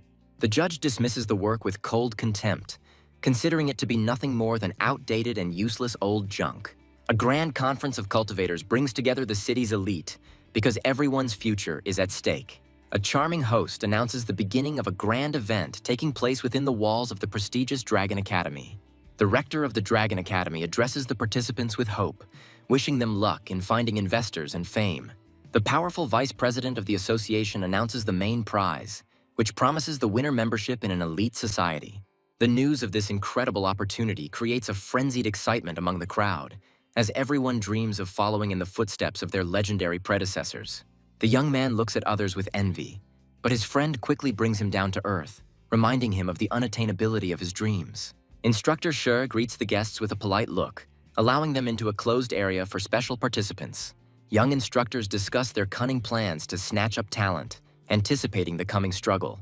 At this time, the main character confidently heads towards the arena, ready to use any opportunity to win. The appearance of a mysterious young man in the elite training grounds causes a wave of confusion and gossip among the instructors. Instructor Shi only watches the whispers with a smirk, because the general confusion only plays into his hands. The presentation of another participant ends in complete failure, as his optical camouflage technology receives only 3 points. The judge points out the primitiveness of the method with cold contempt, advising the author to return to basics. The humiliated participant desperately tries to stop the departing investor, but his pleas go unanswered. The conference's strict rules leave no chance for an easy victory, as even the strongest participants have yet to score high scores. The cold-eyed judge reminds us of the harsh rules, leaving no chance for the weak. Despair grips the participants and they panic and try to avoid the inevitable assessment. Amidst the general fear, Tong Tong's determined voice breaks the silence, drawing attention to itself. The girl's bold act surprises the judge, and he accepts her challenge with interest. Skeptical spectators survey the modest hall with disdain, predicting a complete failure for the girl. The judge, with icy calm, warns the heroine, advising her to abandon the hopeless undertaking. Tun Tun confidently dismisses any doubts, demonstrating his complete readiness for the presentation. The girl takes out a mysterious test tube containing a purple liquid, and the judge immediately recognizes it as the legendary blood. A steely determination lights up in the heroine's eyes, and she calls on everyone to witness the coming miracle. The girls begin a mysterious ritual by pouring purple blood into the mouth of a young dragon. The friends use the legendary method of blood forging, and their combined energy envelops the young dragon. The judge watches the ritual with skepticism, doubting its effectiveness. A powerful ghostly spirit emerges from the small dragon, heralding a grand transformation. An incredible pressure crushes the audience, forcing them to believe in the awakening of an ancient horror. A majestic image of the purple blood dragon, extinct for 9,000 years, appears in the hall. The girls examine their transformed pet with surprise and slight disappointment, expecting more impressive changes. Spectators discuss what happened in bewilderment, considering the legendary method to be just a myth and the result insignificant. The bullies eagerly await the girl's humiliating failure, enjoying every moment of her impending shame. The sudden realization of the experiment's true potential sends the instructors into a frenzy, and they rush to the stage. Tong Tong's face is shown on every screen, and the crowd explodes with questions, trying to figure out who this mysterious girl is. The instructors are shocked to recognize the girl as a modest student from the 8th group, reproaching themselves for their missed talent. Using technology, they instantly compile a complete dossier on Tuntun, revealing all of its secrets. The mentors, overcome with excitement, enter into a desperate struggle for the right to become the teacher of the young genius. Heavyweights, the association's vice president and the Dragon Academy's rector, enter the race for talent. The rector looks at his old rival with suspicion, sensing a catch in his sudden haste. The vice president pretends to be a decrepit old man with an innocent look, trying to lull the rector's vigilance. The perceptive rector does not believe a single word, seeing in his rival's actions a clear attempt at deception. Realizing that his ruse has been exposed, the vice president immediately goes on the offensive, using the power of teleportation. Unwilling to give in, the old fox uses a secret distance closing technique to get ahead of his opponent. Two powerful masters soar above the crowd, demonstrating their incredible strength in the fight for young talent. The vice president turns to the girls with a polite smile, and Tong Tong's friend barely holds back a squeal of delight. Observers discuss the events with envy, because a personal assessment from the vice president is an honor for any genius. The old master looks at the transformed dragon with admiration, recognizing its superiority over all known species. Every detail of the beast's appearance screams of its royal origin, confirming the success of the incredible experiment. The vice president gives the highest rating of 9.5 points, opening the doors to the world of the elite for the girl. The old master makes his move, offering Tuntong the patronage of the entire association and personal mentorship. The academy's rector enters the fray, trying to retain a prized student with promises of unlimited resources and support. Spectators watch the battle of the titans in amazement, as the proposals made to the girl exceed all conceivable expectations. Hooligans realize with envy and bitterness how high the one they humiliated just yesterday has risen. Tuntun faces the most difficult choice of her life, because her entire future destiny depends on her decision. With unwavering determination in his eyes, Tong Tong announces his decision, keeping the entire audience in suspense. Spectators and participants are holding their breath in anticipation, as any choice the girl makes guarantees her a brilliant future. At this time, the main character leaves his place with an indifferent look, planning to return to the routine business of the store. Tong Tong politely declines all generous offers, declaring his eternal loyalty to the mysterious master Xu Kuang. This shocking statement causes chaos in the crowd, and the powerful patrons are furious and demand that the insolent man be found immediately. The young man himself freezes in complete bewilderment, barely realizing that they are talking about him. The hero's image appears on all screens, and the crowd disdainfully discusses the chosen one's unsightly appearance. The angry rector furiously demands an explanation from the girl, unable to believe her absurd choice. Tuntun speaks with warmth and gratitude about the selfless help of her owner, who saved her at the most difficult moment. This revelation shocks everyone, especially the bullies, because they realize that behind the girl's success stands a man capable of obtaining impossible resources. The young man puts the girl before a final choice, because his path lies far beyond this place. With eyes shining with devotion, Tuntun declares his readiness to follow the boss anywhere. The rector is desperately trying to keep the girl because her departure would be a crushing blow to the reputation of the entire academy. Tuntun wisely reminds the rector of his own words about the value of travel and learning new things. The protagonist, from the height of his experience, speaks of the existence of secret methods inaccessible within the walls of the academy.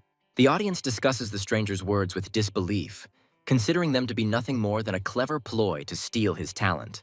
The enraged rector issues a bold challenge, offering to decide the girl's fate in a fair duel. The instructor, with a sly smile, encourages the hero to accept the challenge, anticipating a grand spectacle. The young man, with icy calm, declines the amateur match, hinting at something more. Shrouded in a fiery aura, the hero raises the stakes to the limit, demanding that their duel be broadcast to the entire city. Floating effortlessly through the air, the hero demonstrates a level of power control available only to masters of the title rank. The rector accepts the challenge with delight, anticipating how the entire city will applaud the talent of his academy. News of the daring challenge instantly spreads throughout the city, attracting the attention of curious spectators. On the roof of a skyscraper, the opponents agree on the rules, deciding the outcome of the duel in the battle of their animals. Students are overcome with horror at the sight of a ferocious monster that one of the participants must tame. The rector proudly boasts of the strength of his beasts, generously offering his opponent to choose a weaker pet. The young man thanks the man for his concern with a slight smile, accepting the challenge without the slightest hesitation. Surrounded by dozens of angry eyes, the hero confidently approaches the cells, ready to make his choice. Suddenly, a giant golden spirit appears behind the guy and his crushing blow falls on the bars. Of all the animals, the young man chooses the most inconspicuous one, smilingly calling on it to wake up from its sleep. The chosen animal awakens with a roar, and its menacing appearance fills the cage with a sense of hidden power. The audience watches in amazement as the young man subdues all the ferocious beasts with just one glance. The vice president admires the hero's incredible insight in choosing the strongest beast of them all. The rector, with a smug grin, acknowledges the talent of his rival's beast, but confidently declares the superiority of his dragon. Obeying its master's command, the mighty flaming dragon awakens, ready for the coming battle. The wise vice president explains that the dragon's bloodline can compensate for any shortcomings in talent. The old master reveals the academy's main secret. Their unique spirit awakening technique is the pinnacle of cultivation art. The rector proudly confirms his intentions, planning to teach Tong Tong this secret technique after she is enrolled. Confident of victory, the rector takes out a mysterious pouch, preparing to demonstrate his main advantage. A shining artifact, a century-old dragon bone capable of granting incredible power, bursts from the rector's hands. The rector releases the powerful dragon soul from the bone, preparing for the decisive stage of the duel. The instructors discuss the rector's generosity with envy, predicting the imminent defeat of his mysterious rival. Using the spirit awakening technique, the rector infuses ancient power into his pet. The enhanced dragon's incredible aura leaves the audience in awe, but they are shocked by the icy calm of his opponent. Instead of preparing for battle, the young man calmly feeds his beast rare grass, causing confusion in everyone. Having prepared the pet, the hero confidently begins his own, much more mysterious ritual. The skies above the city suddenly darken and lightning flashes through the storm clouds. The vice president is horrified to realize that something beyond comprehension is unfolding before him, a legendary gift from the Holy Spirit. The youth calls upon the power of the heavens, and his beast instantly masters the powerful flying flash technique.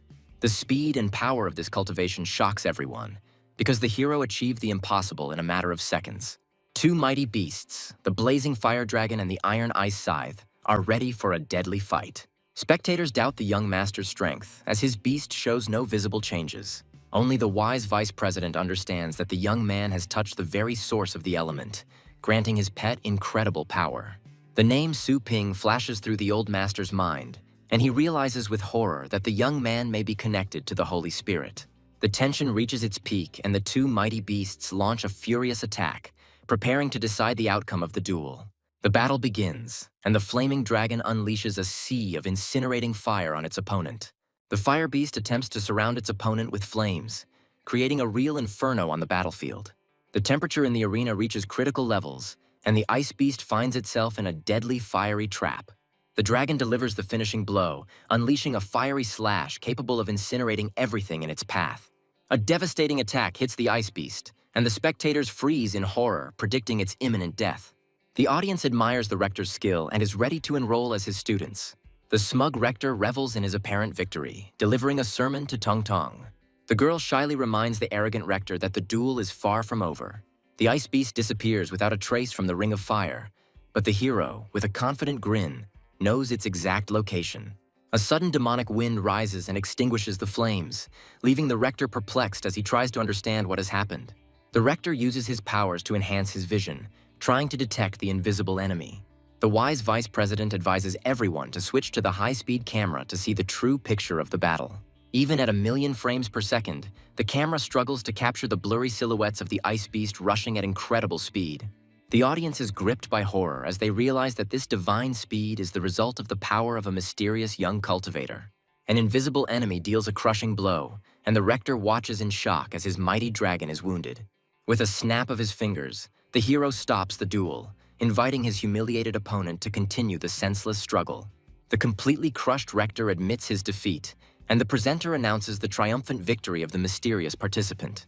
The wise vice president finally reveals the true identity of the winner, naming him as the legendary Su Ping from Longjiang City.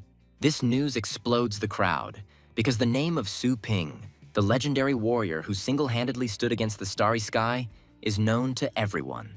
Viewers are thrilled to realize that the young genius is the best choice for Tong Tong, capable of leading her to the heights of fame. The senior looks at his boss with pride, and Tong Tong is in awe of the incredible person fate has brought her together with. The system congratulates the hero on successfully completing the task, and he accepts the well-deserved reward with satisfaction. The defeated rector addresses the legendary warrior with respect, burning with curiosity to learn the secret of his unique technique.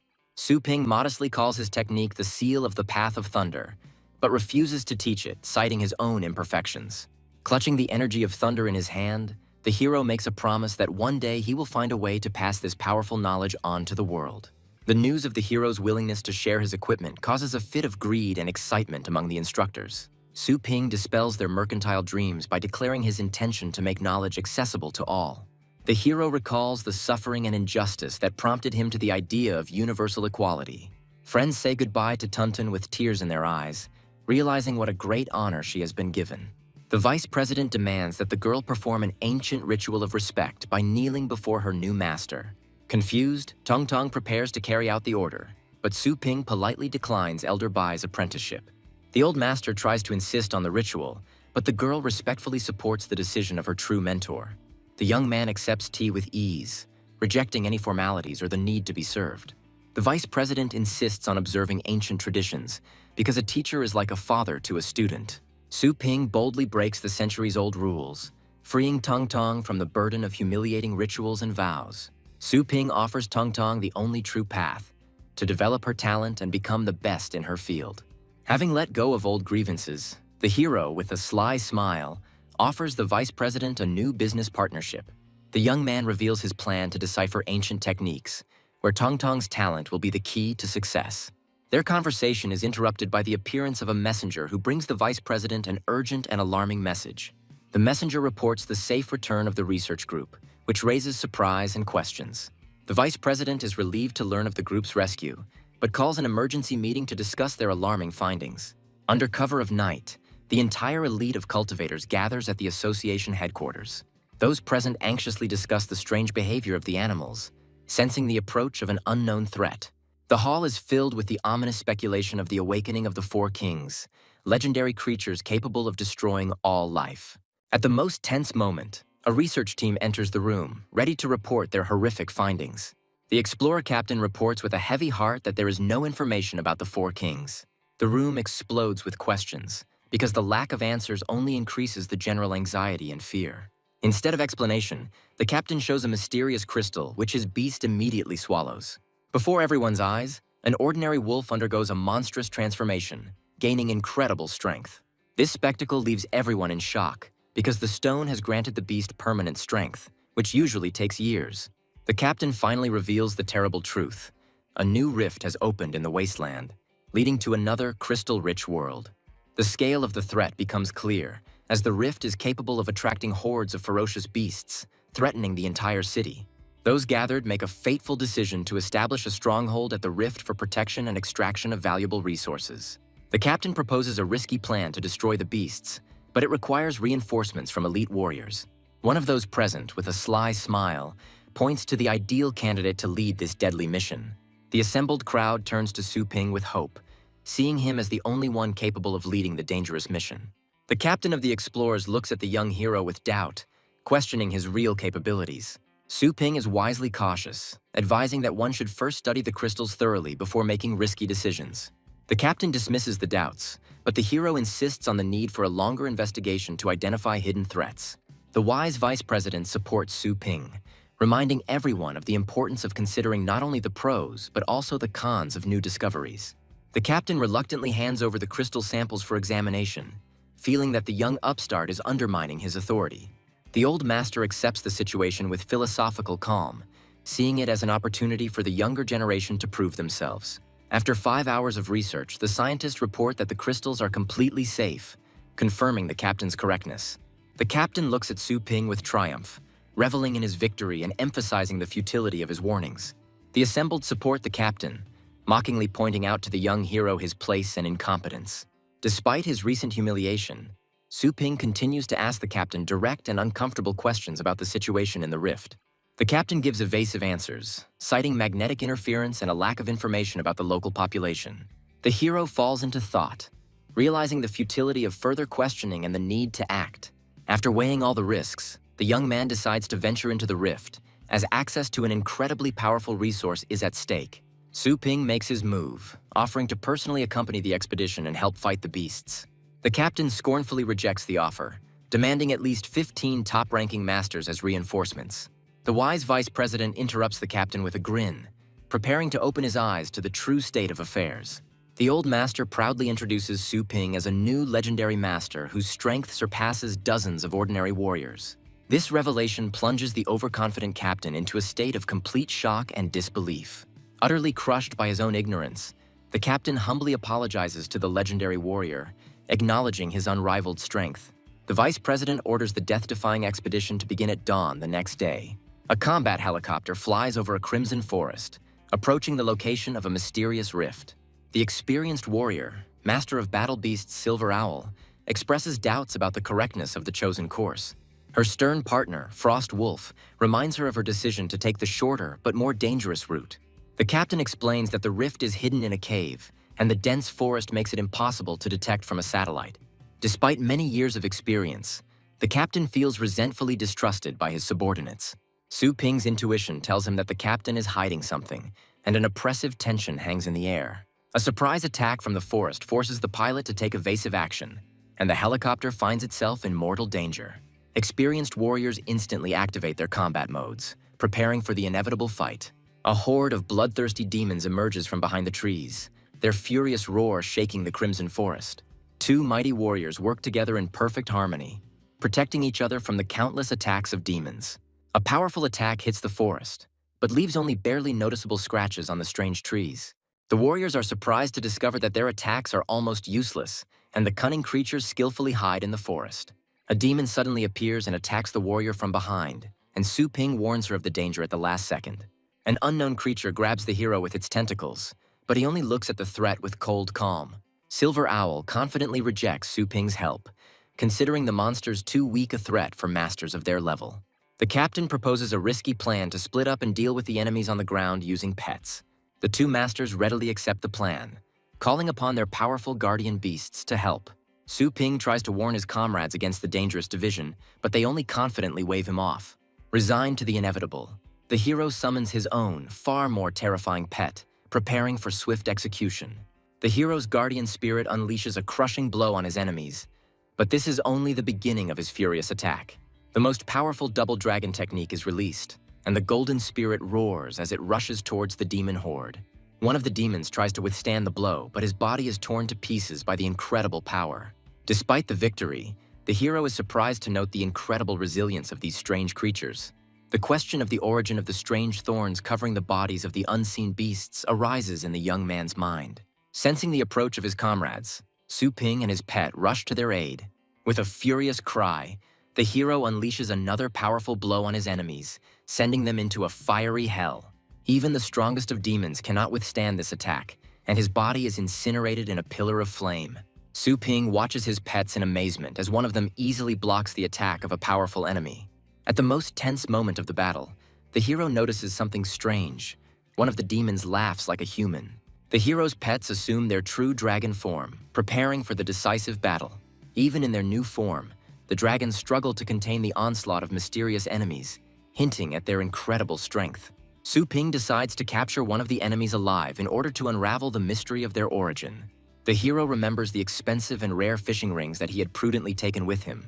With a furious cry, the young man calls on his charges to clear the way for him, rushing into the thick of the battle. The Golden Guardian Spirit unleashes a crushing blow upon its enemies, destroying dozens of demons with a single swing. Su Ping transmits the target coordinates, and the mysterious weapon is aimed for a pinpoint strike. The mighty demon leader tries to resist the attack, but his body is incinerated in a pillar of divine flame. At the last moment, Little Skeleton delivers the finishing blow, piercing the weakened enemy with his sword. Two dragons, light and dark, join forces, preparing for the final battle with the remaining demons. Two mighty dragons combine their attacks, but their enemy easily dodges the crushing blow. The powerful demon fights his way through the fiery hell, repelling all attacks and continuing his advance. The cunning demon is surprised to discover mysterious rings on his body, not understanding their purpose. At the last moment, one of the rings activates, but the demon manages to throw it off. The little skeleton watches the enemy's futile attempts with a sly grin, anticipating his imminent defeat. Suddenly, the chains activate and bind the demon, who screams in agony, trying to escape from the deadly trap. The hero watches with regret as the valuable specimen perishes, reproaching himself for his delay. Wounded but alive, his comrades struggle back, amazed that Su Ping single-handedly dealt with the threat. The dragons look at their wounded allies in surprise, realizing the full force of the recent battle. Su Ping heads deeper into the forest with a grim expression, realizing that these cunning and powerful creatures will still have many surprises in store for them. The hero looks at the defeated enemy with surprise, who doesn't have a single scratch on him despite the powerful attack. With slight annoyance, the young man admits that he had to put in a lot of effort just to force the enemies to retreat. The captain realizes his mistake with horror, apologizing to Su Ping for his arrogance, which almost cost them their lives. The hero's icy gaze draws attention, and he asks a direct question about the conversation he overheard before the crash. Silver Owl sheepishly admits that she had expressed doubts about the captain's information, and this was the cause of their disagreement. The captain admits his mistake with a false smile, trying to hide his true motives and make amends. Su Ping suggests returning to the city for reinforcements, and the captain happily agrees, seeing this as a chance for salvation. Suddenly, giant hands appear and grab the two warriors, and their joy turns to mortal terror. At the last second, they see themselves kidnapped by a powerful dark dragon, and their hope of salvation fades. Standing on the head of his golden dragon, Su Ping regretfully informs them that for their own safety, they will have to endure for a little while. Filled with suspicion, Su Ping decides to stay to personally investigate the secrets of this cursed forest. There is a tense anticipation at the association headquarters, and the vice president is alarmed to see only 3 returning. A mighty dragon lands in the city, gently lowering wounded but living warriors to the ground. Having opened the portal, Su Ping gives strict orders to isolate the rescued people, forbidding them from any contact with the outside world. This order shocks everyone because the hero is going to subject honored veterans to humiliating house arrest. Those gathered are perplexed and try to understand the reason for such cruel treatment of the association's heroes. The captain can hardly contain his anger, not understanding why Su Ping is punishing them so harshly for just one mistake. Silver Owl accepts the blame with dignity, ready to bear any punishment for the failure of the operation. One of the council members tries to challenge the hero's decision, pointing out the lack of evidence and the unreasonableness of his actions. Su Ping admits there is no evidence, but asks to give him time and trust his intuition, because too much is at stake. The vice president obeys Su Ping's order without hesitation, demonstrating his complete trust in him. Left alone, the old master demands an explanation from the hero, sensing that a terrible secret is hidden in this expedition. Su Ping materializes the chest badges in his hands, asking a direct question about their origin. The vice president confirms with surprise that these warriors were the first he had ever sent into the rift. The hero displays 2 sets of signs, and this fact causes even more bewilderment in the old master. With cold fury in his eyes, the young man says that he witnessed the brutal death of real warriors. Su Ping makes a terrifying guess. The man in the room claiming to be Silver Owl is an imposter. The hero's suspicions grow stronger, because he is sure that among the returning group there is an evil spirit hiding, taking the form of people. Their conversation is interrupted by the appearance of a messenger who brings an urgent and important message. The messenger reports that news of the crystals has already spread, and all the cities are sending their troops to search for them. Two mighty beasts clash in a furious battle on the streets of Yakuza City. One of the beasts suddenly gains incredible strength and easily defeats its equally strong opponent. The defeated one, perplexed, tries to understand how his opponent was able to increase his power so dramatically. The winner proudly displays the mysterious crystal, revealing the secret of his sudden power. The news of the miraculous ore instantly spreads through the crowd, causing general excitement and greed. Consumed by a thirst for profit, one of the warriors calls on everyone to unite to extract valuable crystals. His cautious companion expresses doubts, as the mysterious rift may contain a mortal danger. The desperate warrior rejects all warnings, seeing the risky expedition as his only chance for a breakthrough.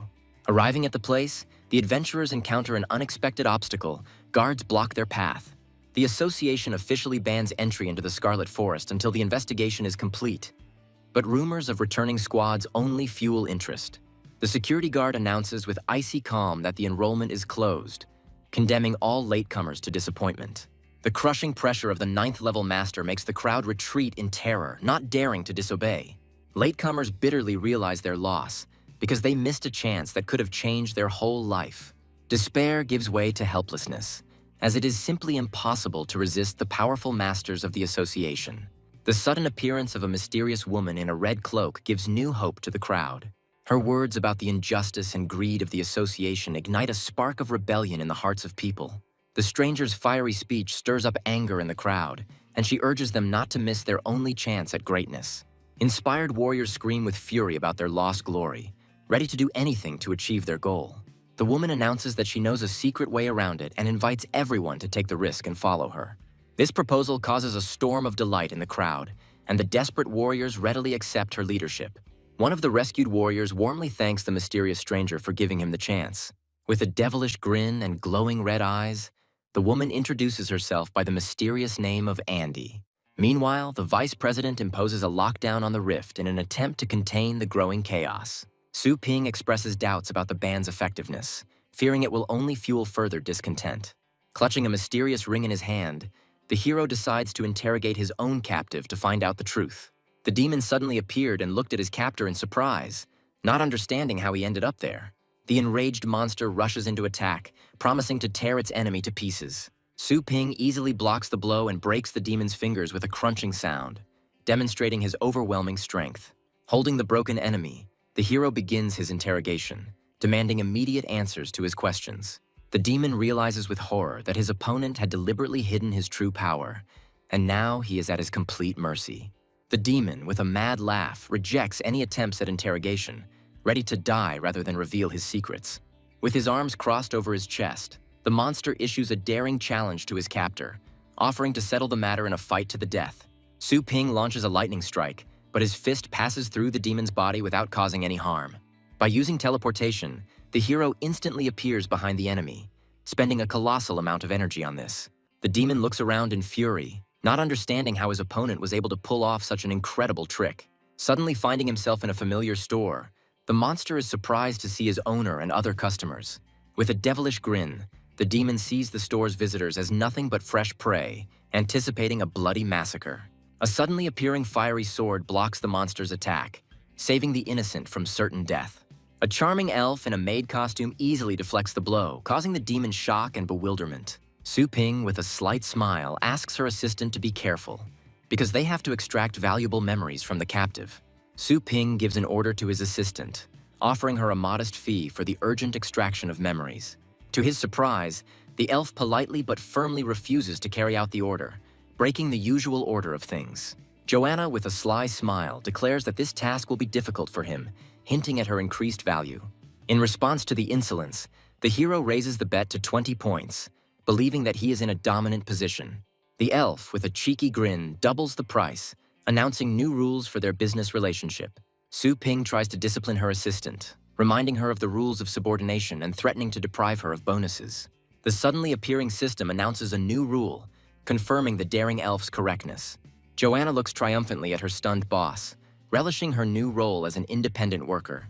The system sarcastically scolds the hero for being overly dependent on help, but he only dreams with annoyance of a future where Joanna will become his slave. A cunning plan is born in Su Ping's head, because now he has an incentive to become stronger and subjugate his unruly assistant. Pleased with the deal, Joanna eagerly begins to fulfill her part of the contract. The captive demon, in its death throes, tries to break free, but its body is pierced by a golden spear. The elf begins the soul-searching ritual with icy calm, penetrating into the most hidden corners of the demon's consciousness. Meanwhile, the desperate adventurers, with their last strength, wander through the Crimson Forest, approaching their goal. Their leader, Andy, is surprised to discover the presence of another powerful warrior among her group. Suddenly, Joanna screams, and a powerful explosion throws Su Ping back, revealing the location of their hometown. The elf explains that a mysterious force took control of the demon and destroyed it before she could extract the memory. Enraged by the loss of valuable information and points, Su Ping can hardly contain his anger. Joanna, with a serious expression, warns her boss that their new enemy is much more cunning and dangerous than the previous ones. Su Ping scornfully rejects any excuses and furiously demands a refund for the failed mission. As compensation, Joanna offers to answer one question using her thousands of years of experience. Su Ping shows the crystal, demanding that the elf reveal its origin and location. Joanna looks at her boss with feigned bewilderment, pretending not to understand what he is talking about. The enraged hero bursts into a scream, reminding everyone that this mysterious ore has already caused the death of many people. With icy calm, the elf reminds him of a similar artifact that he himself once stole from them. A sudden memory strikes the hero, and he realizes with horror that these two events may be connected. A terrible guess pierces his mind, and he assumes with horror that the mysterious crystals are made of people. Su Ping contacts the vice president, who reports the sudden and mysterious death of the two imposters. The hero understands that their enemy is skillfully covering his tracks, eliminating all witnesses and leads. With cold fury in his eyes, the young man realized that someone had set a deadly trap for all the War Beast Masters. Su Ping reveals the terrifying truth. The crystals are created from the lives of fallen War Beast Masters. The vice president notices something strange in the pool of blood left behind by the imposter's self-destruction.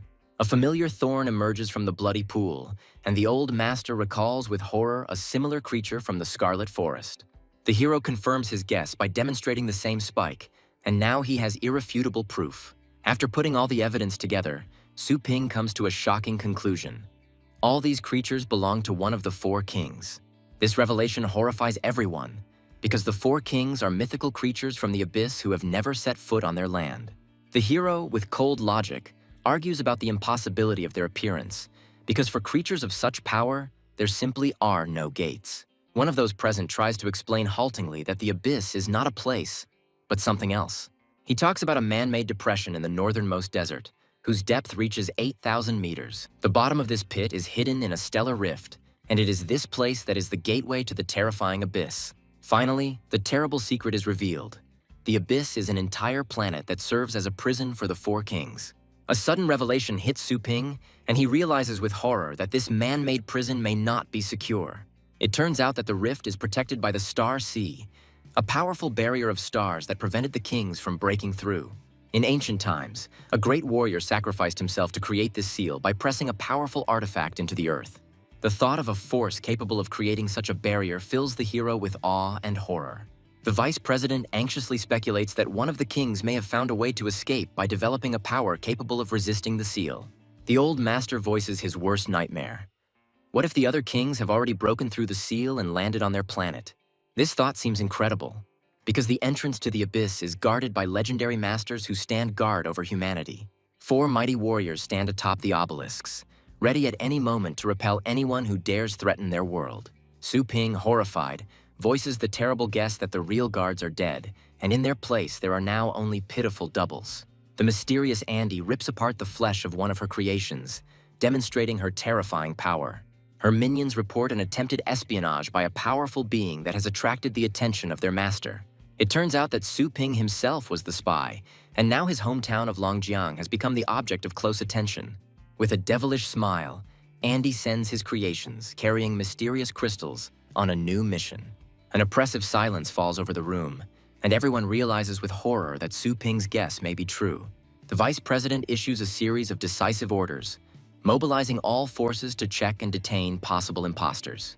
He calls for help from the powerful organization, the Tower of Spades, to confirm his worst fears. The old master reminds Su Ping with a heavy heart that they are all just helpless ants in front of the king's power. The vice president places full responsibility for the investigation on the hero, as the fate of their world depends on its success. Joanna readily offers her help in the coming disaster, but Su Ping rejects her, preferring to act alone. A worried Su Ping tries to contact his combat team, but their location remains unknown. Suddenly, his loyal subordinates appear, joyfully greeting their master and brother. The hero is surprised to learn that his crew has been loafing around the city on the captain's orders due to strange events in the desert.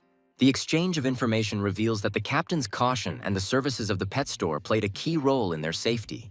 The girl proudly reports on the growing popularity of their store, as neighboring cities are already offering lucrative contracts. Su Ping teases her sister with a warm smile, surprised by her suddenly awakened business acumen. Gently stroking his sister's head, the hero completely entrusts her with all matters related to expanding their family business. An embarrassed but happy girl scolds her brother with feigned severity for ruining his hair. An unexpected call from Tong Tong interrupts their conversation, and the girl anxiously inquires about his condition.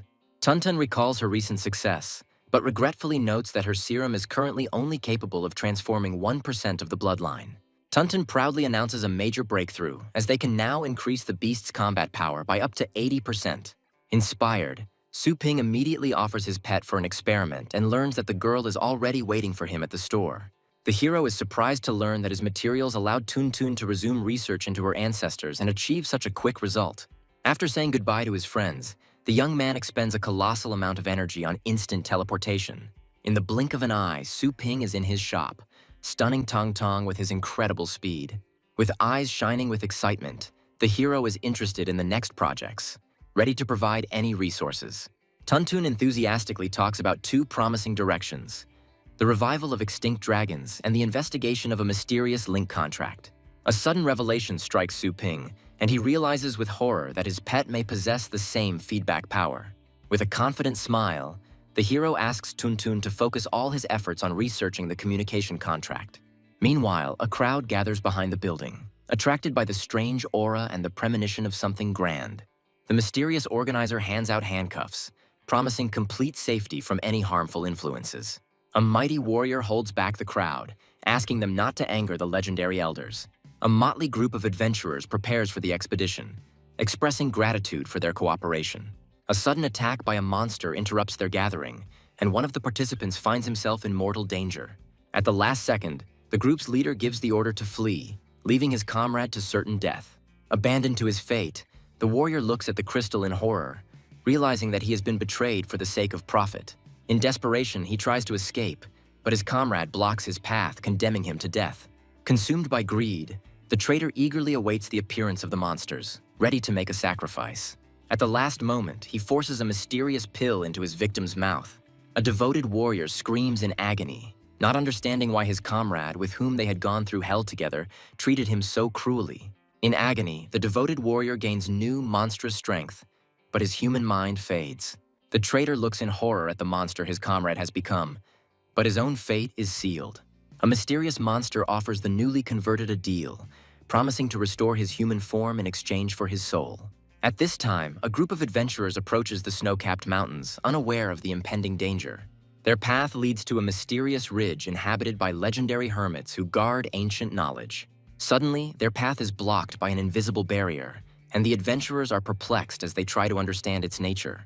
Realizing that they are facing a powerful defense, the group's leader falls to his knees, begging to meet the tower's master. Their prayers go unanswered, and a powerful gust of wind throws them off the mountain, condemning them to certain death. Meanwhile, the vice president is furious to realize that the monsters have created their own organization to hunt humans. The cities are plunged into chaos, and the old master realizes with horror that they are faced with an enemy whose cunning and strength exceed all their expectations. A concerned vice president requests information about Su Ping's investigation, who has not been heard from for several days. A subordinate reports that the legendary hero is traveling through cities, but the old master sees this as only part of his cunning plan.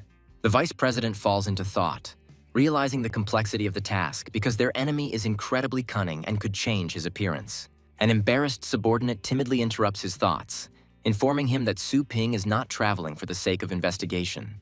The news that the legendary hero is opening branches of his store leaves the old master completely perplexed. At this very time, Su Ping was calmly collecting rare ingredients, completely unconcerned about the impending disaster. In one of his stores, a real battle breaks out for the last rare item, and the losers curse their misfortune in rage. Desperate buyers stage a frantic auction, willing to pay a fortune for the precious food. At the most tense moment, Su Ping himself appears, and his calm aura instantly calms the raging crowd. With one movement of his hand, the hero restocks the store shelves, and shining ingredients pour out onto them as if from a cornucopia. The store shelves are instantly filled with the rarest goods, causing awe among onlookers. One of the customers looks back in shock, but the hero has already disappeared without a trace, leaving behind only an empty silhouette. Using the teleporter, Su Ping instantly travels to another city, continuing his lightning tour of the branches. Like a deity, the hero appears in yet another store, causing surprise and delight among local customers. With a slight grin, the young man boasts of his incredible speed, as today he has already managed to visit 7 cities.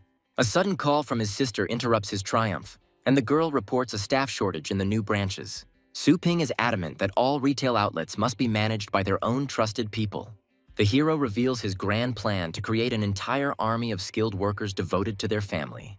With confidence in his voice, he announces the creation of a training base where they will train new employees for their growing empire. An unexpected call from the association's headquarters interrupts his thoughts, and a barrage of angry accusations falls upon him. The association's representative desperately reports that the survival of all humanity is at stake. Before Su Ping's eyes, a horrific scene unfolds. Half of the cities already lie in ruins. Every day, hundreds of martial artists fall victim to mysterious creatures that mercilessly devour them. The most terrible thing is that some of the high-ranking masters went over to the enemy side, hunting down their former comrades. Bian's army is spreading across the world like a plague, and those who refuse to join face certain death. In response to accusations of inaction, Su Ping asks with cold irony whether they have checked the rate of population decline. The vice president orders an immediate comparison of the number of missing and dead with the total number of travelers. The results of the analysis shock everyone. Out of all the cities, only 13 show a low level of attrition. The astute old master immediately finds a common thread. All these cities have Su Ping's pet shops. This discovery leaves everyone in awe, as they realize that the hero's shops serve as true refugees in this chaos. Suddenly, the spotlight falls on Su Ping's sister, who is the acting director of the entire pet store chain. Su Ping introduces her sister with a touch of irony, revealing that she was the one who came up with the idea for the shelters. This revelation comes as a shock to everyone, as no one expected that such a young girl would be behind such a grandiose project. The hero proposes a daring plan to save the surviving cities and place their inhabitants in safe zones under the protection of his stores. With cold calculation, the young man explains that this move will force the traders to choose between hunger and betraying their new masters. The vice president is skeptical of this plan, fearing that their weakened forces will not be able to withstand a direct attack. Su Ping remembers the Peak Tower, and the old master reveals to him the secret of the most powerful organization on the planet. The news of the existence of a whole dozen legendary masters leaves the hero perplexed. The vice president explains that only a few of the legends have pledged allegiance to humanity, while the rest live for their own pleasure. Su Ping realizes with disdain that these powerful hermits act only on their own whims, bearing no responsibility for the fate of the world. The vice president reflects bitterly on the inaction of the legendary masters, who are dooming the world to destruction. The old master, with philosophical calm, acknowledges his powerlessness before the will of higher beings. An unexpected report interrupts their conversation. A huge wave of beasts has been discovered near the city of Longjiang. This news terrifies everyone because their hometown could be wiped off the face of the earth. The vice president immediately suggests sending reinforcements, since Longjiang is where Su Ping's main store is located. The hero's sister confidently declares that their city is capable of repelling the attack on its own thanks to the increased level of its masters. The old master anxiously reminds us that, in addition to the beasts, there are other, more hidden threats to consider. The girl realizes with horror that the vice president is hinting at the possible intervention of Bian's forces. The elder confirms her worst fears, because if they miss the moment, the enemy may unite with the beasts. The news that the wave will reach the city in 2 days forces them to make an immediate decision to send troops. Su Ping stops the meeting to express his opinion. In one of the base cities, an alarm is raised due to the approaching wave of animals. The operator anxiously confirms the signal has been sent and tracks the movement of a huge group of animals towards the city of Longjiang. In response to the threat, orders are issued from the city of Shenguang to all nearby bases to immediately send reinforcements. The mysterious blonde man pats the cameraman on the shoulder approvingly, pleased with his quick reaction. Having carried out the order, the operator is horrified to realize that inevitable death awaits him. The traitor mercilessly kills everyone in the command center, regretting the wasted time. With a devilish grin, he reveals his insidious plan, as the order to attack Longjiang was given by Lord Bian himself. His accomplice expresses doubts about the wisdom of killing ordinary people who do not possess powers. Driven by madness, the traitor revels in his newfound power, now a member of the mighty Bian Legion. A member of the Bian Legion dismisses any doubts with a grin, as their goal is complete domination of the planet. Base City number 43 fell in just 1 hour and 14 minutes after clashing with Bian's Legion. At the same time, 4 more bases were destroyed, leaving no chance for the survivors. The continental perimeter is completely disabled, making tracking the wave of beasts impossible. One of the Legion officers asks in bewilderment why they cleared a path for the animals. His comrade explains with a wise grin that the beasts are just broken weapons that will inflict even greater damage on the enemy. A high-ranking officer looks with disdain at the burning ruins, anticipating the panic and despair of the residents. Another officer, with a devilish smile, confirms that their plan worked, and now all enemy forces are concentrated at Longjiang. Mysterious figures appear on the rooftops of the surviving buildings, as Lord Bian is the main player in this deadly game. 2 days later, a giant wave of beasts approaches the city, and a countless flock of winged monsters circles above them. In the command center, the vice president gives the order to prepare for battle, as Bian's forces have been spotted in the wave of beasts. At the city walls, Su Ping is met by a detachment of guards ready to carry out any of his orders. The hero orders his elite guard to stick to the original plan. Suddenly, Andy appears in front of him, and the 2 powerful adversaries exchange barbed greetings. At the forefront of the wave of beasts appears a giant elephant, whose roar shakes the earth, and the mayor of the city recognizes in it with horror the king of the beasts. A huge monster rushes straight towards the city, not noticing the trap set for it. Powerful explosions shake the ground, and one of the defenders happily notes that the beast has entered a minefield. Through the flames and smoke, the king of beasts continues his advance, protected by an impenetrable shell. To everyone's horror, the monster emerges from the fire completely unharmed, as conventional technology was not enough. With its incredible strength and defense, the giant elephant breaks through the minefield, opening the way for the rest of the horde. The defenders are horrified to see the giant elephant speeding up, intending to break through the city wall. With icy calm, Su Ping gives a short order and his pets rush to attack. The dark dragon intercepts the elephant, but its claws scrape against the impenetrable armor. Thrown back, the dragon claws into the ground with a roar, barely holding back the enemy's power. Gathering all his strength, the dark dragon grabs the elephant and sends it flying with a powerful throw. In midair, the monster is struck by a devastating beam of purple energy, which incinerates it on the spot. The city's defenders rejoice, because they have managed to defeat their first and most powerful enemy. They are surprised to discover that the dragon that defeated their enemy is a never-before-seen light-bearing purple dragon. Meanwhile, 2 mighty beast kings, one of fire and one of ice, clash in a fierce battle. Their combined attack collides with a powerful beam from the purple dragon. But at that moment, the defenders notice something terrible. To everyone's horror, 10 more beast kings appear behind the 2, their numbers twice what they expected. Andy watches the proceedings with interest, wondering if a human dragon could surpass an ordinary king. From the depths of the fire emerges a demonic monkey, one of the strongest fire-type beasts. The defenders are horrified to realize that this monster's attack range is 10 times greater than normal, and its power has clearly been enhanced by Bian. Despite the mortal danger, one of the defenders believes in victory, because their dragon has already defeated the giant elephant. Su Ping's dark dragon takes a defensive stance, preparing to meet a devastating attack. An impregnable wall of the gods arises around the city, easily withstanding a powerful fire strike. Andy is intrigued by the unusual defensive skill, as it surpasses even the abilities of a purebred beast king.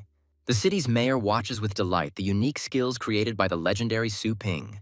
The hero notices something strange in the enemy's behavior. A giant elephant has sacrificed its life to clear a safe path through a minefield. Instead of surrounding the city, the beasts continue to attack one by one, causing confusion among the defenders. One of the warriors assumes that Bian is testing their strength, but quickly realizes that his supporters are not here. Meanwhile, the suburbs are teeming with animals, but there is not a single Bian soldier among them, which raises even more questions. The command center is horrified to realize that Bian did not use all of his forces to attack Longjiang. At the same time, in another defenseless city, portals appear from which Bian's warriors emerge. Hordes of monsters and soldiers descend upon the defenseless city, sowing chaos and destruction. Shocking information arrives at the Longjiang Command Center. Bian has attacked 11 other cities where Su Ping's shops are located. Andy watches the scene with a devilish grin, because their cunning plan worked. And now it's too late. She proclaims that Longjiang's defenders are trapped, doomed to watch the rest of the world burn in flames. The mayor of the city falls to his knees in despair, realizing his complete powerlessness before the treachery and power of Bian. The mysterious assistants report to Su Ping that everything is ready according to his orders. With a confident grin, the hero declares that it is not too late to fight back against the treacherous Bian. On the second battlefield, a barrage of bombs rains down from the sky, sowing chaos and destruction. The monster riders are horrified to see the approaching aerial attack. The Guardians' powerful bombs engulf enemy troops, but their defensive barriers withstand the impact. The attacker's leader is perplexed as to how a B-level city could obtain such a powerful weapon. Meanwhile, warships take off from near-Earth orbit, heading towards the main city of the starry sky. Drop capsules with troops land on the battlefield, and the enemy looks on in horror at the new reinforcements. Elite fighters surround enemy troops, leaving them no chance of escape. The command center watches with delight as Su Ping's brilliant plan distracts the enemy and delivers a crushing blow. The two powerful leaders, Su Ping and Andy, look at each other with a smirk as they prepare for the decisive battle. At this time, a logistics train rushes underground, unaware of the chaos happening on the surface. The workers on the train hear a strange roar, reminiscent of the roar of countless animals. Despite the alarming sounds, they continue their work, aware that a battle of unprecedented proportions is unfolding on the surface. The tremors from the battle reach even the underground tunnels, and the workers are horrified to realize the power of the Beast King. One of them screams in panic that this is Bian's doing, and now they have no chance of winning. The squad leader angrily calls everyone to order, reminding them of their duty to deliver ammunition to those fighting above. His fiery speech inspires the workers, and they believe with renewed vigor in the victory of their legendary hero. As they approach the station, they see the train surrounded by mysterious red creatures. Meanwhile, on the first battlefield, a giant fire monkey roars into battle. Su Ping's mighty dragon holds off the fire monkey's attack, protecting the city with his indestructible shield. On the city walls, artillerymen furiously open fire on the advancing horde, preventing them from breaking through. Thousands of shells rain down on the enemy, turning the battlefield into a fiery hell. The gun barrels become hot from the continuous firing, and the soldiers use ice crystals to cool them. Suddenly, one of the monsters breaks through the barrage of fire and attacks the defenseless artillerymen. At the last second, a mighty warrior appears and throws the monster back with one blow, saving the soldier. The right commander of the Imperial Guard, Qin Du Huang, warns his men of strengthened enemies. Meanwhile, other monsters enter the city, wreaking havoc and killing defenseless soldiers. One of the warriors notices an unstable, pulsating core on the monster's chest. The commander-in-chief is horrified to realize Bian's insidious plan to use the beasts as living bombs to destroy their walls. Su Ping's assistant asks him to take matters into his own hands, as leaving the city now would be tantamount to suicide. The first commander-in-chief of the Imperial Guard, Zhou Tianlin, gives the order to form a battle formation. A giant ghostly dragon appears above the city, ready to unleash its divine punishment on the enemy. One of the monsters tries to climb the wall, but his body is cut in two by a powerful beam of green energy. A gigantic spectral sword, born of a dragon, descends upon the horde, cutting down hundreds of enemies with a single blow. The city's defenders rejoice because they have managed to kill another Tsar, and now they have a real chance of victory. Meanwhile, on the second battlefield, an uneasy silence reigns, and the warriors sense something terrible approaching. Giant bloody tentacles burst from the ground, shaking the battlefield to its very foundations. Bian's soldiers watch with delight at the appearance of their lord, anticipating the imminent reprisal against their enemies. Monstrous tentacles grab elite fighters, sucking their life force and turning them into withered mummies. The surviving soldiers of Bian desperately cry out to their lord, begging him for help. They are ready to continue fighting, but their strength is running out, and they ask for only a little strength. Instead of helping, the giant tentacle grabs them, condemning them to the same terrible fate as their enemies. The last survivor screams in terror, not wanting to be abandoned and lose the strength he had worked so hard to gain.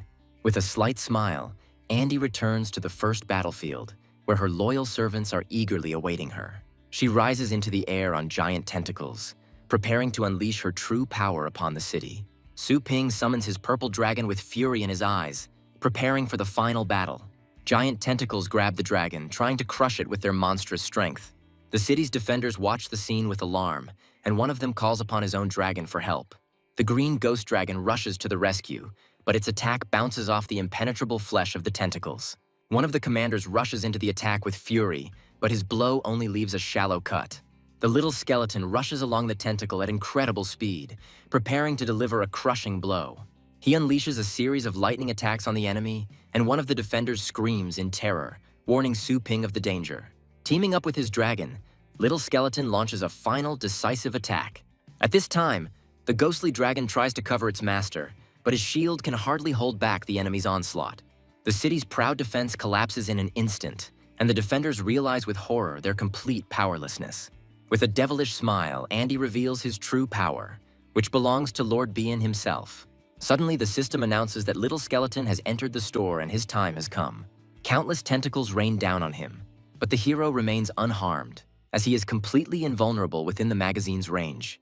With a devilish grin, Little Skeleton looks at his enemy, for now his death has truly come. Andy looks at her enemy with contempt, not believing in his ability to bring her death. A giant creature spawned by Beyond looms over the city, ready to wipe it off the face of the earth. The defenders look at the monster in despair, realizing their complete powerlessness before its colossal power. An enraged Andy takes out her wrath on Su Ping, who dared to threaten the great death penalty. The hero, with a defiant grin, offers his enemy to test him if he does not believe in his strength. The defenders are horrified to realize that Su Ping is willing to sacrifice the entire city to lure Beyond into a trap. The giant monster unleashes a crushing blow on the city, and a fireball rushes towards the defenseless walls. Overcome with despair, the city's mayor prepares for a quick death, seeing no chance of salvation. Suddenly, a crushing blow passes by, and the defenders are surprised to realize that they are still alive. Su Ping easily repels the attack and grinningly states that it was just a light warm-up for him. Andy looks at his enemy with contempt, considering him just an insignificant person who overestimated his strength. Concentrating all his power, Su Ping brings down a divine fist on the monster. A crushing blow breaks through the enemy's defense, and Andy watches in horror. With a furious cry, the hero launches into a final attack, demanding that Beyond return his fist to him. A powerful blow throws the giant monster far beyond the city, and it crashes to the ground with a roar. The defenders and the vice president watch in amazement as Su Ping sends Beyond flying with one punch. The giant monster's vital signs begin to plummet, foreshadowing its imminent demise. The command center is overjoyed to announce victory, as the legendary Su Ping has successfully destroyed Beyond. The city is saved, and the defenders celebrate their victory in euphoria, ready to kiss their hero. Su Ping accepts the congratulations with a slight smile, ironically noting that it's a good thing his admirer can't fly. Su Ping tries to reassure her enthusiastic fans with a warm smile. Suddenly, an ominous voice appears in his head, questioning his true strength. Consumed with rage, the hero soars into the sky, demanding that Bien show himself immediately. The defenders look at their master in bewilderment, as the body of the defeated enemy still lies on the ground. Joanna suddenly appears, and with icy calm declares that he will not find it. Su Ping looks at her assistant in bewilderment, not understanding the meaning of her mysterious words. The elf declares with complete certainty that the one he calls Beyond is not actually here. The hero refuses to believe it, because he clearly heard his voice in his head. Despite all his doubts, the young man trusts his intuition, which has never let him down. With fury in his eyes, Su Ping rushes towards Joanna, demanding an immediate explanation. Joanna asks her boss a direct question about the difference between him and Beyond. With a piercing gaze, she rephrases the question, asking about the difference between powers of different levels. The hero falls into thoughtfulness, trying to understand the true meaning of her words. Comical images flash through his head, where he is inferior in everything to his powerful enemy. The elf interrupts his thoughts with a grin, revealing to him the main secret. The master of the Kingdom of Fate possesses a certain law. This revelation astonishes Su Ping, and he is surprised to realize that his own way of thunder is that very law. Joanna scornfully dismisses his hopes, claiming that his level of legal knowledge is far from perfect. She reveals to him the terrible truth. Bien is actually a master of the law of space. With a slight smile, the elf explains that he simply transferred himself to another dimension, where no one can get to him. Su Ping realizes with horror that Bien only escaped after Joanna noticed his spatial law. Su Ping realizes with horror that all this time he had only been fighting a fake, while the real Bien was safely hidden. Joanna confirms his guess with a grin, reminding him that without the force of law, he won't even be able to touch him. The elf tries to console her boss because even the fake body of an enemy is a valuable trophy.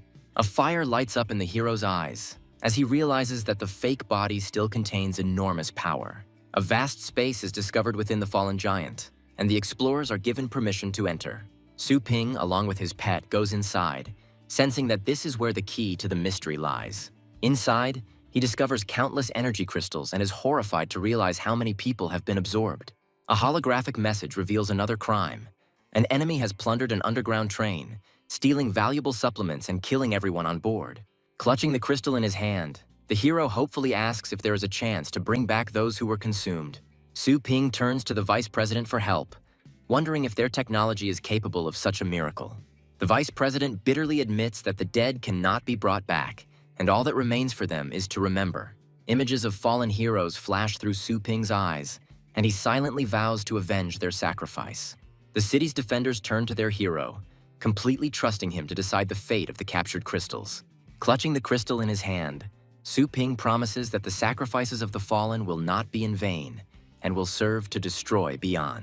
One of the looters enthusiastically fills his backpack with trophies because his current income is equal to a year's salary. He happily informs the others that Boss Su has given them permission to take whatever they find as a well-deserved reward. But not everyone shares his joy, and one of the warriors looks sadly at the spoils, realizing at what price it was obtained.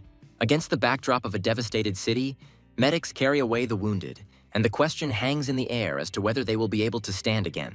The commander-in-chief admits with a heavy heart that this victory cost them too much. But with an unwavering determination in his eyes, he reminds his comrade that they stopped the tide and prevented the enemy from destroying their families. The commander-in-chief gratefully shakes the hand of one of the survivors, admiring the feat of their legendary hero. The news that Su Ping single-handedly drove away one of the four kings spreads throughout the city, giving people hope. Inspired by his speech, the commander-in-chief calls on everyone not to be afraid and to do everything possible to strengthen the defense. He confidently declares that when the next wave comes, they will meet the enemy fully armed. At this time, Su Ping finds himself in a mysterious combat arena, lost among the endless grasslands. Clutching the crystal in his hand, he bitterly realized that Bian's attack had targeted his stores. The hero realizes that the enemy was trying to capture all of his system stores in order to absorb the resources they produced. With a slight grin, the young man notes that Bian didn't know about his invulnerability within the store. Despite the apparent victory, Su Ping admits his defeat in this strategic game with a heavy heart. He realizes with annoyance that the enemy has outplayed him, using his main trump card against his own. Su Ping is perplexed as to why Bian, with such power, did not destroy the city immediately. He recalls the legend of a great warrior who sacrificed himself to seal the entrance to the abyss.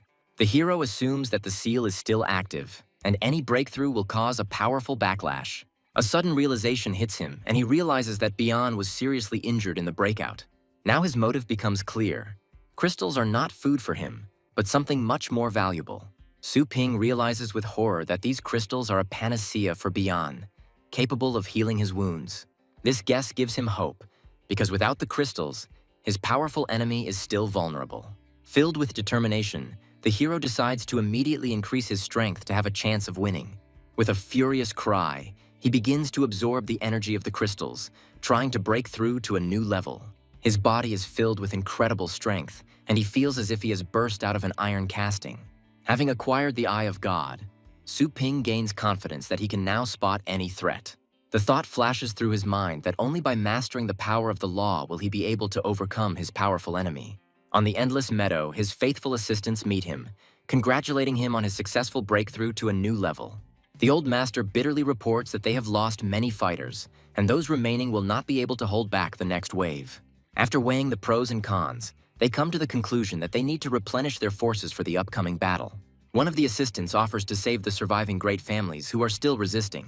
Su Ping listens to her idea with interest, but is confused by her personal interest in the matter. With pain in her voice, the girl admits that her native Tang family was besieged by enemies. With cold fury in his eyes, the hero asks who dared to attack her family. It turns out that the attack was carried out by the cursed Situ and Wang families, the largest organizations on the entire continent. It turns out that the enemy families not only refused to help in the battle with Bian, but also went over to his side. Broken by grief, the proud warrior falls to her knees for the first time in her life. With tears in her eyes, she begs Su Ping to let her out of the store so she can help her family. The girl is ready to do anything just to get a chance to save her loved ones from certain death. The image of the always arrogant and proud Tang Ruyan flashes through her mind, and she can't believe her current humiliation. This spectacle seems strange and unnatural to her, because she is ready to give up her dignity for the sake of others. Su Ping looked at her doubtfully, knowing that even if he let her go, she wouldn't be able to do anything. The girl admits her powerlessness, because she cannot overcome two powerful families alone. But with an unbending determination in her eyes, she declares that at the very least she intends to take her sister away. Touched by her devotion, Su Ping agrees to help, asking only for a list of names and locations of those who need to be rescued. Su Ping looks at the girl in bewilderment, not understanding why she would risk herself to save her family. With a hint of disdain, she replies that being saved by him would be like being in the hands of the devil himself. The hero simply brushes off her words with a grin and decides to contact Tuntun. He immediately takes an interest in the progress of the research on the communications contract, because his future depends on it. Tuntun is pleased to report that the research is proceeding smoothly, and the first tests will take place in just 5 months. This period seems too long to the hero because he doubts that Beyond will give them that much time. A new plan comes into his head, and he asks if the process can be sped up with better resources. An important call from Su Ping interrupts the association meeting, and everyone eagerly awaits his news. Those present discuss with admiration the young hero who single-handedly fought off Beyond. They see in him new hope, because in their declining times, the appearance of such a powerful master is a real stroke of luck. Su Ping makes a shocking demand to mobilize all the world's scientific resources for his project. With a sweet smile, he announces that the project must be completed within 1 month, leaving everyone petrified. The members of the association are furious and accuse the hero of abuse of power, considering his demand to be completely reckless. With a slight smile, Su Ping tells Tong Tong that he has already arranged everything and will contact her soon. Having interrupted the conversation, the hero returns to his assistant, who resentfully reminds him of their unfinished business. The young man, with a cold grin, offers the girl to raise her level, hinting at her helplessness on her own. With a sly grin, he declares that his employees should not lose their status even outside the store. With one snap of his fingers, the hero transports himself and his companion into a mysterious, illusory space. With a slight smile, Su Ping advises the girl not to ask unnecessary questions and to focus on her own safety.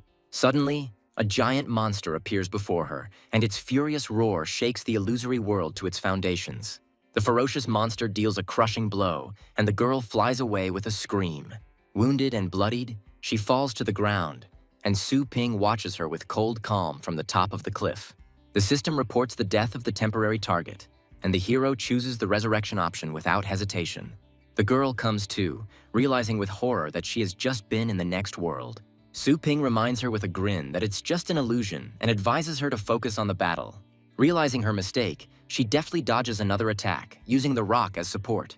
Enraged by her own impotence, the girl prepares to show the pitiful beast her true power.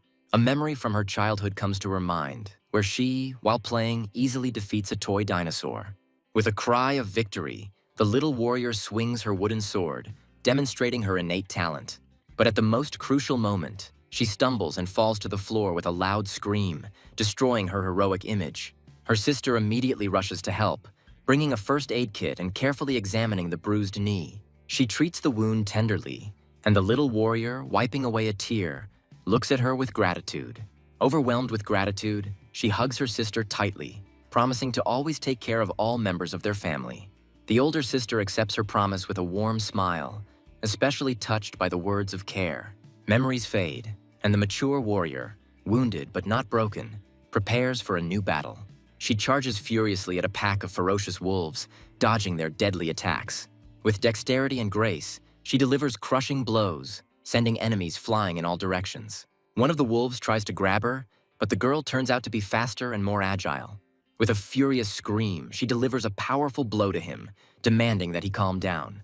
She leaps forward and plunges her blade into the monster's back, causing it to fall to the ground, coughing and spewing blood. Suddenly, sharp red crystals appear in the air and rush towards the girl at incredible speed. A ferocious wolf roars and rains down a hail of deadly fragments on her, leaving her no chance of escape. She uses her glass body technique, and the crystals bounce off her impenetrable defense with a clang. Her shield cracks under the onslaught, and crystal shards embed themselves in her body, causing her to scream in pain. Grabbing her bloody blade, the girl pierces the monster's paw with fury in her eyes. She screams and thrusts her blade deeper, causing the beast to howl in unbearable pain. Seized by battle madness, the warrior stands over the fallen enemy, her eyes glowing red. With a furious cry, she throws her bloody blade, giving the enemy no chance to escape. The blade pierces the wolf's body, and he falls to the ground with a roar, defeated and exhausted. With a wild laugh, the girl pulls her blade out of her enemy's body, reveling in her bloody victory. She furiously rips her blade from the monster's mouth, splashing its blood all around. Exhausted but not broken, the girl falls to the ground next to her fallen enemy. Su Ping is surprised to note that despite the long break, Tang Ruyan's fighting skills are still at their best. Watching her refined movements, he realizes that she hasn't been idle in her free time. The deadly cultivation awakened her hidden potential, and now she is capable of defeating even a 9th stage strongman. With a slight smile, the hero decides to add a little heat by using the fruit of the spiritual tree to enhance it.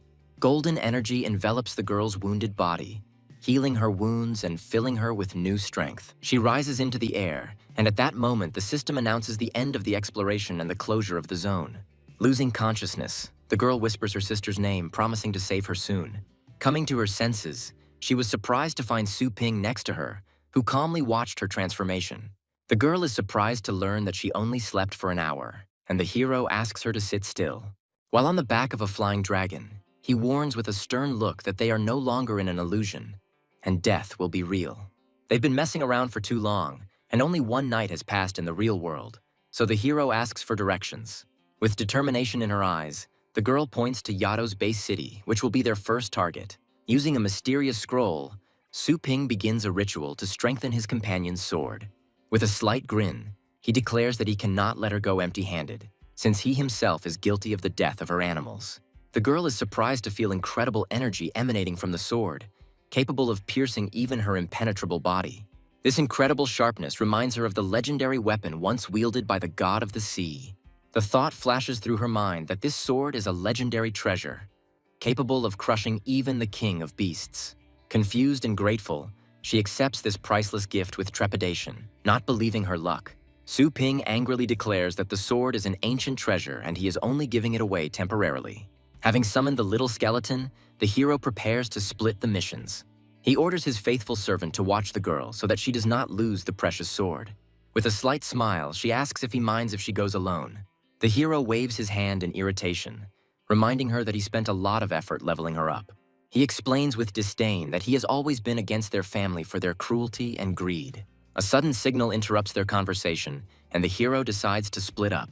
Jumping off the dragon's back, the girl screams in panic because she doesn't have any flying pets. Su Ping merely waves her goodbye, advising her to focus on controlling her star power.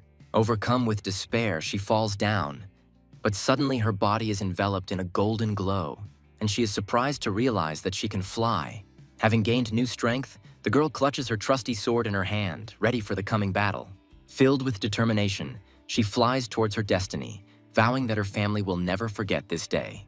Chaos descends upon her hometown, and two mighty dragons clash in a furious battle amid the burning ruins. The defenders are horrified to discover that the rival families have unleashed the Beast King into the city, dooming everyone to death. One of the dragons delivers a crushing blow, piercing its opponent through and through. Mysterious figures appear on the back of the fallen beast, looking with disdain at the weakened defenders. The head of the Tang family, Tang Lingzhan, furiously summons his flying army, preparing to repel the invaders. One of the enemy warriors notes with a grin that they are not as naive as they seem. On the back of the giant beast sit the heads of hostile families, who look with disdain at the futile attempts at resistance. They mockingly remind him that they know about all the secret treasures of the Tang family, and now the fun is just beginning.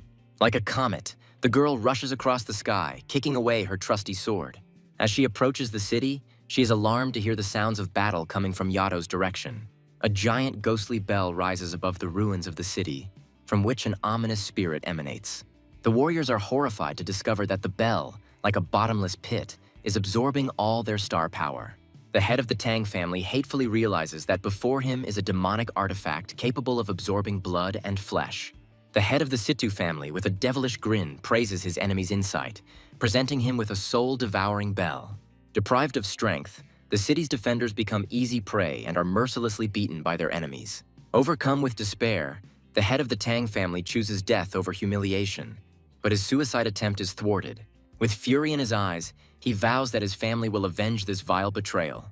The head of the Wang family sneers at his threats as he plans to bury the entire Tang family today. The head of the Wang family reminds with a smile that the Tang family is famous for its two beautiful princesses. He thinks with apprehension about their power, because if the sisters unite, they will become invincible. Consumed by greed, he grabs one of the sisters and angrily demands that the other one be given to him. The captured girl barely endures the torture, but refuses to reveal the location of her sister. In her death throes, she mentally begs her sister not to return, sacrificing herself to save her. Suddenly, a shining sword falls from the sky, easily destroying the mysterious bell. The head of the Tang family looks at the debris in horror, not believing that their main treasure was destroyed so easily. The enraged head of the Situ family demands that the impudent man who dared to spoil his fun be found. The shining sword rushes through the ranks of enemies, mercilessly cutting them apart. Grabbing her sword, the mysterious savior declares that she has come of her own accord, her voice echoing across the battlefield.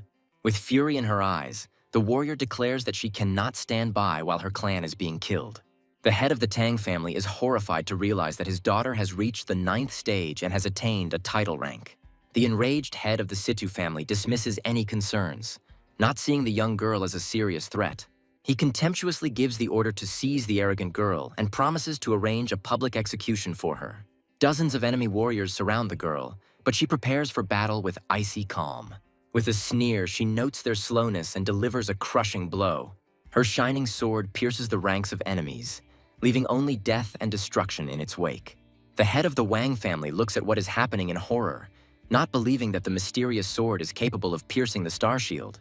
One of the warriors calls for the destruction of the demonic bell while the young lady distracts the enemies. The head of the Tang family readily accepts the challenge, and his warriors launch a desperate attack. The head of the Tang family, with fury in his eyes, urges his daughter to join forces and destroy the vile enemies. With unwavering determination, the girl rushes at the giant beast, blocking its deadly attack. One of the enemies smirks and summons his trump pet, not intending to give up so easily. Like lightning, the warrior rushes past, dealing a crushing blow to her opponent. The enraged head of the Wang family vows to personally rip the skin off the arrogant girl who dared to slaughter so many of his people. In response to his threats, a giant monster falls from the sky, crushing the enemy ranks with a single blow. The loyal warriors of the Tang family rush to defend their mistress, ready to die for her.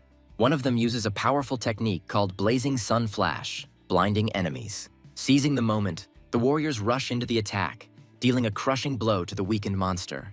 The giant beast falls to the ground with a roar, but its death throes claim the lives of dozens of brave warriors. The head of the Tang family furiously calls on his flying army to concentrate all its forces on the heads of the rival families. Elite archers, riding mighty birds, prepare to unleash a hail of golden arrows on the enemy. The head of the Situ family orders his beast to release a poisonous cloud to thwart the attackers. A deadly mist envelops the archers, and one of them falls with a scream, stricken by poison. At this time, two giant monsters attack Ruyan, trying to crush her with their monstrous strength. Like a whirlwind, the girl rushes through the ranks of enemies, cutting them into pieces with her shining sword. Suddenly, her body is entangled in mysterious tentacles, and she is surprised to feel her strength draining away. She finds herself trapped by strange, mushroom-like creatures that continue to drain her energy. The head of the Situ family reveals his trump card with a devilish laugh, puppets made from the corpses of animals. The head of the Wang family raises his sword, ready to deliver the decisive blow and destroy the Tang family forever. Immobilized and deprived of strength, the girl looks in horror at the sword raised above her. At the last second, her sister rushes in front of her, trying to save her from the fatal blow. Her sword shatters into pieces with a crash, and she looks at the debris in despair. The little skeleton suddenly appears and pierces her body with his blade, and she falls to the ground in surprise. A giant ghostly skull consumes her soul, and everything around her is plunged into darkness. At the same time, Su Ping and his dragon continue their journey. With a furious cry, the hero unleashes a crushing blow on his invisible enemy. His golden fist slams into the giant monster's body, shaking it to its very core. The huge creature barely withstands the attack, but not a single scratch remains on its body. Su Ping looks at his invisible enemy with cold calm, preparing for the decisive battle. Su Ping grabbed Joanna's hand and angrily reminded her of his words. The elf replies with cold calm that even if Bian is exhausted, without the power of law, he is out of his reach. She speaks with disdain about the gap between them that he will never be able to bridge. A sudden call distracts the hero, and he is surprised to see his faithful assistant on the screen. The assistant reports with alarm that the master has not rested once since the battle, and he fell asleep right on the fly. After coming to his senses, Su Ping inquires about the progress of the Link contract project, but learns of accumulated problems.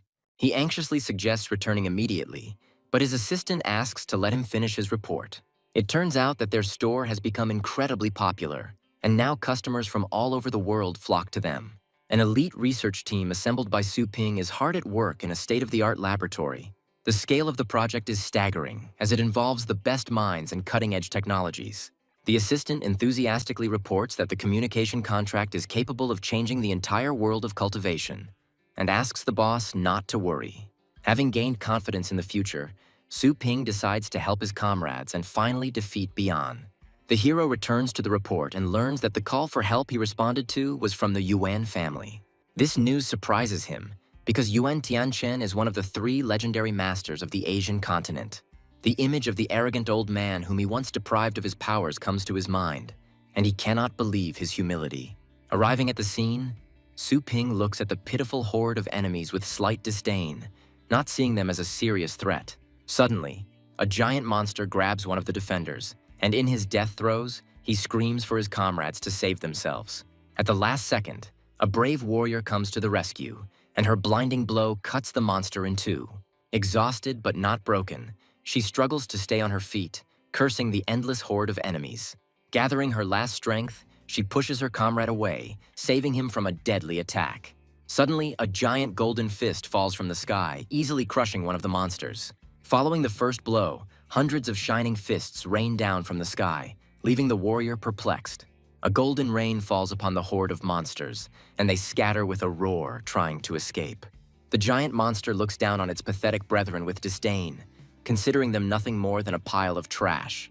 The girl realizes with horror that in front of her is the leader of this pack, whose brute strength exceeds all her expectations. The enraged monster rushes at his fellow creatures with a roar, declaring that he will deal with everything himself. He easily repels the attack of the golden fists, demonstrating his incredible power. One of the fists still breaks through his defense, and the monster falls to the ground with a roar, shaking everything around. The warrior is relieved to see that help has arrived and admires the destructive power of her savior. Overwhelmed with gratitude, she asks her mysterious savior to come forward so that the Yuan family can pay their respects. Hearing a familiar voice, the warrior turns around in surprise and sees her mysterious savior. The enraged girl cannot believe that she bowed to the one she considered her enemy. She attacks Su Ping in a rage, but he easily dodges her blows. The hero tells her with concern that her grandfather may be in danger. The girl dismisses his words with contempt, confident in the invulnerability of her legendary grandfather. Su Ping ironically reminds her of the recent battle in which he himself inflicted serious wounds on her grandfather.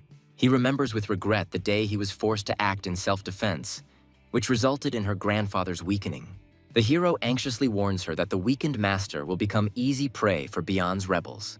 With a piercing gaze, the girl asks the last, most important question about how he was able to wound her grandfather.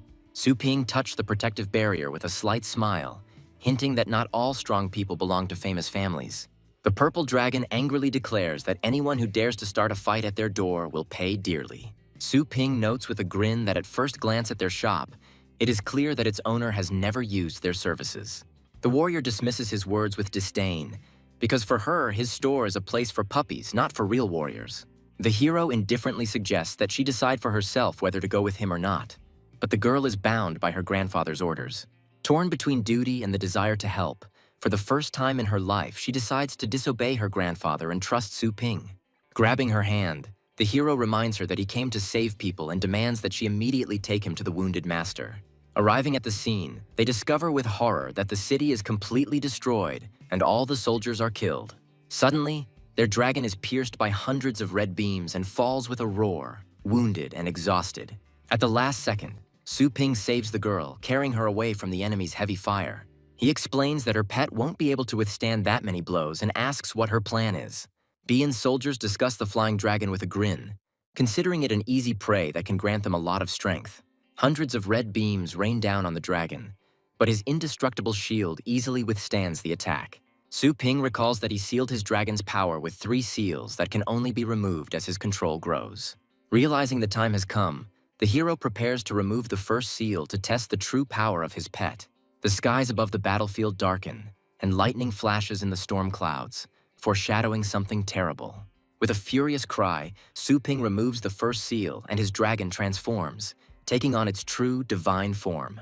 The girl is surprised to notice that the dragon's appearance has changed, and his aura seems painfully familiar to her.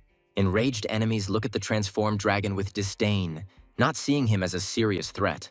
Hundreds of red beams rain down on the dragons again, but their combined shield withstands this attack as well. Su Ping watches the battle with confidence, knowing that his light dragon's body can withstand the enemy's fire.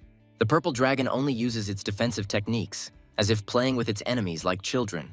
At this time, the golden dragon takes on a hail of attacks with pleasure, enjoying the battle. Despite the barrage of fire, he remains unharmed, and his enemies are horrified and try to figure out what is wrong with his body. One of Beyond's soldiers screams in panic that they are in trouble after encountering a legendary ranked creature. The enraged warrior clutches her sword in her hand, not intending to let go of the enemies who have caused so much harm. Su Ping stops her with a grin, explaining that it was just a test of his dragon dog's properties. The dragon's huge paw crashes to the ground, and Beyond's soldiers scatter in terror, trying to escape. A powerful blow shakes the battlefield, and the shockwave scatters enemies like toys. With just one paw, the dragon changes the landscape, creating insurmountable cliffs in the enemy's path. Su Ping notes with satisfaction that the power passed on from the old king not only strengthened the pet's body, but also expanded its capabilities. One of Beyond's surviving soldiers falls to his knees, begging the great ancestor for mercy. Su Ping looks at him with cold disdain, reminding him that Beyond's followers must be prepared to die. The soldier, horrified, denies any involvement with Beyond, trying to pass himself off as an ordinary survivor. He offers the hero countless treasures and his knowledge of the area in exchange for his life. The girl realizes with horror that the crystals they are mining are taken from the bodies of fallen masters. Su Ping, with icy calm, orders them to put down all their things and stand up, not giving them a chance to deceive. The soldiers happily obey, promising to carry out any of his orders, but they are in for a cruel disappointment. The mighty dragon lets out a deafening roar, and its power falls upon the pathetic traitors. In their death throes, their bodies disintegrate into bones, and they realize with horror their mistake. Su Ping looks at the crystals with cold disdain, declaring that it is not worth thinking that you can return as if nothing happened. The girl watches in horror as the hero absorbs the crystals, not understanding how he is different from Beyond's people. Su Ping ignores her doubts and demands that she bring him to her grandfather immediately. Surrounded by the souls of the fallen, he declares with unwavering determination that the only way to stop the disaster is to deal with Beyond. The girl looks at her savior with awe, realizing that he personally took on this deadly task. The dragon flies through the storm clouds, heading towards the Yuan family residence. Upon arriving, they are horrified to discover that the entire city is engulfed in flames, and only ruins remain of the residence. The girl, in despair, cannot believe what has happened, because her grandfather's protective magic was indestructible. Casting aside all doubts, Su Ping and his companion rush down to personally check what had happened.